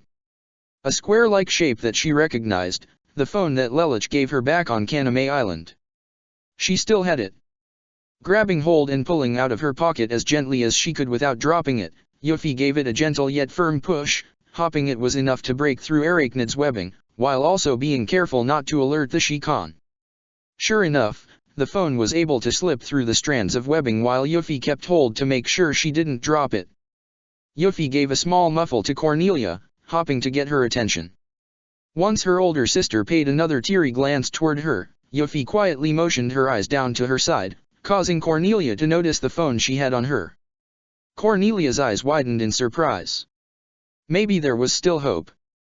She felt around her arm for the knife that she always had hidden on her. Though she didn't use it up until now because she knew that without a nightmare, she couldn't do anything to protect her sister from Arachnid. But she can do something now. Underneath the webbing, Cornelia was able to let her knife slide down into her hand and made sure to cut through a small hole in the webbing as quietly as she could, one enough that allowed her hand to move freely and reach out for the phone. It was almost a close call. Yuffie almost let the phone slip, but Cornelia was able to catch it. Thankfully, Arachnid was too distracted by the battle and slaughter on the screen, she didn't notice. Cornelia flipped the phone open, causing her eyes to widen once she saw only one contact number on it that read Lelouch. Did Yuffie know Lelouch was Zero? They were alone on Kaname Island, which also explains why she lied about it to her. She was worried what would happen to their brother, and Cornelia didn't blame her. But now was not the time to worry about that. With a firm glance and nod to Yuffie in understanding, Cornelia pressed the button to send a call to Lelouch and pray that he was able to get it and send help as soon as possible. Tokyo Settlement, Royal Palace. Darlton's Gloucester was grazed by the Gawaine's Hadron cannon, which was enough to destroy the float system, causing it to tumble onto the roof of the palace, specifically the garden area, leaving Guilford alone as he fired his Gloucesters/Harkins at the Gawaine, which blocked it once Zero activated the Blaze Luminous system, allowing Zero to quickly throw out the Gawaine's right arm to shoot all 5/Harkins at the enemy Nightmare, which could barely avoid it as Guilford's float system was skewered, forcing him to fall down toward his fellow knight. They're both down. CC reported. Something's not right. Lelouch said. Where's Cornelia? It's not like her to just sit out. She's always at the front lines. Maybe she's somewhere else on the battlefield. CC replied. Then why haven't we heard that from anyone else? Lelouch questioned as a pit began to form in his stomach. You too. He spoke through the speakers of his nightmare, addressing the two Brighton Neon Knights. Where is Cornelia? What? Guilford questioned in confusion. She's away from the battlefield. Zero continued.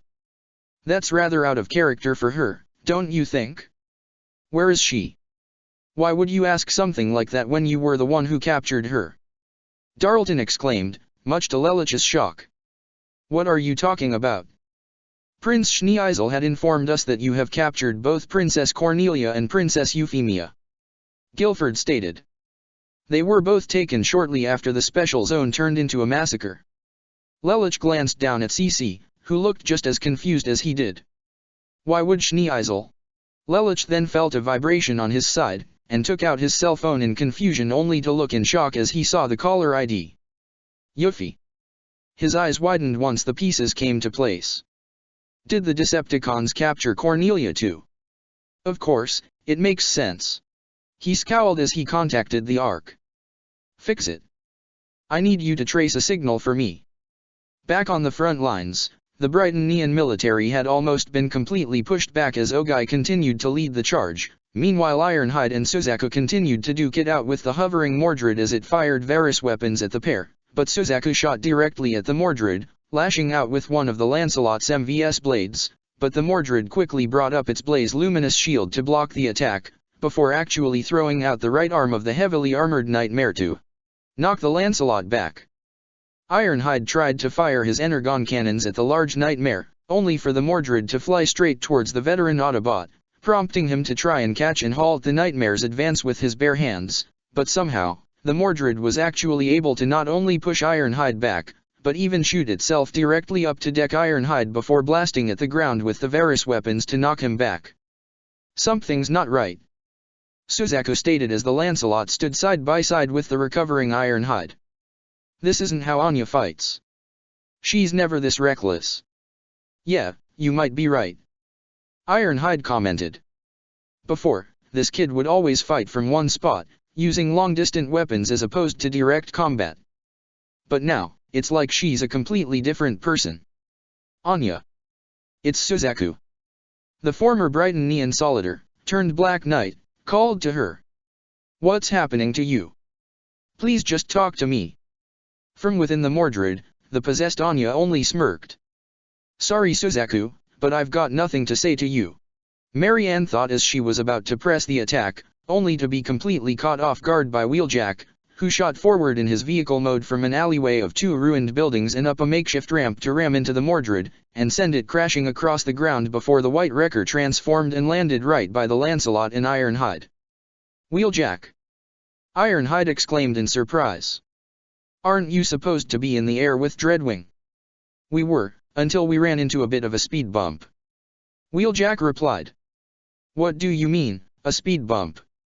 Suzaku asked in confusion.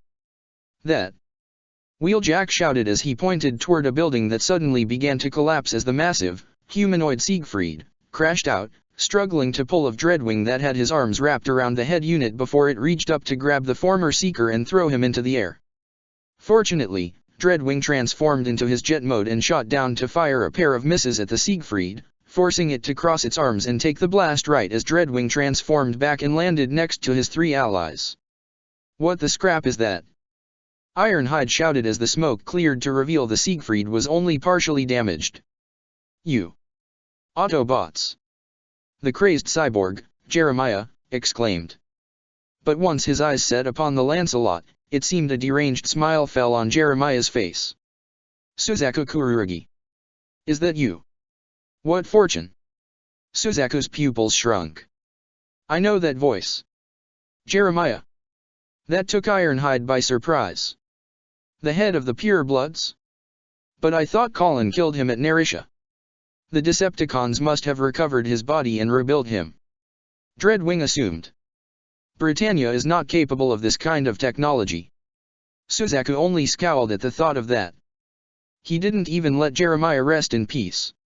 He did this to him, he thought, as more rage and hate filled his being. "Heads up," Wheeljack warned as the quartet could only barely avoid more Varus blasts from the recovering Mordred. But before they could counter-attack, they got a sudden transmission. "Suzaku. This is Zero. I think we've found Euphemia's location." To say he was shocked was an understatement. What? So much of a shock, that it left him open for the Siegfried to deliver a smack with the back of its right arm to send the Lancelot tumbling across the ground, only for it to be pelted and pushed back by the energon blasts of Ironhide as Wheeljack leapt from behind to impale his swords into it from behind, causing Jeremiah to yell insanely as he attempted to shake the Autobot off. "Suzaku, keep your mind on the battle," Dreadwing told him as he pulled out his energon cannon to shoot at the Mordred and keep it back, while the heavily armored Nightmare flew to try and avoid the blasts, while also using the Blaze Luminous for defense. "But Dreadwing, you heard that right?" "Yuffie," Suzaku stuttered as the Lancelot recovered. "I heard, but we must stay focused," Dreadwing stated. "Zero, are you certain of this?" "I am," Lelich confirmed. "We've traced the location to Kaname Island and Fixit has a ground bridge prepared. We're sending the two of you to rescue her. I might also have reason to believe that Cornelia is with her." Ordinarily, Suzaku wouldn't hesitate to jump on the chance to rescue Euphemia, but he also remembered they were in the middle of a major battle with Ironhide and Wheeljack struggling to keep the advanced Siegfried and Mordred back. "Suzaku, go!" Ironhide ordered him, almost as if he could read his thoughts, while also firing at the Siegfried that still had Wheeljack clinging to its back. "You too, Dreadwing." "But, what about you?" Suzaku asked with concern. Ironhide only responded by transforming into his vehicle mode and gunning straight into the Siegfried's legs to trip it up, with Wheeljack using this to jump from the falling Siegfried's back and leap straight for the hovering Mordred and slam both his feet into it. Though Marianne was quick to try and bring up the Blaze Luminous system to shield herself, the impact was enough to send the Mordred crashing into a building. "Yeah, I think we got this."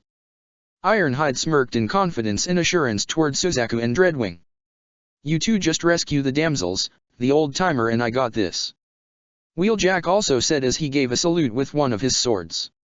"Very well, we'll leave you to it." Dreadwing said as he glanced at the Lancelot, with Suzaku having a serious expression. "Yuffie. I'm coming. I won't let you down again. I will save you," Suzaku thought. "Lelich, we're ready." A few seconds later, a ground bridge portal opened up behind the pair, prompting the Lancelot and Dreadwing to make their way into the portal right before it closed, leaving Wheeljack and Ironhide alone to deal with the recovering Siegfried and Mordred. "Think you can keep up, old-timer?" Wheeljack cracked toward Ironhide. "Just be sure you don't eat my dust, kid." Ironhide cracked back as they charged towards the enemy. Ashford Academy. What was once a popular and peaceful school had turned into a battleground as Bumblebee was sent crashing into the empty girls' dorm, glancing up at the towering insect icon over him. "Leave it to Megatron to send a bug to do his dirty work."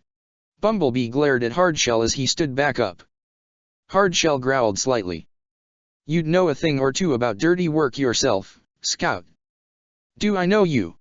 Bumblebee questioned. "I've heard all about you," Hardshell replied. "And I promise that you'll lose more than just your voice box when I'm through with you." "Bring it, Bug," Bumblebee challenged as he rolled out of the way of Hardshell's punch before firing his Energon blasters as he ran along Hardshell's side, but this only served to irritate him as he attempted to rush the Autobot Scout. At the same time, around another area of the school, Ratchet drove in his ambulance form with Cecile Sutherland right beside him as a different insect icon ran after them before leaping over the pair to halt their advance, but Ratchet only pressed on the gas even further before transforming right at the insect icon, using his own momentum to ram into it and knock it down.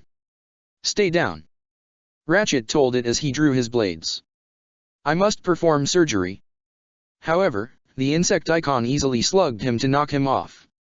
The insect icon felt a small pain on its right side as Cecile used her Sutherland's rifle to shoot at it and get its attention, prompting the insect icon to roar as it tried to rush her, forcing Cecile to shoot her Sutherland into the air, but the insect icon was quick to grab the custom Nightmare by the foot to slam it back down, shaking Cecile inside before throwing the Nightmare at the recovering Ratchet, causing them to crash into a separate building. Ratchet groaned as he tried to get up, but his optics widened at the sight of an electric generator that was only a few feet from his head. "What is that?" "It's the school's backup generator," Cecile informed as her Sutherland, which was only barely functional, began to stand up.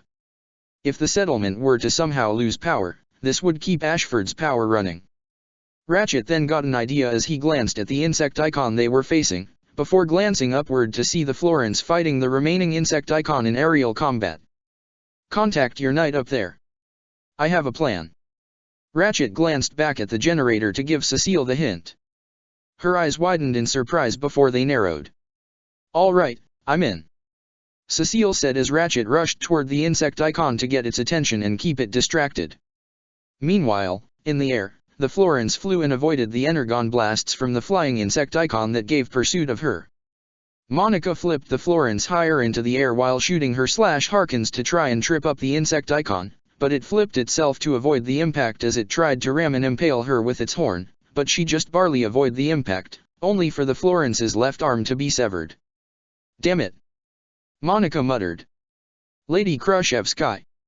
Cecile contacted her. "The campus power generator is directly below you. Try to crash the enemy into it." "Copy." Monica wasn't in the mood to question as she realized just how much of a threat these insect icons were. She locked her nightmare onto said generator and shot directly at the flying Insecticon, who flew at her as well, firing energon blasts, almost as if the two were playing a game of chicken. Once they were close enough, Monica lashed out the Florence's right arm, extending the MVS claws at the right second, to clip the Insecticon's wings and send it falling down.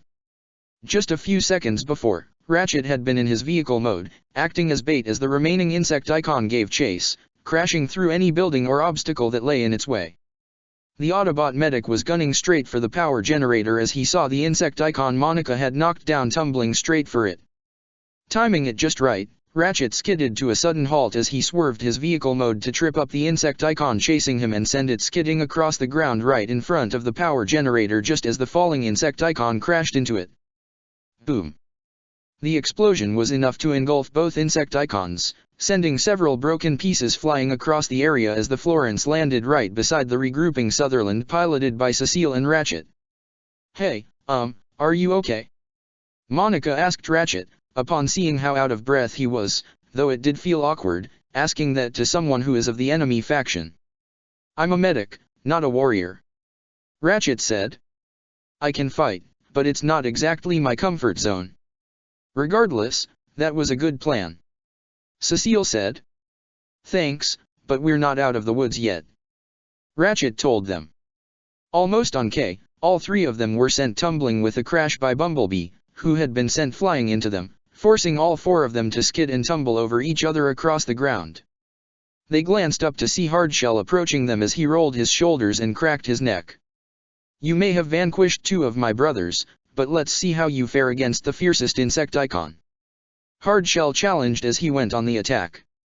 Meanwhile, inside the school, Millie had led Shirley, Rivals, Lloyd, as well as Arthur, into the room where the Ganymede was being housed. "Nina," Millie called out as all four of them looked in shock to see her inside the Ganymede's cockpit with a large rod-like device attached to its chest by a series of clamps and wires. "Nina? What are you doing?" Shirley exclaimed. "Princess Euphemia will be avenged," Nina muttered with a dangerous look in her eyes. "What the heck did you do to that nightmare?" Rivals questioned. "Nina, are you testing your theory?" Lloyd asked. "I didn't have time to test it," Nina muttered. "Lloyd, please tell me that's not what I think it is." Millie gulped. "It's exactly what you think it is," Lloyd said in a dreadful tone. "It's a prototype nuclear reactor that I arranged to give to her. Seems like she's hooked it directly into the Ganymede." "Nuclear?" Rival's eyes widened in dread. "You gave he a freaking bomb. Are you crazy?" "I didn't intend for it to be a bomb," Lloyd replied. "But if it goes off, it'll destroy the entire city." Shirley gave an audible gasp as she knew that would kill everyone in the settlement. All the Autobots and Black Knights, all their friends, Lelich, Colin, Rai, and Suzaku. "Nina. Please. You can't do this," Shirley exclaimed, trying to persuade her friend. "You're a Black Knight. A terrorist," Nina screamed, almost like she was about to have a mental breakdown. "I thought you were my friend, Shirley." "I am," Shirley replied.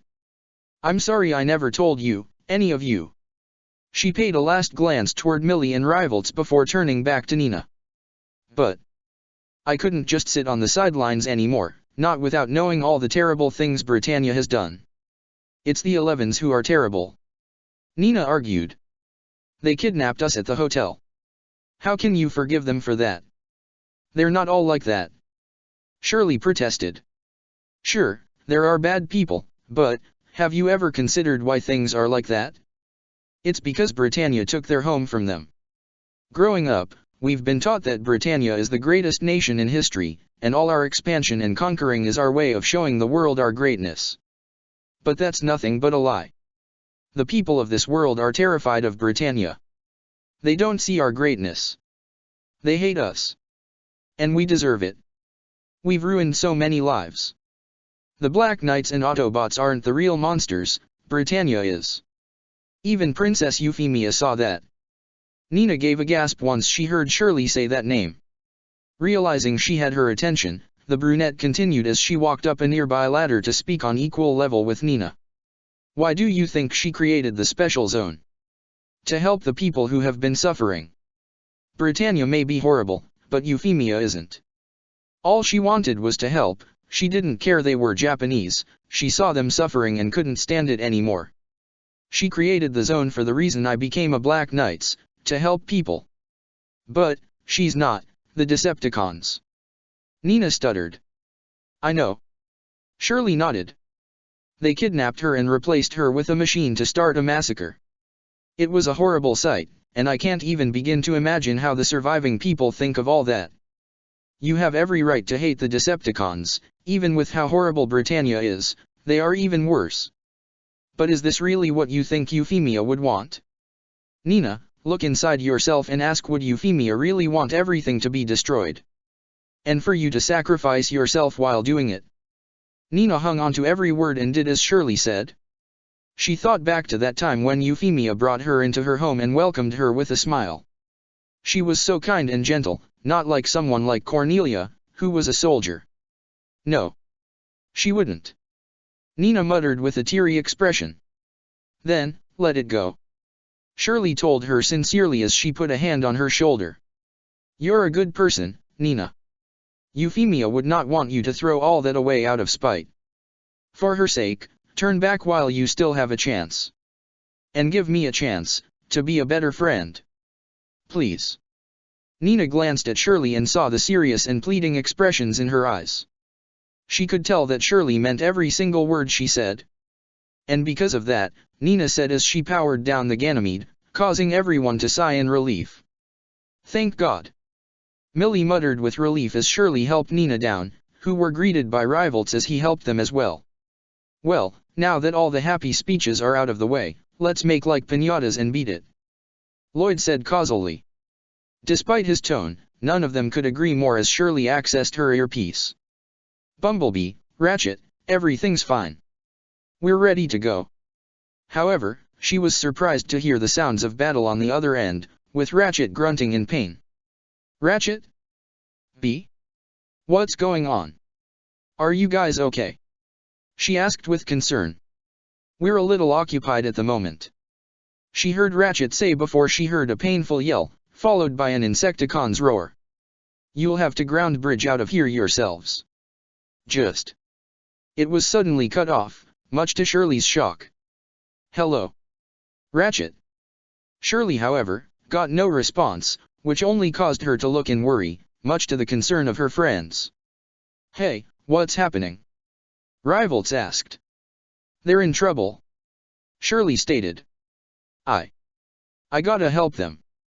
You mean, we gotta help them, right? Millie told her, much to Shirley's shock. If you think for 1 second that I'm going to let one of my best friends take on evil giant alien robots, then you got another thing coming. I'm in too. Rivals stepped up. The Autobots saved us before, now it's our turn to return the favor. If you say it's what Princess Euphemia would want, then I'll help too. Nina stuttered before standing firm as well. Considering that I'm officially a traitor, I'm in too. Lloyd said, still maintaining his casual demeanor. Guys, I don't know if. Shirley, despite being touched by her friend's support, was gravely concerned about them as well. However, once she spotted the Ganymede and the built-in nuclear reactor, an idea came to her head. Hey, how big of an explosion would that make if it were to go off? Well, I haven't exactly thought of that. Lloyd answered. But, best guess, a maximum range of just under 6 kilometers in radius. Why? Shirley then accessed her comms again. Fix-It, are you there? I read you, Shirley, what is it? Fix-It asked on the other end. What's the highest point we can reach with the ground bridge? She asked. What do you mean? Fix-It didn't quite seem to understand. I mean, how high in the sky can we make a ground bridge portal? Shirley clarified. We've never actually tested that. But, it is reasonable to believe that the highest point above the planet's surface would be around 2,000 kilometers, at low orbit. Why do you ask? Fix-It responded. That was all Shirley needed to hear as she turned back to her friends with a confident smile. I've got an idea. Royal Palace. Optimus swung his axe down toward the Galahad, his and Bismarck's duel continuing in the lower levels of the palace, specifically in empty Nightmare Bay. However, Bismarck steered the Galahad back before quickly shooting at Optimus, who attempted to roll out of the way, but the Galahad swung its MVS sword down toward Optimus was to slice and trip him up. However, Optimus was quick to recover, but was forced on the defensive as he attempted to block the incoming sword strike with his axe, but the Galahad actually swung in a different area on Optimus' side to send him crashing onto the wall. Optimus Prime got up and felt a bleeding gash along his left side, with Energon already leaking. It wasn't anything to worry about, but he was still concerned. Bismarck's fighting style has changed considerably. It's as if he can know my moves before I make them. You look confused, Bismarck said with a grin, the geese sigil in his left eye glowing brightly. You're likely affiliated with CC, so I can assume you're already aware of geese. Optimus' optics widened in shock. You possess a geese as well? Indeed. Bismarck confirmed, his grin growing wider. My ability allows me to see the future. He rolled the Galahad straight for Optimus, who transformed and shot out of the way to avoid it.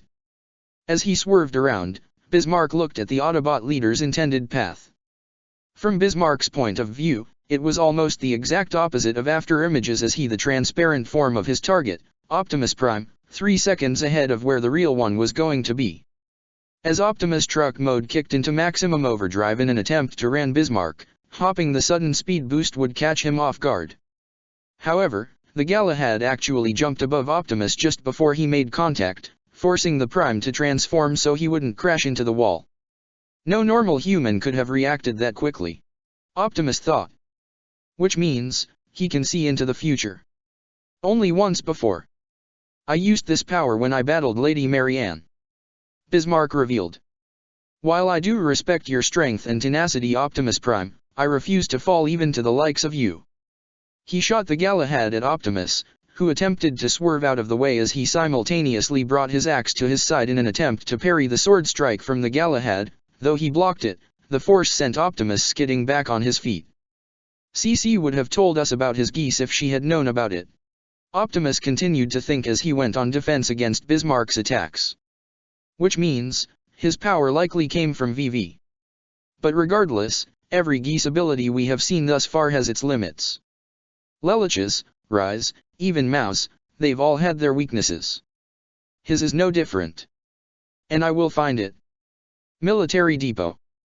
More explosions continued to rock the entire area as Tamaki and his squadron of heavily armed Boreas opened fire with missiles and other heavy payloads around the area where their comrades duked it out with the terrible trio of Breakdown, Knockout, and Dorothea. Bulkhead slammed his mace against Breakdown's face, who retaliated with a hammer strike to Bulkhead's own face. Bulkhead then punched Breakdown in the gut, which Breakdown responded with a headbutt before firing his missile shoulder at Bulkhead to send him crashing into a ruined building. Breakdown didn't get a chance to celebrate, however, as he was blasted back by a series of missiles on the ground courtesy of Tamaki and 2 other Wrecker units. Rai used his Gekko's katana to block the buzzsaw strike from Knockout, their weapons creating sparks from the revolving parts grinding against each other, while Nonet guarded Rai's back in the Gale's chin as she used her Nightmare's Blaze Luminous system to block the gunfire of Dorothea's Palamedes, but Nonet responded with a slash Harkin, which Dorothea batted away with her Nightmare's sword before charging at her. Rai. Switch. Nonet told him. No time to argue, Rai turned his Gekko away from Knockout, allowing the Gale's chin to deliver a spinning kick, having taken a page from Suzaku's book, to knock the red Decepticon down while Rai shot out his Gekko's Surger Claw, activating it just as Dorothea brought her Nightmare's blade down, the sword melting and blowing up on impact and allowing Rai to swing his sword at her, but she pulled the Palamedes back. She was also forced on the defense as more Wrecker Boreas opened fire with their rifles and missile silos, forcing her to pull back on her Nightmare, with Knockout transforming and doing the same to outrun the explosions on his tail. Ah yeah. That's what you get for messing with the Wreckers. Tamaki shouted. Tamaki. Zero made contact. I need you and your squadron back on the front lines. Ironhide and Wheeljack are in trouble and they need your help, now. What? Come on, we're winning here. Tamaki complained. Don't you got Kururagi and Dread Boy there, too? We've discovered Euphemia's location and they've gone to rescue her. We need you at the lines, now. That is an order. Zero told him. Tamaki grumbled as he knew his leader had a point. All right, send us a ground bridge. A portal soon opened up behind his nightmare.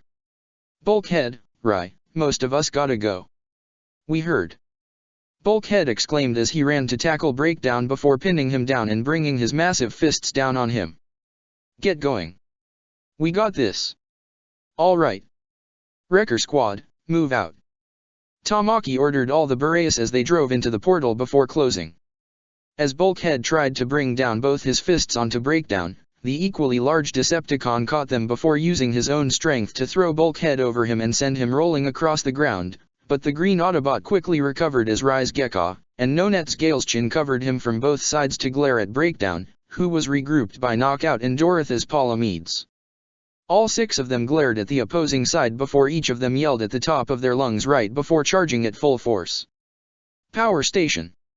Archie used her arm blades to block and parry the sword strikes from one Valkyrie Vincent before jumping over to land a solid kick and knock it down, only to be put on defense again from the second Valkyrie Vincent, using her right arm blade to block a sword thrust while converting her left hand into an Energon blaster and scoring a direct hit on the head to blast it off it before finishing the entire nightmare off with an upward vertical slice to cut what was left in half, right before it exploded. Colin was caught in the middle of the remaining two Valkyrie Vincents, using her Gurren's knife to hold back the sword against one, while using her Surger Claw to block the sword of the other. However, Colin used this to her advantage to twist the Gurren's legs and spin her nightmare around like a top to twist and send the two Vincents rolling across the ground. However, Colin was able to reach out and grab one of them by the head with her Surger Claw before activating it, sending a wave of radiation through the nightmare before it finally exploded. Luciano fired missiles from his Percival's shield at Gino's Tristian as he flew into the air and around the building and power station ports so that the missiles impacted them instead of his own nightmare before flying in with a strike of his sword. Luciano teased as he thrusted his Percival's drill into the ground to spit up some rubble and block the Tristian's path, allowing Luciano to try and thrust his drill in up close, which Gino attempted to block by crossing his Tristian's blades, which resulted in them shattering before the force sent him skidding across the ground. "Ah, poor little Gino," Luciano mocked. "You only got to where you are because of your standing. I might be ranked lower than you, but I'm still the genius of homicide, and a far more capable warrior than you. Then how about I tag in?" Cliffjumper suddenly shot at the Percival in his vehicle mode, which Luciano attempted to destroy with his Nightmare's drill weapon, but Cliffjumper had already transformed and swerved around it to deal a punch to the Percival's side and send it crashing into a nearby wall. "Thanks," Gino said as he stood his Tristian up. "Don't mention it." Cliffjumper smiled back. "And call me Cliff." "Well then tell me, Cliff." They heard Luciano speak as they saw his Percival emerge from the dust and debris. "Do you know the prime truth of the battlefield? Kill a man off the field and you're a criminal. But kill him on it, and you're a big hero." Cliffjumper looked at the Percival with a frown. "So, the Vampire of Britannia wants to be a hero, huh? A true knight in shining armor, is that right?" "No, not at all," Luciano replied without any hesitation. "War allows me to officially take what people value most, their lives." "Well, at least you admit you're a murderous psychopath," Cliffjumper said. "So, you probably won't take it personally when I kick your ass." "You mean, we kick his ass?" The Tristian rolled by Cliff's side. "Yeah, that sounds about right," Cliff agreed as they faced the Luciano's Percival. "Well, then by all means," Luciano said with a sickening grin. "Kick my murderous, psychopathic, bloodthirsty ass," he challenged as the Percival flew right at them. Kaname Island, Arachnid's cave. "Oh, looks like the finale's just about here." Arachnid watched in eagerness as she saw, from the screen showing the situation at Pendragon, the Nemesis hovering over the Pendragon Royal Palace, ready to blast it into oblivion. "I hope you are watching, ladies, because this is where the real fun starts." Arachnid turned back to the two webbed-up princesses. Upon seeing her looking in their direction, it was enough to startle Cornelia into dropping the phone that Euphemia gave her, cluttering on the ground and getting Arachnid's attention. What's this? She went to inspect it, causing Yuffie and Cornelia to panic, realizing they had just been busted. A phone. Arachnid's optics widened before a scowl formed on her face. You called for help. She hissed as she glared at the two princesses, with Yuffie looking the most frightened. Really wish you didn't do that, I could have taken my sweet time with you too. But I promise, I'm definitely going to make it hurt. So, let's start with little Yuffie here. As Arachnid brought her claws closer to Euphemia, all she could do was muffle a scream in pure terror underneath the web gag, with Cornelia doing the same, in a mixture of yelling at Arachnid to stay away from her sister, while also begging to do her first, but Arachnid didn't seem to notice. She was ready to plunge her clawed finger right through Euphemia's head, when suddenly a ground bridge portal had opened behind Arachnid, who couldn't react in time to the sudden arrival of the Lancelot that dealt a spinning kick to Arachnid's face and sent her crashing to the wall on the other side of the cave. She didn't even get time to recover as Dreadwing pressed his foot against her chest to pin her to the floor as he kept his cannon aimed directly at her face. Give me a reason. Dreadwing glared with as much hate as he could muster. Just one. Yuffie. Suzaku exclaimed as the Lancelot pulled both the ensnared Yuffie and Cornelia from the suspended states before setting them gently down on the ground. He quickly jumped out of the cockpit before rushing to pry the web off them both, despite the pain it caused as he pulled some of it off their skin, specifically their face area as it covered their mouths. Once they were both free, Yuffie wasted no time in wrapping her arms around Suzaku and pressing her lips against his as hard as she could, tears streaming from her eyes. Both Suzaku and Cornelia were completely stunned by this action, until Yuffie broke it off and cried as she buried her face into his chest. Suzaku! She cried. I was so scared. I didn't want all this. I'm sorry. Suzaku returned the embrace as tears formed in his eyes as well. I'm the one who should be apologizing. I was supposed to protect you, and I failed. Forgive me. Dreadwing took his eyes off Arachnid, while still keeping her pinned, to look with sympathy and relief at the pair. I failed you as well, Yuffie. Dreadwing apologize.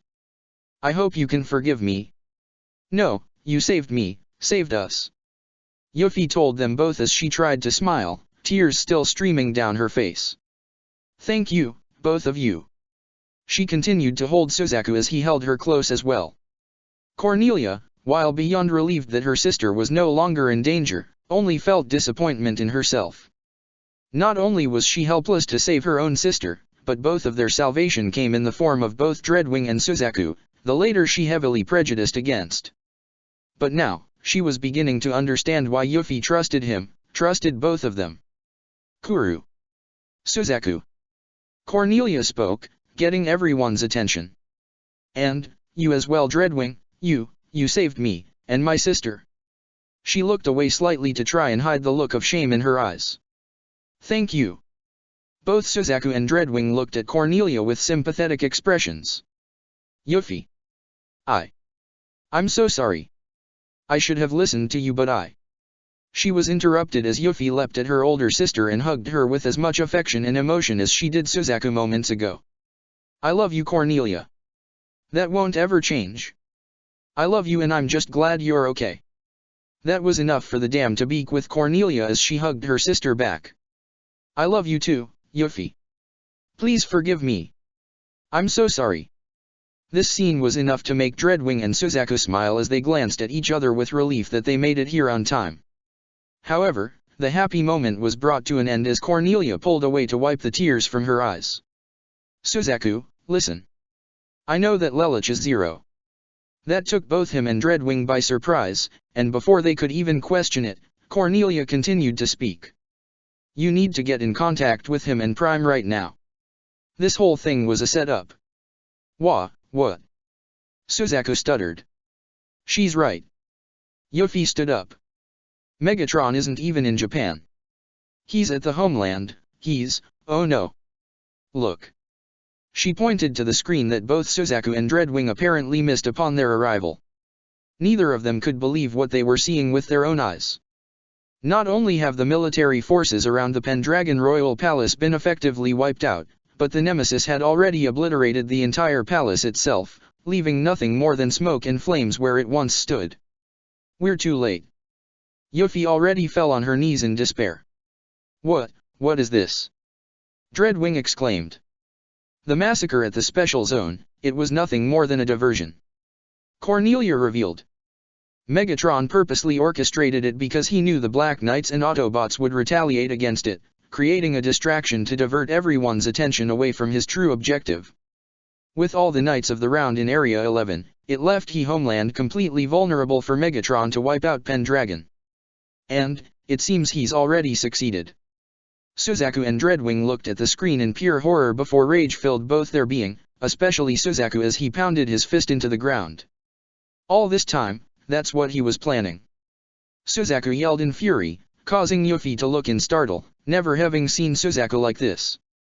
All the people who died at the zone, everyone who's dying now, it was just a distraction. Dreadwing's pain-induced screams suddenly got all their attention as they turned back in shock to see Dreadwing fall back, holding one hand over his lower ab area where Arachnid had stabbed him with her spider legs as she pulled herself back up. You really should have killed me when you had the chance, Dreadwing. Arachnid taunted. Looks like Suzaku's rubbed off on you. Suzaku and Cornelia glared hatefully at her as they both stood protectively in front of the frightened Euphemia. And if I were you, I'd be less concerned about your friends, and more about yourselves, because none of you are leaving here alive. As she said those words, she reached out with her telepathic connection, deeper underground and into the island, all the way down to the hive where the remainder of the Insecticons, those who weren't at Pendragon or Ashford anyway, remained in slumber in their pods. Until Arachnid had awakened them with her telepathic message. Arise, my armada, and attack. Arachnid shouted. Less than a second later, the entire cave began to shake as the first to emerge around the recovering Dreadwing and his three human compatriots, were the smaller Insecticon swarmers and spitters. We must leave. Now. Dreadwing exclaimed as Suzaku quickly got back into the Lancelot, with Cornelia and Euphemia squeezing into the cockpit behind him right as it closed and powered back on. The Lancelot and Dreadwing both turned toward the exit and ran/shot their way out as fast as they could with Arachnid giving pursuit alongside a growing horde of Insecticon swarmers, spitters, and even bruisers. Do not allow them to escape. Arachnid ordered. Leave their blood and energon spilled across this island. Tokyo Settlement, front lines. For the glory of Megatron. Jeremiah shouted as the Siegfried brought its arms down toward Ironhide, who quickly transformed and shot underneath the legs and behind the Siegfried just before the crushing blow shook the ground.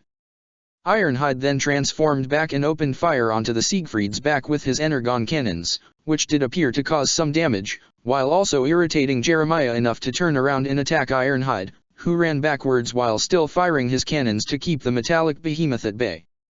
At the same time, Wheeljack ran and swerved from left to right to avoid the Mordred's Varus blasts before jumping up toward the broken ledge of a ruined building and leapt up from that to get to the roof faster than Marianne could react. By the time she noticed, Wheeljack had shot himself straight down toward her, landing a solid punch into the Mordred's head and sending it crashing down toward the ground. Wheeljack landed right in front of it and quickly drew his swords again with the intent on slicing it apart, but Marianne quickly activated the float system on the Mordred and rammed it into Wheeljack to send him rolling across the ground before she took to the air. You Autobots are ruining everything we've worked so hard for. Marianne practically screamed in her thoughts as a look of anger fell upon the possessed Anya's face. Even threatening to take my children from me. And for that, you will pay. Suddenly, the Mordred was shot from all sides by multiple Beret units, personally led by Ogai. Open fire. Don't give her an inch. Ogai exclaimed as they continued to shoot, forcing Marianne to activate her blaze luminous systems to keep herself from being shot down, but the Mordred had already sustained pretty significant damage. At the same time, the Siegfried was pelted by multiple explosions all around its sides as the same heavily armed Wrecker Berets from the military depot all rolled onto the scene. Eat hot missiles! Tamaki shouted as he and another unit kept Ironhide covered. Ogai, aren't you supposed to be on the front lines? Ironhide exclaimed as he got back up. The enemy forces have mostly been driven back. I came to provide backup. Ogai stated as he and his unit had the Mordred thoroughly surrounded and kept the fire up, practically emptying their guns to keep the Mordred in place. Wheeljack looked and saw the Siegfried in the same kind of position as Tamaki and his group of Wrecker Boreas fired missiles all around the behemoth, while moving around in a circular motion in order to keep it pinned. The White Wrecker soon got an idea. "Hey old-timer, let's switch things up." "Good call." Ironhide nodded as he and Wheeljack ran past each other to switch opponents. As Ogai and his squad continued to open fire on the Mordred from all sides, the Blaze Luminous system was nearing its limit as Marianne couldn't even find the chance to move. This gave Ironhide the opportunity he needed to charge his Energon cannons to maximum power and fire. The two large Energon spheres came in practically in slow motion and scored a direct hit, creating an explosion that all but shattered the Mordred's shields and sent it crashing into a small building, which Ironhide fired it all around, causing it to collapse all over the Mordred, rendering it inoperable and preventing it from moving. "No, no, no, no!" Marianne exclaimed as she was unable to get the Mordred back up. "They can't do this. She's down. Should we finish her off?" Ogai asked. "No," Ironhide said firmly. "She might be knight of the round, but she's still a kid. And we don't kill kids. Right?" Ogai nodded as they turned around to walk away from a furious Marianne. Though Ironhide paid one more glance to the downed Mordred. But there is definitely something going on with her. Is this another geese thing? Ironhide wondered. "I'll ask CC about it later. Right now, we got a battle to win." At the same time, Wheeljack began to climb up a tall building as he addressed Tamaki and his squad. "Hey! Fire at his legs, bring him down to his knees." "You got it." Tamaki nodded. "You all heard the man, get this bastard down on his knees." He and every single Wrecker Nightmare concentrated their firepower directly on the legs of the Siegfried. The resulting explosions from the barrage of missiles all but destroyed the lower leg areas, forcing the Siegfried down on its knees. "You pests!" the cyborg Jeremiah exclaimed, just as Wheeljack made it to top of the building, just above the Siegfried before leaping over it. Jeremiah noticed Wheeljack falling toward him as he desperately tried to throw out his right arm, only for it explode as Tamaki shot at it with another couple of missiles. Wheeljack flew out of the smoke and fire, blades crossed forward as he sliced past the Siegfried's neck, landing behind it just as the head unit rolled off. The resulting shock caused Jeremiah to scream as he felt the sensation himself, due to the nightmare being plugged into his nervous system before the entire Siegfried fell over, completely disabled. "Nice going." Wheeljack smirked to Tamaki and his squad. "You too." Tamaki nodded. "No time to celebrate just yet," Ironhide stated as he, Ogai, and the remaining Boreas came in. "We keep pushing forward." Ironhide's right. "This battle isn't over yet." Ogai agreed. "Then what are we waiting for?" Wheeljack's smirk only grew. "Time to wreck 'em." He and Ironhide both transformed as they drove alongside Ogai and Tamaki's squadrons to get back up to the front lines and finish off this fight. Ashford Academy. Bumblebee ran straight for Hardshell, firing his Energon blasters at him before coming in close to deliver multiple punches, then striking him in the jaw with a cartwheel kick to send him realigned toward Ratchet, who sliced at his face with his blades, but Hardshell recovered quickly enough to grab Ratchet by his head and slam him into Bumblebee before throwing him away.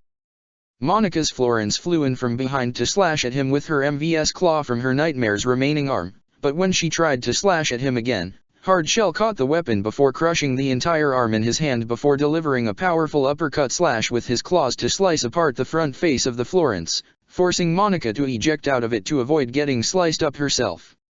Hardshell was pelted in the back by the ammunition from Cecile Sutherland's rifle, prompting the insect icon to turn around and rush her. As Cecile attempted to pull her Sutherland back, Hardshell proved too fast for his enormous size and quickly grabbed both the Sutherland's arms in his hands and held it up in a T-like formation as he glared into the Nightmare, causing Cecile to look in clear terror. "You are no warrior."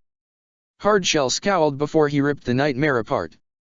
Thankfully, Cecile had already ejected in time to avoid getting torn apart. Ratchet quickly rushed Hardshell and tried to strike his blowtorch into his side, which did cause Hardshell to roar in pain, but it irritated him even more as he grabbed Ratchet again before leaping high into the air to slam the Autobot medic hard onto the ground before kicking him even further away. Bumblebee then tried to leap on top of him and shoot his Energon blasters into Hardshell's face, but the Insecticon reached back to grab B and pull him off before punching him in the gut so hard that it caused a small shockwave.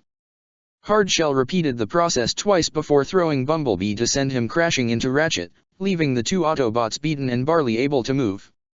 Bumblebee. Ratchet groaned as he tried to pull himself up, but failed. "I'm sorry. We're not out of this yet."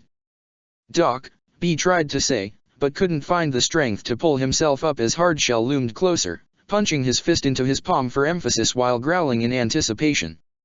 "Come on, get up," Monica exclaimed as she and Cecile ran toward the two downed Autobots.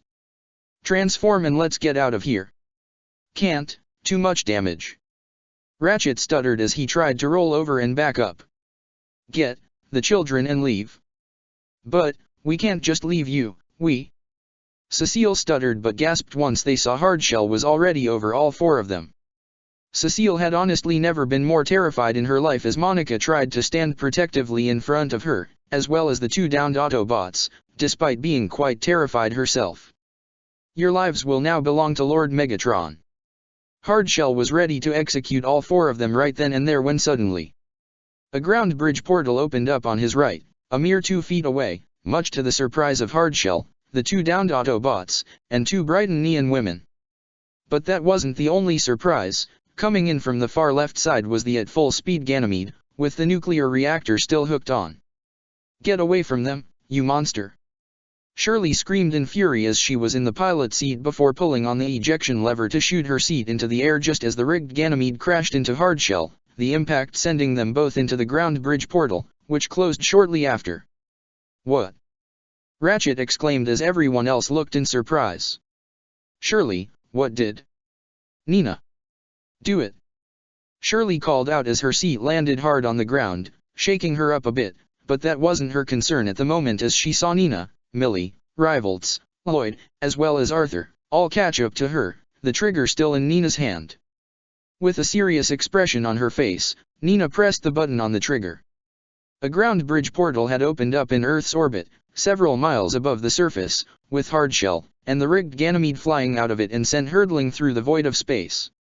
Hardshell tried to regain his senses, but as he saw what was hooked onto the empty nightmare, he gave a shrill insect-like scream in horror just as the reactor detonated. Boom! The nuclear explosion completely engulfed Hardshell. And even though the damage would have been devastating on land, the fact that it was damaged high enough in Earth's orbit was enough to ensure that no part of the Earth would be adversely affected by either the blast or the resulting radiation. What just happened?" Bumblebee bleeped in confusion as he and Ratchet attempted to pull themselves up. "Lloyd, what was that?" Cecile asked as they all regrouped.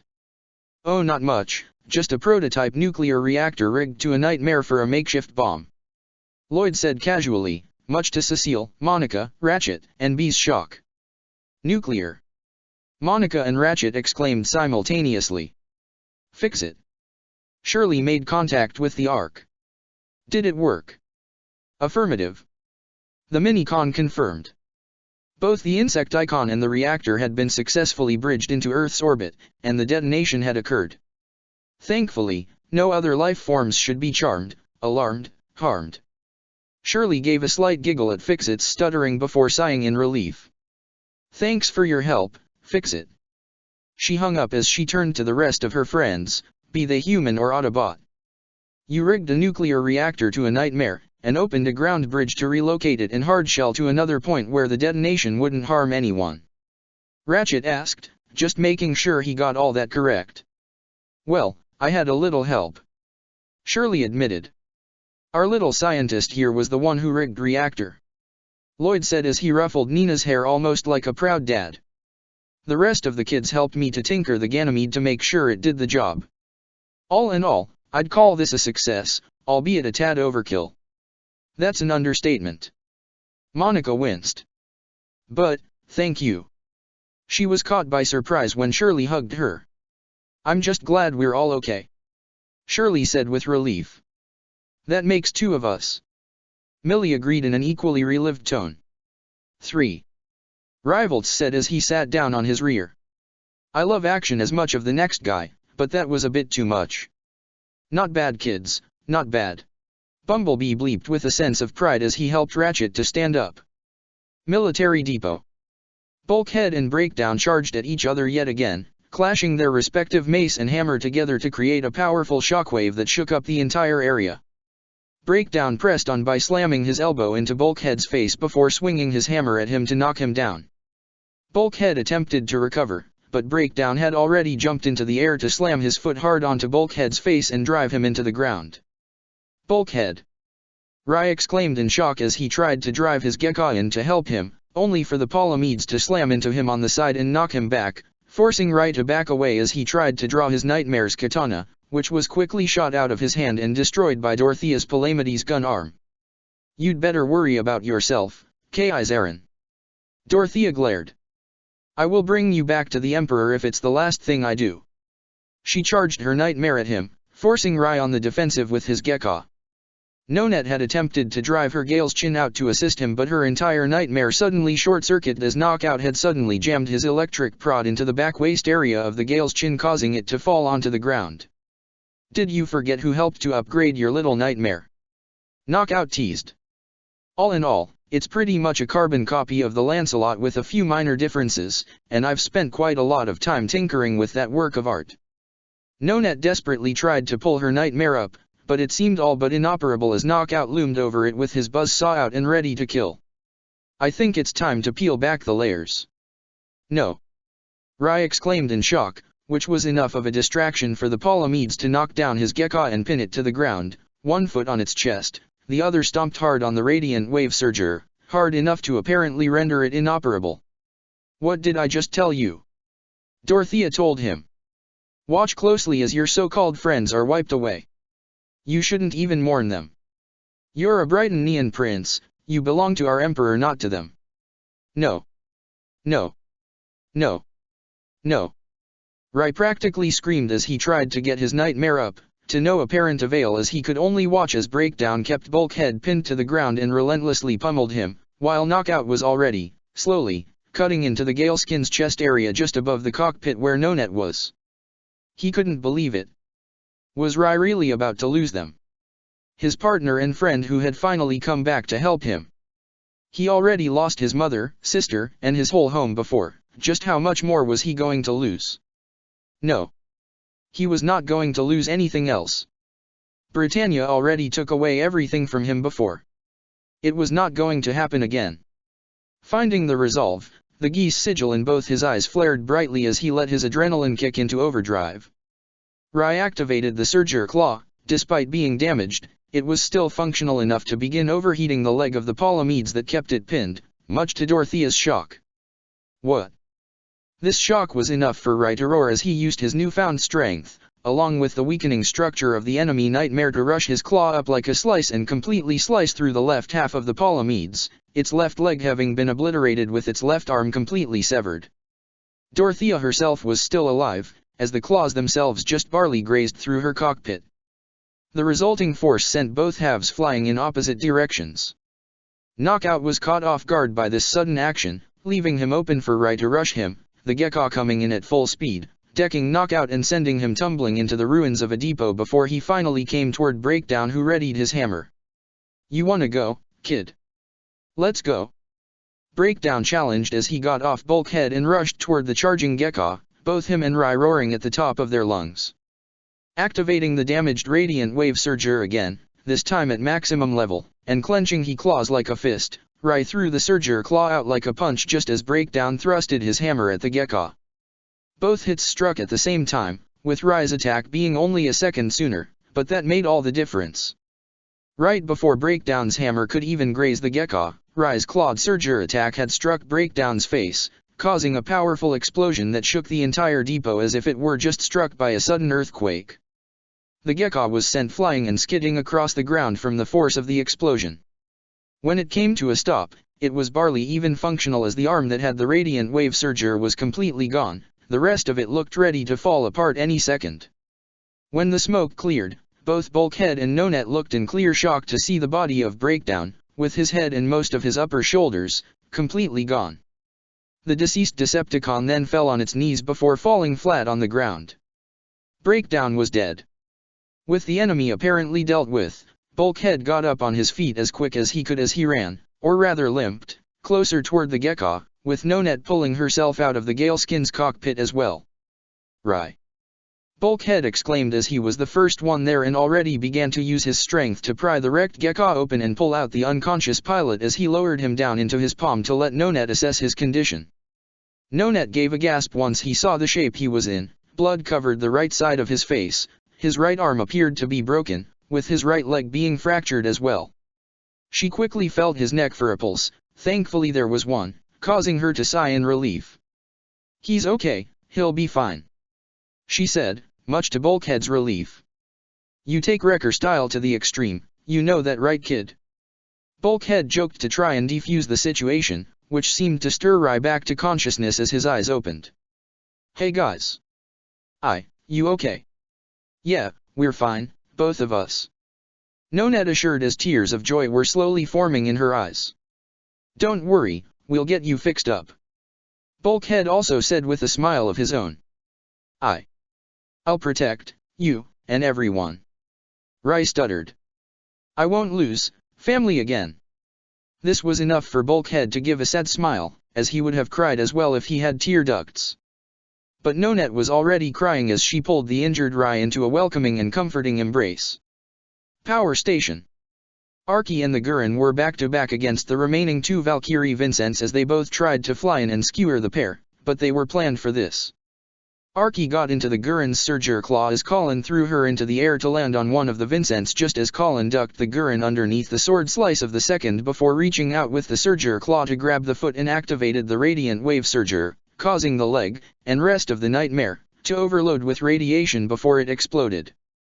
At the same time, Archie had used her arm blade to slice at the float system of the only remaining Vincent and sent it falling into an electric generator. Archie jumped off just in time to watch the entire thing explode in glorious fashion. However, the pair did not have time to celebrate as a series of missiles had impacted the upper wall of the building near them, causing a cluster of rubble to fall onto the pair and trap both the Gurren and Archie underneath. "Congrats on dispensing the pawns, but can you handle the king?" Luciano mocked as he hovered over them in the Percival, quickly bringing up his shield to block the sword strike from the flying Tristian. "I can," Gino exclaimed as he swung the Tristian's blade at Luciano again, only for Luciano to strike with his drill and break apart the only remaining sword before thrusting again into the Tristian's left shoulder, as well as that area of the float system, causing the Tristian to tumble to the ground. Suddenly, the Percival was pulled toward the ground, courtesy of Cliffjumper who had leapt up to grab the Nightmare by the leg before falling back down to slam the Percival on the ground as he faced it himself. "How about you fight someone more down to earth? Mono y mono?" Cliff challenged with a smirk as he rushed the Percival to deck it across the face before delivering a kick to its chest and another punch onto its crown, followed by a knee to its gut. Luciano tried to flash the shield out and fire more missiles, but Cliffjumper pried the shield off the Nightmare's arm right as Luciano thrusted his drill weapon again, which Cliff blocked using his newly acquired shield. "Sorry, shield beats drill.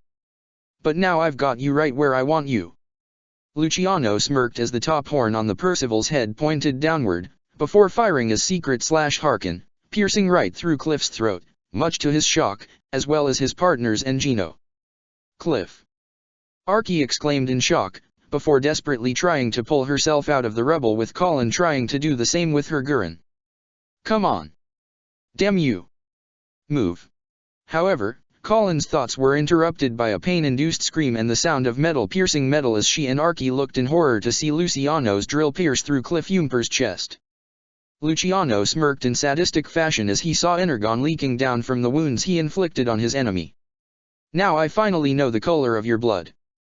Red's always been my personal favorite, but blue brings a certain amount of fresh air, don't you think?"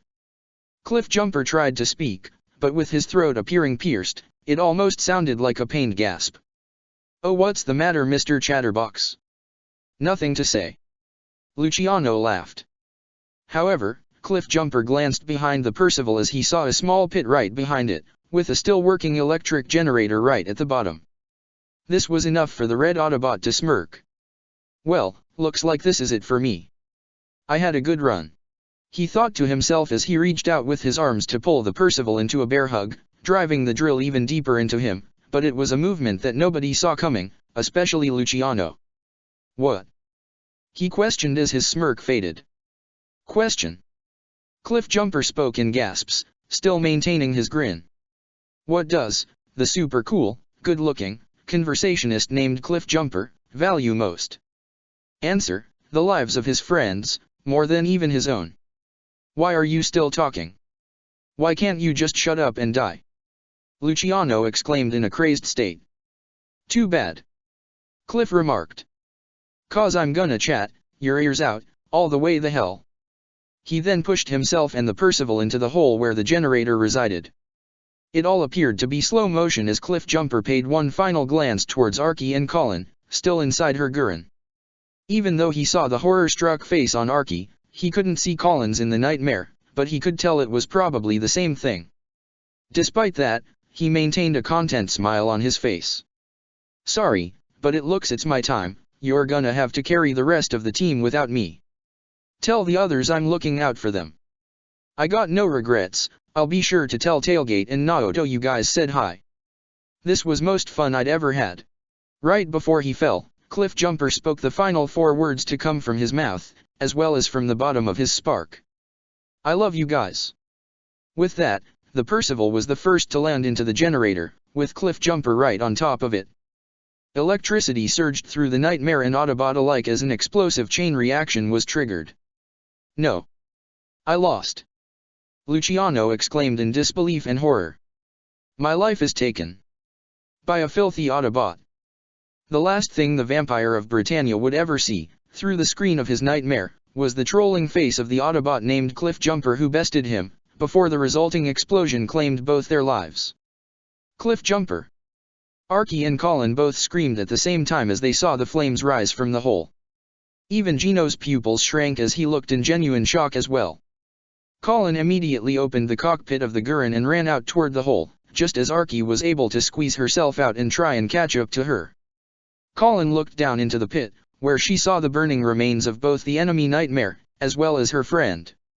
She even saw the deceased face of Cliffjumper, as he still carried a grin. Colin fell to her knees as tears were already flowing down her eyes. Her memory recalled the first time she met Cliffjumper and the other Autobots, and all the times they fought together.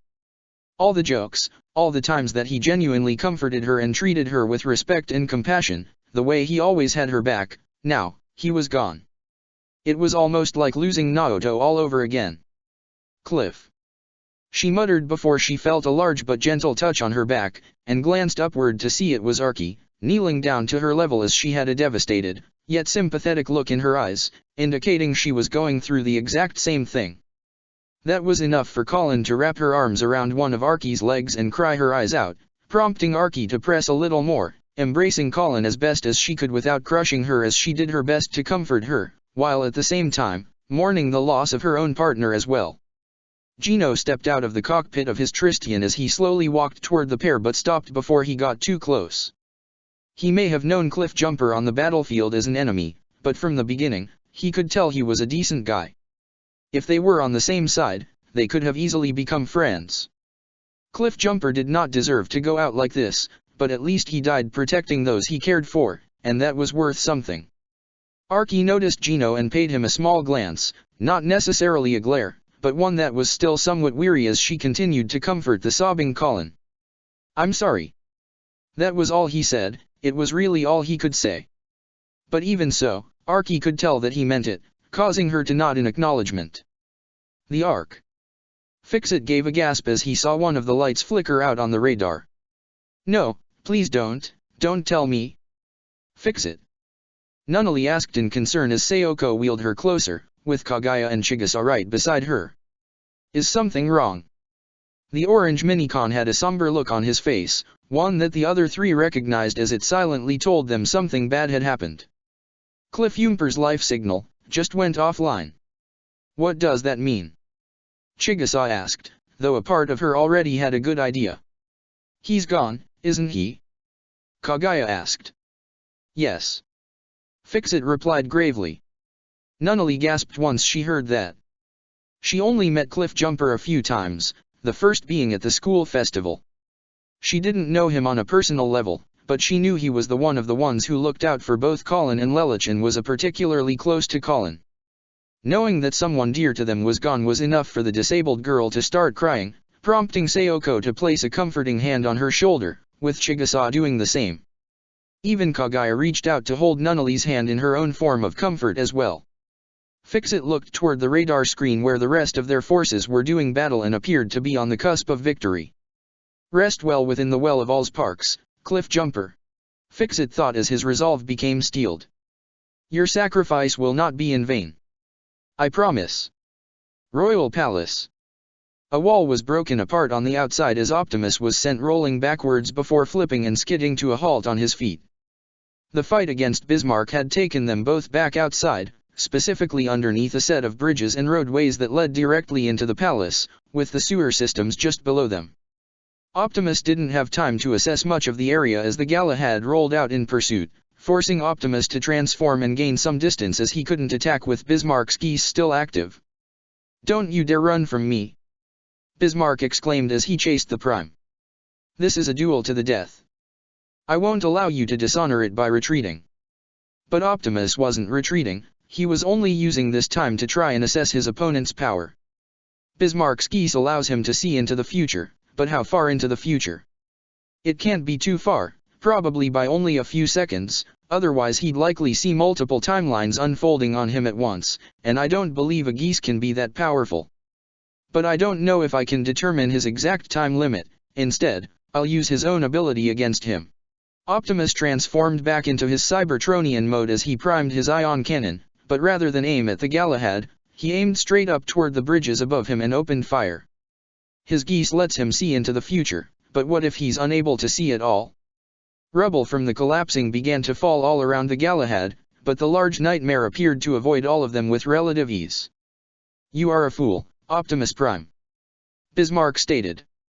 You think to overpower my geese with multiple projectiles. He could see where every single piece of rubble was about to land and wasn't so much as scratched.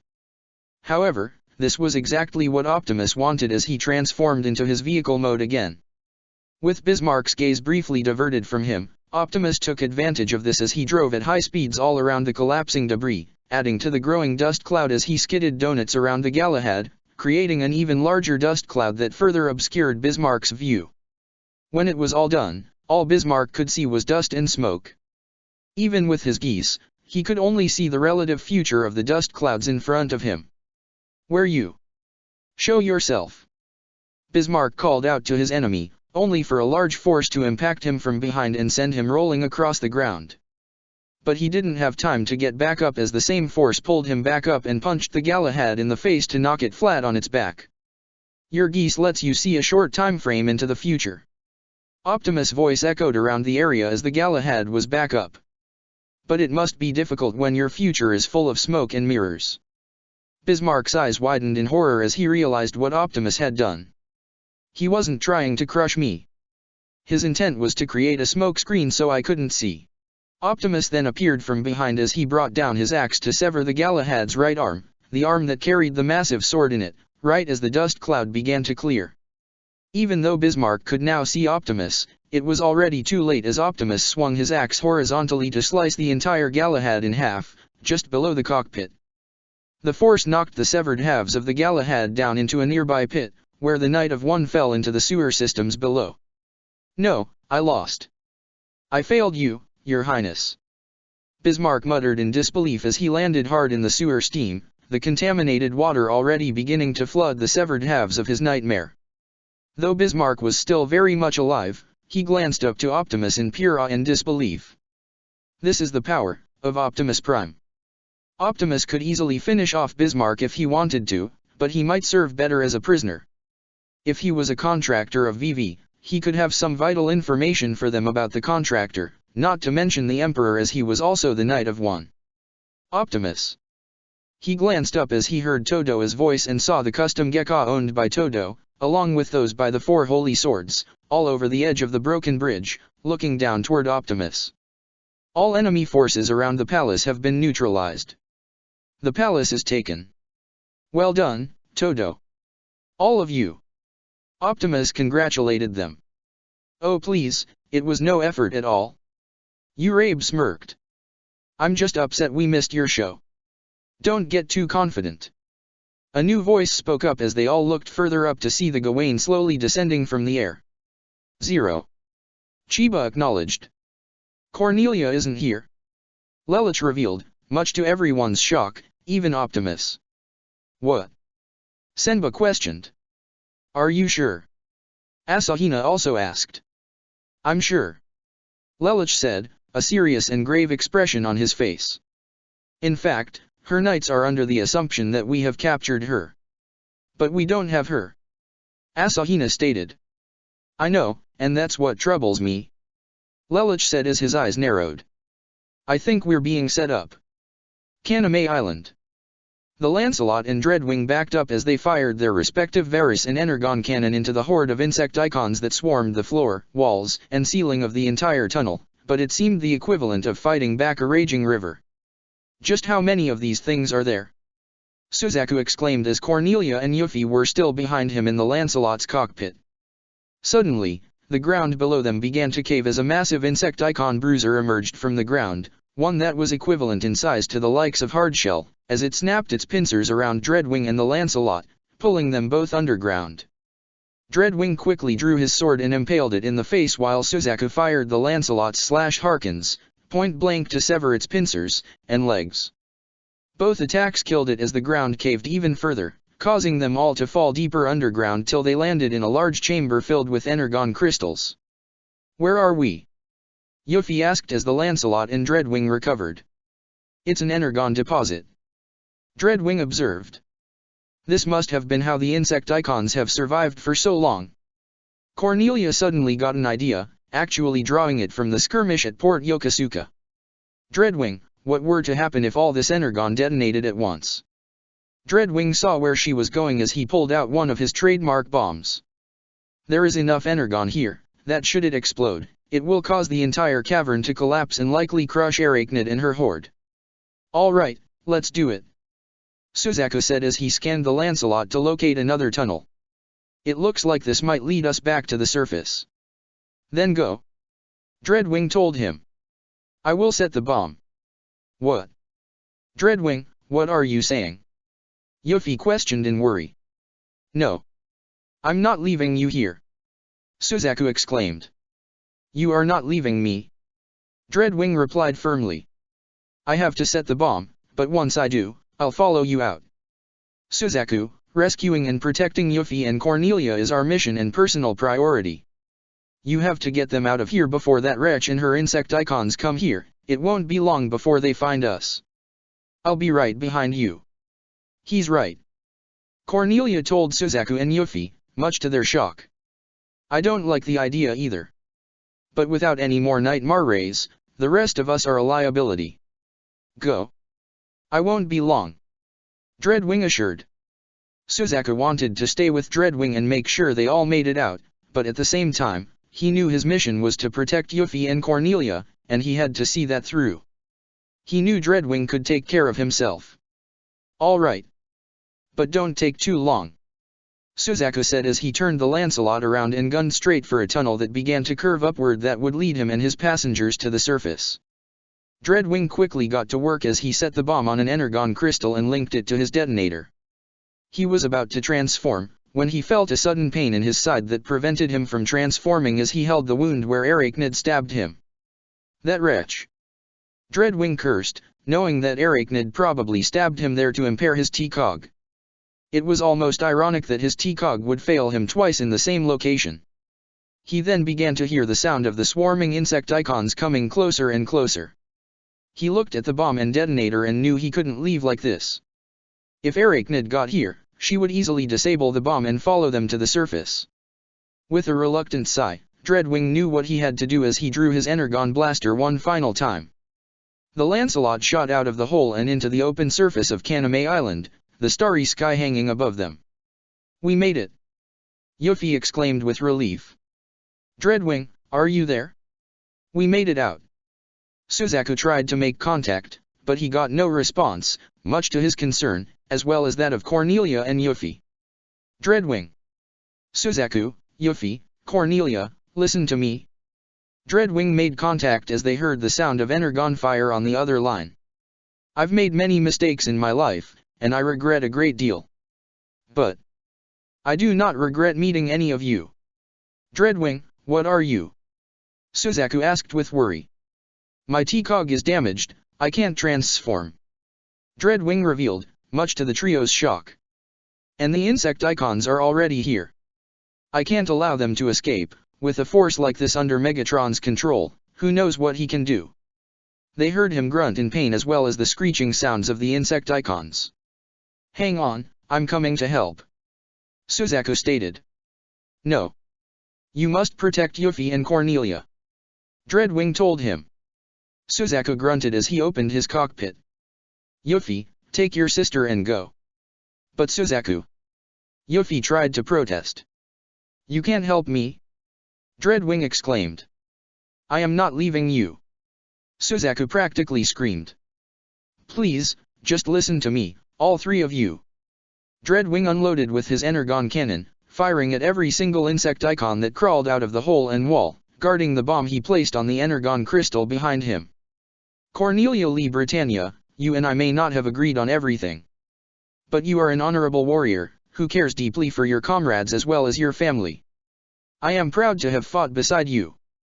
As he spoke, an insect icon bruiser emerged from the ground below him to clamp onto his cannon and crush it, forcing Dreadwing to discard it as he took up his blade to decapitate said bruiser before engaging the growing number of insect icons in close combat.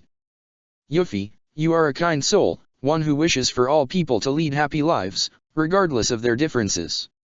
Dreadwing continued as he sliced at every insect icon that came his way, with the spitters already spitting acid-like projectiles on his body, but he pushed through as he sliced them down. Continue to strive for the peaceful future you wish for, and don't ever let go of that kind heart you hold deep inside. Dreadwing thrusted his sword through 4 insect icon swarmers at once, but a strand of webbing was shot to knock the sword out of his hands and onto the ground. He glared at the smirking arachnid as the insect icons continued to swarm him, and he tried to fight them off with his bare hands. Suzaku Kurugi. You are my brother. You have your flaws, but I wouldn't trade you for any other. Dreadwing continued as the insect icons began to overwhelm him and pin him to the ground. You wish to atone for your past sins, be sure that you do, by living for the sake of those you care for. For your friends' sakes, for your loved ones' sakes, don't abandon them, not now, not ever. Arachnid smirked in victory, however, as she saw Dreadwing fall, she gasped in horror once she saw his bomb. She turned around and tried to climb back up the tunnel she came in as fast as she could. Thank you, all of you, for showing me light. No. Dreadwing. Suzaku turned the Lancelot around desperately, despite the cockpit still being open with Cornelia and Yuffie still inside as well. Dreadwing. He tried to get back down the tunnel, but it was already too late. Goodbye. Dreadwing muttered as his body was almost completely covered by the insect icons, right as he pressed the detonator. Boom. A massive blue explosion encompassed the whole cave, obliterating Dreadwing, and every insect icon that had swarmed around him. Even the fleeing arachnid was caught in the explosion as well. The resulting shockwave had sent the Lancelot flying back quite a ways away as the entire ground began to cave in, crushing and burying any other insect icon that was in the tunnels below. Though the Lancelot landed hard on the ground away from the collapse zone, with Suzaku, Cornelia, and Yuffie rolling across the ground out of the cockpit, they were all safe as they pulled themselves up to look down the large crater where they saw the smoke clear to reveal all kinds of rubble and boulders lay at the bottom. There was little doubt anyone could have survived that. Though all 3 of them were safe, it was bittersweet as they all knew what they lost in order for this to happen. Dreadwing, no, not you, please no. No. Suzaku yelled as he fell on his knees, slamming his fists on the ground in frustration as tears flowed down his eyes. He then suddenly felt an embrace from behind and could tell right away that it was Yuffie, trying to comfort him as best she could, while also shedding tears as well to mourn the only Decepticon she truly considered a friend. Cornelia was also in a state of shock as she tried to rub the tears from her eyes as well. Despite their disagreements, she had nothing but respect for Dreadwing, not to mention he helped to save her life, as well as that of her sister. She would be forever grateful for that. But now was not the time to mourn. Yuffie. Suzaku. She got their attention. I'm sorry, truly I am, but we need to contact Lelouch right now and tell him what Megatron is doing. I promise we will mourn Dreadwing later, but he gave us a chance, let's not waste it. Suzaku and Yuffie both looked toward each other, and despite both of them wanting the time to mourn their friend, they both knew that Cornelia was right. Okay. Suzaku. Yuffie gestured to the Lancelot. Yeah, all right. Suzaku rubbed the tears out from his eyes as they made their way to the White Nightmare. But at the same time, as sadness set in, so too did rage and hatred as a dangerous look formed in his eyes. Megatron. I swear, that even if it's the last thing I do, you will pay for this. The Lancelot was stood upright as Suzaku sat back in the open cockpit, with Yuffie and Cornelia right behind him as made contact with his friend. Lelouch? Lelouch, are you there? Suzaku. I read you. Did you find Yuffie? Lelouch asked urgently on the other side of the line. I'm right here, Lelouch. I'm safe. Yuffie revealed herself. Cornelia's with me too. They all heard the enormous sigh of relief through the comms. Thank God. I'm so glad you're all okay. Not all of us. Suzaku reported gravely. Dreadwing, he sacrificed himself to give us a chance to escape. Suzaku. I'm so sorry. Lelouch, please listen to me. Cornelia began. This whole thing is a distraction. Megatron and the Decepticons are attacking Pendragon as we speak. What? It's true. Yuffie confirmed. We saw it all, the special zone, and the fight you're in right now, it's all just to sell the deception. Britannia is Megatron's true target. Even CC could not contain her surprise as she and Lelouch exchanged horrified glances. But, while they were still in shock, the rooftop to the royal palace began to open as a massive satellite dish-like transmitter appeared and projected a massive hologram into the night sky. This got the attention of not just Lelouch and CC, but also Optimus Prime, Todo, and the rest of the Four Holy Swords. Even Bismarck, who had escaped the destroyed Galahad, could see it as well. They all looked in genuine shock to see the massive and towering holographic form of the Decepticon leader himself. But it was not just them. The hologram was so massive, that the entire Tokyo settlement could see it, from all the Black Knights, Autobots, and surviving Britannians in the front lines including Ironhide, Ogai, Tamaki, Wheeljack, and even Marianne, still possessing Anya, as she had pulled herself out from the Mordred. The hologram could even be seen from the power station by Archie, Colin, and Gino, and even at the military depot by Bulkhead, Nonet, and the recovering Rai, as well as Dorothea, who had emerged from the destroyed Palamedes. All of them could not contain their surprise as they saw this massive hologram. All except for Knockout, who had just pulled himself up and remained hiding in cover with a smirk on his face. Even at Ashford Academy, Bumblebee, Shirley, Ratchet, Monica, Cecile, Rivalts, Nina, Millie, who was holding Arthur in her arms, and Lloyd all saw it. Well, there's something you don't see every day. Lloyd commented. That's Megatron. Shirley exclaimed in fright. What, in the name, of the Allspark is going on? Ratchet stuttered. Attention humanity. Megatron's voice bellowed through the hologram so that everyone could hear it. I am Megatron, the leader of the Decepticons, and the new master of planet Earth. You may all rejoice, for I have ended the life of the foolish and weak Charles Z.I. Britannia, and laid waste to capital city of Pendragon. Another hologram was shown beside that of Megatron, one that showed the burning remains of the Capitol Palace, much to the genuine shock of everyone present, be they human or Cybertronian. As of this moment, the Holy Empire of Britannia no longer exists. Megatron continued. Everything that was owned and controlled by this pathetic excuse of a superpower now belongs to me. Every resource, every conquered nation, every single human under its care, be it man, woman, or child, all of it is now the property of the Decepticon cause.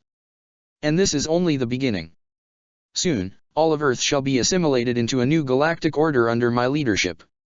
This message was not just shown in the Tokyo settlement, but even on every single television, computer, and phone screen across the entire nation of Japan.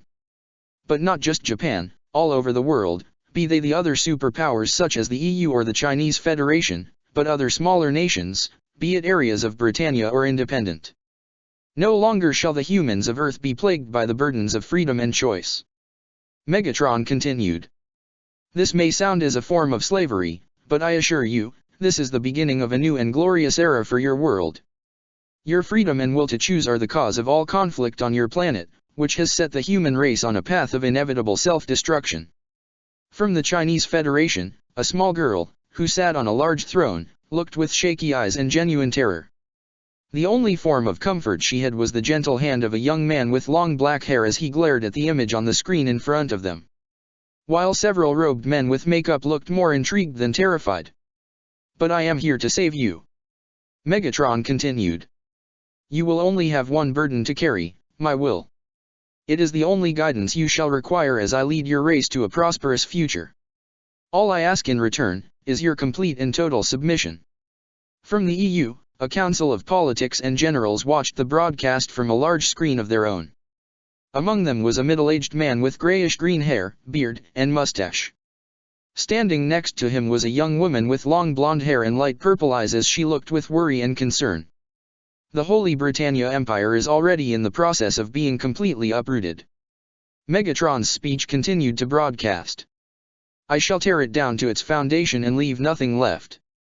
All those who dare to resist the will of my cause, shall suffer the same fate, I assure you. From the tributary empire that was known as Euro-Britannia, a man with dark gray hair and a mustache sat on his throne to watch the broadcast with a hard glare, alongside 4 other men. One was a man with black hair and violet eyes, another was much younger with blonde hair and light blue eyes, the third was middle-aged with darker skin as well as brown hair and auburn eye color, and the final one was an elderly bald man with blue eyes and a long white beard. This is the dawn of a new age, an age far brighter than any golden age you could ever conceive of. Megatron's speech appeared to be nearing its conclusion. It was also being watched by the remaining heads of Kyoto, including Diet Hard, in an unknown location, alongside a young man with dark blonde hair and green eyes, standing next to a masked man wearing a flamboyant white and black suit with a red mask. The masked man and young man all glared along with Kirihara, while the rest of Kyoto looked in genuine shock and terror. Even Diet Hard felt something mixed in with the obvious psychopathic excitement, something he had never expected to feel before, fear. Welcome to the Platinum Age of the Decepticons. Embrace our new way of life, and reap its rewards. Or resist, and suffer the same fate as Britannia, as well as the Autobots and Black Knights. Megatron's speech came to a halt as Fixit, Kaguya, Chigusa, and Sayoko could not contain the terror-filled expressions that filled their eyes. Even Nunnally was terrified out of her mind as her fragile body continued to shake. No. The young girl thought and prayed as hard as she could. Please God no. Don't let this happen, please no. With that declaration, it would seem all the world came to a grinding halt, especially within the Tokyo settlement where all the fighting came to an end. The entire war zone that had engulfed the city had been rendered so silent, it was almost a ghost town. From the perspective of the Black Knights and the Autobots, they were on the cusp of total victory, only to find their hopes dashed as the Decepticons had achieved an even greater victory. But that silence gave into even more dread as a massive object came descending down from the clouds in the night sky. The enormous warship known as the Nemesis had arrived on the battlefield and was clearly visible for everyone to see. What the heck is that? Rivalts practically screamed as he and all his classmates looked in clear fear. Even Shirley, Monica, and Cecile were terrified. The Decepticon warship. Ratchet muttered in fear as Bumblebee's optics shook. Well, this can't be good. Lloyd commented. This can't be real. I refuse to believe it. Bartley exclaimed, almost as if he were having a panic attack, having seen Megatron's declaration on the screen of the Avalon's bridge. Britannia could not have fallen. It's impossible. It's very possible, because I helped to do it. Schneeisel revealed casually, causing Bartley and the rest of the crew to turn around in clear shock. What? Bartley muttered. Don't act so surprised, General Bartley. Schneeisel explained. Britannia's end is long overdue. Our nation has incited violence, bringing the Earth to the brink of destruction. Under the rule of the Decepticons, a much more powerful force, humanity can be pacified. You, Your Highness, Why would? Bartley looked in total devastation, which turned into surprise as a small ground bridge portal opened up beside the White Prince, and the panther-like Mini-Con Ravage stepped out to walk next to Schneeisel. I would strongly suggest we cooperate peacefully with our new leader, lest we suffer a gruesome fate. Schneeisel said calmly, almost contradicting the snarls and growls from Ravage as the crew, especially Bartley, looked in fear. We were set up. Todo exclaimed as he, the Holy Swords, Optimus Prime, and the Zero all regrouped outside the palace. However, a ground bridge portal opened up directly behind the Gawain, much to the shock of Lelouch and CC before the portal encompassed the large black nightmare, just as the others turned around in shock. Lelouch. Optimus tried to run in and pull him out, but right when he got there, the portal had already closed, taking the Gawain, with Lelouch and CC inside, to who knows where. No. Optimus exclaimed. Optimus, we have company. Chiba shouted as multiple Seeker and other aerial Vehicons, including flying Insecticons, all flew down from the Nemesis to not only engage the team at the Royal Palace, but all the other Black Knight and Autobot forces throughout the settlement. Attack my armada! Starscream exclaimed as he led the charge once again. Demolish every Autobot, Black Knight, and Brighton Neon soldier in sight. Destroy them all. Kaname Island. Suzaku continued to sit in the open cockpit of the Lancelot, along with Cornelia and Yuffie, as they also saw Megatron's declaration from the Lancelot's monitor, so they already knew what had happened. Even though they already saw the palace at Pendragon fell from the monitors in Arachnid's lair, to hear the complete and total overthrow of Britannia from the words of someone like Megatron. Saying it was a horror show for them would be a gross understatement. This is a nightmare. It just has to be. Yuffie stuttered, not even trying to hide the terror in her voice. Before anyone else could say anything, a ground bridge portal suddenly opened up underneath the Lancelot, causing the White Nightmare to begin falling in. Acting on instinct, and sensing the immediate danger, Suzaku quickly pushed Yuffie and Cornelia out of the open cockpit as the Lancelot was already halfway through the portal. Both princesses rolled on the ground as Yuffie desperately tried to get up and help Suzaku. No. Suzaku. Yuffie screamed as Cornelia held her sister back to avoid getting pulled into the portal. But it was too late. The Lancelot had already fallen in completely as the portal closed, leaving both Yuffie and Cornelia stranded alone on the island. Two ground bridge portals opened as the Gawain and Lancelot emerged from their respective portals into a new environment. Suzaku. Lelouch noticed his friend's nightmare. Lelouch. Suzaku also noticed him. Where are Yuffie and Cornelia? Are they with you? Lelouch asked urgently. No. I pushed them out just before I was taken. Suzaku revealed as the Lancelot's cockpit closed. Where are we? Take a look around us. CC told the pair as she was already incredibly shocked by where they were. Lelouch and Suzaku both gasped once they got a good look as well. They appeared to be in the middle of an empty battlefield, where the site of a massacre had taken place, broken and torn Nightmare rays, tanks, and jets, with only a select few Vehicon bodies as well. Behind them by a few meters, was the burning remains of the Royal Palace. And all around them, was a small army of ground-based Vehicon troopers, surrounding them from all sides in the form of a large ring that was roughly 5 kilometers in diameter, along with Thundercracker and Skywarp. This is Pendragon. Lelouch muttered, recognizing the place he once called his home before he, Suzaku, and CC saw an incoming aircraft flying down toward them before it transformed to reveal the Decepticon leader himself. Hello boys. Megatron sneered. Megatron. Suzaku exclaimed, gripping the controls of the Lancelot so hard his knuckles would turn white, as he glared with as much hate as he could muster. Lelouch glared hard as well while CC looked with genuine concern. Like what I've done with the place? Megatron asked almost casually, referring to the destroyed Brighton Neon capital all around them. I would have thought that you of all people would relish at the thought of Britannia being decapitated, Zero. Or should I say? Lelouch 6 Britannia. Nobody, not Lelouch, not Suzaku, not even CC, could contain the frightened and startled gasps once they heard that. Or do you prefer your alias as Lelouch Lamperouge? Megatron continued. Student at Ashford Academy, alongside your precious sister Nunnally. Though this is merely a cover for your true identity, as the Ashford family provided shelter for you after Japan's fall.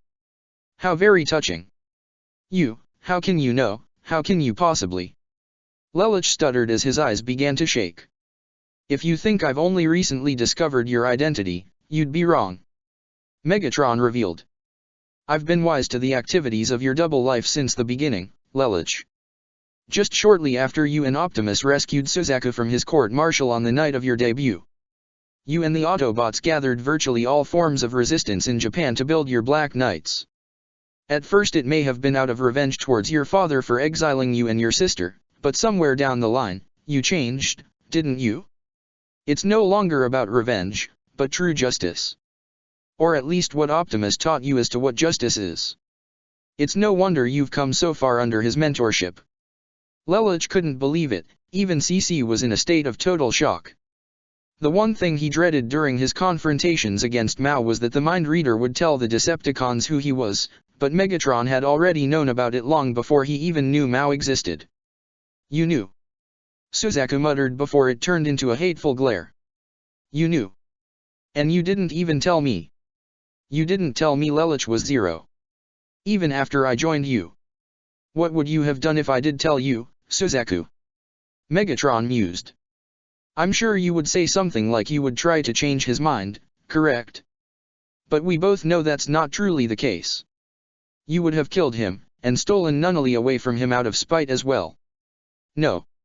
Suzaku exclaimed. I wouldn't. You only fool yourself, just as you've always done. Megatron interrupted him. I've seen your mind, Suzaku. I know you even better than you know yourself. You're a killer, you always have been. Your so-called path of justice is nothing more than a self-entitled delusion you placed on yourself to ease your weakened conscience as you actively seek your own death. He chuckled in amusement. How pathetic. He's a killer. Lelich muttered before it turned into a cry of outrage. He's a killer. You massacred the entire Special Zone. You destroyed your own planet. Even killed your own soldiers. That's right. Suzaku glared as the hate in him grew even more. Dreadwing, someone who was loyal to you beyond reproach, someone who valued honor above all else, just died. He sacrificed his life to stop Arachnid. A murderer that you brought into your ranks. That's all in the past. Megatron brushed off. The Special Zone, Cybertron, even Dreadwing, all in the past. The past. Suzaku could not believe what he just heard. You killed your own father, did you not? Megatron told Suzaku. Just as Lelich killed his own half-brother. Though unlike you, Lelich and myself choose not to dwell on the past, don't we, Lelich? He asked the young revolutionary, whose glare continued to harden. We learn from the past, even from our mistakes, and we use them to further our objectives. I am nothing like you. Lelich sheathed as CC continued to look at him with concern, while also remaining silent. Maybe you're right. Megatron admitted. I had at first saw a bit of myself in you, Lelich. But the truth is, there are only some minor similarities between us, aren't there? If anything, I see more of myself in Suzaku. He looked to the Lancelot, with Suzaku himself inside, looking ready to snap Megatron's neck at a moment's notice. We both hated the past of our worlds and sought to change it however we desired. And we've both killed to get to that point, didn't we? The only real difference is that I don't run from my mistakes, nor do I delude myself on foolish ideals of heroism. I know full well what I have done in the past, what I am doing now in the present, and what I intend to do in the future. Both young men were more than ready to attack as they continued to listen to Megatron's monologue. The truth is, boys, despite your shortcomings, Lelich's constant interference with his rebellion, and Suzaku's delusions, I've allowed you both to carry on this way because I took a certain delight in watching your so-called friendship fall apart and you become the most hated of enemies. Megatron lulled. I honestly have a feeling, that even without me, this would have inevitably been your future. Are you so certain it's wise to bring Suzaku into your ranks after knowing his past, Lelich? He killed his father, so nobody is off limits. What's to stop him from killing any of your friends? Such as that girl in your school, Shirley Fennett? Or even Optimus? Or even Nunnally? He finished that last part with a smirk. He would have taken everything from you. By bringing him into your fold, you've only brought his blade that much closer to your own throat. Like how you've taken everything from Optimus after you betrayed him. Lelouch yelled at the top of his lungs. You killed millions, maybe even billions of innocent lives. Not just on Earth, but on Cybertron too. Nothing that happens between me and Lelouch is any of your concern. Suzaku screamed in hate at Megatron. Your very existence is a mistake. You are the absolute scum of the universe. And you must be purged. Megatron, however, wasn't remotely intimidated. If anything, he was actually excited, evident by his laugh. Well then, my white and black knights, by all means. Megatron drew his blade. Come and face the dragon at your door. Both Lelouch and Suzaku yelled as loud as they could as they charged their Nightmare rays against their mutual enemy. Megatron. They both screamed as they attacked. Lelouch was the first to attack, firing the Gawaine's Hadron cannons, which Megatron avoided by rolling to the side. Suzaku was next as the Lancelot drew both its MVS blades and tried to bring them down on Megatron, who blocked the swords with his own blade before throwing his arm out to knock Suzaku back right as Megatron dealt a powerful kick to the Lancelot to send it rolling across the ground. The Gawain fired all 10 of its finger/harkins at Megatron, but he sliced through all of them with his blade as he charged the Gawain, which attempted to fly into the air, but Megatron had already leapt to grab the Gawain by its legs and pull it down to where Megatron dealt a powerful punch to knock it hard onto the ground. Right as Megatron landed, Suzaku attempted to strike from behind, but the Decepticon leader saw this coming as he thrusted his right elbow back into the Lancelot to knock it back before grabbing it by the head and throwing it over himself onto the Gawain, sending them both skidding across the ground, all 3 pilots inside grunting hard as they came to a halt. Lelouch, Suzaku, and CC all saw the smirking face of Megatron as he made the hand gesture to come here, indicating he was just warming up. That smirk was enough to send both Lelouch and Suzaku into an even greater spiral of anger as they pulled their Nightmare rays up to charge again. Tokyo Settlement. With the arrival of the Nemesis and deployment of the Decepticon armada being led by Starscream, simply put, the Black Rebellion had descent into near-complete chaos, with all hell breaking loose. The massive warship hung directly over the palace as Optimus, Todo, and the 4 Holy Swords held back a group of Viacons. Optimus used his ion blasters to shoot down any flying Viacons that attempted to come in too close. Any that he missed, transformed to attack the group directly, and were quickly engaged by Todo and his men. The Viacons were certainly tougher than the average Brighton Neon pilot, but the miracle worker of Itsukushima and his top soldiers had plenty of experience in fighting the Decepticons, so, when they moved in for close quarters combat with their swords, the Viacons were quickly cut down. Optimus to all teams, what is your status? Optimus made contact with the rest of his forces. We're getting seriously hammered here. Ogai exclaimed. A few Brighton Neons are trying to push back against the cons, but we're outnumbered. A few more cons showed up at the school, too. Bumblebee reported. We got some kids here and we're pinned down. Cons at my tailpipe. Rise in bad shape and his nightmare is toast. Bulkhead stated. We're cornered here, too. Archie reported in as well. We can't hold out. Optimus, we have to retreat. Todo exclaimed as he sliced one Viacon in half vertically with his Gekko's katana. You're right. Optimus accepted gravely as he swung his axe to cut down 3 charging Viacons. Fix it, prepare multiple ground bridge extract ions immediately. And find Lelouch's location. I'm already on it. Fix-It reported. And it's not just Lelouch. It seems Suzaku has taken as well, and it looks like they're both in Pendragon. Optimus could only look in dread as he knew what that meant. But, right now, all he can do was make sure to get as many of their comrades back to the Ark as soon as possible. As much as he hated to admit, Lelouch and Suzaku could wait. All he could do was pray they hold out long enough. Send a ground bridge to Suzaku's last known location. Optimus told Fix-It as he fired with his ion blaster into the air to shoot down 4 more jet Viacons. Euphemia and Cornelia may still be there. Understood. Fix-It reported. Heads up. More incoming. Chiba warned as all 6 of them looked up to see a large swarm of Insecticons flying down their way. Optimus, Todo, and the Holy Swords each fired with their respective guns to try and shoot them down. Though they took down the frontmost couple, it didn't even seem to slow them down. That is until more gunfire came down toward the descending Insecticons from the side.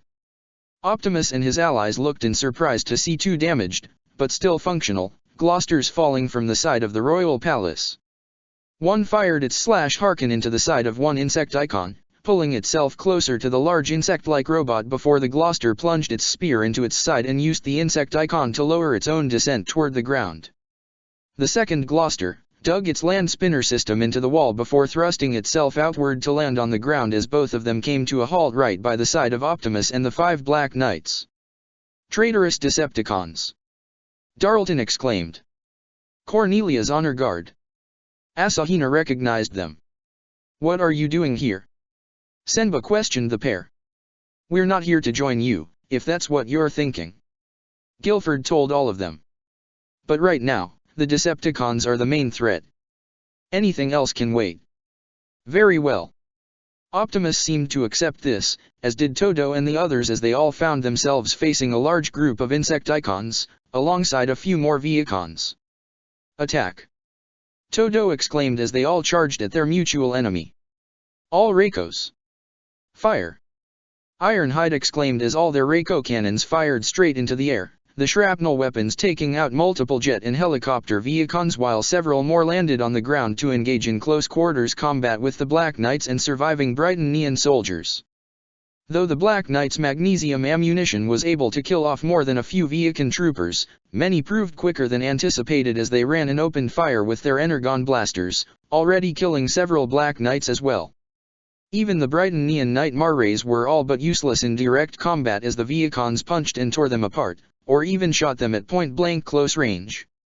Wheeljack leapt into a group of 4 Viacons to quickly cut them down with his swords as Tamaki and a group of Wrecker Boreas laid some covering fire with their missiles, which were assisted by the Reiko cannons as they fired again into the army of Viacons on the ground, taking down quite a handful of them.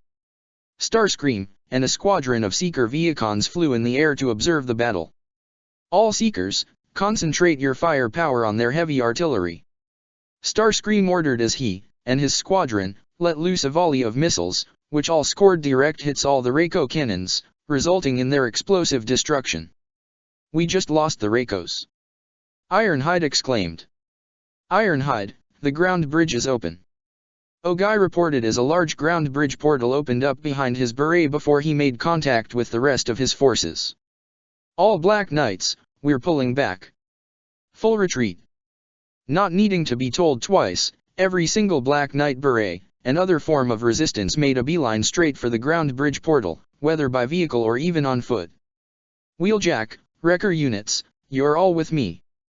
Cover the retreat," Ironhide ordered as he, alongside Ogai, regrouped with Wheeljack and Tamaki's squadron to form a thin line that separated the Decepticon forces from their retreating allies. All of them opened fire and practically emptied their ammunition as they pressed against the seemingly endless horde of Decepticons. Bumblebee hid behind the clubhouse, peeking over the other side to return fire on a squad of Viacons. He shot down one, but the remaining 7 returned fire. Though Bee was safe behind the clubhouse, alongside Ratchet, along with Shirley, Lloyd, Rivolts, Millie, Nina, Cecile, Monica, and even Arthur, the building was already on the verge of collapse. "Guys! We got a ground bridge!" Shirley shouted as she pointed to the swirling portal in front of them. "Everyone in the portal! Now!" Ratchet exclaimed as he limped toward the portal, still greatly injured from his fight, but was still able to make it inside, followed by all the humans and their cat as Bumblebee kept them covered. Once the scout was sure they all made it inside, he ran into the ground bridge himself before it closed. Archie held Colin close to her person with one hand, while hiding behind a building for cover. She shot out from the other side and got 2 headshots in, only to find cover again as the Viacons returned fire. "Archie! Heads up!" Colin warned as a trio of Viacons flew over the building in helicopter form before they transformed and landed. Fortunately, salvation came in the form of Gino with his Tristian as he rolled straight into them, shot his Harkens to decapitate one Viacon and swung the cables out to knock down the remaining 2, allowing Archie to finish them off with surprise headshots. A ground bridge portal then suddenly opened up on their right. "That's our ride," Archie stated before she turned to the Tristian. "Let's go." "No, you guys go. I'll hold them off," Gino stated. "Are you freaking crazy?" Colin exclaimed. "These guys will crush you in your nightmare like tuna."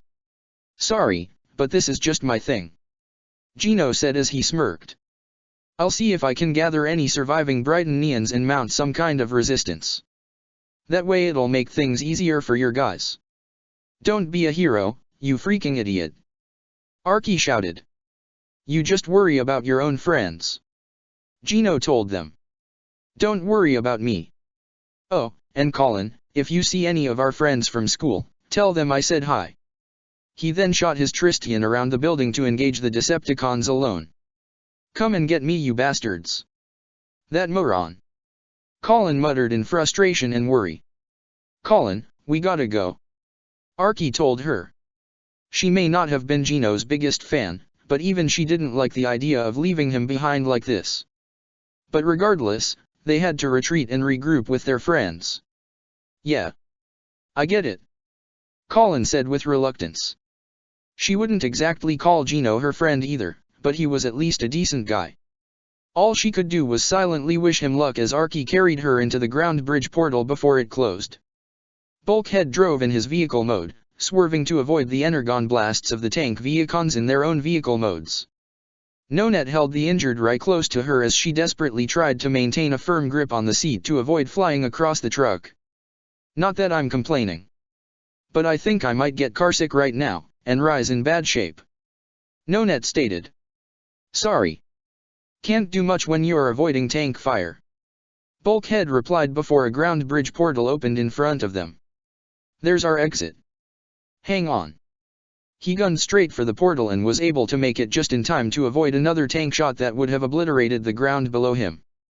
Knockout walked up in front of the transforming tank Viacons as he looked in minor disappointment. "Looks like they got away." A smirk then appeared on his face. "Well, it doesn't matter, there's nowhere else left to run since we're now in control," he chuckled. "Adios Britannia, may you rest in peace." He laughed alongside the Viacons. However, none of them seemed to notice that Dorothea was hiding behind some rubble near the exit of the depot with a hateful scowl on her face.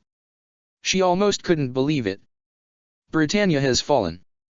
Their emperor, dead. That's impossible. Whatever the case, the Decepticons would pay for this. She'll regroup with Bismarck and anyone else here in Area 11 and stage a counter-attack. She silently vowed that the Decepticons would rue the day they dared to mock Britannia. Meanwhile, on Kaname Island, Yuffie looked as if she were about to have a panic attack.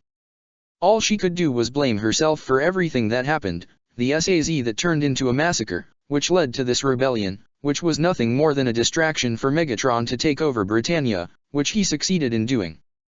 And now, he was probably attacking the settlement, where Lelich and everyone else were.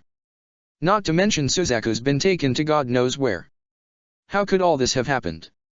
Honestly, the only thing that kept her from probably losing it was that she was also in Cornelia's arms, who tried to comfort her younger sister as best she could. Suddenly, much to the shock of the two sisters, a ground bridge portal opened up right behind them. Quickly rushing out of the portal was Sayoko as she quickly kneeled down to address the pair. "Come with me if you want to live," she told them. "Nunnally is waiting for both of you." That caught both of them by surprise. But Cornelia was the first to get serious as she helped up her younger sister and they followed Sayoko into the ground bridge, which closed behind them. A few seconds after the portal closed, however, a metallic hand shot out of the ground as Arachnid began to pull herself back to the surface. However, she was probably in the worst shape she'd ever been in as she could only crawl on the ground. Due to being too close to Dreadwing's bomb, her right arm, along with all her right spider legs, were completely blown off, along with the right side of her face, which was now missing an optic. Though Dreadwing himself was dead, it did not quench the hate she felt inside. So, she would then direct that hate to someone else she viewed as equally guilty, and added his name to her list alongside Colin and Archie. "Kururugi. I vow. I will have your head," Arachnid muttered in agony. "But not before I make you watch," as I butcher everyone you love. Back on the front lines, despite the best efforts of Ogai, Ironhide, Wheeljack, Tamaki, and all their wrecker units, already half of the Black Knights and rebel forces have been wiped out. Though several had fortunately escaped through the ground bridge that they desperately covered, they were unable to save everybody. Even the surviving Brightonians had been wiped out by the Decepticon forces, even a few Wrecker Berets were destroyed. That's it. That's everyone. Ogai stated as the last of their surviving comrades made it into the portal. Fall back. Fall back now. Ironhide ordered as he, Ogai, Tamaki, and Wheeljack were the last ones to enter the portal. But not before Wheeljack turned back around to lob one final grenade to blow up a group of 7 Viacons before he ran inside himself right as the portal closed. Starscream descended toward the ground as he transformed to observe the wreckage across the battlefield alongside his army. So, a few escaped. Let them run. Starscream sneered. They've already lost more than half their forces. This world is ours now. And nobody can stop us. He finished with an evil chuckle.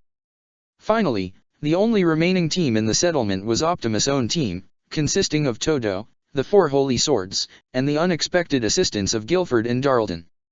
Optimus brought down his axe to slice through the face and chest of one Insecticon and kill it before firing his ion blaster with a charged shot to shoot a hole through the second. 2 attempted to come at Optimus from behind, but Todo swerved in with his custom Gekka to quickly slice and decapitate one Insecticon. As he tried to impale the second, it actually caught the Gekka's sword in its claws before dealing a powerful punch that knocked the Gekka down, creating a large dent in its chest. Fortunately, Optimus had already turned around to punch down the Insecticon and bring his axe down upon it to finish it off. Urabe and Asahina rolled around one Insecticon as they fired their guns at its legs to bring it down to its knees, allowing them to draw their Gekka's blades and bring them down onto its head to kill it.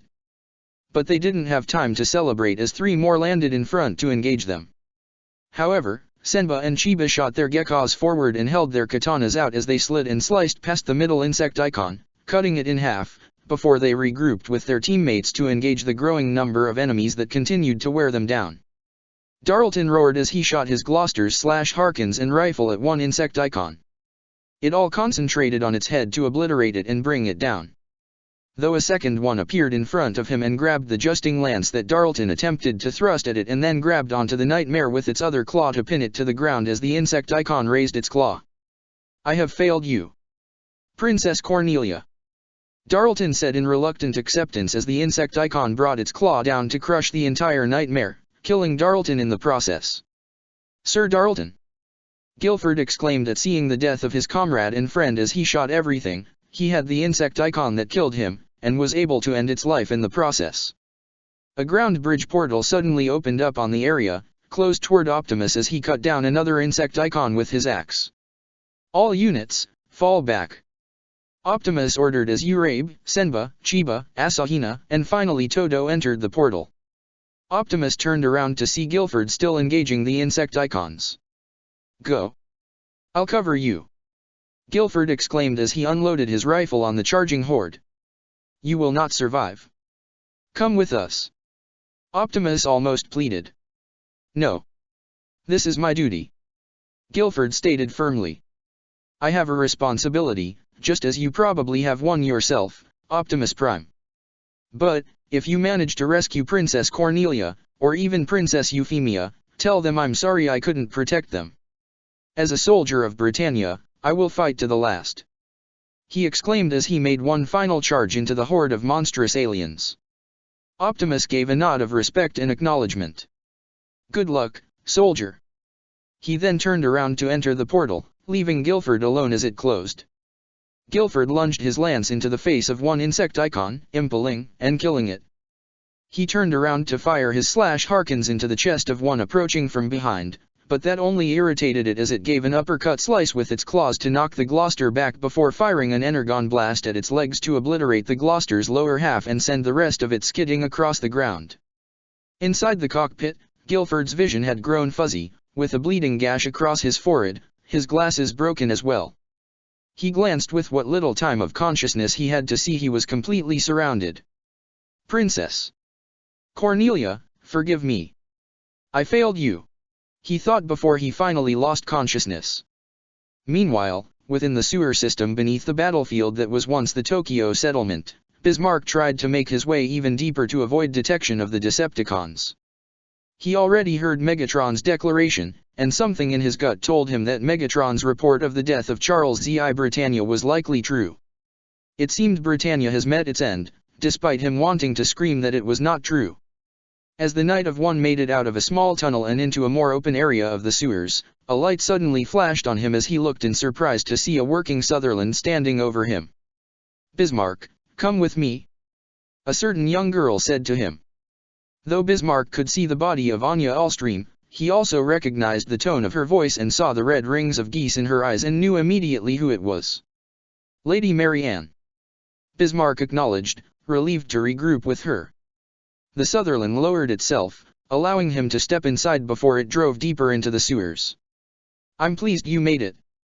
What's the plan?" "I got a signal from Dorothea, as well as her location," Marianne informed. "Even Gino survived. We'll regroup and try to make contact with the Pacific Fleet and anyone else who's willing to help and launch an attack of our own." "Understood." Bismarck nodded. A pained scowl formed on the face of the possessed Anya as Marianne cried tears of grief and frustration through the younger girl's body. "Megatron, you took my Charles away from me, now you're going to take away the dream we worked so hard for. No. You will not do this to us. I swear, if it's the last thing I do, I will make you suffer a fate worse than death. Count on it." Pendragon, Thundercracker, Skywarp, and all the Viacons watched and even cheered as they continued to witness their leader fight and beat down the Gawain and the Lancelot. Even Vivi watched from underneath Skywarp. Though he wasn't cheering for Megatron, he'd be lying to say he wasn't upset at the thought of Lelich getting hurt. He could also sense that CC was with him as well, and once Megatron gets a hold of her, he was certain he could convince Metatron to allow him the opportunity to torture her for walking out on him and Charles. Given she's immortal, he was certain Megatron wouldn't mind. Suzaku fired his Varus at Megatron, but he deflected each bolt with his blade, the blasts exploding on impact from the ground as they were deflected while he ran closer toward the Lancelot. Once Megatron was close enough, he decked a powerful punch to the Lancelot's face to send it tumbling to the ground, but Megatron wasn't done yet as he picked up the White Nightmare by its leg and flipped it over him to smack it hard on the ground. Megatron then leapt back to avoid the Hadron blasts from the Gawain as it charged down toward him at full speed and locked hands with him. However, Megatron stood his ground as he pressed harder, giving both Lelich and CC much difficulty in pushing him back. "How was that you put it, Lelich? The only ones who should kill, are those prepared to be killed." Megatron recalled in sadistic fashion before he used his raw strength to grab and rip off the Gawain's entire left arm and use it like a makeshift club to smack the Gawain as CC desperately put up its Blaze Luminous system, but it was already damaged and the shield shattered upon the strike, before Megatron decked a series of punches so hard that it crushed the Gawain's outer armor with each strike before Megatron drew his blade again to slice down vertically as Lelich tried to pull the Black Nightmare away, only to result in having the head and cockpit cut open, and revealing both his and C.CS faces to Megatron before he gave a powerful uppercut that sent the Gawain hurtling in the air before crashing down. "Megatron!" Suzaku called from behind as he leapt with the Lancelot high into the air and yelled as he tried to bring both his MVS blades down onto him, but Megatron timed it perfectly that as he was about to land, Megatron clapped both blades in between his hands and halted Suzaku's attack. "So now you make the decision to kill?" Megatron remarked. "Such skill, and now, such hatred and ferocity. Under my guidance, you could have easily been the most feared human on this planet, possibly beyond. A true harbinger of death. You do not know what you threw away. The only thing I intend to throw away is your life." Suzaku exclaimed as he tried to press further, but Megatron was already on the attack as he snapped his hands to snap both MVS swords in half before he picked up the Lancelot and held it high above his head. "I think not," Megatron said simply before he brought the Lancelot down hard onto his raised knee, almost breaking it entirely in half before throwing the damaged Nightmare toward the downed Gawain.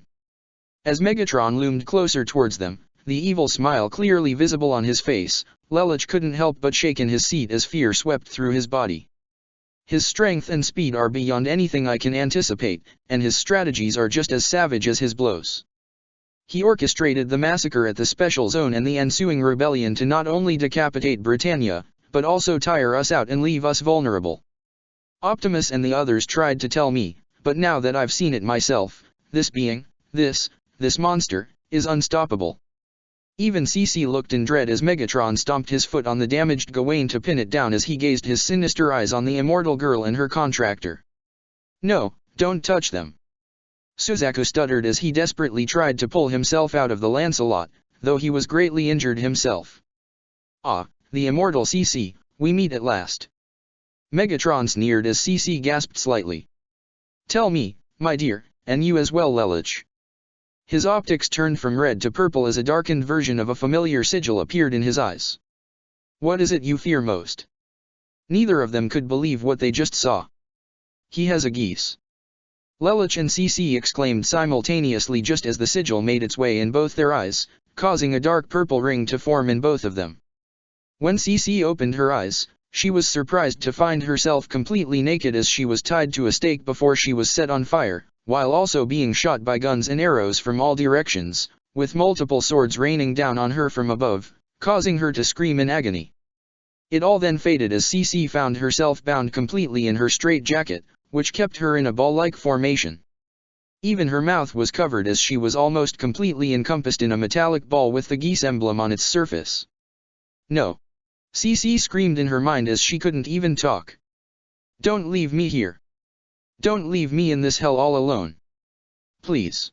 She begged as tears flowed down her eyes as the sphere was just about to close and seal her away in darkness. "Someone! Lelich!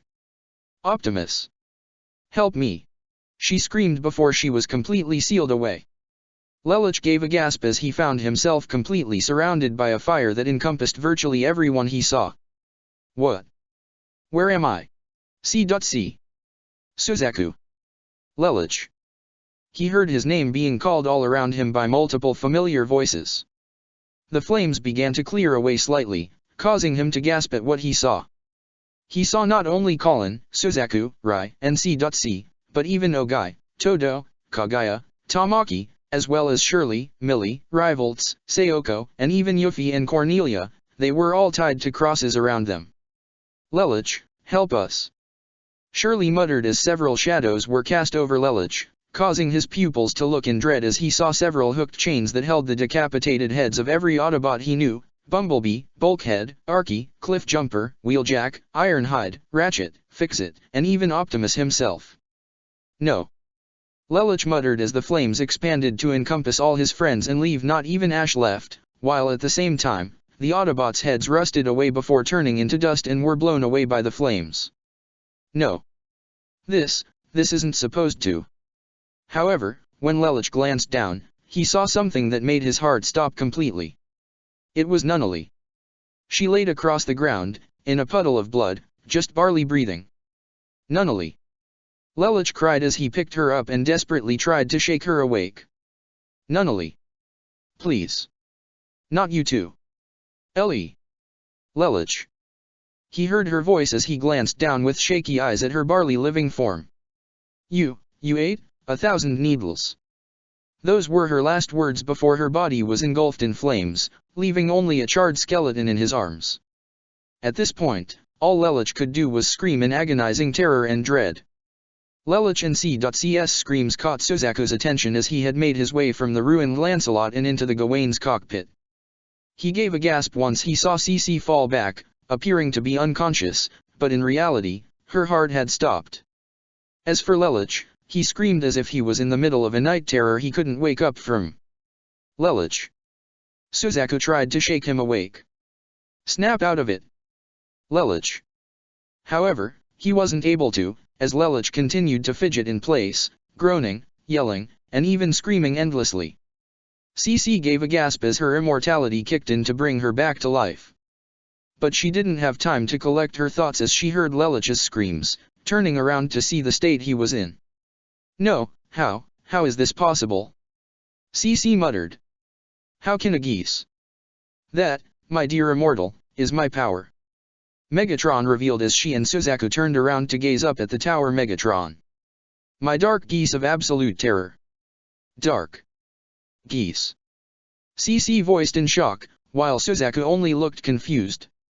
Courtesy of the blood of Unicron which flows through my veins. Megatron explained. The dark substance, combined with the geese power extracted from Mao's body, gave birth to this power. And I didn't even need to form a contract with anyone. A geese so powerful, it can affect humans, Cybertronians, and even immortals such as yourself and Vivi. My power, unlike any you've probably seen, allows me to look inside the soul of any individual and bring out their innermost fears. I can then send them into a vision of my own making, not too different from that of a nightmare. I can also determine how much of a strain my power puts on my victims' minds. It could range from a simple fright, one they could easily wake out of it, or even a night terror so bad, that their minds and body are unable to handle it, and they die.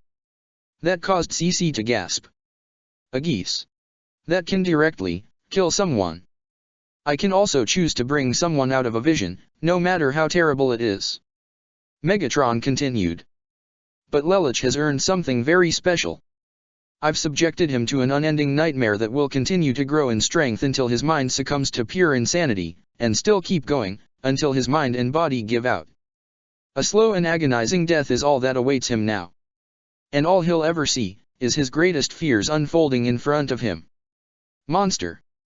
CC muttered in fright. You're a monster. A demon. You're the devil incarnate. Megatron only looked in amusement. Foolish girl. You only realize that now. CC could not contain the crippling fear she now felt for the Decepticon leader. But don't worry, my dear. While death awaits your precious contractor, life awaits you. Or rather, a life is my personal weapon. He then glanced at Suzaku, who looked in a mixture of hate, fear, and confusion. You, Suzaku, aren't even worth wasting my power on. Instead, I shall give you the death you've so longed for.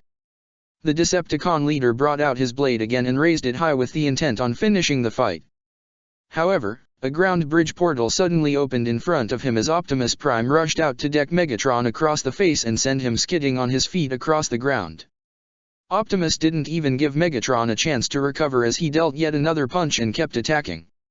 Archie, Bumblebee, Bulkhead, Wheeljack, and Ironhide all came out as well as they addressed their human compatriots. Are you guys okay? Bulkhead asked. What are you? What happened in the settlement?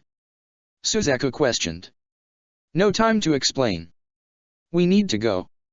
Ironhide stated. They all heard Lelich's screams and looked in shock at the state he was in. What in the Allspark happened to Lelich? Bumblebee questioned. Just get us out of here. Now. CC screamed in a panic. Incoming. Wheeljack alerted as the Autobots all turned around to see Thundercracker, Skywarp, and multiple Vehicons running onto the scene and opening fire at them with the Energon blasters, which the Autobots returned fire with their own as they covered Bumblebee, who picked up Lelich, Suzaku, and CC in his arms. Optimus threw another punch at Megatron, but the Decepticon warlord was able to catch not only that punch, but the other one that Optimus threw as Megatron looked at his old enemy with a sadistic smile. Ah, Optimus. I've been wanting to use this on you for some time, and lo and behold, you come to me. Megatron sneered as his dark geese manifested in his optics again, much to the surprise of Optimus. A geese. Show me your terror, Optimus Prime. Megatron's dark geese sigil flew directly into Optimus' optics as they turned from blue to purple.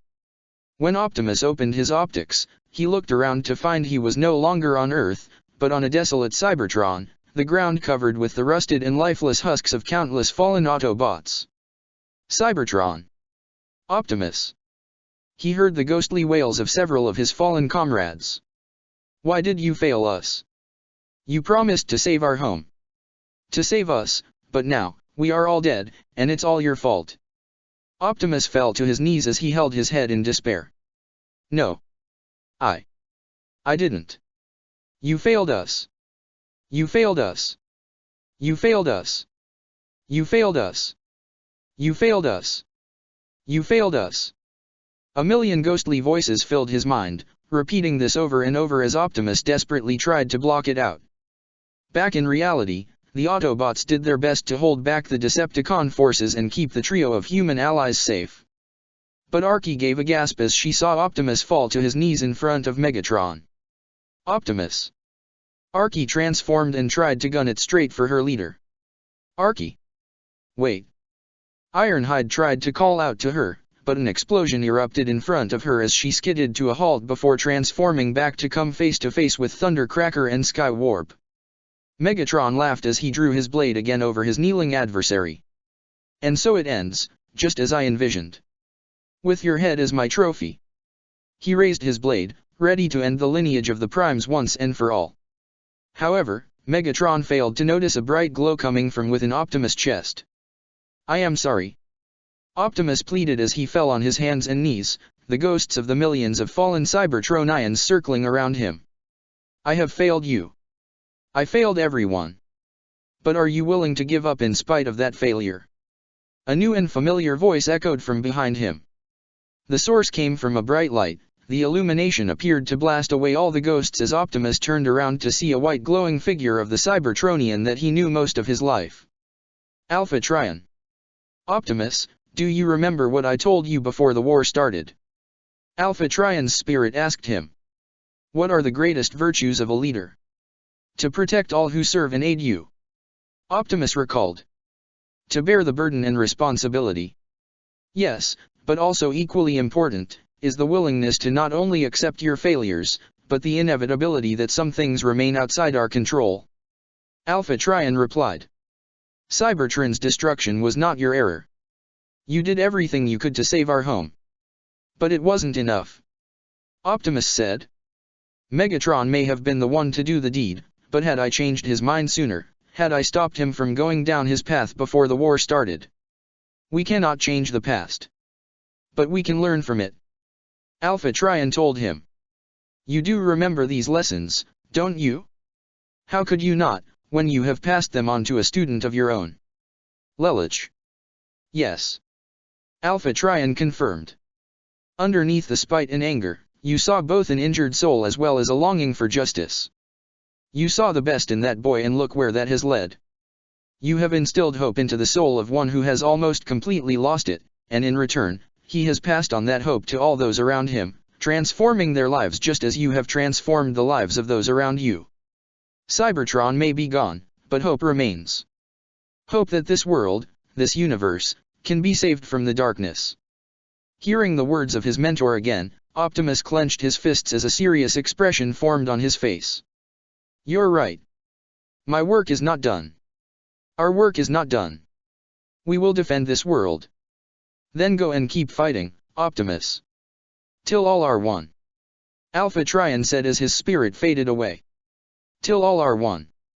Optimus repeated as his chest plate opened to reveal the matrix of leadership, which began to shine a bright blue that illuminated the entire illusion and dispersed it. Megatron brought his blade down, only for a pair of hands to reach up and clap it, halting it just before it made contact. Optimus Prime looked up with a hardened glare as the purple glow in his optics faded away. Megatron. Optimus stated as his faceplate closed, causing Megatron to look in clear shock before Optimus pulled back a fist. Begone. He decked Megatron across the face, before following with another punch. CC gave a gasp as she saw Optimus stand up and attack Megatron. She knew Megatron had used his dark geese on him, and yet Optimus was able to stand back up and continue fighting. She couldn't believe it. Before she knew it, tears of joy were already flowing down her face as she felt a sensation she never once felt before, or rather, something she never felt she'd ever feel again, not truly, hope. Impossible. Megatron thought as Optimus continued to punch him across his body repeatedly. Impossible. How can he resist my dark geese? Is this the power of the Matrix? Or is it something else? Optimus dealt the final blow with a powerful uppercut that sent Megatron soaring high into the air before crashing down onto the ground. Lord Megatron. Thundercracker turned around in shock, along with Skywarp, which gave Arky an opening to sweep her feet and knock both of them down before making her way back to her friends and shooting down the remaining Viacons that tried to attack them and the three defenseless humans they protected. No way, are you kidding me? Vivi thought in shock. Megatron's dark geese can affect even code bearers like me and CC. How can Optimus of all people actually resist it? We've seen people resist the power of geese through their own will, but nothing is stronger than what Megatron has. So how can he? V's fists clenched as he gnashed his teeth while glaring at the Autobot leader. Optimus Prime, what the hell are you? Optimus. We got the kids. Ironhide called to his leader. Autobots, fall back. Optimus ordered as one by one, they all ran into the ground bridge portal, having dispensed with the last of the Vehicons that attacked them. Bumblebee was first as he still carried Lelich, CC, and Suzaku, followed by Bulkhead, Wheeljack, and Arky, with Ironhide glancing back to wait for his leader. Once Optimus caught up, Ironhide gave a smile and nod before he ran into the ground bridge, followed by Optimus just as the portal closed. They escaped. Thundercracker exclaimed. Who cares? Skywarp dismissed. We've pretty much wiped out more than half their forces in Area 11. But that still leaves us with almost half as many enemies, with Optimus and the Autobots still leading them. Thundercracker argued. We can't dismiss. Silence. They both heard Megatron's voice below as they both turned toward their master, who stood up to wipe the dark energon that dripped from his mouth. Though he was more than a little frustrated that Optimus was able to overcome the power of his dark geese, he did learn from his cortical psychic patch from Vivi that an individual can resist the power of a geese, depending on the power, if they have a strong enough will. And as much as he hated to admit it, Megatron knew Optimus' willpower was likely one of the strongest forces in the universe, rivaling his own. But it wasn't all that bad, evident by the evil smirk that fell on Megatron's face. Run, Optimus, soon, there will be nowhere left for you to hide. You've lost your closest human ally. Lelich is strong, but not nearly as strong as you. He will meet his end, and with the end of Zero, humanity's hope will come to a crashing end. Thundercracker, Skywarp. Yes, Lord Megatron. They both asked as they stood for duty. Rendezvous with Starscream in Area 11, see to it our grip there is as tight as ever. Megatron ordered them. I will work with Soundwave about calling for additional forces, for this is merely the beginning. He stated with sadistic jubilation. Britannia is lost. All its resources, including the Geese Order and Ragnarok, belong to me. Once we call our scattered brethren, we shall use the Earth as a foundation from which we shall build our empire that will span the entire universe. Victory is ours. Ha, ha, ha, ha, ha. Yes. Maha, ha, ha, ha, ha. Chapter 36, Till All Are One.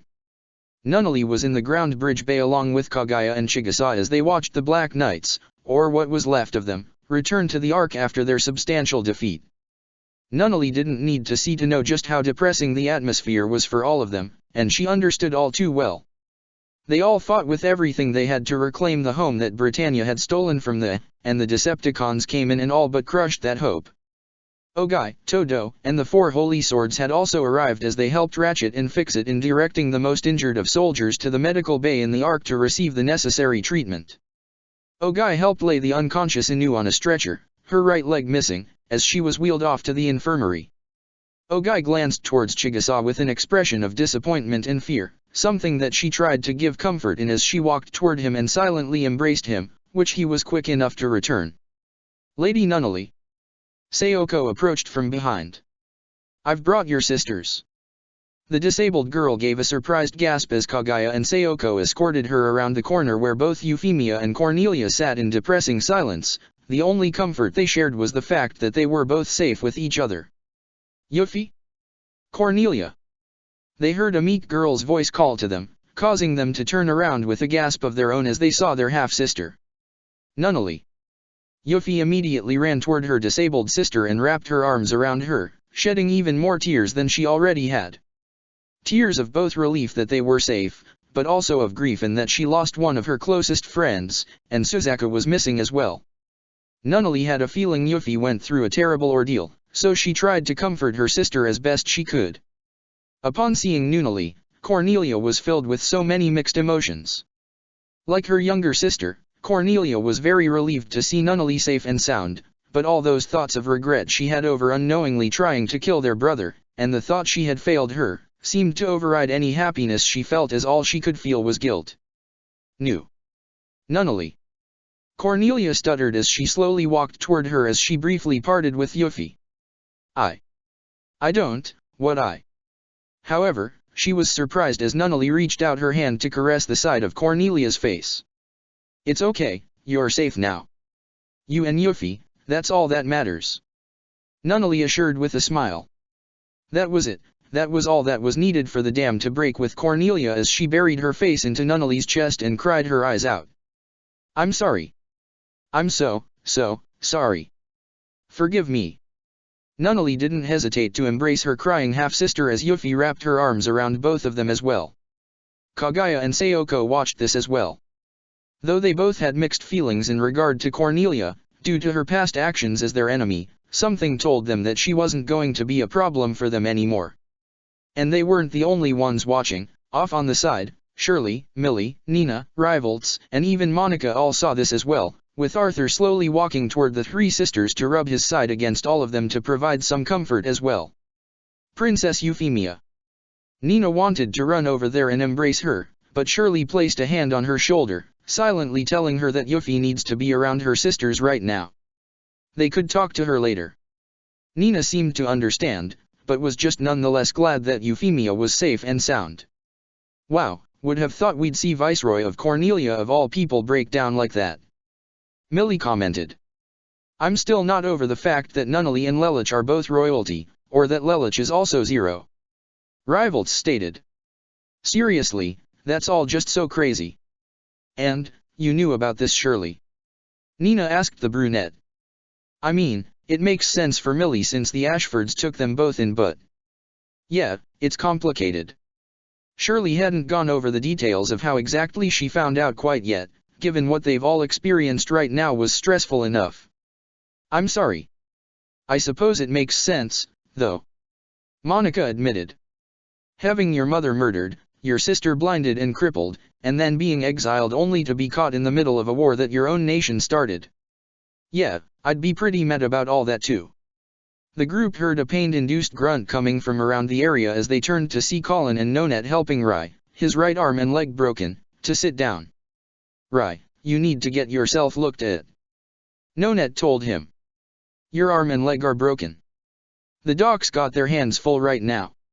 Rai grunted. I'm just glad I still have an arm and a leg. Colin. Rai. They, and Nonette, turned to see Shirley quickly run up toward them. I'm glad you guys made it. She gave a small gasp once she saw Nonette. Though Rai had already told her that the older woman was once his knight, she also knew that Nonette was a knight of the round, so it made her a little concerned. It's okay Shirley, she's on our side. Rai assured. Really? She asked in surprised. Yeah, actually helped Rai and the wreckers out. Colin said. Shirley also noticed a look of sadness and devastation in Colin's eyes, the same look she saw in her own reflection once she learned of her own father's death back in Nerisha. Nonette. The Knight of Nine looked up in shock to see her comrade present as well. Monica. She left Rai to quickly run up and address the Knight of 12. You made it. Yes, the details of me being here though are kinda complicated. Monica said. I'll explain later, but, have you seen any of the others? No. Nonette admitted. Guess we're the only ones. But Colin here did confirm that Bradley was killed. She then noticed Cornelia and Yuffie, who were still with Nunnally, alongside Sayoko and Kaguya. Seeing both of them alive and safe was a huge weight off Nonette's chest, and as much as she wanted to run over and hug them both, she decided to let them have their moment with Nunnally, whom she was already told about by Rai upon her arrival to the Ark. Well, if you want to know at least about Gino. Colin spoke to the pair as she sat down next to Rai. He stayed behind to buy Arky and I time to get back here. I don't know if he survived though. Hope the guy's okay. Rivalts said. He is a knight of the round, so.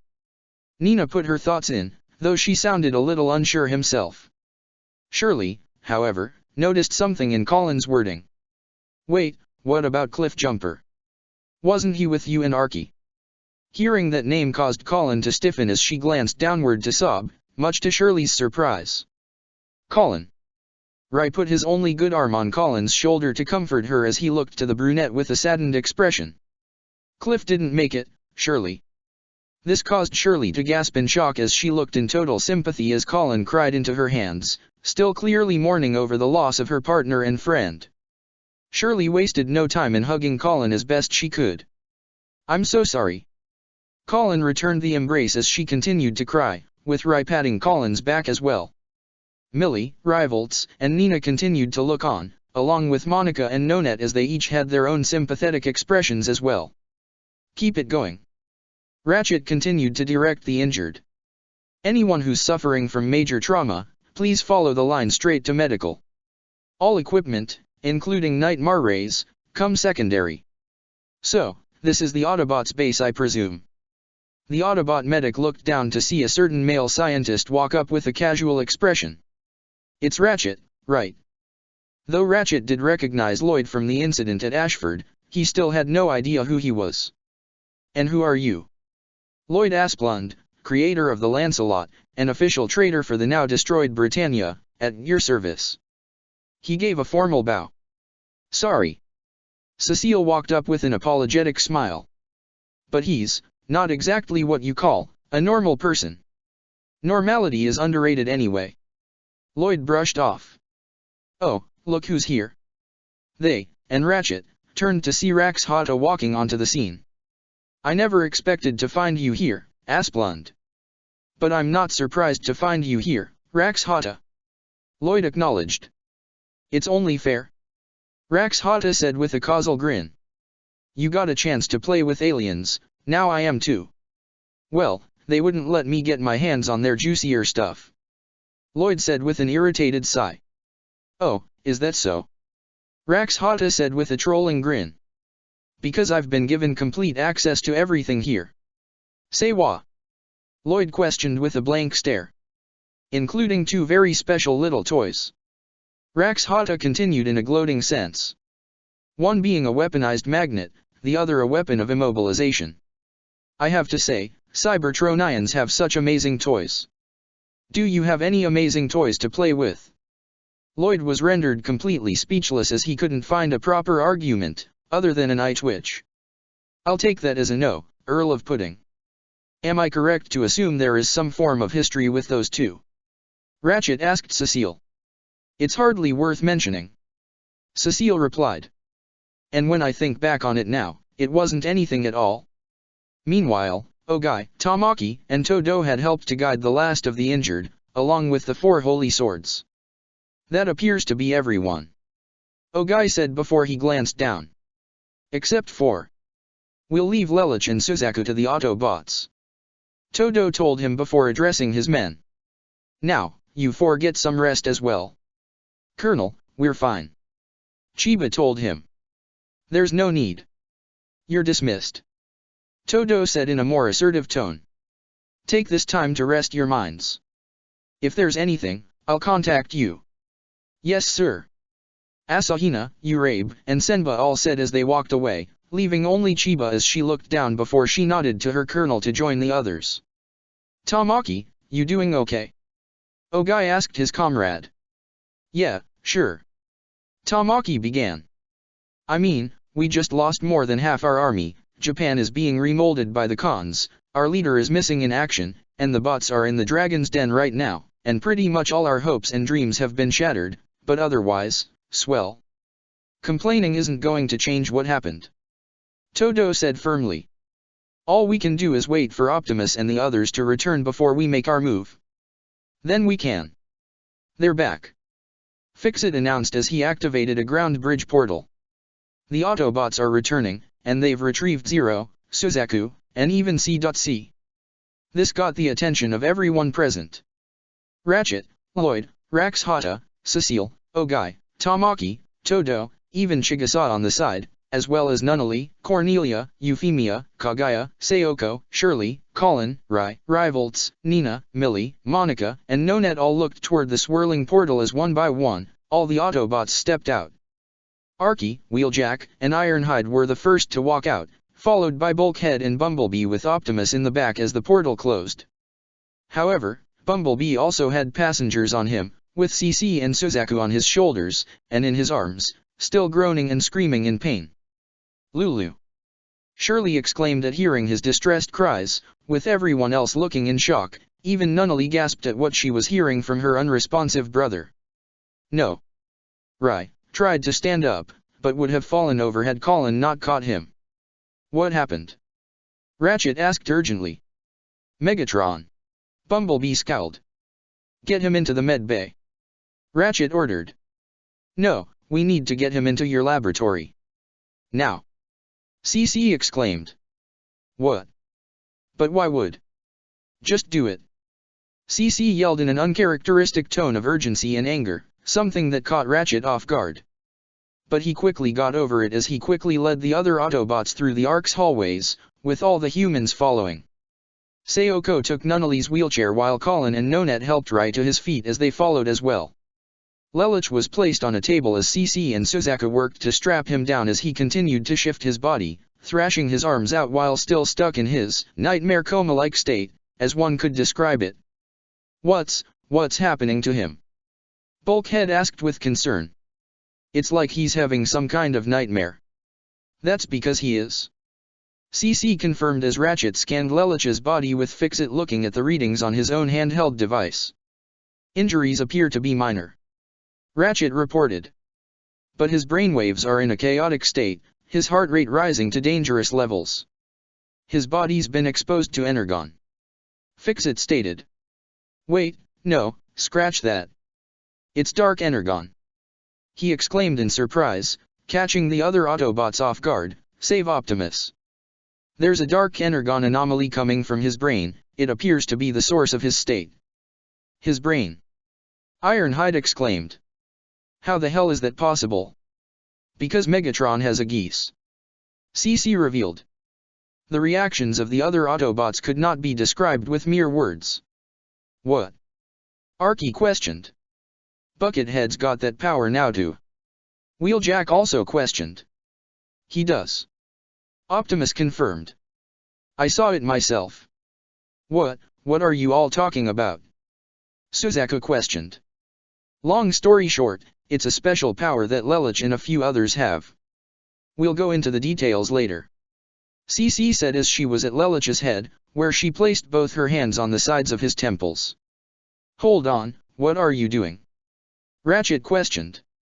I'm going to try and break him out of whatever Megatron has him under. CC answered as the geese emblem on her forehead began to glow its titular red color. Have you done something like this before?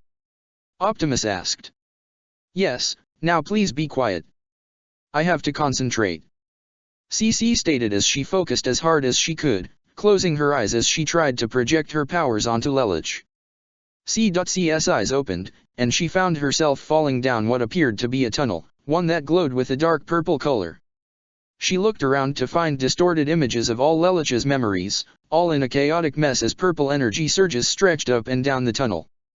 As she fell, however, she could feel an opposite force pushing back at her, which she attempted to push back against herself, trying to force herself deeper into Lelich's consciousness. Lelich. CC tried to call to him. Please, you have to listen to me. Whatever you're seeing, it isn't real. You have to overcome this. However, the force pushed CC back even harder, but as she listened more closely, she could hear the echoing sounds of a familiar laughter. As she looked around, CC gasped as she saw the images of Lelich's memories burn away and change to reveal the face of Megatron. Hundreds of faces of Megaron all appeared throughout the tunnel as they continued to laugh, echoing through Lelich's consciousness as well as his soul. So loud! CC exclaimed as she covered her ears. What is this power? With another push from this invisible force, CC gave a gasp as a new image appeared in her own mind.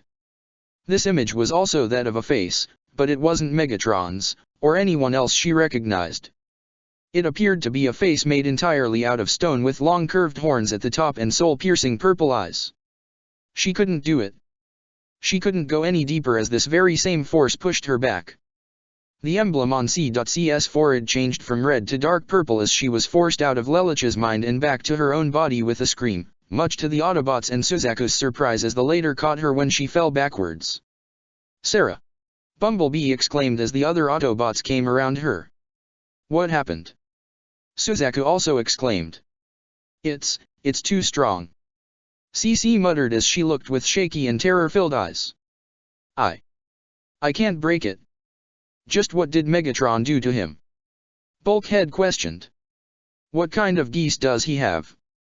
"Alright, how about we start with how the hell Megatron even has a geese?" Arky also questioned. "What are all of you talking about?" Suzaku shouted, having enough of being kept in the dark. "What even is a geese?" "Suzaku." Optimus tried to calm him down, but he wouldn't have it. "No. Lelich is my friend. I have a right to know what is happening to him. Please." Suzaku pleaded with the last part, which was enough for the Autobots to look toward him with concern and understanding. CC even glanced toward Optimus as she gave a nod. "Geese is a power that a select few humans, including Lelich, all possess," Optimus explained. "It is not a power that one is born with, but rather one that is given. This girl, who goes by the name CC, possesses the ability to grant geese to others. She gave one to Lelich in Shinjuku. That would explain why CC was always with Zero, or rather Lelich, when they were on opposite sides." "So, how does Megatron have something like this?" Suzaku asked. "I didn't give it to him, if that's what you're wondering," CC stated before explaining what she knew to the Autobots. "And I don't think it was VV either. Megatron even said he didn't have to form a contract to get this power." "How is that possible?" Ratchet questioned. "Yes, you said that only when someone agrees to your contracts, they can get a geese ability," Fixit added. "I'm not sure, but Megatron did mention something called the blood of Unicron," CC revealed. "Dark Energon," Ironhide stated before it turned into a grunt of frustration. "Of course, he'd find a way to use that voodoo garbage." "Dark Energon, as in the same substance that destroyed your home?" Suzaku asked. "Yep." Bulkhead confirmed with a nod. "Meow." Arky's optics widened in realization. "Remember the last time we saw him? After that mess at Ashford, he returned to the cons and we haven't seen him since. But I think we can all guess what happened after that." Suzaku's thoughts shivered at the mention of that name. He remembered Mao from when he not only kidnapped Nunnally, but also knew about him killing his own father. So, this Mao had a geese too. It would explain why Lelich was so scared at the time, other than Nunnally being in danger. In all likelihood, Megatron had subjected Mao to his experiments. Optimus theorized. He must have used what he learned and combined it with Dark Energon to somehow grant him his new ability. "Okay, but what exactly is this ability of his?" Wheeljack asked. "He calls it his Dark Geese of Absolute Terror," CC began. "It's unlike anything I've seen before. He's able to use this power to look deep into someone's soul to not only learn that person's worst fears, but also manifest them in the form of mental images, not too dissimilar to night terrors. It's powerful enough to affect humans, Cybertronians, or even code-bearers like me." That last part really took them by surprise. "I thought you said geese doesn't work on you," Arky stated. "Guessing that Dark Energon stuff must have made it strong enough so it can affect me," CC assumed. "So, Lelich has been subjected to this dark geese and is experiencing nightmares," Ratchet deduced as they all looked at him as he continued to groan and scream, struggling in his restraints, his eyes scrunched closed, refusing to open. "But, when a human experiences a nightmare, don't they wake up from it almost exquisitely, appropriately, immediately?" Fixit glitched.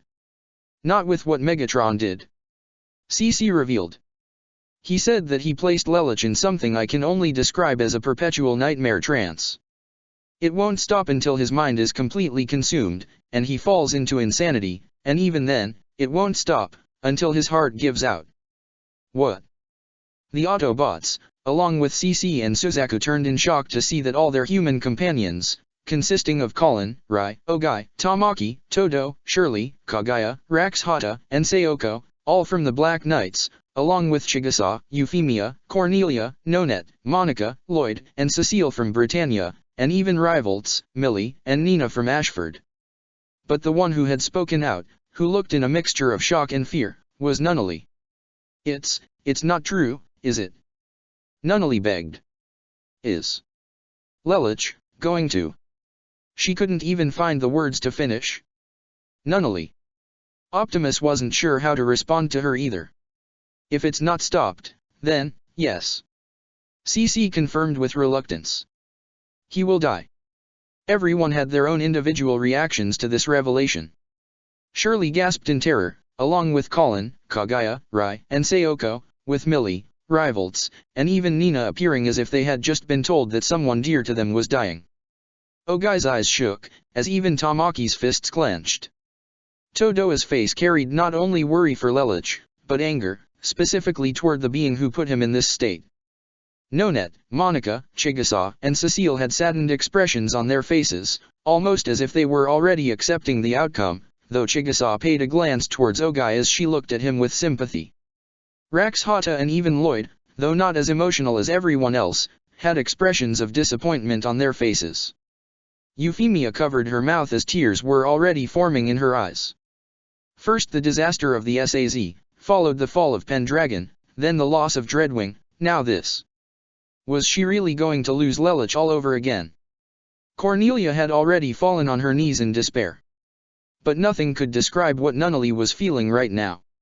She loved Lelich above all else, and even admitted to him that she would never want to live in a world if he weren't in it. So, hearing that there was a very real possibility of him dying all but shattered her. No, please no, it's not true. Nunnally cried. Please. Lelich. Answer me. She tried to call out to her brother, even though she couldn't see him. She almost fell out of her wheelchair, had Sayoko hadn't caught her. Lelich. Big brother. Please. There's gotta be something. Colin stated. We can't just let this happen. We gotta do something. Maybe, if we get him to a doctor or... Ogai suggested. There is no doctor in existence that will be able to comprehend what's afflicting him. Ratchet said. And even if there was, Lelich is running out of time. What about my geese? Rai suggested urgently. If I use my geese to force him awake, it could. Rai, you already used your geese on Lelich, before. Remember? That whole mess with Mao. Bulkhead reminded him, causing Rai to look down in frustration while Suzaku and Nonette, and the rest of his friends looked in surprise. Rai has a geese as well. What if you gave one of us a geese? Shirley offered. Maybe it can. That's a 1 in billion chance of success. CC stated. I have no control over what kind of geese you'd get, and there's no guarantee any kind of geese I give is able to overpower what Megatron did to Lelich. So, what, we do nothing. Millie exclaimed. I'm not sure there's anything we can do. Ironhide said in reluctance. That was the equivalent of being hit with a bullet for pretty much everyone, human or Autobot. That damn bastard. Tamaki shouted in anger as he kicked the wall to try and vent his anger. Even Cornelia clenched her fists as she remained on her knees, anger mixing in with sadness and devastation. Anger towards Megatron for what he did to her brother, as well as everything else he'd done, but anger towards herself at being so helpless. Even a burning fire flashed in Todoa's eyes. Euphemia was already sobbing, with tears in Shirley's eyes as well. Suzaku appeared to be having it worse than most of them. He was supposed to be Lelich's friend, but he allowed all this to happen. He wanted to blame Megatron with every fiber of his being, as Megatron knew that Lelich was Zero the entire time but kept it secret from everyone, even him. However, the truth was, Suzaku could only blame himself for this. Lelich wanted Suzaku to help him, but he turned him down, and even attacked him, all for his own self-fed delusions of peace and heroism. Bumblebee did everything he could to keep himself from acting out as he glanced at Lelich, who appeared to be in an even worse state than 5 minutes ago. He was Lelich's guardian. He was supposed to protect him. But he didn't. He wasn't anywhere near him when this happened. All the scout could do was hang his head in failure. Well, looks like we got ourselves quite a funeral, Lloyd said causally, only for Colin to punch him in the face, breaking his glasses as he was knocked down. Shut up! Colin tearfully screamed as she was about to beat him down even more, only for Ogai and Millie to try and hold her back. Colin! Take it easy! Ogai tried to tell her. Take it easy! Take it easy! Colin screamed. Megatron massacred countless people to stage a rebellion, using us to take out Britannia, then came and wiped out half our army, our friends, and now our leader, the very same man who showed us we don't have to be helpless anymore, is about to die? And you expect me to calm down? Colin! Archie quickly came over to her partner and kneeled down to her level, putting her arm on Colin's side as she looked at her with a stern glare. You really don't think I don't know what it's like to see someone you care about harmed? Archie asked, her stern look wavering slightly. We both know, but lashing out won't help Lelouch right now. You have to keep your emotions in check. But I can't. Colin stuttered as tears flowed down her face as she cried, the loss of Cliffjumper still obviously affecting her, and now the possible loss of Lelouch almost being too much for her to bear. Archie brought her partner closer as she tried to comfort her as best she could. It was in that moment that Nunnally could feel the despair that everyone was feeling right now. Every individual around her, be they Brightonian, Japanese, or even Cybertronian, many of which were all on opposite sides even, they were all in the exact same boat. They all lost everything, their homes, their friends, their families, even hope itself almost felt completely lost. That and her own brother suffering a fate worse than death right now. It was too much for her. And she knew that there was one who was responsible for all of that. How can anyone do something this horrible, this cruel? Nunnally thought with tears flowing down her eyes as well. Megatron, why would you, how can you, do this? However, in this atmosphere of despair, CC glanced towards Optimus Prime, perhaps because she was hopping, he could provide some form of wisdom or even comfort. However, all she saw in his optics was anger and grief, much like everyone else in this room. She had a feeling that he probably had it worse than anyone else here, probably even more so than Suzaku, Colin, Bumblebee, or even Nunnally. Not only was Optimus actively trying to help Lelouch in not only deterring him away from a path of darkness, but Lelouch had viewed Optimus as a father figure, and one look in the optics of the leader of the Autobots told CC that the feelings were mutual with him. But it was in that moment that CC was struck with an epiphany. Maybe we can do something. That caught everyone's attention. Optimus. Megatron also attacked you with his dark geese. I saw it, she stated, catching everyone by surprise. But you were able to overcome it. Optimus, is this true? Ratchet asked. Yes. Optimus confirmed. Megatron did attempt to use his ability on me. Wait, how could Optimus? I thought a geese power was absolute, hence the names of the powers. Bulkhead said. It's a rare occurrence. CC began to explain. And it also depends on what kind of geese power is being used. But there have been individuals in the past that have been able to overcome the effects of a geese if they possess a strong enough willpower. Well, if we're talking willpower, Optimus has got it in spades. Ironhide stated with something of a smirk. But it was not just me. Optimus said, much to everyone's, even C.C's, confusion. It was also with the aid of the matrix of leadership. That got Euphemia's attention. The what? Ogai asked. A vessel of pure energy, the collective wisdom of the primes. Ratchet explained. Perhaps you could explain it from a more scientific standpoint. Rax Hata requested. The matrix of leadership is a tool that allows the user access to the collective wisdom of the past primes. Fixit explained. Many of the originals all lent a portion of their sparks to supply the matrix with power. It even carries the spark of our life giver, Primus himself. Well, I'm not exactly an expert with all this mystic wisdom stuff. Lloyd began. But, am I correct to assume this matrix is basically a computer that allows one to understand the past experiences of these older primes? That is one way of looking at it, I suppose. Ratchet said. You Optimus, you mentioned the Matrix to me and Lelich on Kaname Island. Euphemia recalled as she seemed to be getting what CC was getting at. And if Dark Energon is the essence of Unicron, and the Matrix has the power of Primus and the original Primes, it may have the power to purge Lelich of the Dark Geese. Optimus finished, having caught on himself. That seemed to bring hope to everyone as most of the people and bots all looked to each other with smiles. So, what the hell are we waiting for? Tamaki questioned elatedly.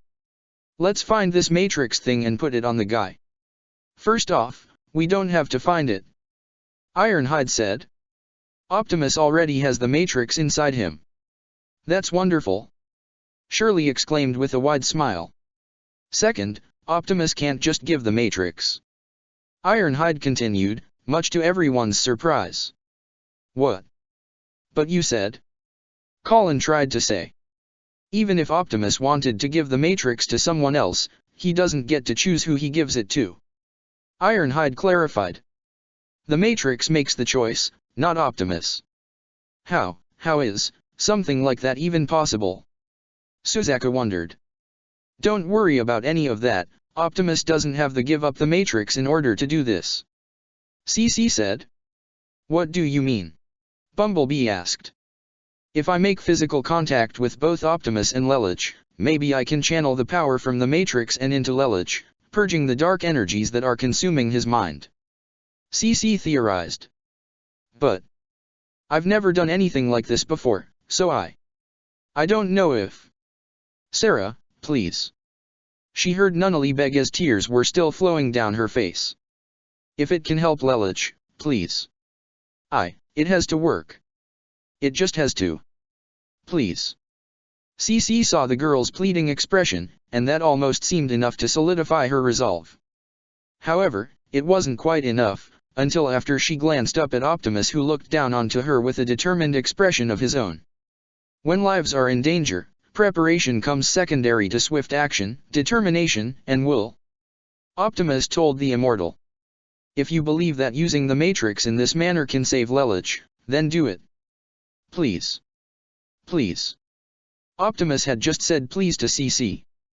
As if, underneath the determination, he was almost begging CC to do this, to use the Matrix to save Lelich. The fact that someone like him would speak to her in this manner, it only further strengthened her resolve as she closed her eyes briefly and opened them to reveal a strong source of willpower deep inside, as if a fire had just ignited in her heart. All right. CC nodded. But, before we do this, we might need Nunnally's help as well. Everyone looked toward CC and Nunnally in surprise, but none were more surprised than Nunnally herself as CC addressed her directly. Lelich's mind is stuck in a perpetual nightmare.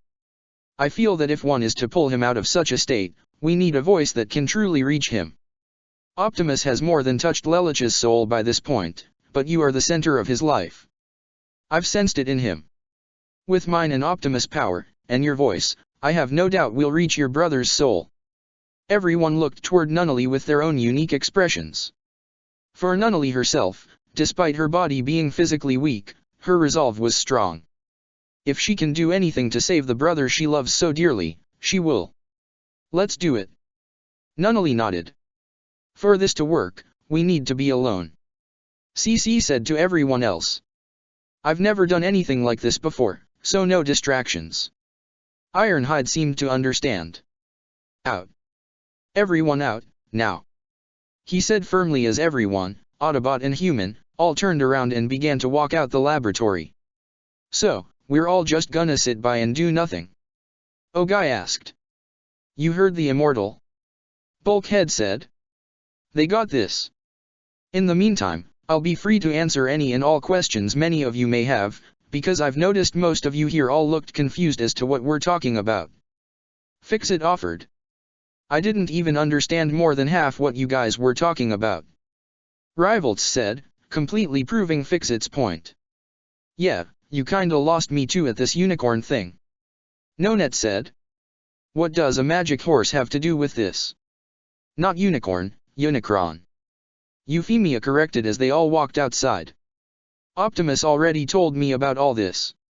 Well, guess it's time for a Cybertronian history lesson. Wheeljack said. Sayoko had to help wheel Nunnally closer toward Lelouch, where CC and Optimus were already gathered, the latter kneeling closer to their level. She put a firm hand on the girl's shoulder, silently telling her that Sayoko had faith in Nunnally. Something Nunnally understood as she smiled and put her hand over Sayoko's in return before they parted, and she joined the others. Suzaku was the last to walk outside. A part of him wanted to stay and help as well, still blaming himself for Lelouch being in this state. But, he also knew that there wasn't anything he could do. So, he paid one final glance towards Optimus and CC as they both nodded in assurance toward him. Suzaku nodded back before he left the lab, leaving them all alone. Lelouch's condition seemed to be reaching its breaking point as he struggled against the restraints even harder, his screams becoming louder as his body shifted and fidgeted. Nunnally reached out to grab her brother's hand, hoping to be of some comfort to him. Once she touched him, however, she could already feel just how much internal pain he was in. Hearing his cries and screams was almost heartbreaking enough, but actually feeling his pain was something else entirely. "Give me your hand, Nunnally," CC requested as Nunnally reached her hand out, and CC caught it in her left hand before reaching out with her ring to place her fingers over Lelouch's forehead. Optimus. The last of the primes understood as he opened his chest plate, revealing the matrix of leadership inside, while also gently rubbing the tips of his fingers on C.CS back to make physical contact as well. The light of the matrix shined over all of them as CC began to channel her power, reaching out to both Nunnally and Optimus before diverting all of that directly into Lelouch. Her hair began to wave as the geese emblem on her head began to glow once again, briefly glowing red before changing to a bright blue, almost white, color. Lelouch was on his knees, the skeleton of his sister laying down in front of him as the flames began to close in around him, having changed from their typical orange to a dark purple. "This is my fault," Lelouch muttered, his eyes having lost their color as it seemed he was ready to give up on his own life. "The Black Knights are all but fallen, my friends are dead. Nunnally. I failed them, if I hadn't become Zero. None of this would have happened. I'm a monster. I don't deserve to live." He closed his eyes as the flames were closing in around him, threatening to consume him completely. "I guess this is it for me. Lelouch." Suddenly, a bright white light shined down from the sky to help clear away many of the dark flames around him, though they were still surrounding him. They gave him some space as he weakly looked up toward the source of the light to see CC, Optimus Prime, and Nunnally slowly descend toward him. Optimus appeared to be of equal size as that of a human, and Nunnally was no longer in her wheelchair with her eyes clearly open. What are all of you?" Lelouch said, his eyes still void of light and color. "Why are you here?" "We're here to save you, big brother," Nunnally told him. "Why? Why save a monster like him?" he said as his voice slowly began to fill with emotion, but it wasn't too noticeable at first. "You are not a monster, Lelouch," Optimus said. "Megatron's victory was not your failure. He manipulated all of us from the start. You did the best you could."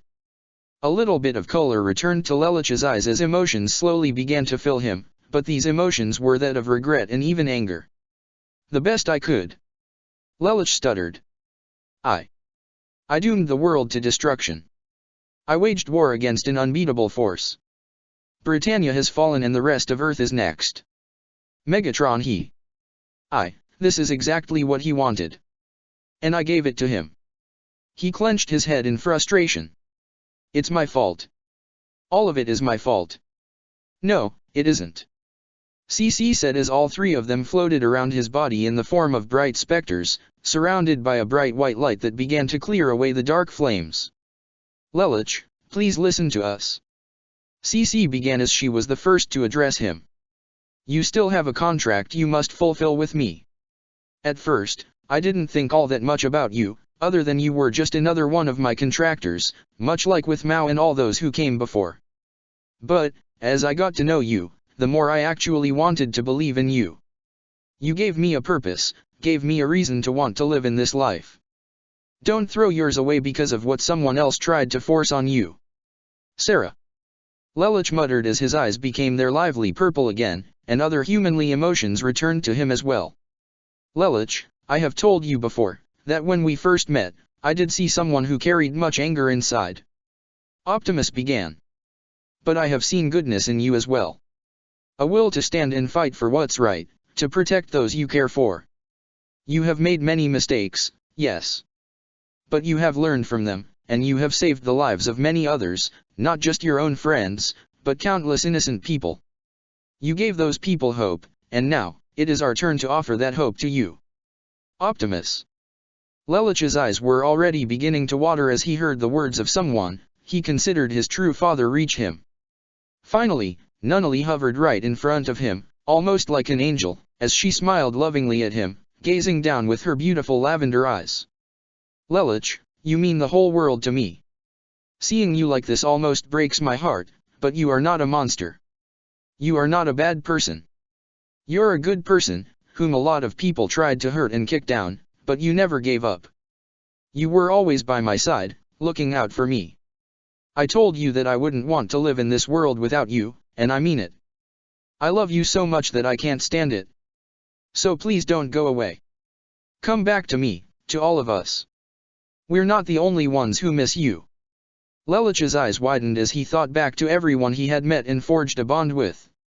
Bumblebee, an Autobot he truly considered to be a friend, all the other Autobots that he admired and respected as true warriors who protected the weak, which is why he admired them above all else and tried to model himself after their example, Togai, Todo, Kagaya, Tamaki, Kirihara, and the other Black Knights, whom he trusted enough to reveal his identity and past, and they in turn, extended their trust toward him as well.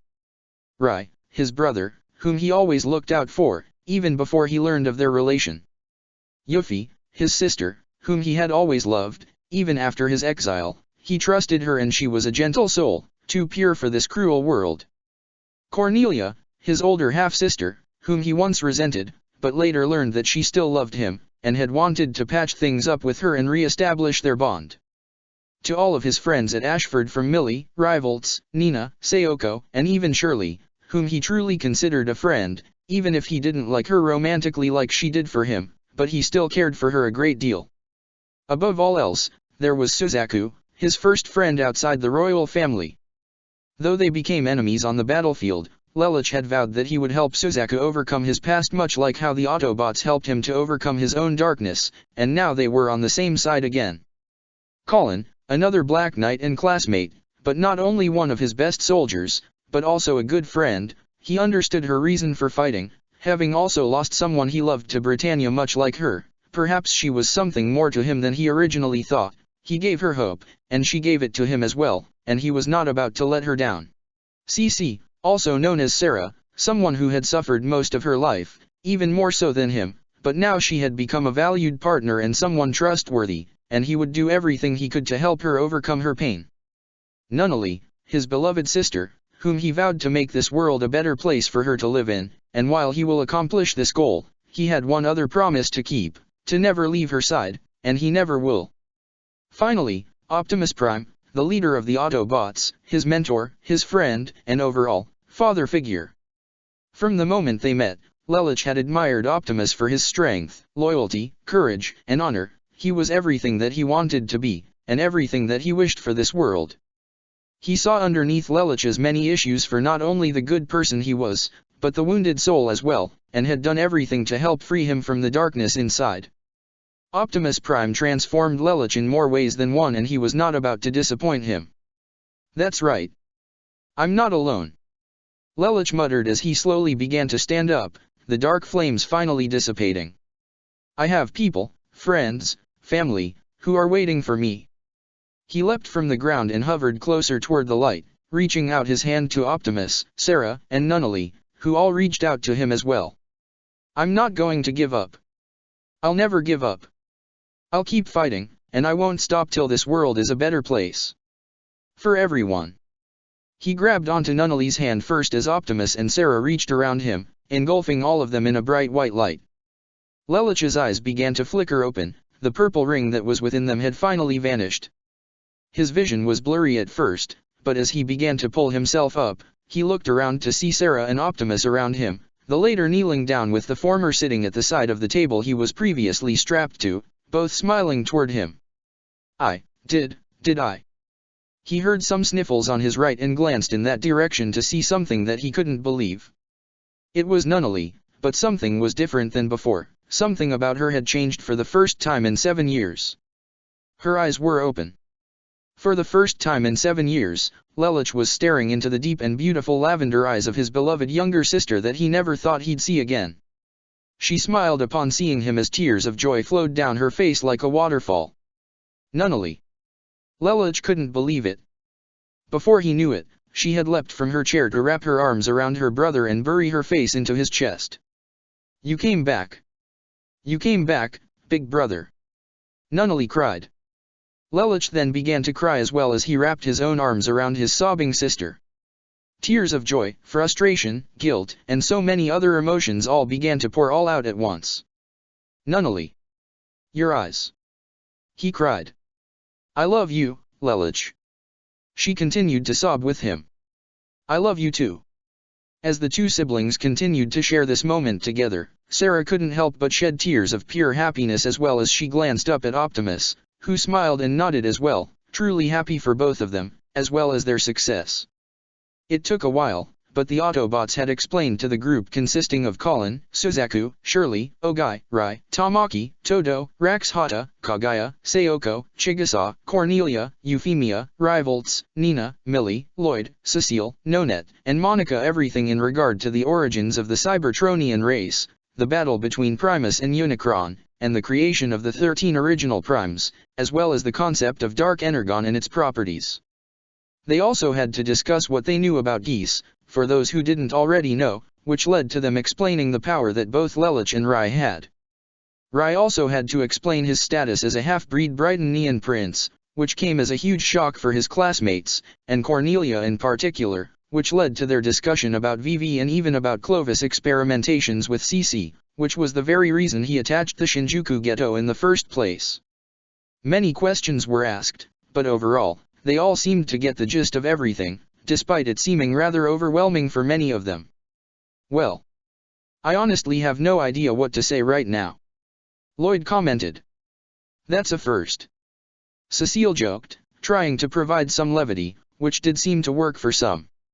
But it was clear that most were still anxious while they waited for Optimus, CC, and Nunnally to finish their work. But they wouldn't have to wait for very long as they heard the loud footsteps of Optimus Prime round the corner, with CC right behind him. Nunnally was wheeled out, though one would think they were surprised at seeing her eyes open, none could be prepared for who was at her wheelchair. Lelich's eyes still carried some kind of guilt as he looked at all of them, but there was a smile on his face. "Hello, everyone." "Lulu." Shirley screamed as she was the first to run up and hug him, already crying. Euphemia and Kagaya were right behind her as well. Lelich was more than happy to embrace all three of them while everyone else was beyond relieved at seeing him up on his feet again. Among the most relieved appeared to be Suzaku, Colin, Rai, Bumblebee, even Bulkhead. Even Todo, Rax Hata, Ironhide, Arky, Wheeljack, and Ratchet had smiles of their own. "Welcome back, Lelich," Yuffie said as she and Shirley parted from him. "Thanks. I'm glad to be back," Lelich said as he stepped a bit away and allowed both young women to see Nunnally. "Nunna, your eyes." Shirley clasped her hands over her mouth at seeing Nunnally's eyes wide open. "I'm so glad I get finally to see you, Shirley, and Yuffie. I've missed seeing your face." Nunnally was crying once again. "I've missed you too, Nunnally." Yuffie wrapped her arms around her sister as Nunnally hugged her back. This was enough for many people around them to shed tears of their own. "Your sister has the most beautiful eyes, Lelich," Kagaya told him. "I look forward to seeing more of them. Please do look after her for me," Lelich said to Kagaya as he ruffled her hair slightly. Lelich then glanced towards his Autobot partner with a smile. "Hey B, good to see you." "You too, partner." Bumblebee kneeled down to offer his giant metal fist for a fist bump, which Lelich returned. However, his smile faded as he glanced at Suzaku and Colin. Both appeared glad to see him as well, but he knew they were suffering a great deal as well. "Suzaku." "Colin. I heard about Cliffjumper and Dreadwing," he said as their smiles faded. "I'm so very sorry." Colin wasted no time in running toward Lelich and hugging him, which he returned without a second thought. Both in relief for him coming back, and still in mourning over her loss. Lelich looked up toward Archie as well. Let be sure we avenge him, see to it his sacrifice wasn't in vain. All right. Archie nodded with a serious, yet appreciate, expression. Yeah, you got it. 0. Welcome back, Lelich. Todo smiled and nodded. Thank you, Todo. Lelich nodded before turning to his deputy commander. Ogai, good to see you as well. Yeah, you too. Ogai nodded. Come here, pal. Tamaki pulled Lelich into a headlock as he gave him a nudgie. How's it feel to come back from the dead, huh? Lelich chuckled slightly but pushed Tamaki away. I wasn't dead, thank you. But it feels nice. He then turned toward his classmates as a wave of guilt washed over him. Millie. Rivals. Nina. I didn't mean to bring you guys into this. I'm sorry. Dude, what are you apologizing for? It wasn't your fault. Rivals told him. We're just glad you're alright, Lelich. You really had us worried. Millie said. I know, and I'm sorry. Lelich nodded. He looked towards Nina as she didn't say anything, but a look in her eyes told her that she was glad to see him as well. He then turned to his half-brother. Rai, you doing all right? A broken arm and a messed up leg, but otherwise, dandy. Rai joked. Oh, and don't worry about Breakdown anymore. Yeah, thanks to your bro here, Breakdown's pushing up lug nuts. Bulkhead stated. One less con to worry about, bonafide wrecker right here. Wheeljack congratulated. That's good to hear. Lelich nodded. Welcome back, my lord. Sayoko bowed. I'm so happy for you and Nunnally. Me too. Lelich gave a brief hug for his maid/guardian, who was happy to return it as well. Once they parted, Lelich looked toward his elder half-sister. Hello, Cornelia. Cornelia slowly walked toward her brother. Much like everyone else, she was overflown with all kinds of emotions, among them was happiness and regret. Lelich I.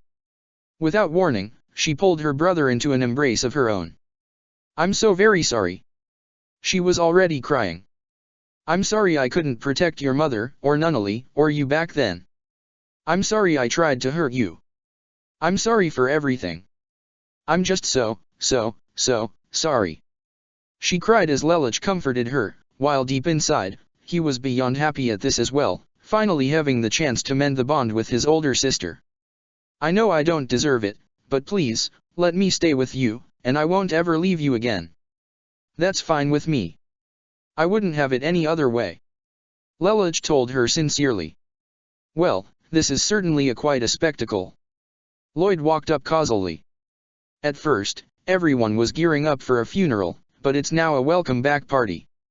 Literally, since pretty much everyone has said those exact same 2 words. And you must be Lloyd Asplund, the creator of the Lancelot. Lelich assumed. Guilty, tried, and convicted. Lloyd confirmed. Though Cecile here insists she helped a little. He referred to his assistant. Well, in that case, thanks for looking out for Suzaku. Lelich told them before addressing to the 2 present knights of the round. Monica, Enneagram, you as well. And thank you for helping Rai, Enneagram. As well as looking out for Yuffie and Cornelia. Of course. Monica nodded. Yeah, no problem, Nonet smiled. However, his smile was quick to fade as he glanced up at Ironhide. Give it to me straight, Ironhide. How much of a loss did we have? With that, all celebrations ended as the Autobot veteran gave a grim answer. More than half our forces. We lost our heavy artillery, and almost all those who did make it back are injured, ranging from minor injuries to missing whole limbs. Lelich grimaced at the thought of that before turning to the Autobot leader. Optimus, you know Megatron better than anyone else here. What do you think would be his next move? In all likelihood, Megatron's current objective will be to completely eradicate what's left of Britannia. Optimus answered. Contrarily, while Britannia itself may be in disarray at the moment, I do see them trying to regroup and fight back against the Decepticons. In response, Megatron will likely attempt to make contact with other Decepticons scattered across the galaxy, intending to use his full force to make this world into a foundation for his new galactic order under his rule. I see. Lelouch said. Listen up, all of you. He addressed everyone, human and Black Knight. I'm going to keep fighting, and without a doubt, the Autobots will as well. But, with everything that's happening now and what's going to happen in the future, to say it won't be pretty will be a gross understatement. The Decepticons at their fullest will be an even worse enemy than Britannia ever was. The world will likely fall into chaos for a time, people are going to die, and I don't know how many we can save. So, if any of you want out, just tell me now. I won't hold anything against you. You're kidding, right? Tamaki questioned. You really giving us an out after all that's happened? No way in hell. That's right, Lelouch. Kagaya also said with a firm expression. You expect us to turn tail and run, knowing the world's gonna be torn apart. That's not going to happen. I told you I would fight beside you, Lelouch, even against these Decepticons. Todo stated. I have no intention of backing down now. If I leave, you won't have any proper Nightmare rays to work with. Rax Hata said. And I won't be able to work more with Cybertronian technology. I think I'll be staying here too.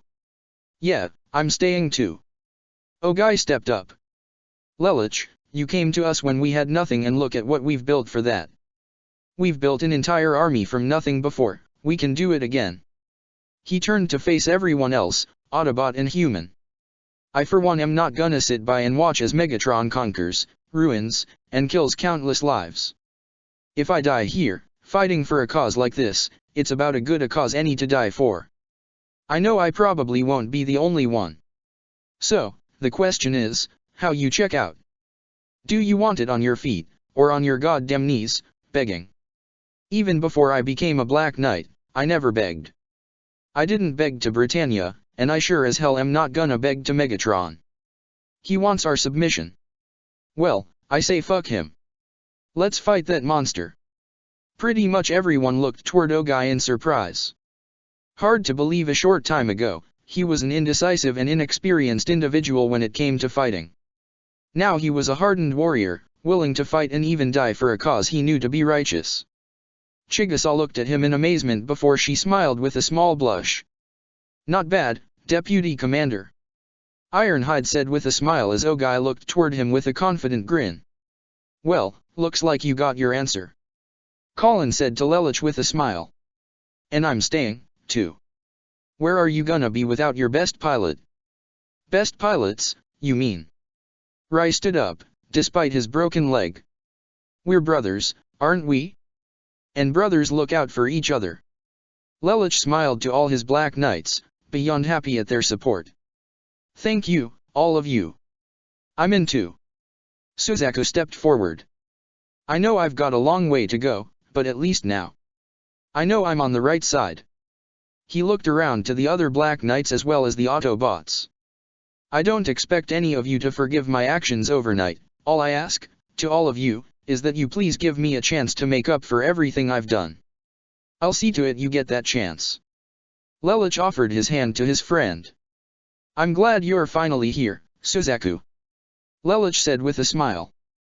Suzaku smiled back as he accepted the hand. Me too. Please, let me help too. Yuffie walked forward. I know. I'm not a warrior, and the special zone, it was my fault, please, let me join you, Lelouch. I want to fight and protect this world. So do I. Cornelia also stepped up. Much like Suzaku, I've got a lot to make up for, to everyone here, and my family. But I want to. I want to change and fight for what's right. Please. Wherever Rai and these two go, so do I. Nonette stepped up as well. As do I. Monica also made a stand. Consider this my resignation from the Knights of the Round. May as well join in on the fun. Lloyd walked forward. Considering the two of us are traitors and all. He said, referring to himself and Cecile. What he means is, we would be honored if you would consider accepting us into your ranks. Cecile said humbly. Lelich maintained his smile as he glanced up at Optimus, who nodded in approval. We will need all the help we can get. Optimus said. Euphemia Lee Britannia, Cornelia Lee Britannia, Nonet Enneagram, Monica Khrushchevsky, Lloyd Asplund, Cecile Krumi, welcome to the Black Knights. We sure about this? Tamaki whispered to Wheeljack. I get they're tough and all, but most of them did try to kill us. Hey, you heard the Prime, we need the help. Wheeljack replied. Plus, we had a few former cons even join the Wreckers, so this ain't new to us. We're in too.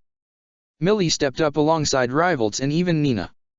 No way we're sticking to the sidelines in all this. We might not be expert scientists or ace nightmare pilots, well Nina might be the first one, but I'm sure we can at least contribute somehow. Rivalts also said. Yes. I'd like a chance to stand here too. Nina stuttered at first before finishing with a firm resolve. I'll not only have a chance to fight against the Decepticons, but maybe I can get the chance to understand why Princess Euphemia would also fight for these people. She paid a glance to Yuffie, who smiled with a nod of her own. Lelich wasn't quite sure about this. Though he was glad that his friends would be close to his side, he didn't like the idea of them getting caught in the middle of a fight against the Decepticons. At least this way, they'll stay here where they'll be safe. Shirley told Lelich.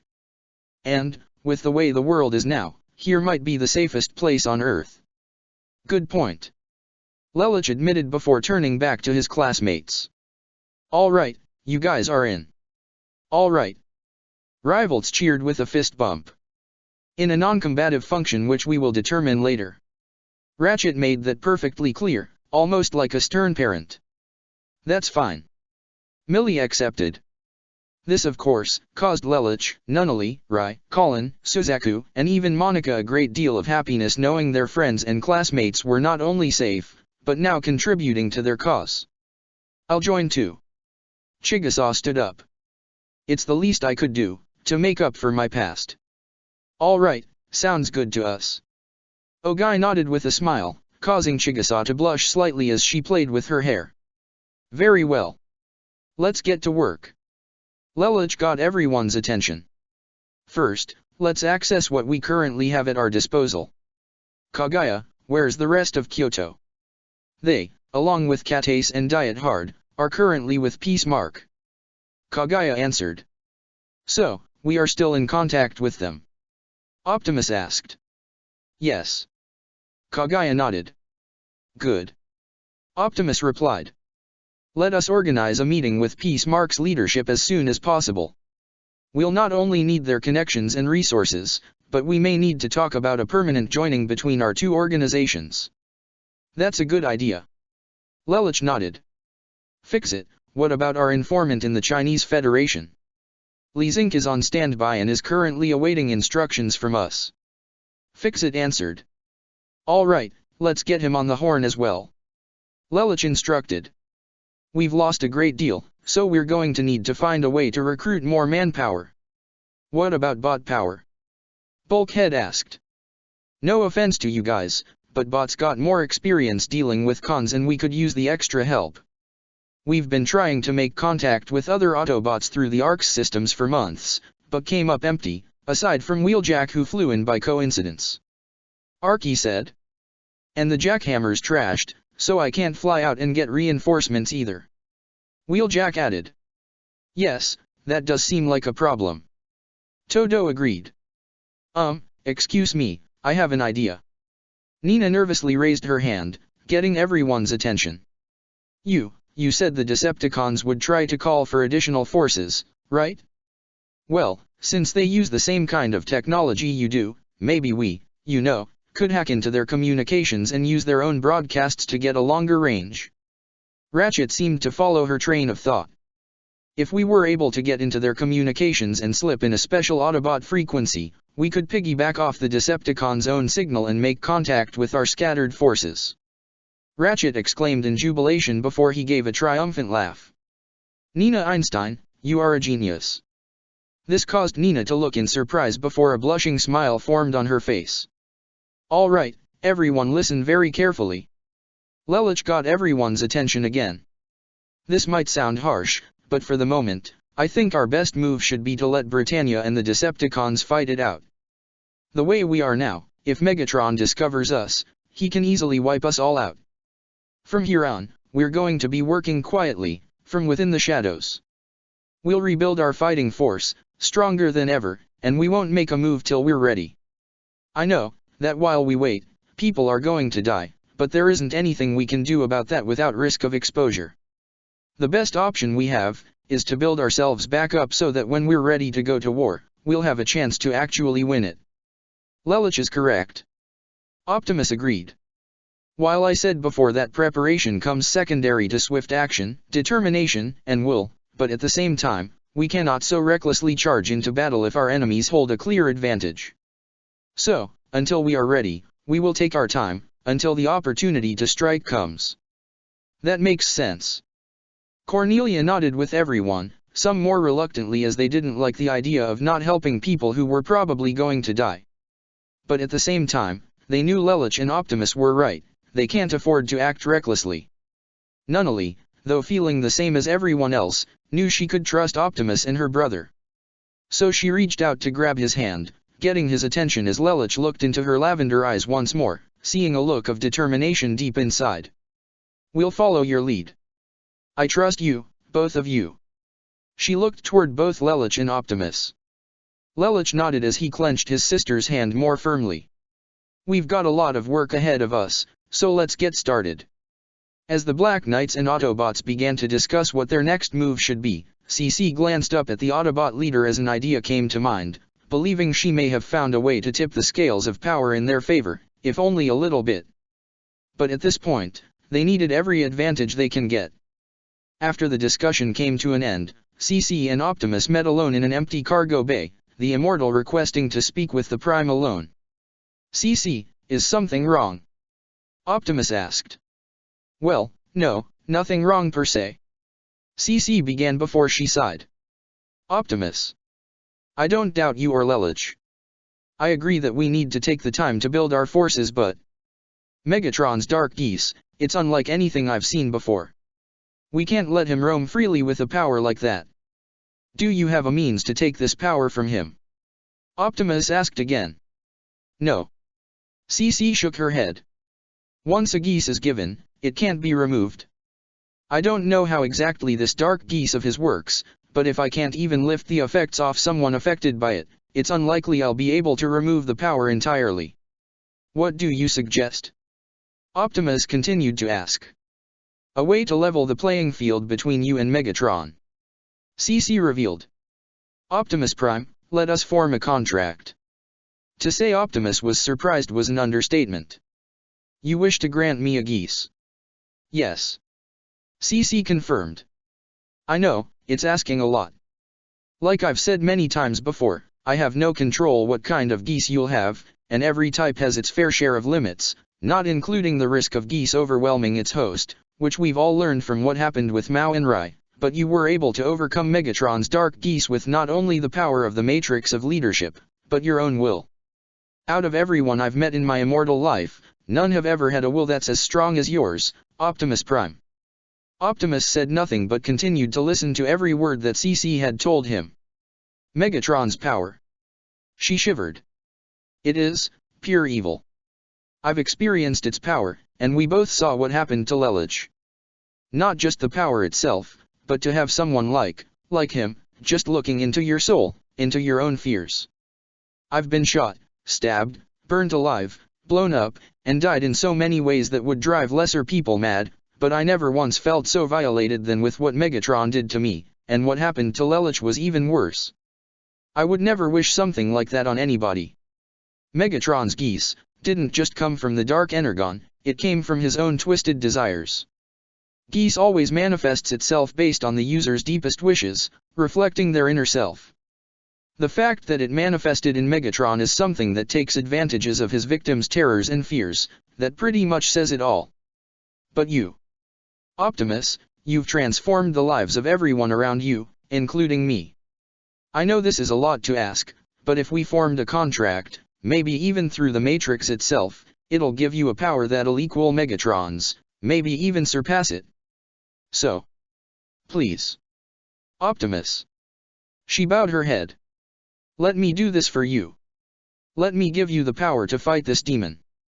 When she looked up, she was surprised to see Optimus kneeling closer to her level with a gentle smile on his face. Sarah, I would be honored to receive such a gift from you. That took her by surprise. A part of her had hoped and expected that he'd say yes, but to actually hear him say it, with a smile on his face, and even call it a gift no less. I am aware of the risks involved, but you are correct. Optimus began. Megatron's new power is grossly disturbing, and he will likely use it in his quest to conquer and reshape not only Earth, but other worlds as well. And that is one abusive power that we absolutely cannot allow. If you believe that forming a contract with me, even through the Matrix, can help to stop him, then I will accept this power, risks and all. I trust you, Sarah. Sarah looked up to Optimus with an emotional smile. He trusted her. She almost couldn't believe he said that. Once more, she felt a great deal of hope building in her chest. And she had hoped she could get used to that feeling. Very well. Let's do it. Sarah nodded as Optimus opened his chest plate to expose the matrix of leadership to her. He held out his hand, allowing Sarah to step on as he slowly raised her closer to the matrix, allowing her to reach out and touch it. Once she made contact, she began to channel her own power directly into it, and by extension, Optimus' own spark. Once that connection was established, Sarah gave a gasp as her geese emblem, once again, began to glow a bluish-white color. Sarah gasped as she found herself in a completely new location. She no longer appeared to be in the Ark, but it almost seemed as though she was standing on a long cloud that stretched on for miles in all directions with no end in sight. The sky was dark, but lit up with so many stars, it was almost like she was in space. Optimus. Sarah looked around, only to appear that she was all alone. Hello? Optimus. Where am I? In a place of sacred solitude, young one. Sarah then felt an enormous presence approach her, but as it got closer, she began to feel multiple presences all around her. 4 to be specific. Once they appeared before her, she gave an audible gasp as they carried a presence among them that felt powerful and heavy, but also kind and gentle.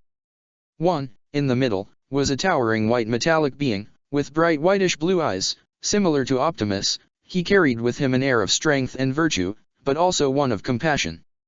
The one on his left was female, with a light silverish pink metallic skin, and glowing pink eyes. Her aura seemed that of understanding and experience. The one on the far right was male, with a primarily reddish magenta color, white glowing eyes, as well as what appeared to be a white metallic beard on his face, while also wearing a dark purple cape. He carried an aura of wisdom. The final presence, coming from behind her, was much smaller, but by no standards, weaker. He was clearly male, and around the same size as Sarah as he bore a cyan green metallic skin with blue eyes. The aura that came from him was that of intelligence and boundless energy. Hello there. The middle white one addressed the immortal girl. You must be Sarah, or do you prefer C.C? Who are you? She asked in a state of amazement. Really? The short one asked almost in a deadpan expression. And here I thought you seeing us through the matrix would be a dead giveaway. The female gave a slight stink eye toward the little one. Do not be so indifferent with her. The poor girl's been through such turmoil, the least we can do is be courteous. The little one rolled his eyes in response while the red one with the cape and beard chuckled. I apologize for the antics of my siblings. Allow us to properly introduce ourselves. I am Alpha Trion. I am Solus. The female introduced. And the little rude one is Microneus. Hello. Microneus nodded, extending some form of civil greeting. And I am Prima. The white one in the middle introduced as well. I'm certain that you can figure the rest out. It didn't take long for Sarah to find out who these individuals are as she looked in amazement and awe. You're the past primes. Optimus' predecessors. Not just any, little one. We're the originals. Microneus revealed. The original. Sarah fell to her knees. I don't know what to say. She immediately bowed down to them. I am truly humbled to be in your presence. Rise, child. Solus encouraged, allowing Sarah to stand up, albeit shakily, still slightly overwhelmed by their presence. What is this place? Are we inside the Matrix? Sarah asked. Yes and no. Alpha Trion explained. The Matrix of Leadership carries a portion of the sparks of each of the original primes, along with Primus himself. Though our bodies are long since dead, our spirits, if you will, live on through the Matrix. As such, we dwell in a realm that exists outside the normal confines of space and time, offering our wisdom and experience to those who bear the Matrix, in this case, to Optimus. This is the realm of the primes. Sarah looked in awe, before she noticed something. I'm sorry to ask this but... Optimus said that the originals consisted of 13 primes, but I only see 4. Oh, the others are here too. Micronews answered. They just didn't want to meet with you. And, there is also... Solus gave a slight cough to stop the original Minicon from finishing his sentence. There is another prime that had forced us to remove his spark from the Matrix for important reasons, but that is unimportant at the moment. Sarah was certainly surprised at that and could sense a heavy air the mention of this other prime they mentioned, especially from Solus, but she chose not to dwell on it as she allowed the primes to speak. Our brethren, for a lack of better term, were not too pleased to feel your presence enter the realm of the primes or channeling your power through the Matrix. Prima continued. A few even wanted to destroy you, but we sense you mean no harm, so we came here to talk. I'm sorry. I never meant to violate your sacred realm or anything. I just... Sarah stuttered. You wish to give Optimus your power. Solus finished. The power of what you call a geese. Yes. Sarah confirmed. If you know about that, then you must know the reason why I want to give him that power. We are aware of that. Micronews replied. You think that the power you'll give Optimus will counter the power Megatron wields. His dark geese is unnatural. Sarah said. We can't let him wield that power. He has to be stopped. Young one, listen carefully. Alpha Trion told her.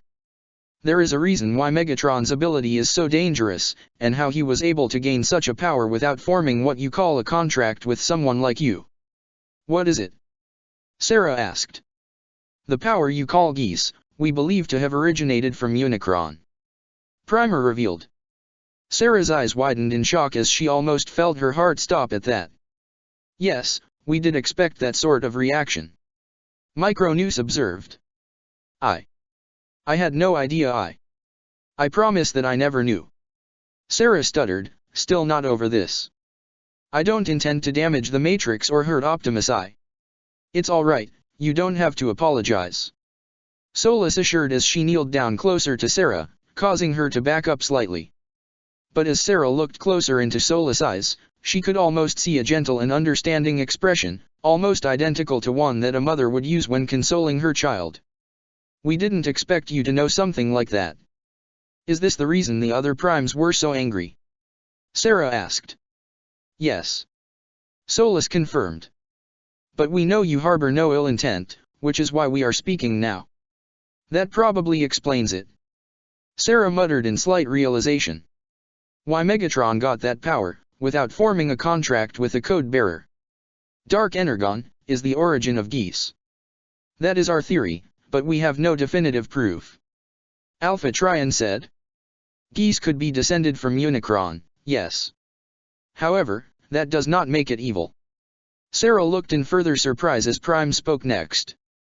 While Unicron is literally evil incarnate, as is his blood, power itself is neither nor good or evil. It is the intent of the user that makes it so. That being the case, despite your power possibly being connected to Unicron, it is still possible to offer a contract to Optimus and grant him a geese. Solus revealed. And we can use our power, as well as that of the other primes, to filter it, so to speak. We can purge the corruptive elements so that the power won't overwhelm his mind. But much like with yourself, we will have no control over what kind of power he gets, or how strong it will be. Alpha Trion revealed. That is based on Optimus' own innermost desires. That's fine. Sarah said. If means helping him, then I'll do whatever it takes. Hold on. Micronews stopped her. There's just one thing we need to know from you. Whenever you give a geese to an individual, you always define them as contracts. By definition, a contract is a binding agreement by two or more individuals that mutually benefit them. Those that get your power are benefited by said power, but how do you benefit from it? She didn't quite expect to ask this. I benefit by helping Optimus. If we stop Megatron. No, that's not what I asked you. Micronews interrupted. Let me clarify. What was it you wanted from your previous contractors? Like that boy that Optimus seems so fond of. You offered him a power, but does he do for you in return? What is it you truly want from giving these powers? Is it the same thing you want from Optimus? Depending on your answer, the other primes won't allow you to form a contract with him. Sarah didn't know what to say at first. This was honestly the first time she ever really thought about this. But as she looked back on it, on all the other contracts she formed in the past, she also thought back to all the times she's died. Every painful method that was used to kill her, as well as all the physical and emotional pain that she endured while living for so long, the more she thought about it, the more she realized that back then, all she wanted, was for it to end. I've wanted to die. Sarah finally answered as the four primes listened carefully. Or at the very least, get rid of this damn immortality. Sure, it might come in handy at times, but all in all, it's a nightmare. I've died so many times that I've honestly lost count. I've seen people come and go, I've tried to form friendships and bonds with people, only to watch them fade away. I couldn't take it anymore, and if I couldn't die, I just gave up. That was what I wanted. To end the pain, above all else. The primes each had serious expressions on their faces, but Sarah wasn't done yet. But now it's different. Sarah continued. What I said before was true. I do desire to help Optimus because I want to stop Megatron. But, deep inside, I just want to stay with him and everyone else, ever since I met them. Lelich, Optimus, the other Autobots and Black Knights, and their friends, something inside me changed. I just want to stay with them. I think I'm starting to feel connections with them, real connections again. Tears were already forming in her eyes. I don't want to lose any of that. Megatron will destroy everything if he's not stopped. I don't want to go back to hell, where I'm all alone, unchanged, with everything else changing and vanishing all around me. Please. I know it might be childish, maybe even selfish, but please. I am begging you. Sarah kneeled and bowed her head to the primes as she cried. Just let me stay with them. That's all I ask. I'll do anything and everything you want. Just don't make me leave. She exclaimed as she sobbed. Very well. She slowly looked up to see each of them, Prima, Solus, Alpha Trion, and even Micronews looking down to her with smiles. We'll allow it. Prima nodded. Sarah almost couldn't believe it. Really? Yes. Solus confirmed. We'll allow you to form this contract with Optimus and grant him a geese. And even use our power to purify it of its corruptive influence. Alpha Trion added. Sarah's tears continued to flow, but not of sorrow or sadness, but from joy. Thank you. However, Micronews teased with a smirk. We expect something in return. Think of it as a contract of our own. We'll let you give Optimus a geese, and even purify it for you. But in return, you must do everything in your power to help him. To not only stop Megatron, but the dark power that he wields. If left unchecked, Megatron's actions could send all of existence on a one-way path to total annihilation. So, will you accept this contract, Sarah? Prima asked as other large individuals all began to surround her. Each was of their own unique size and shape, some more intimidating than the others.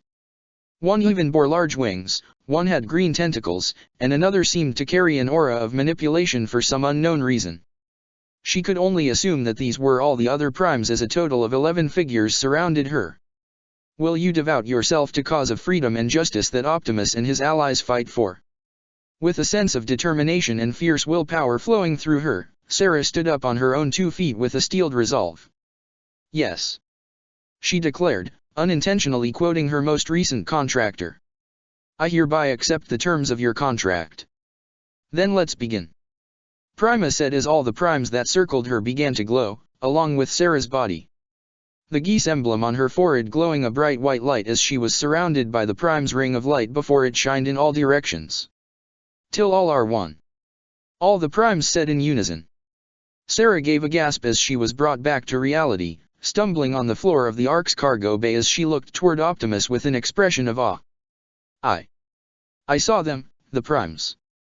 She stuttered and exclaimed in a tone identical to that of an excited child talking to their parents. All of them. I never felt a presence so strong. Optimus, did it? However, she stopped once she saw Optimus smiling a face. That very same smile told her that he already knew everything that happened.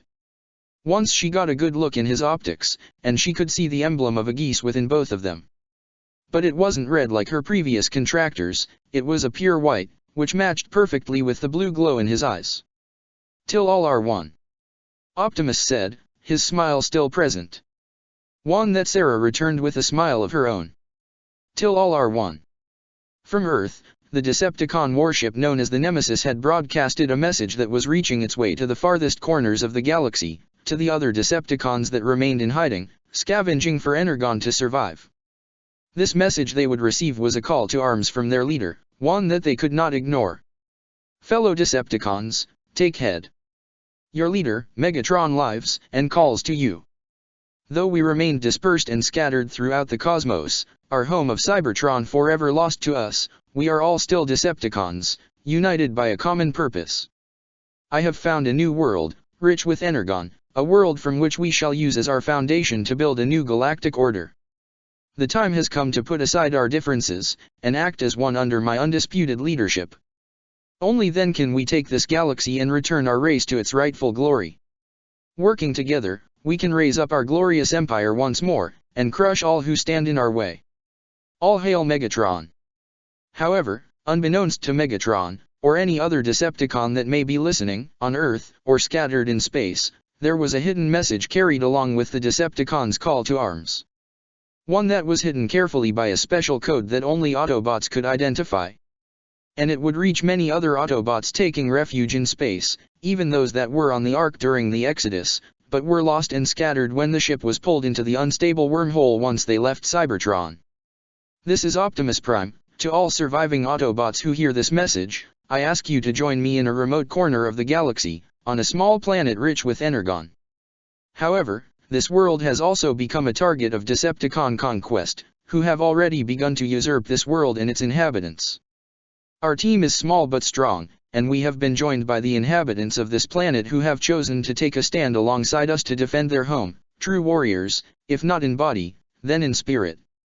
I know we have all lost much, comrades and friends, even our home. Though Cybertron may be lost, hope remains. Join us at these coordinates, so that we may finally put an end to the Decepticons' ambitions of conquest and destruction. Safe journeys. Till all are one. The end. Check the description for the links to the author.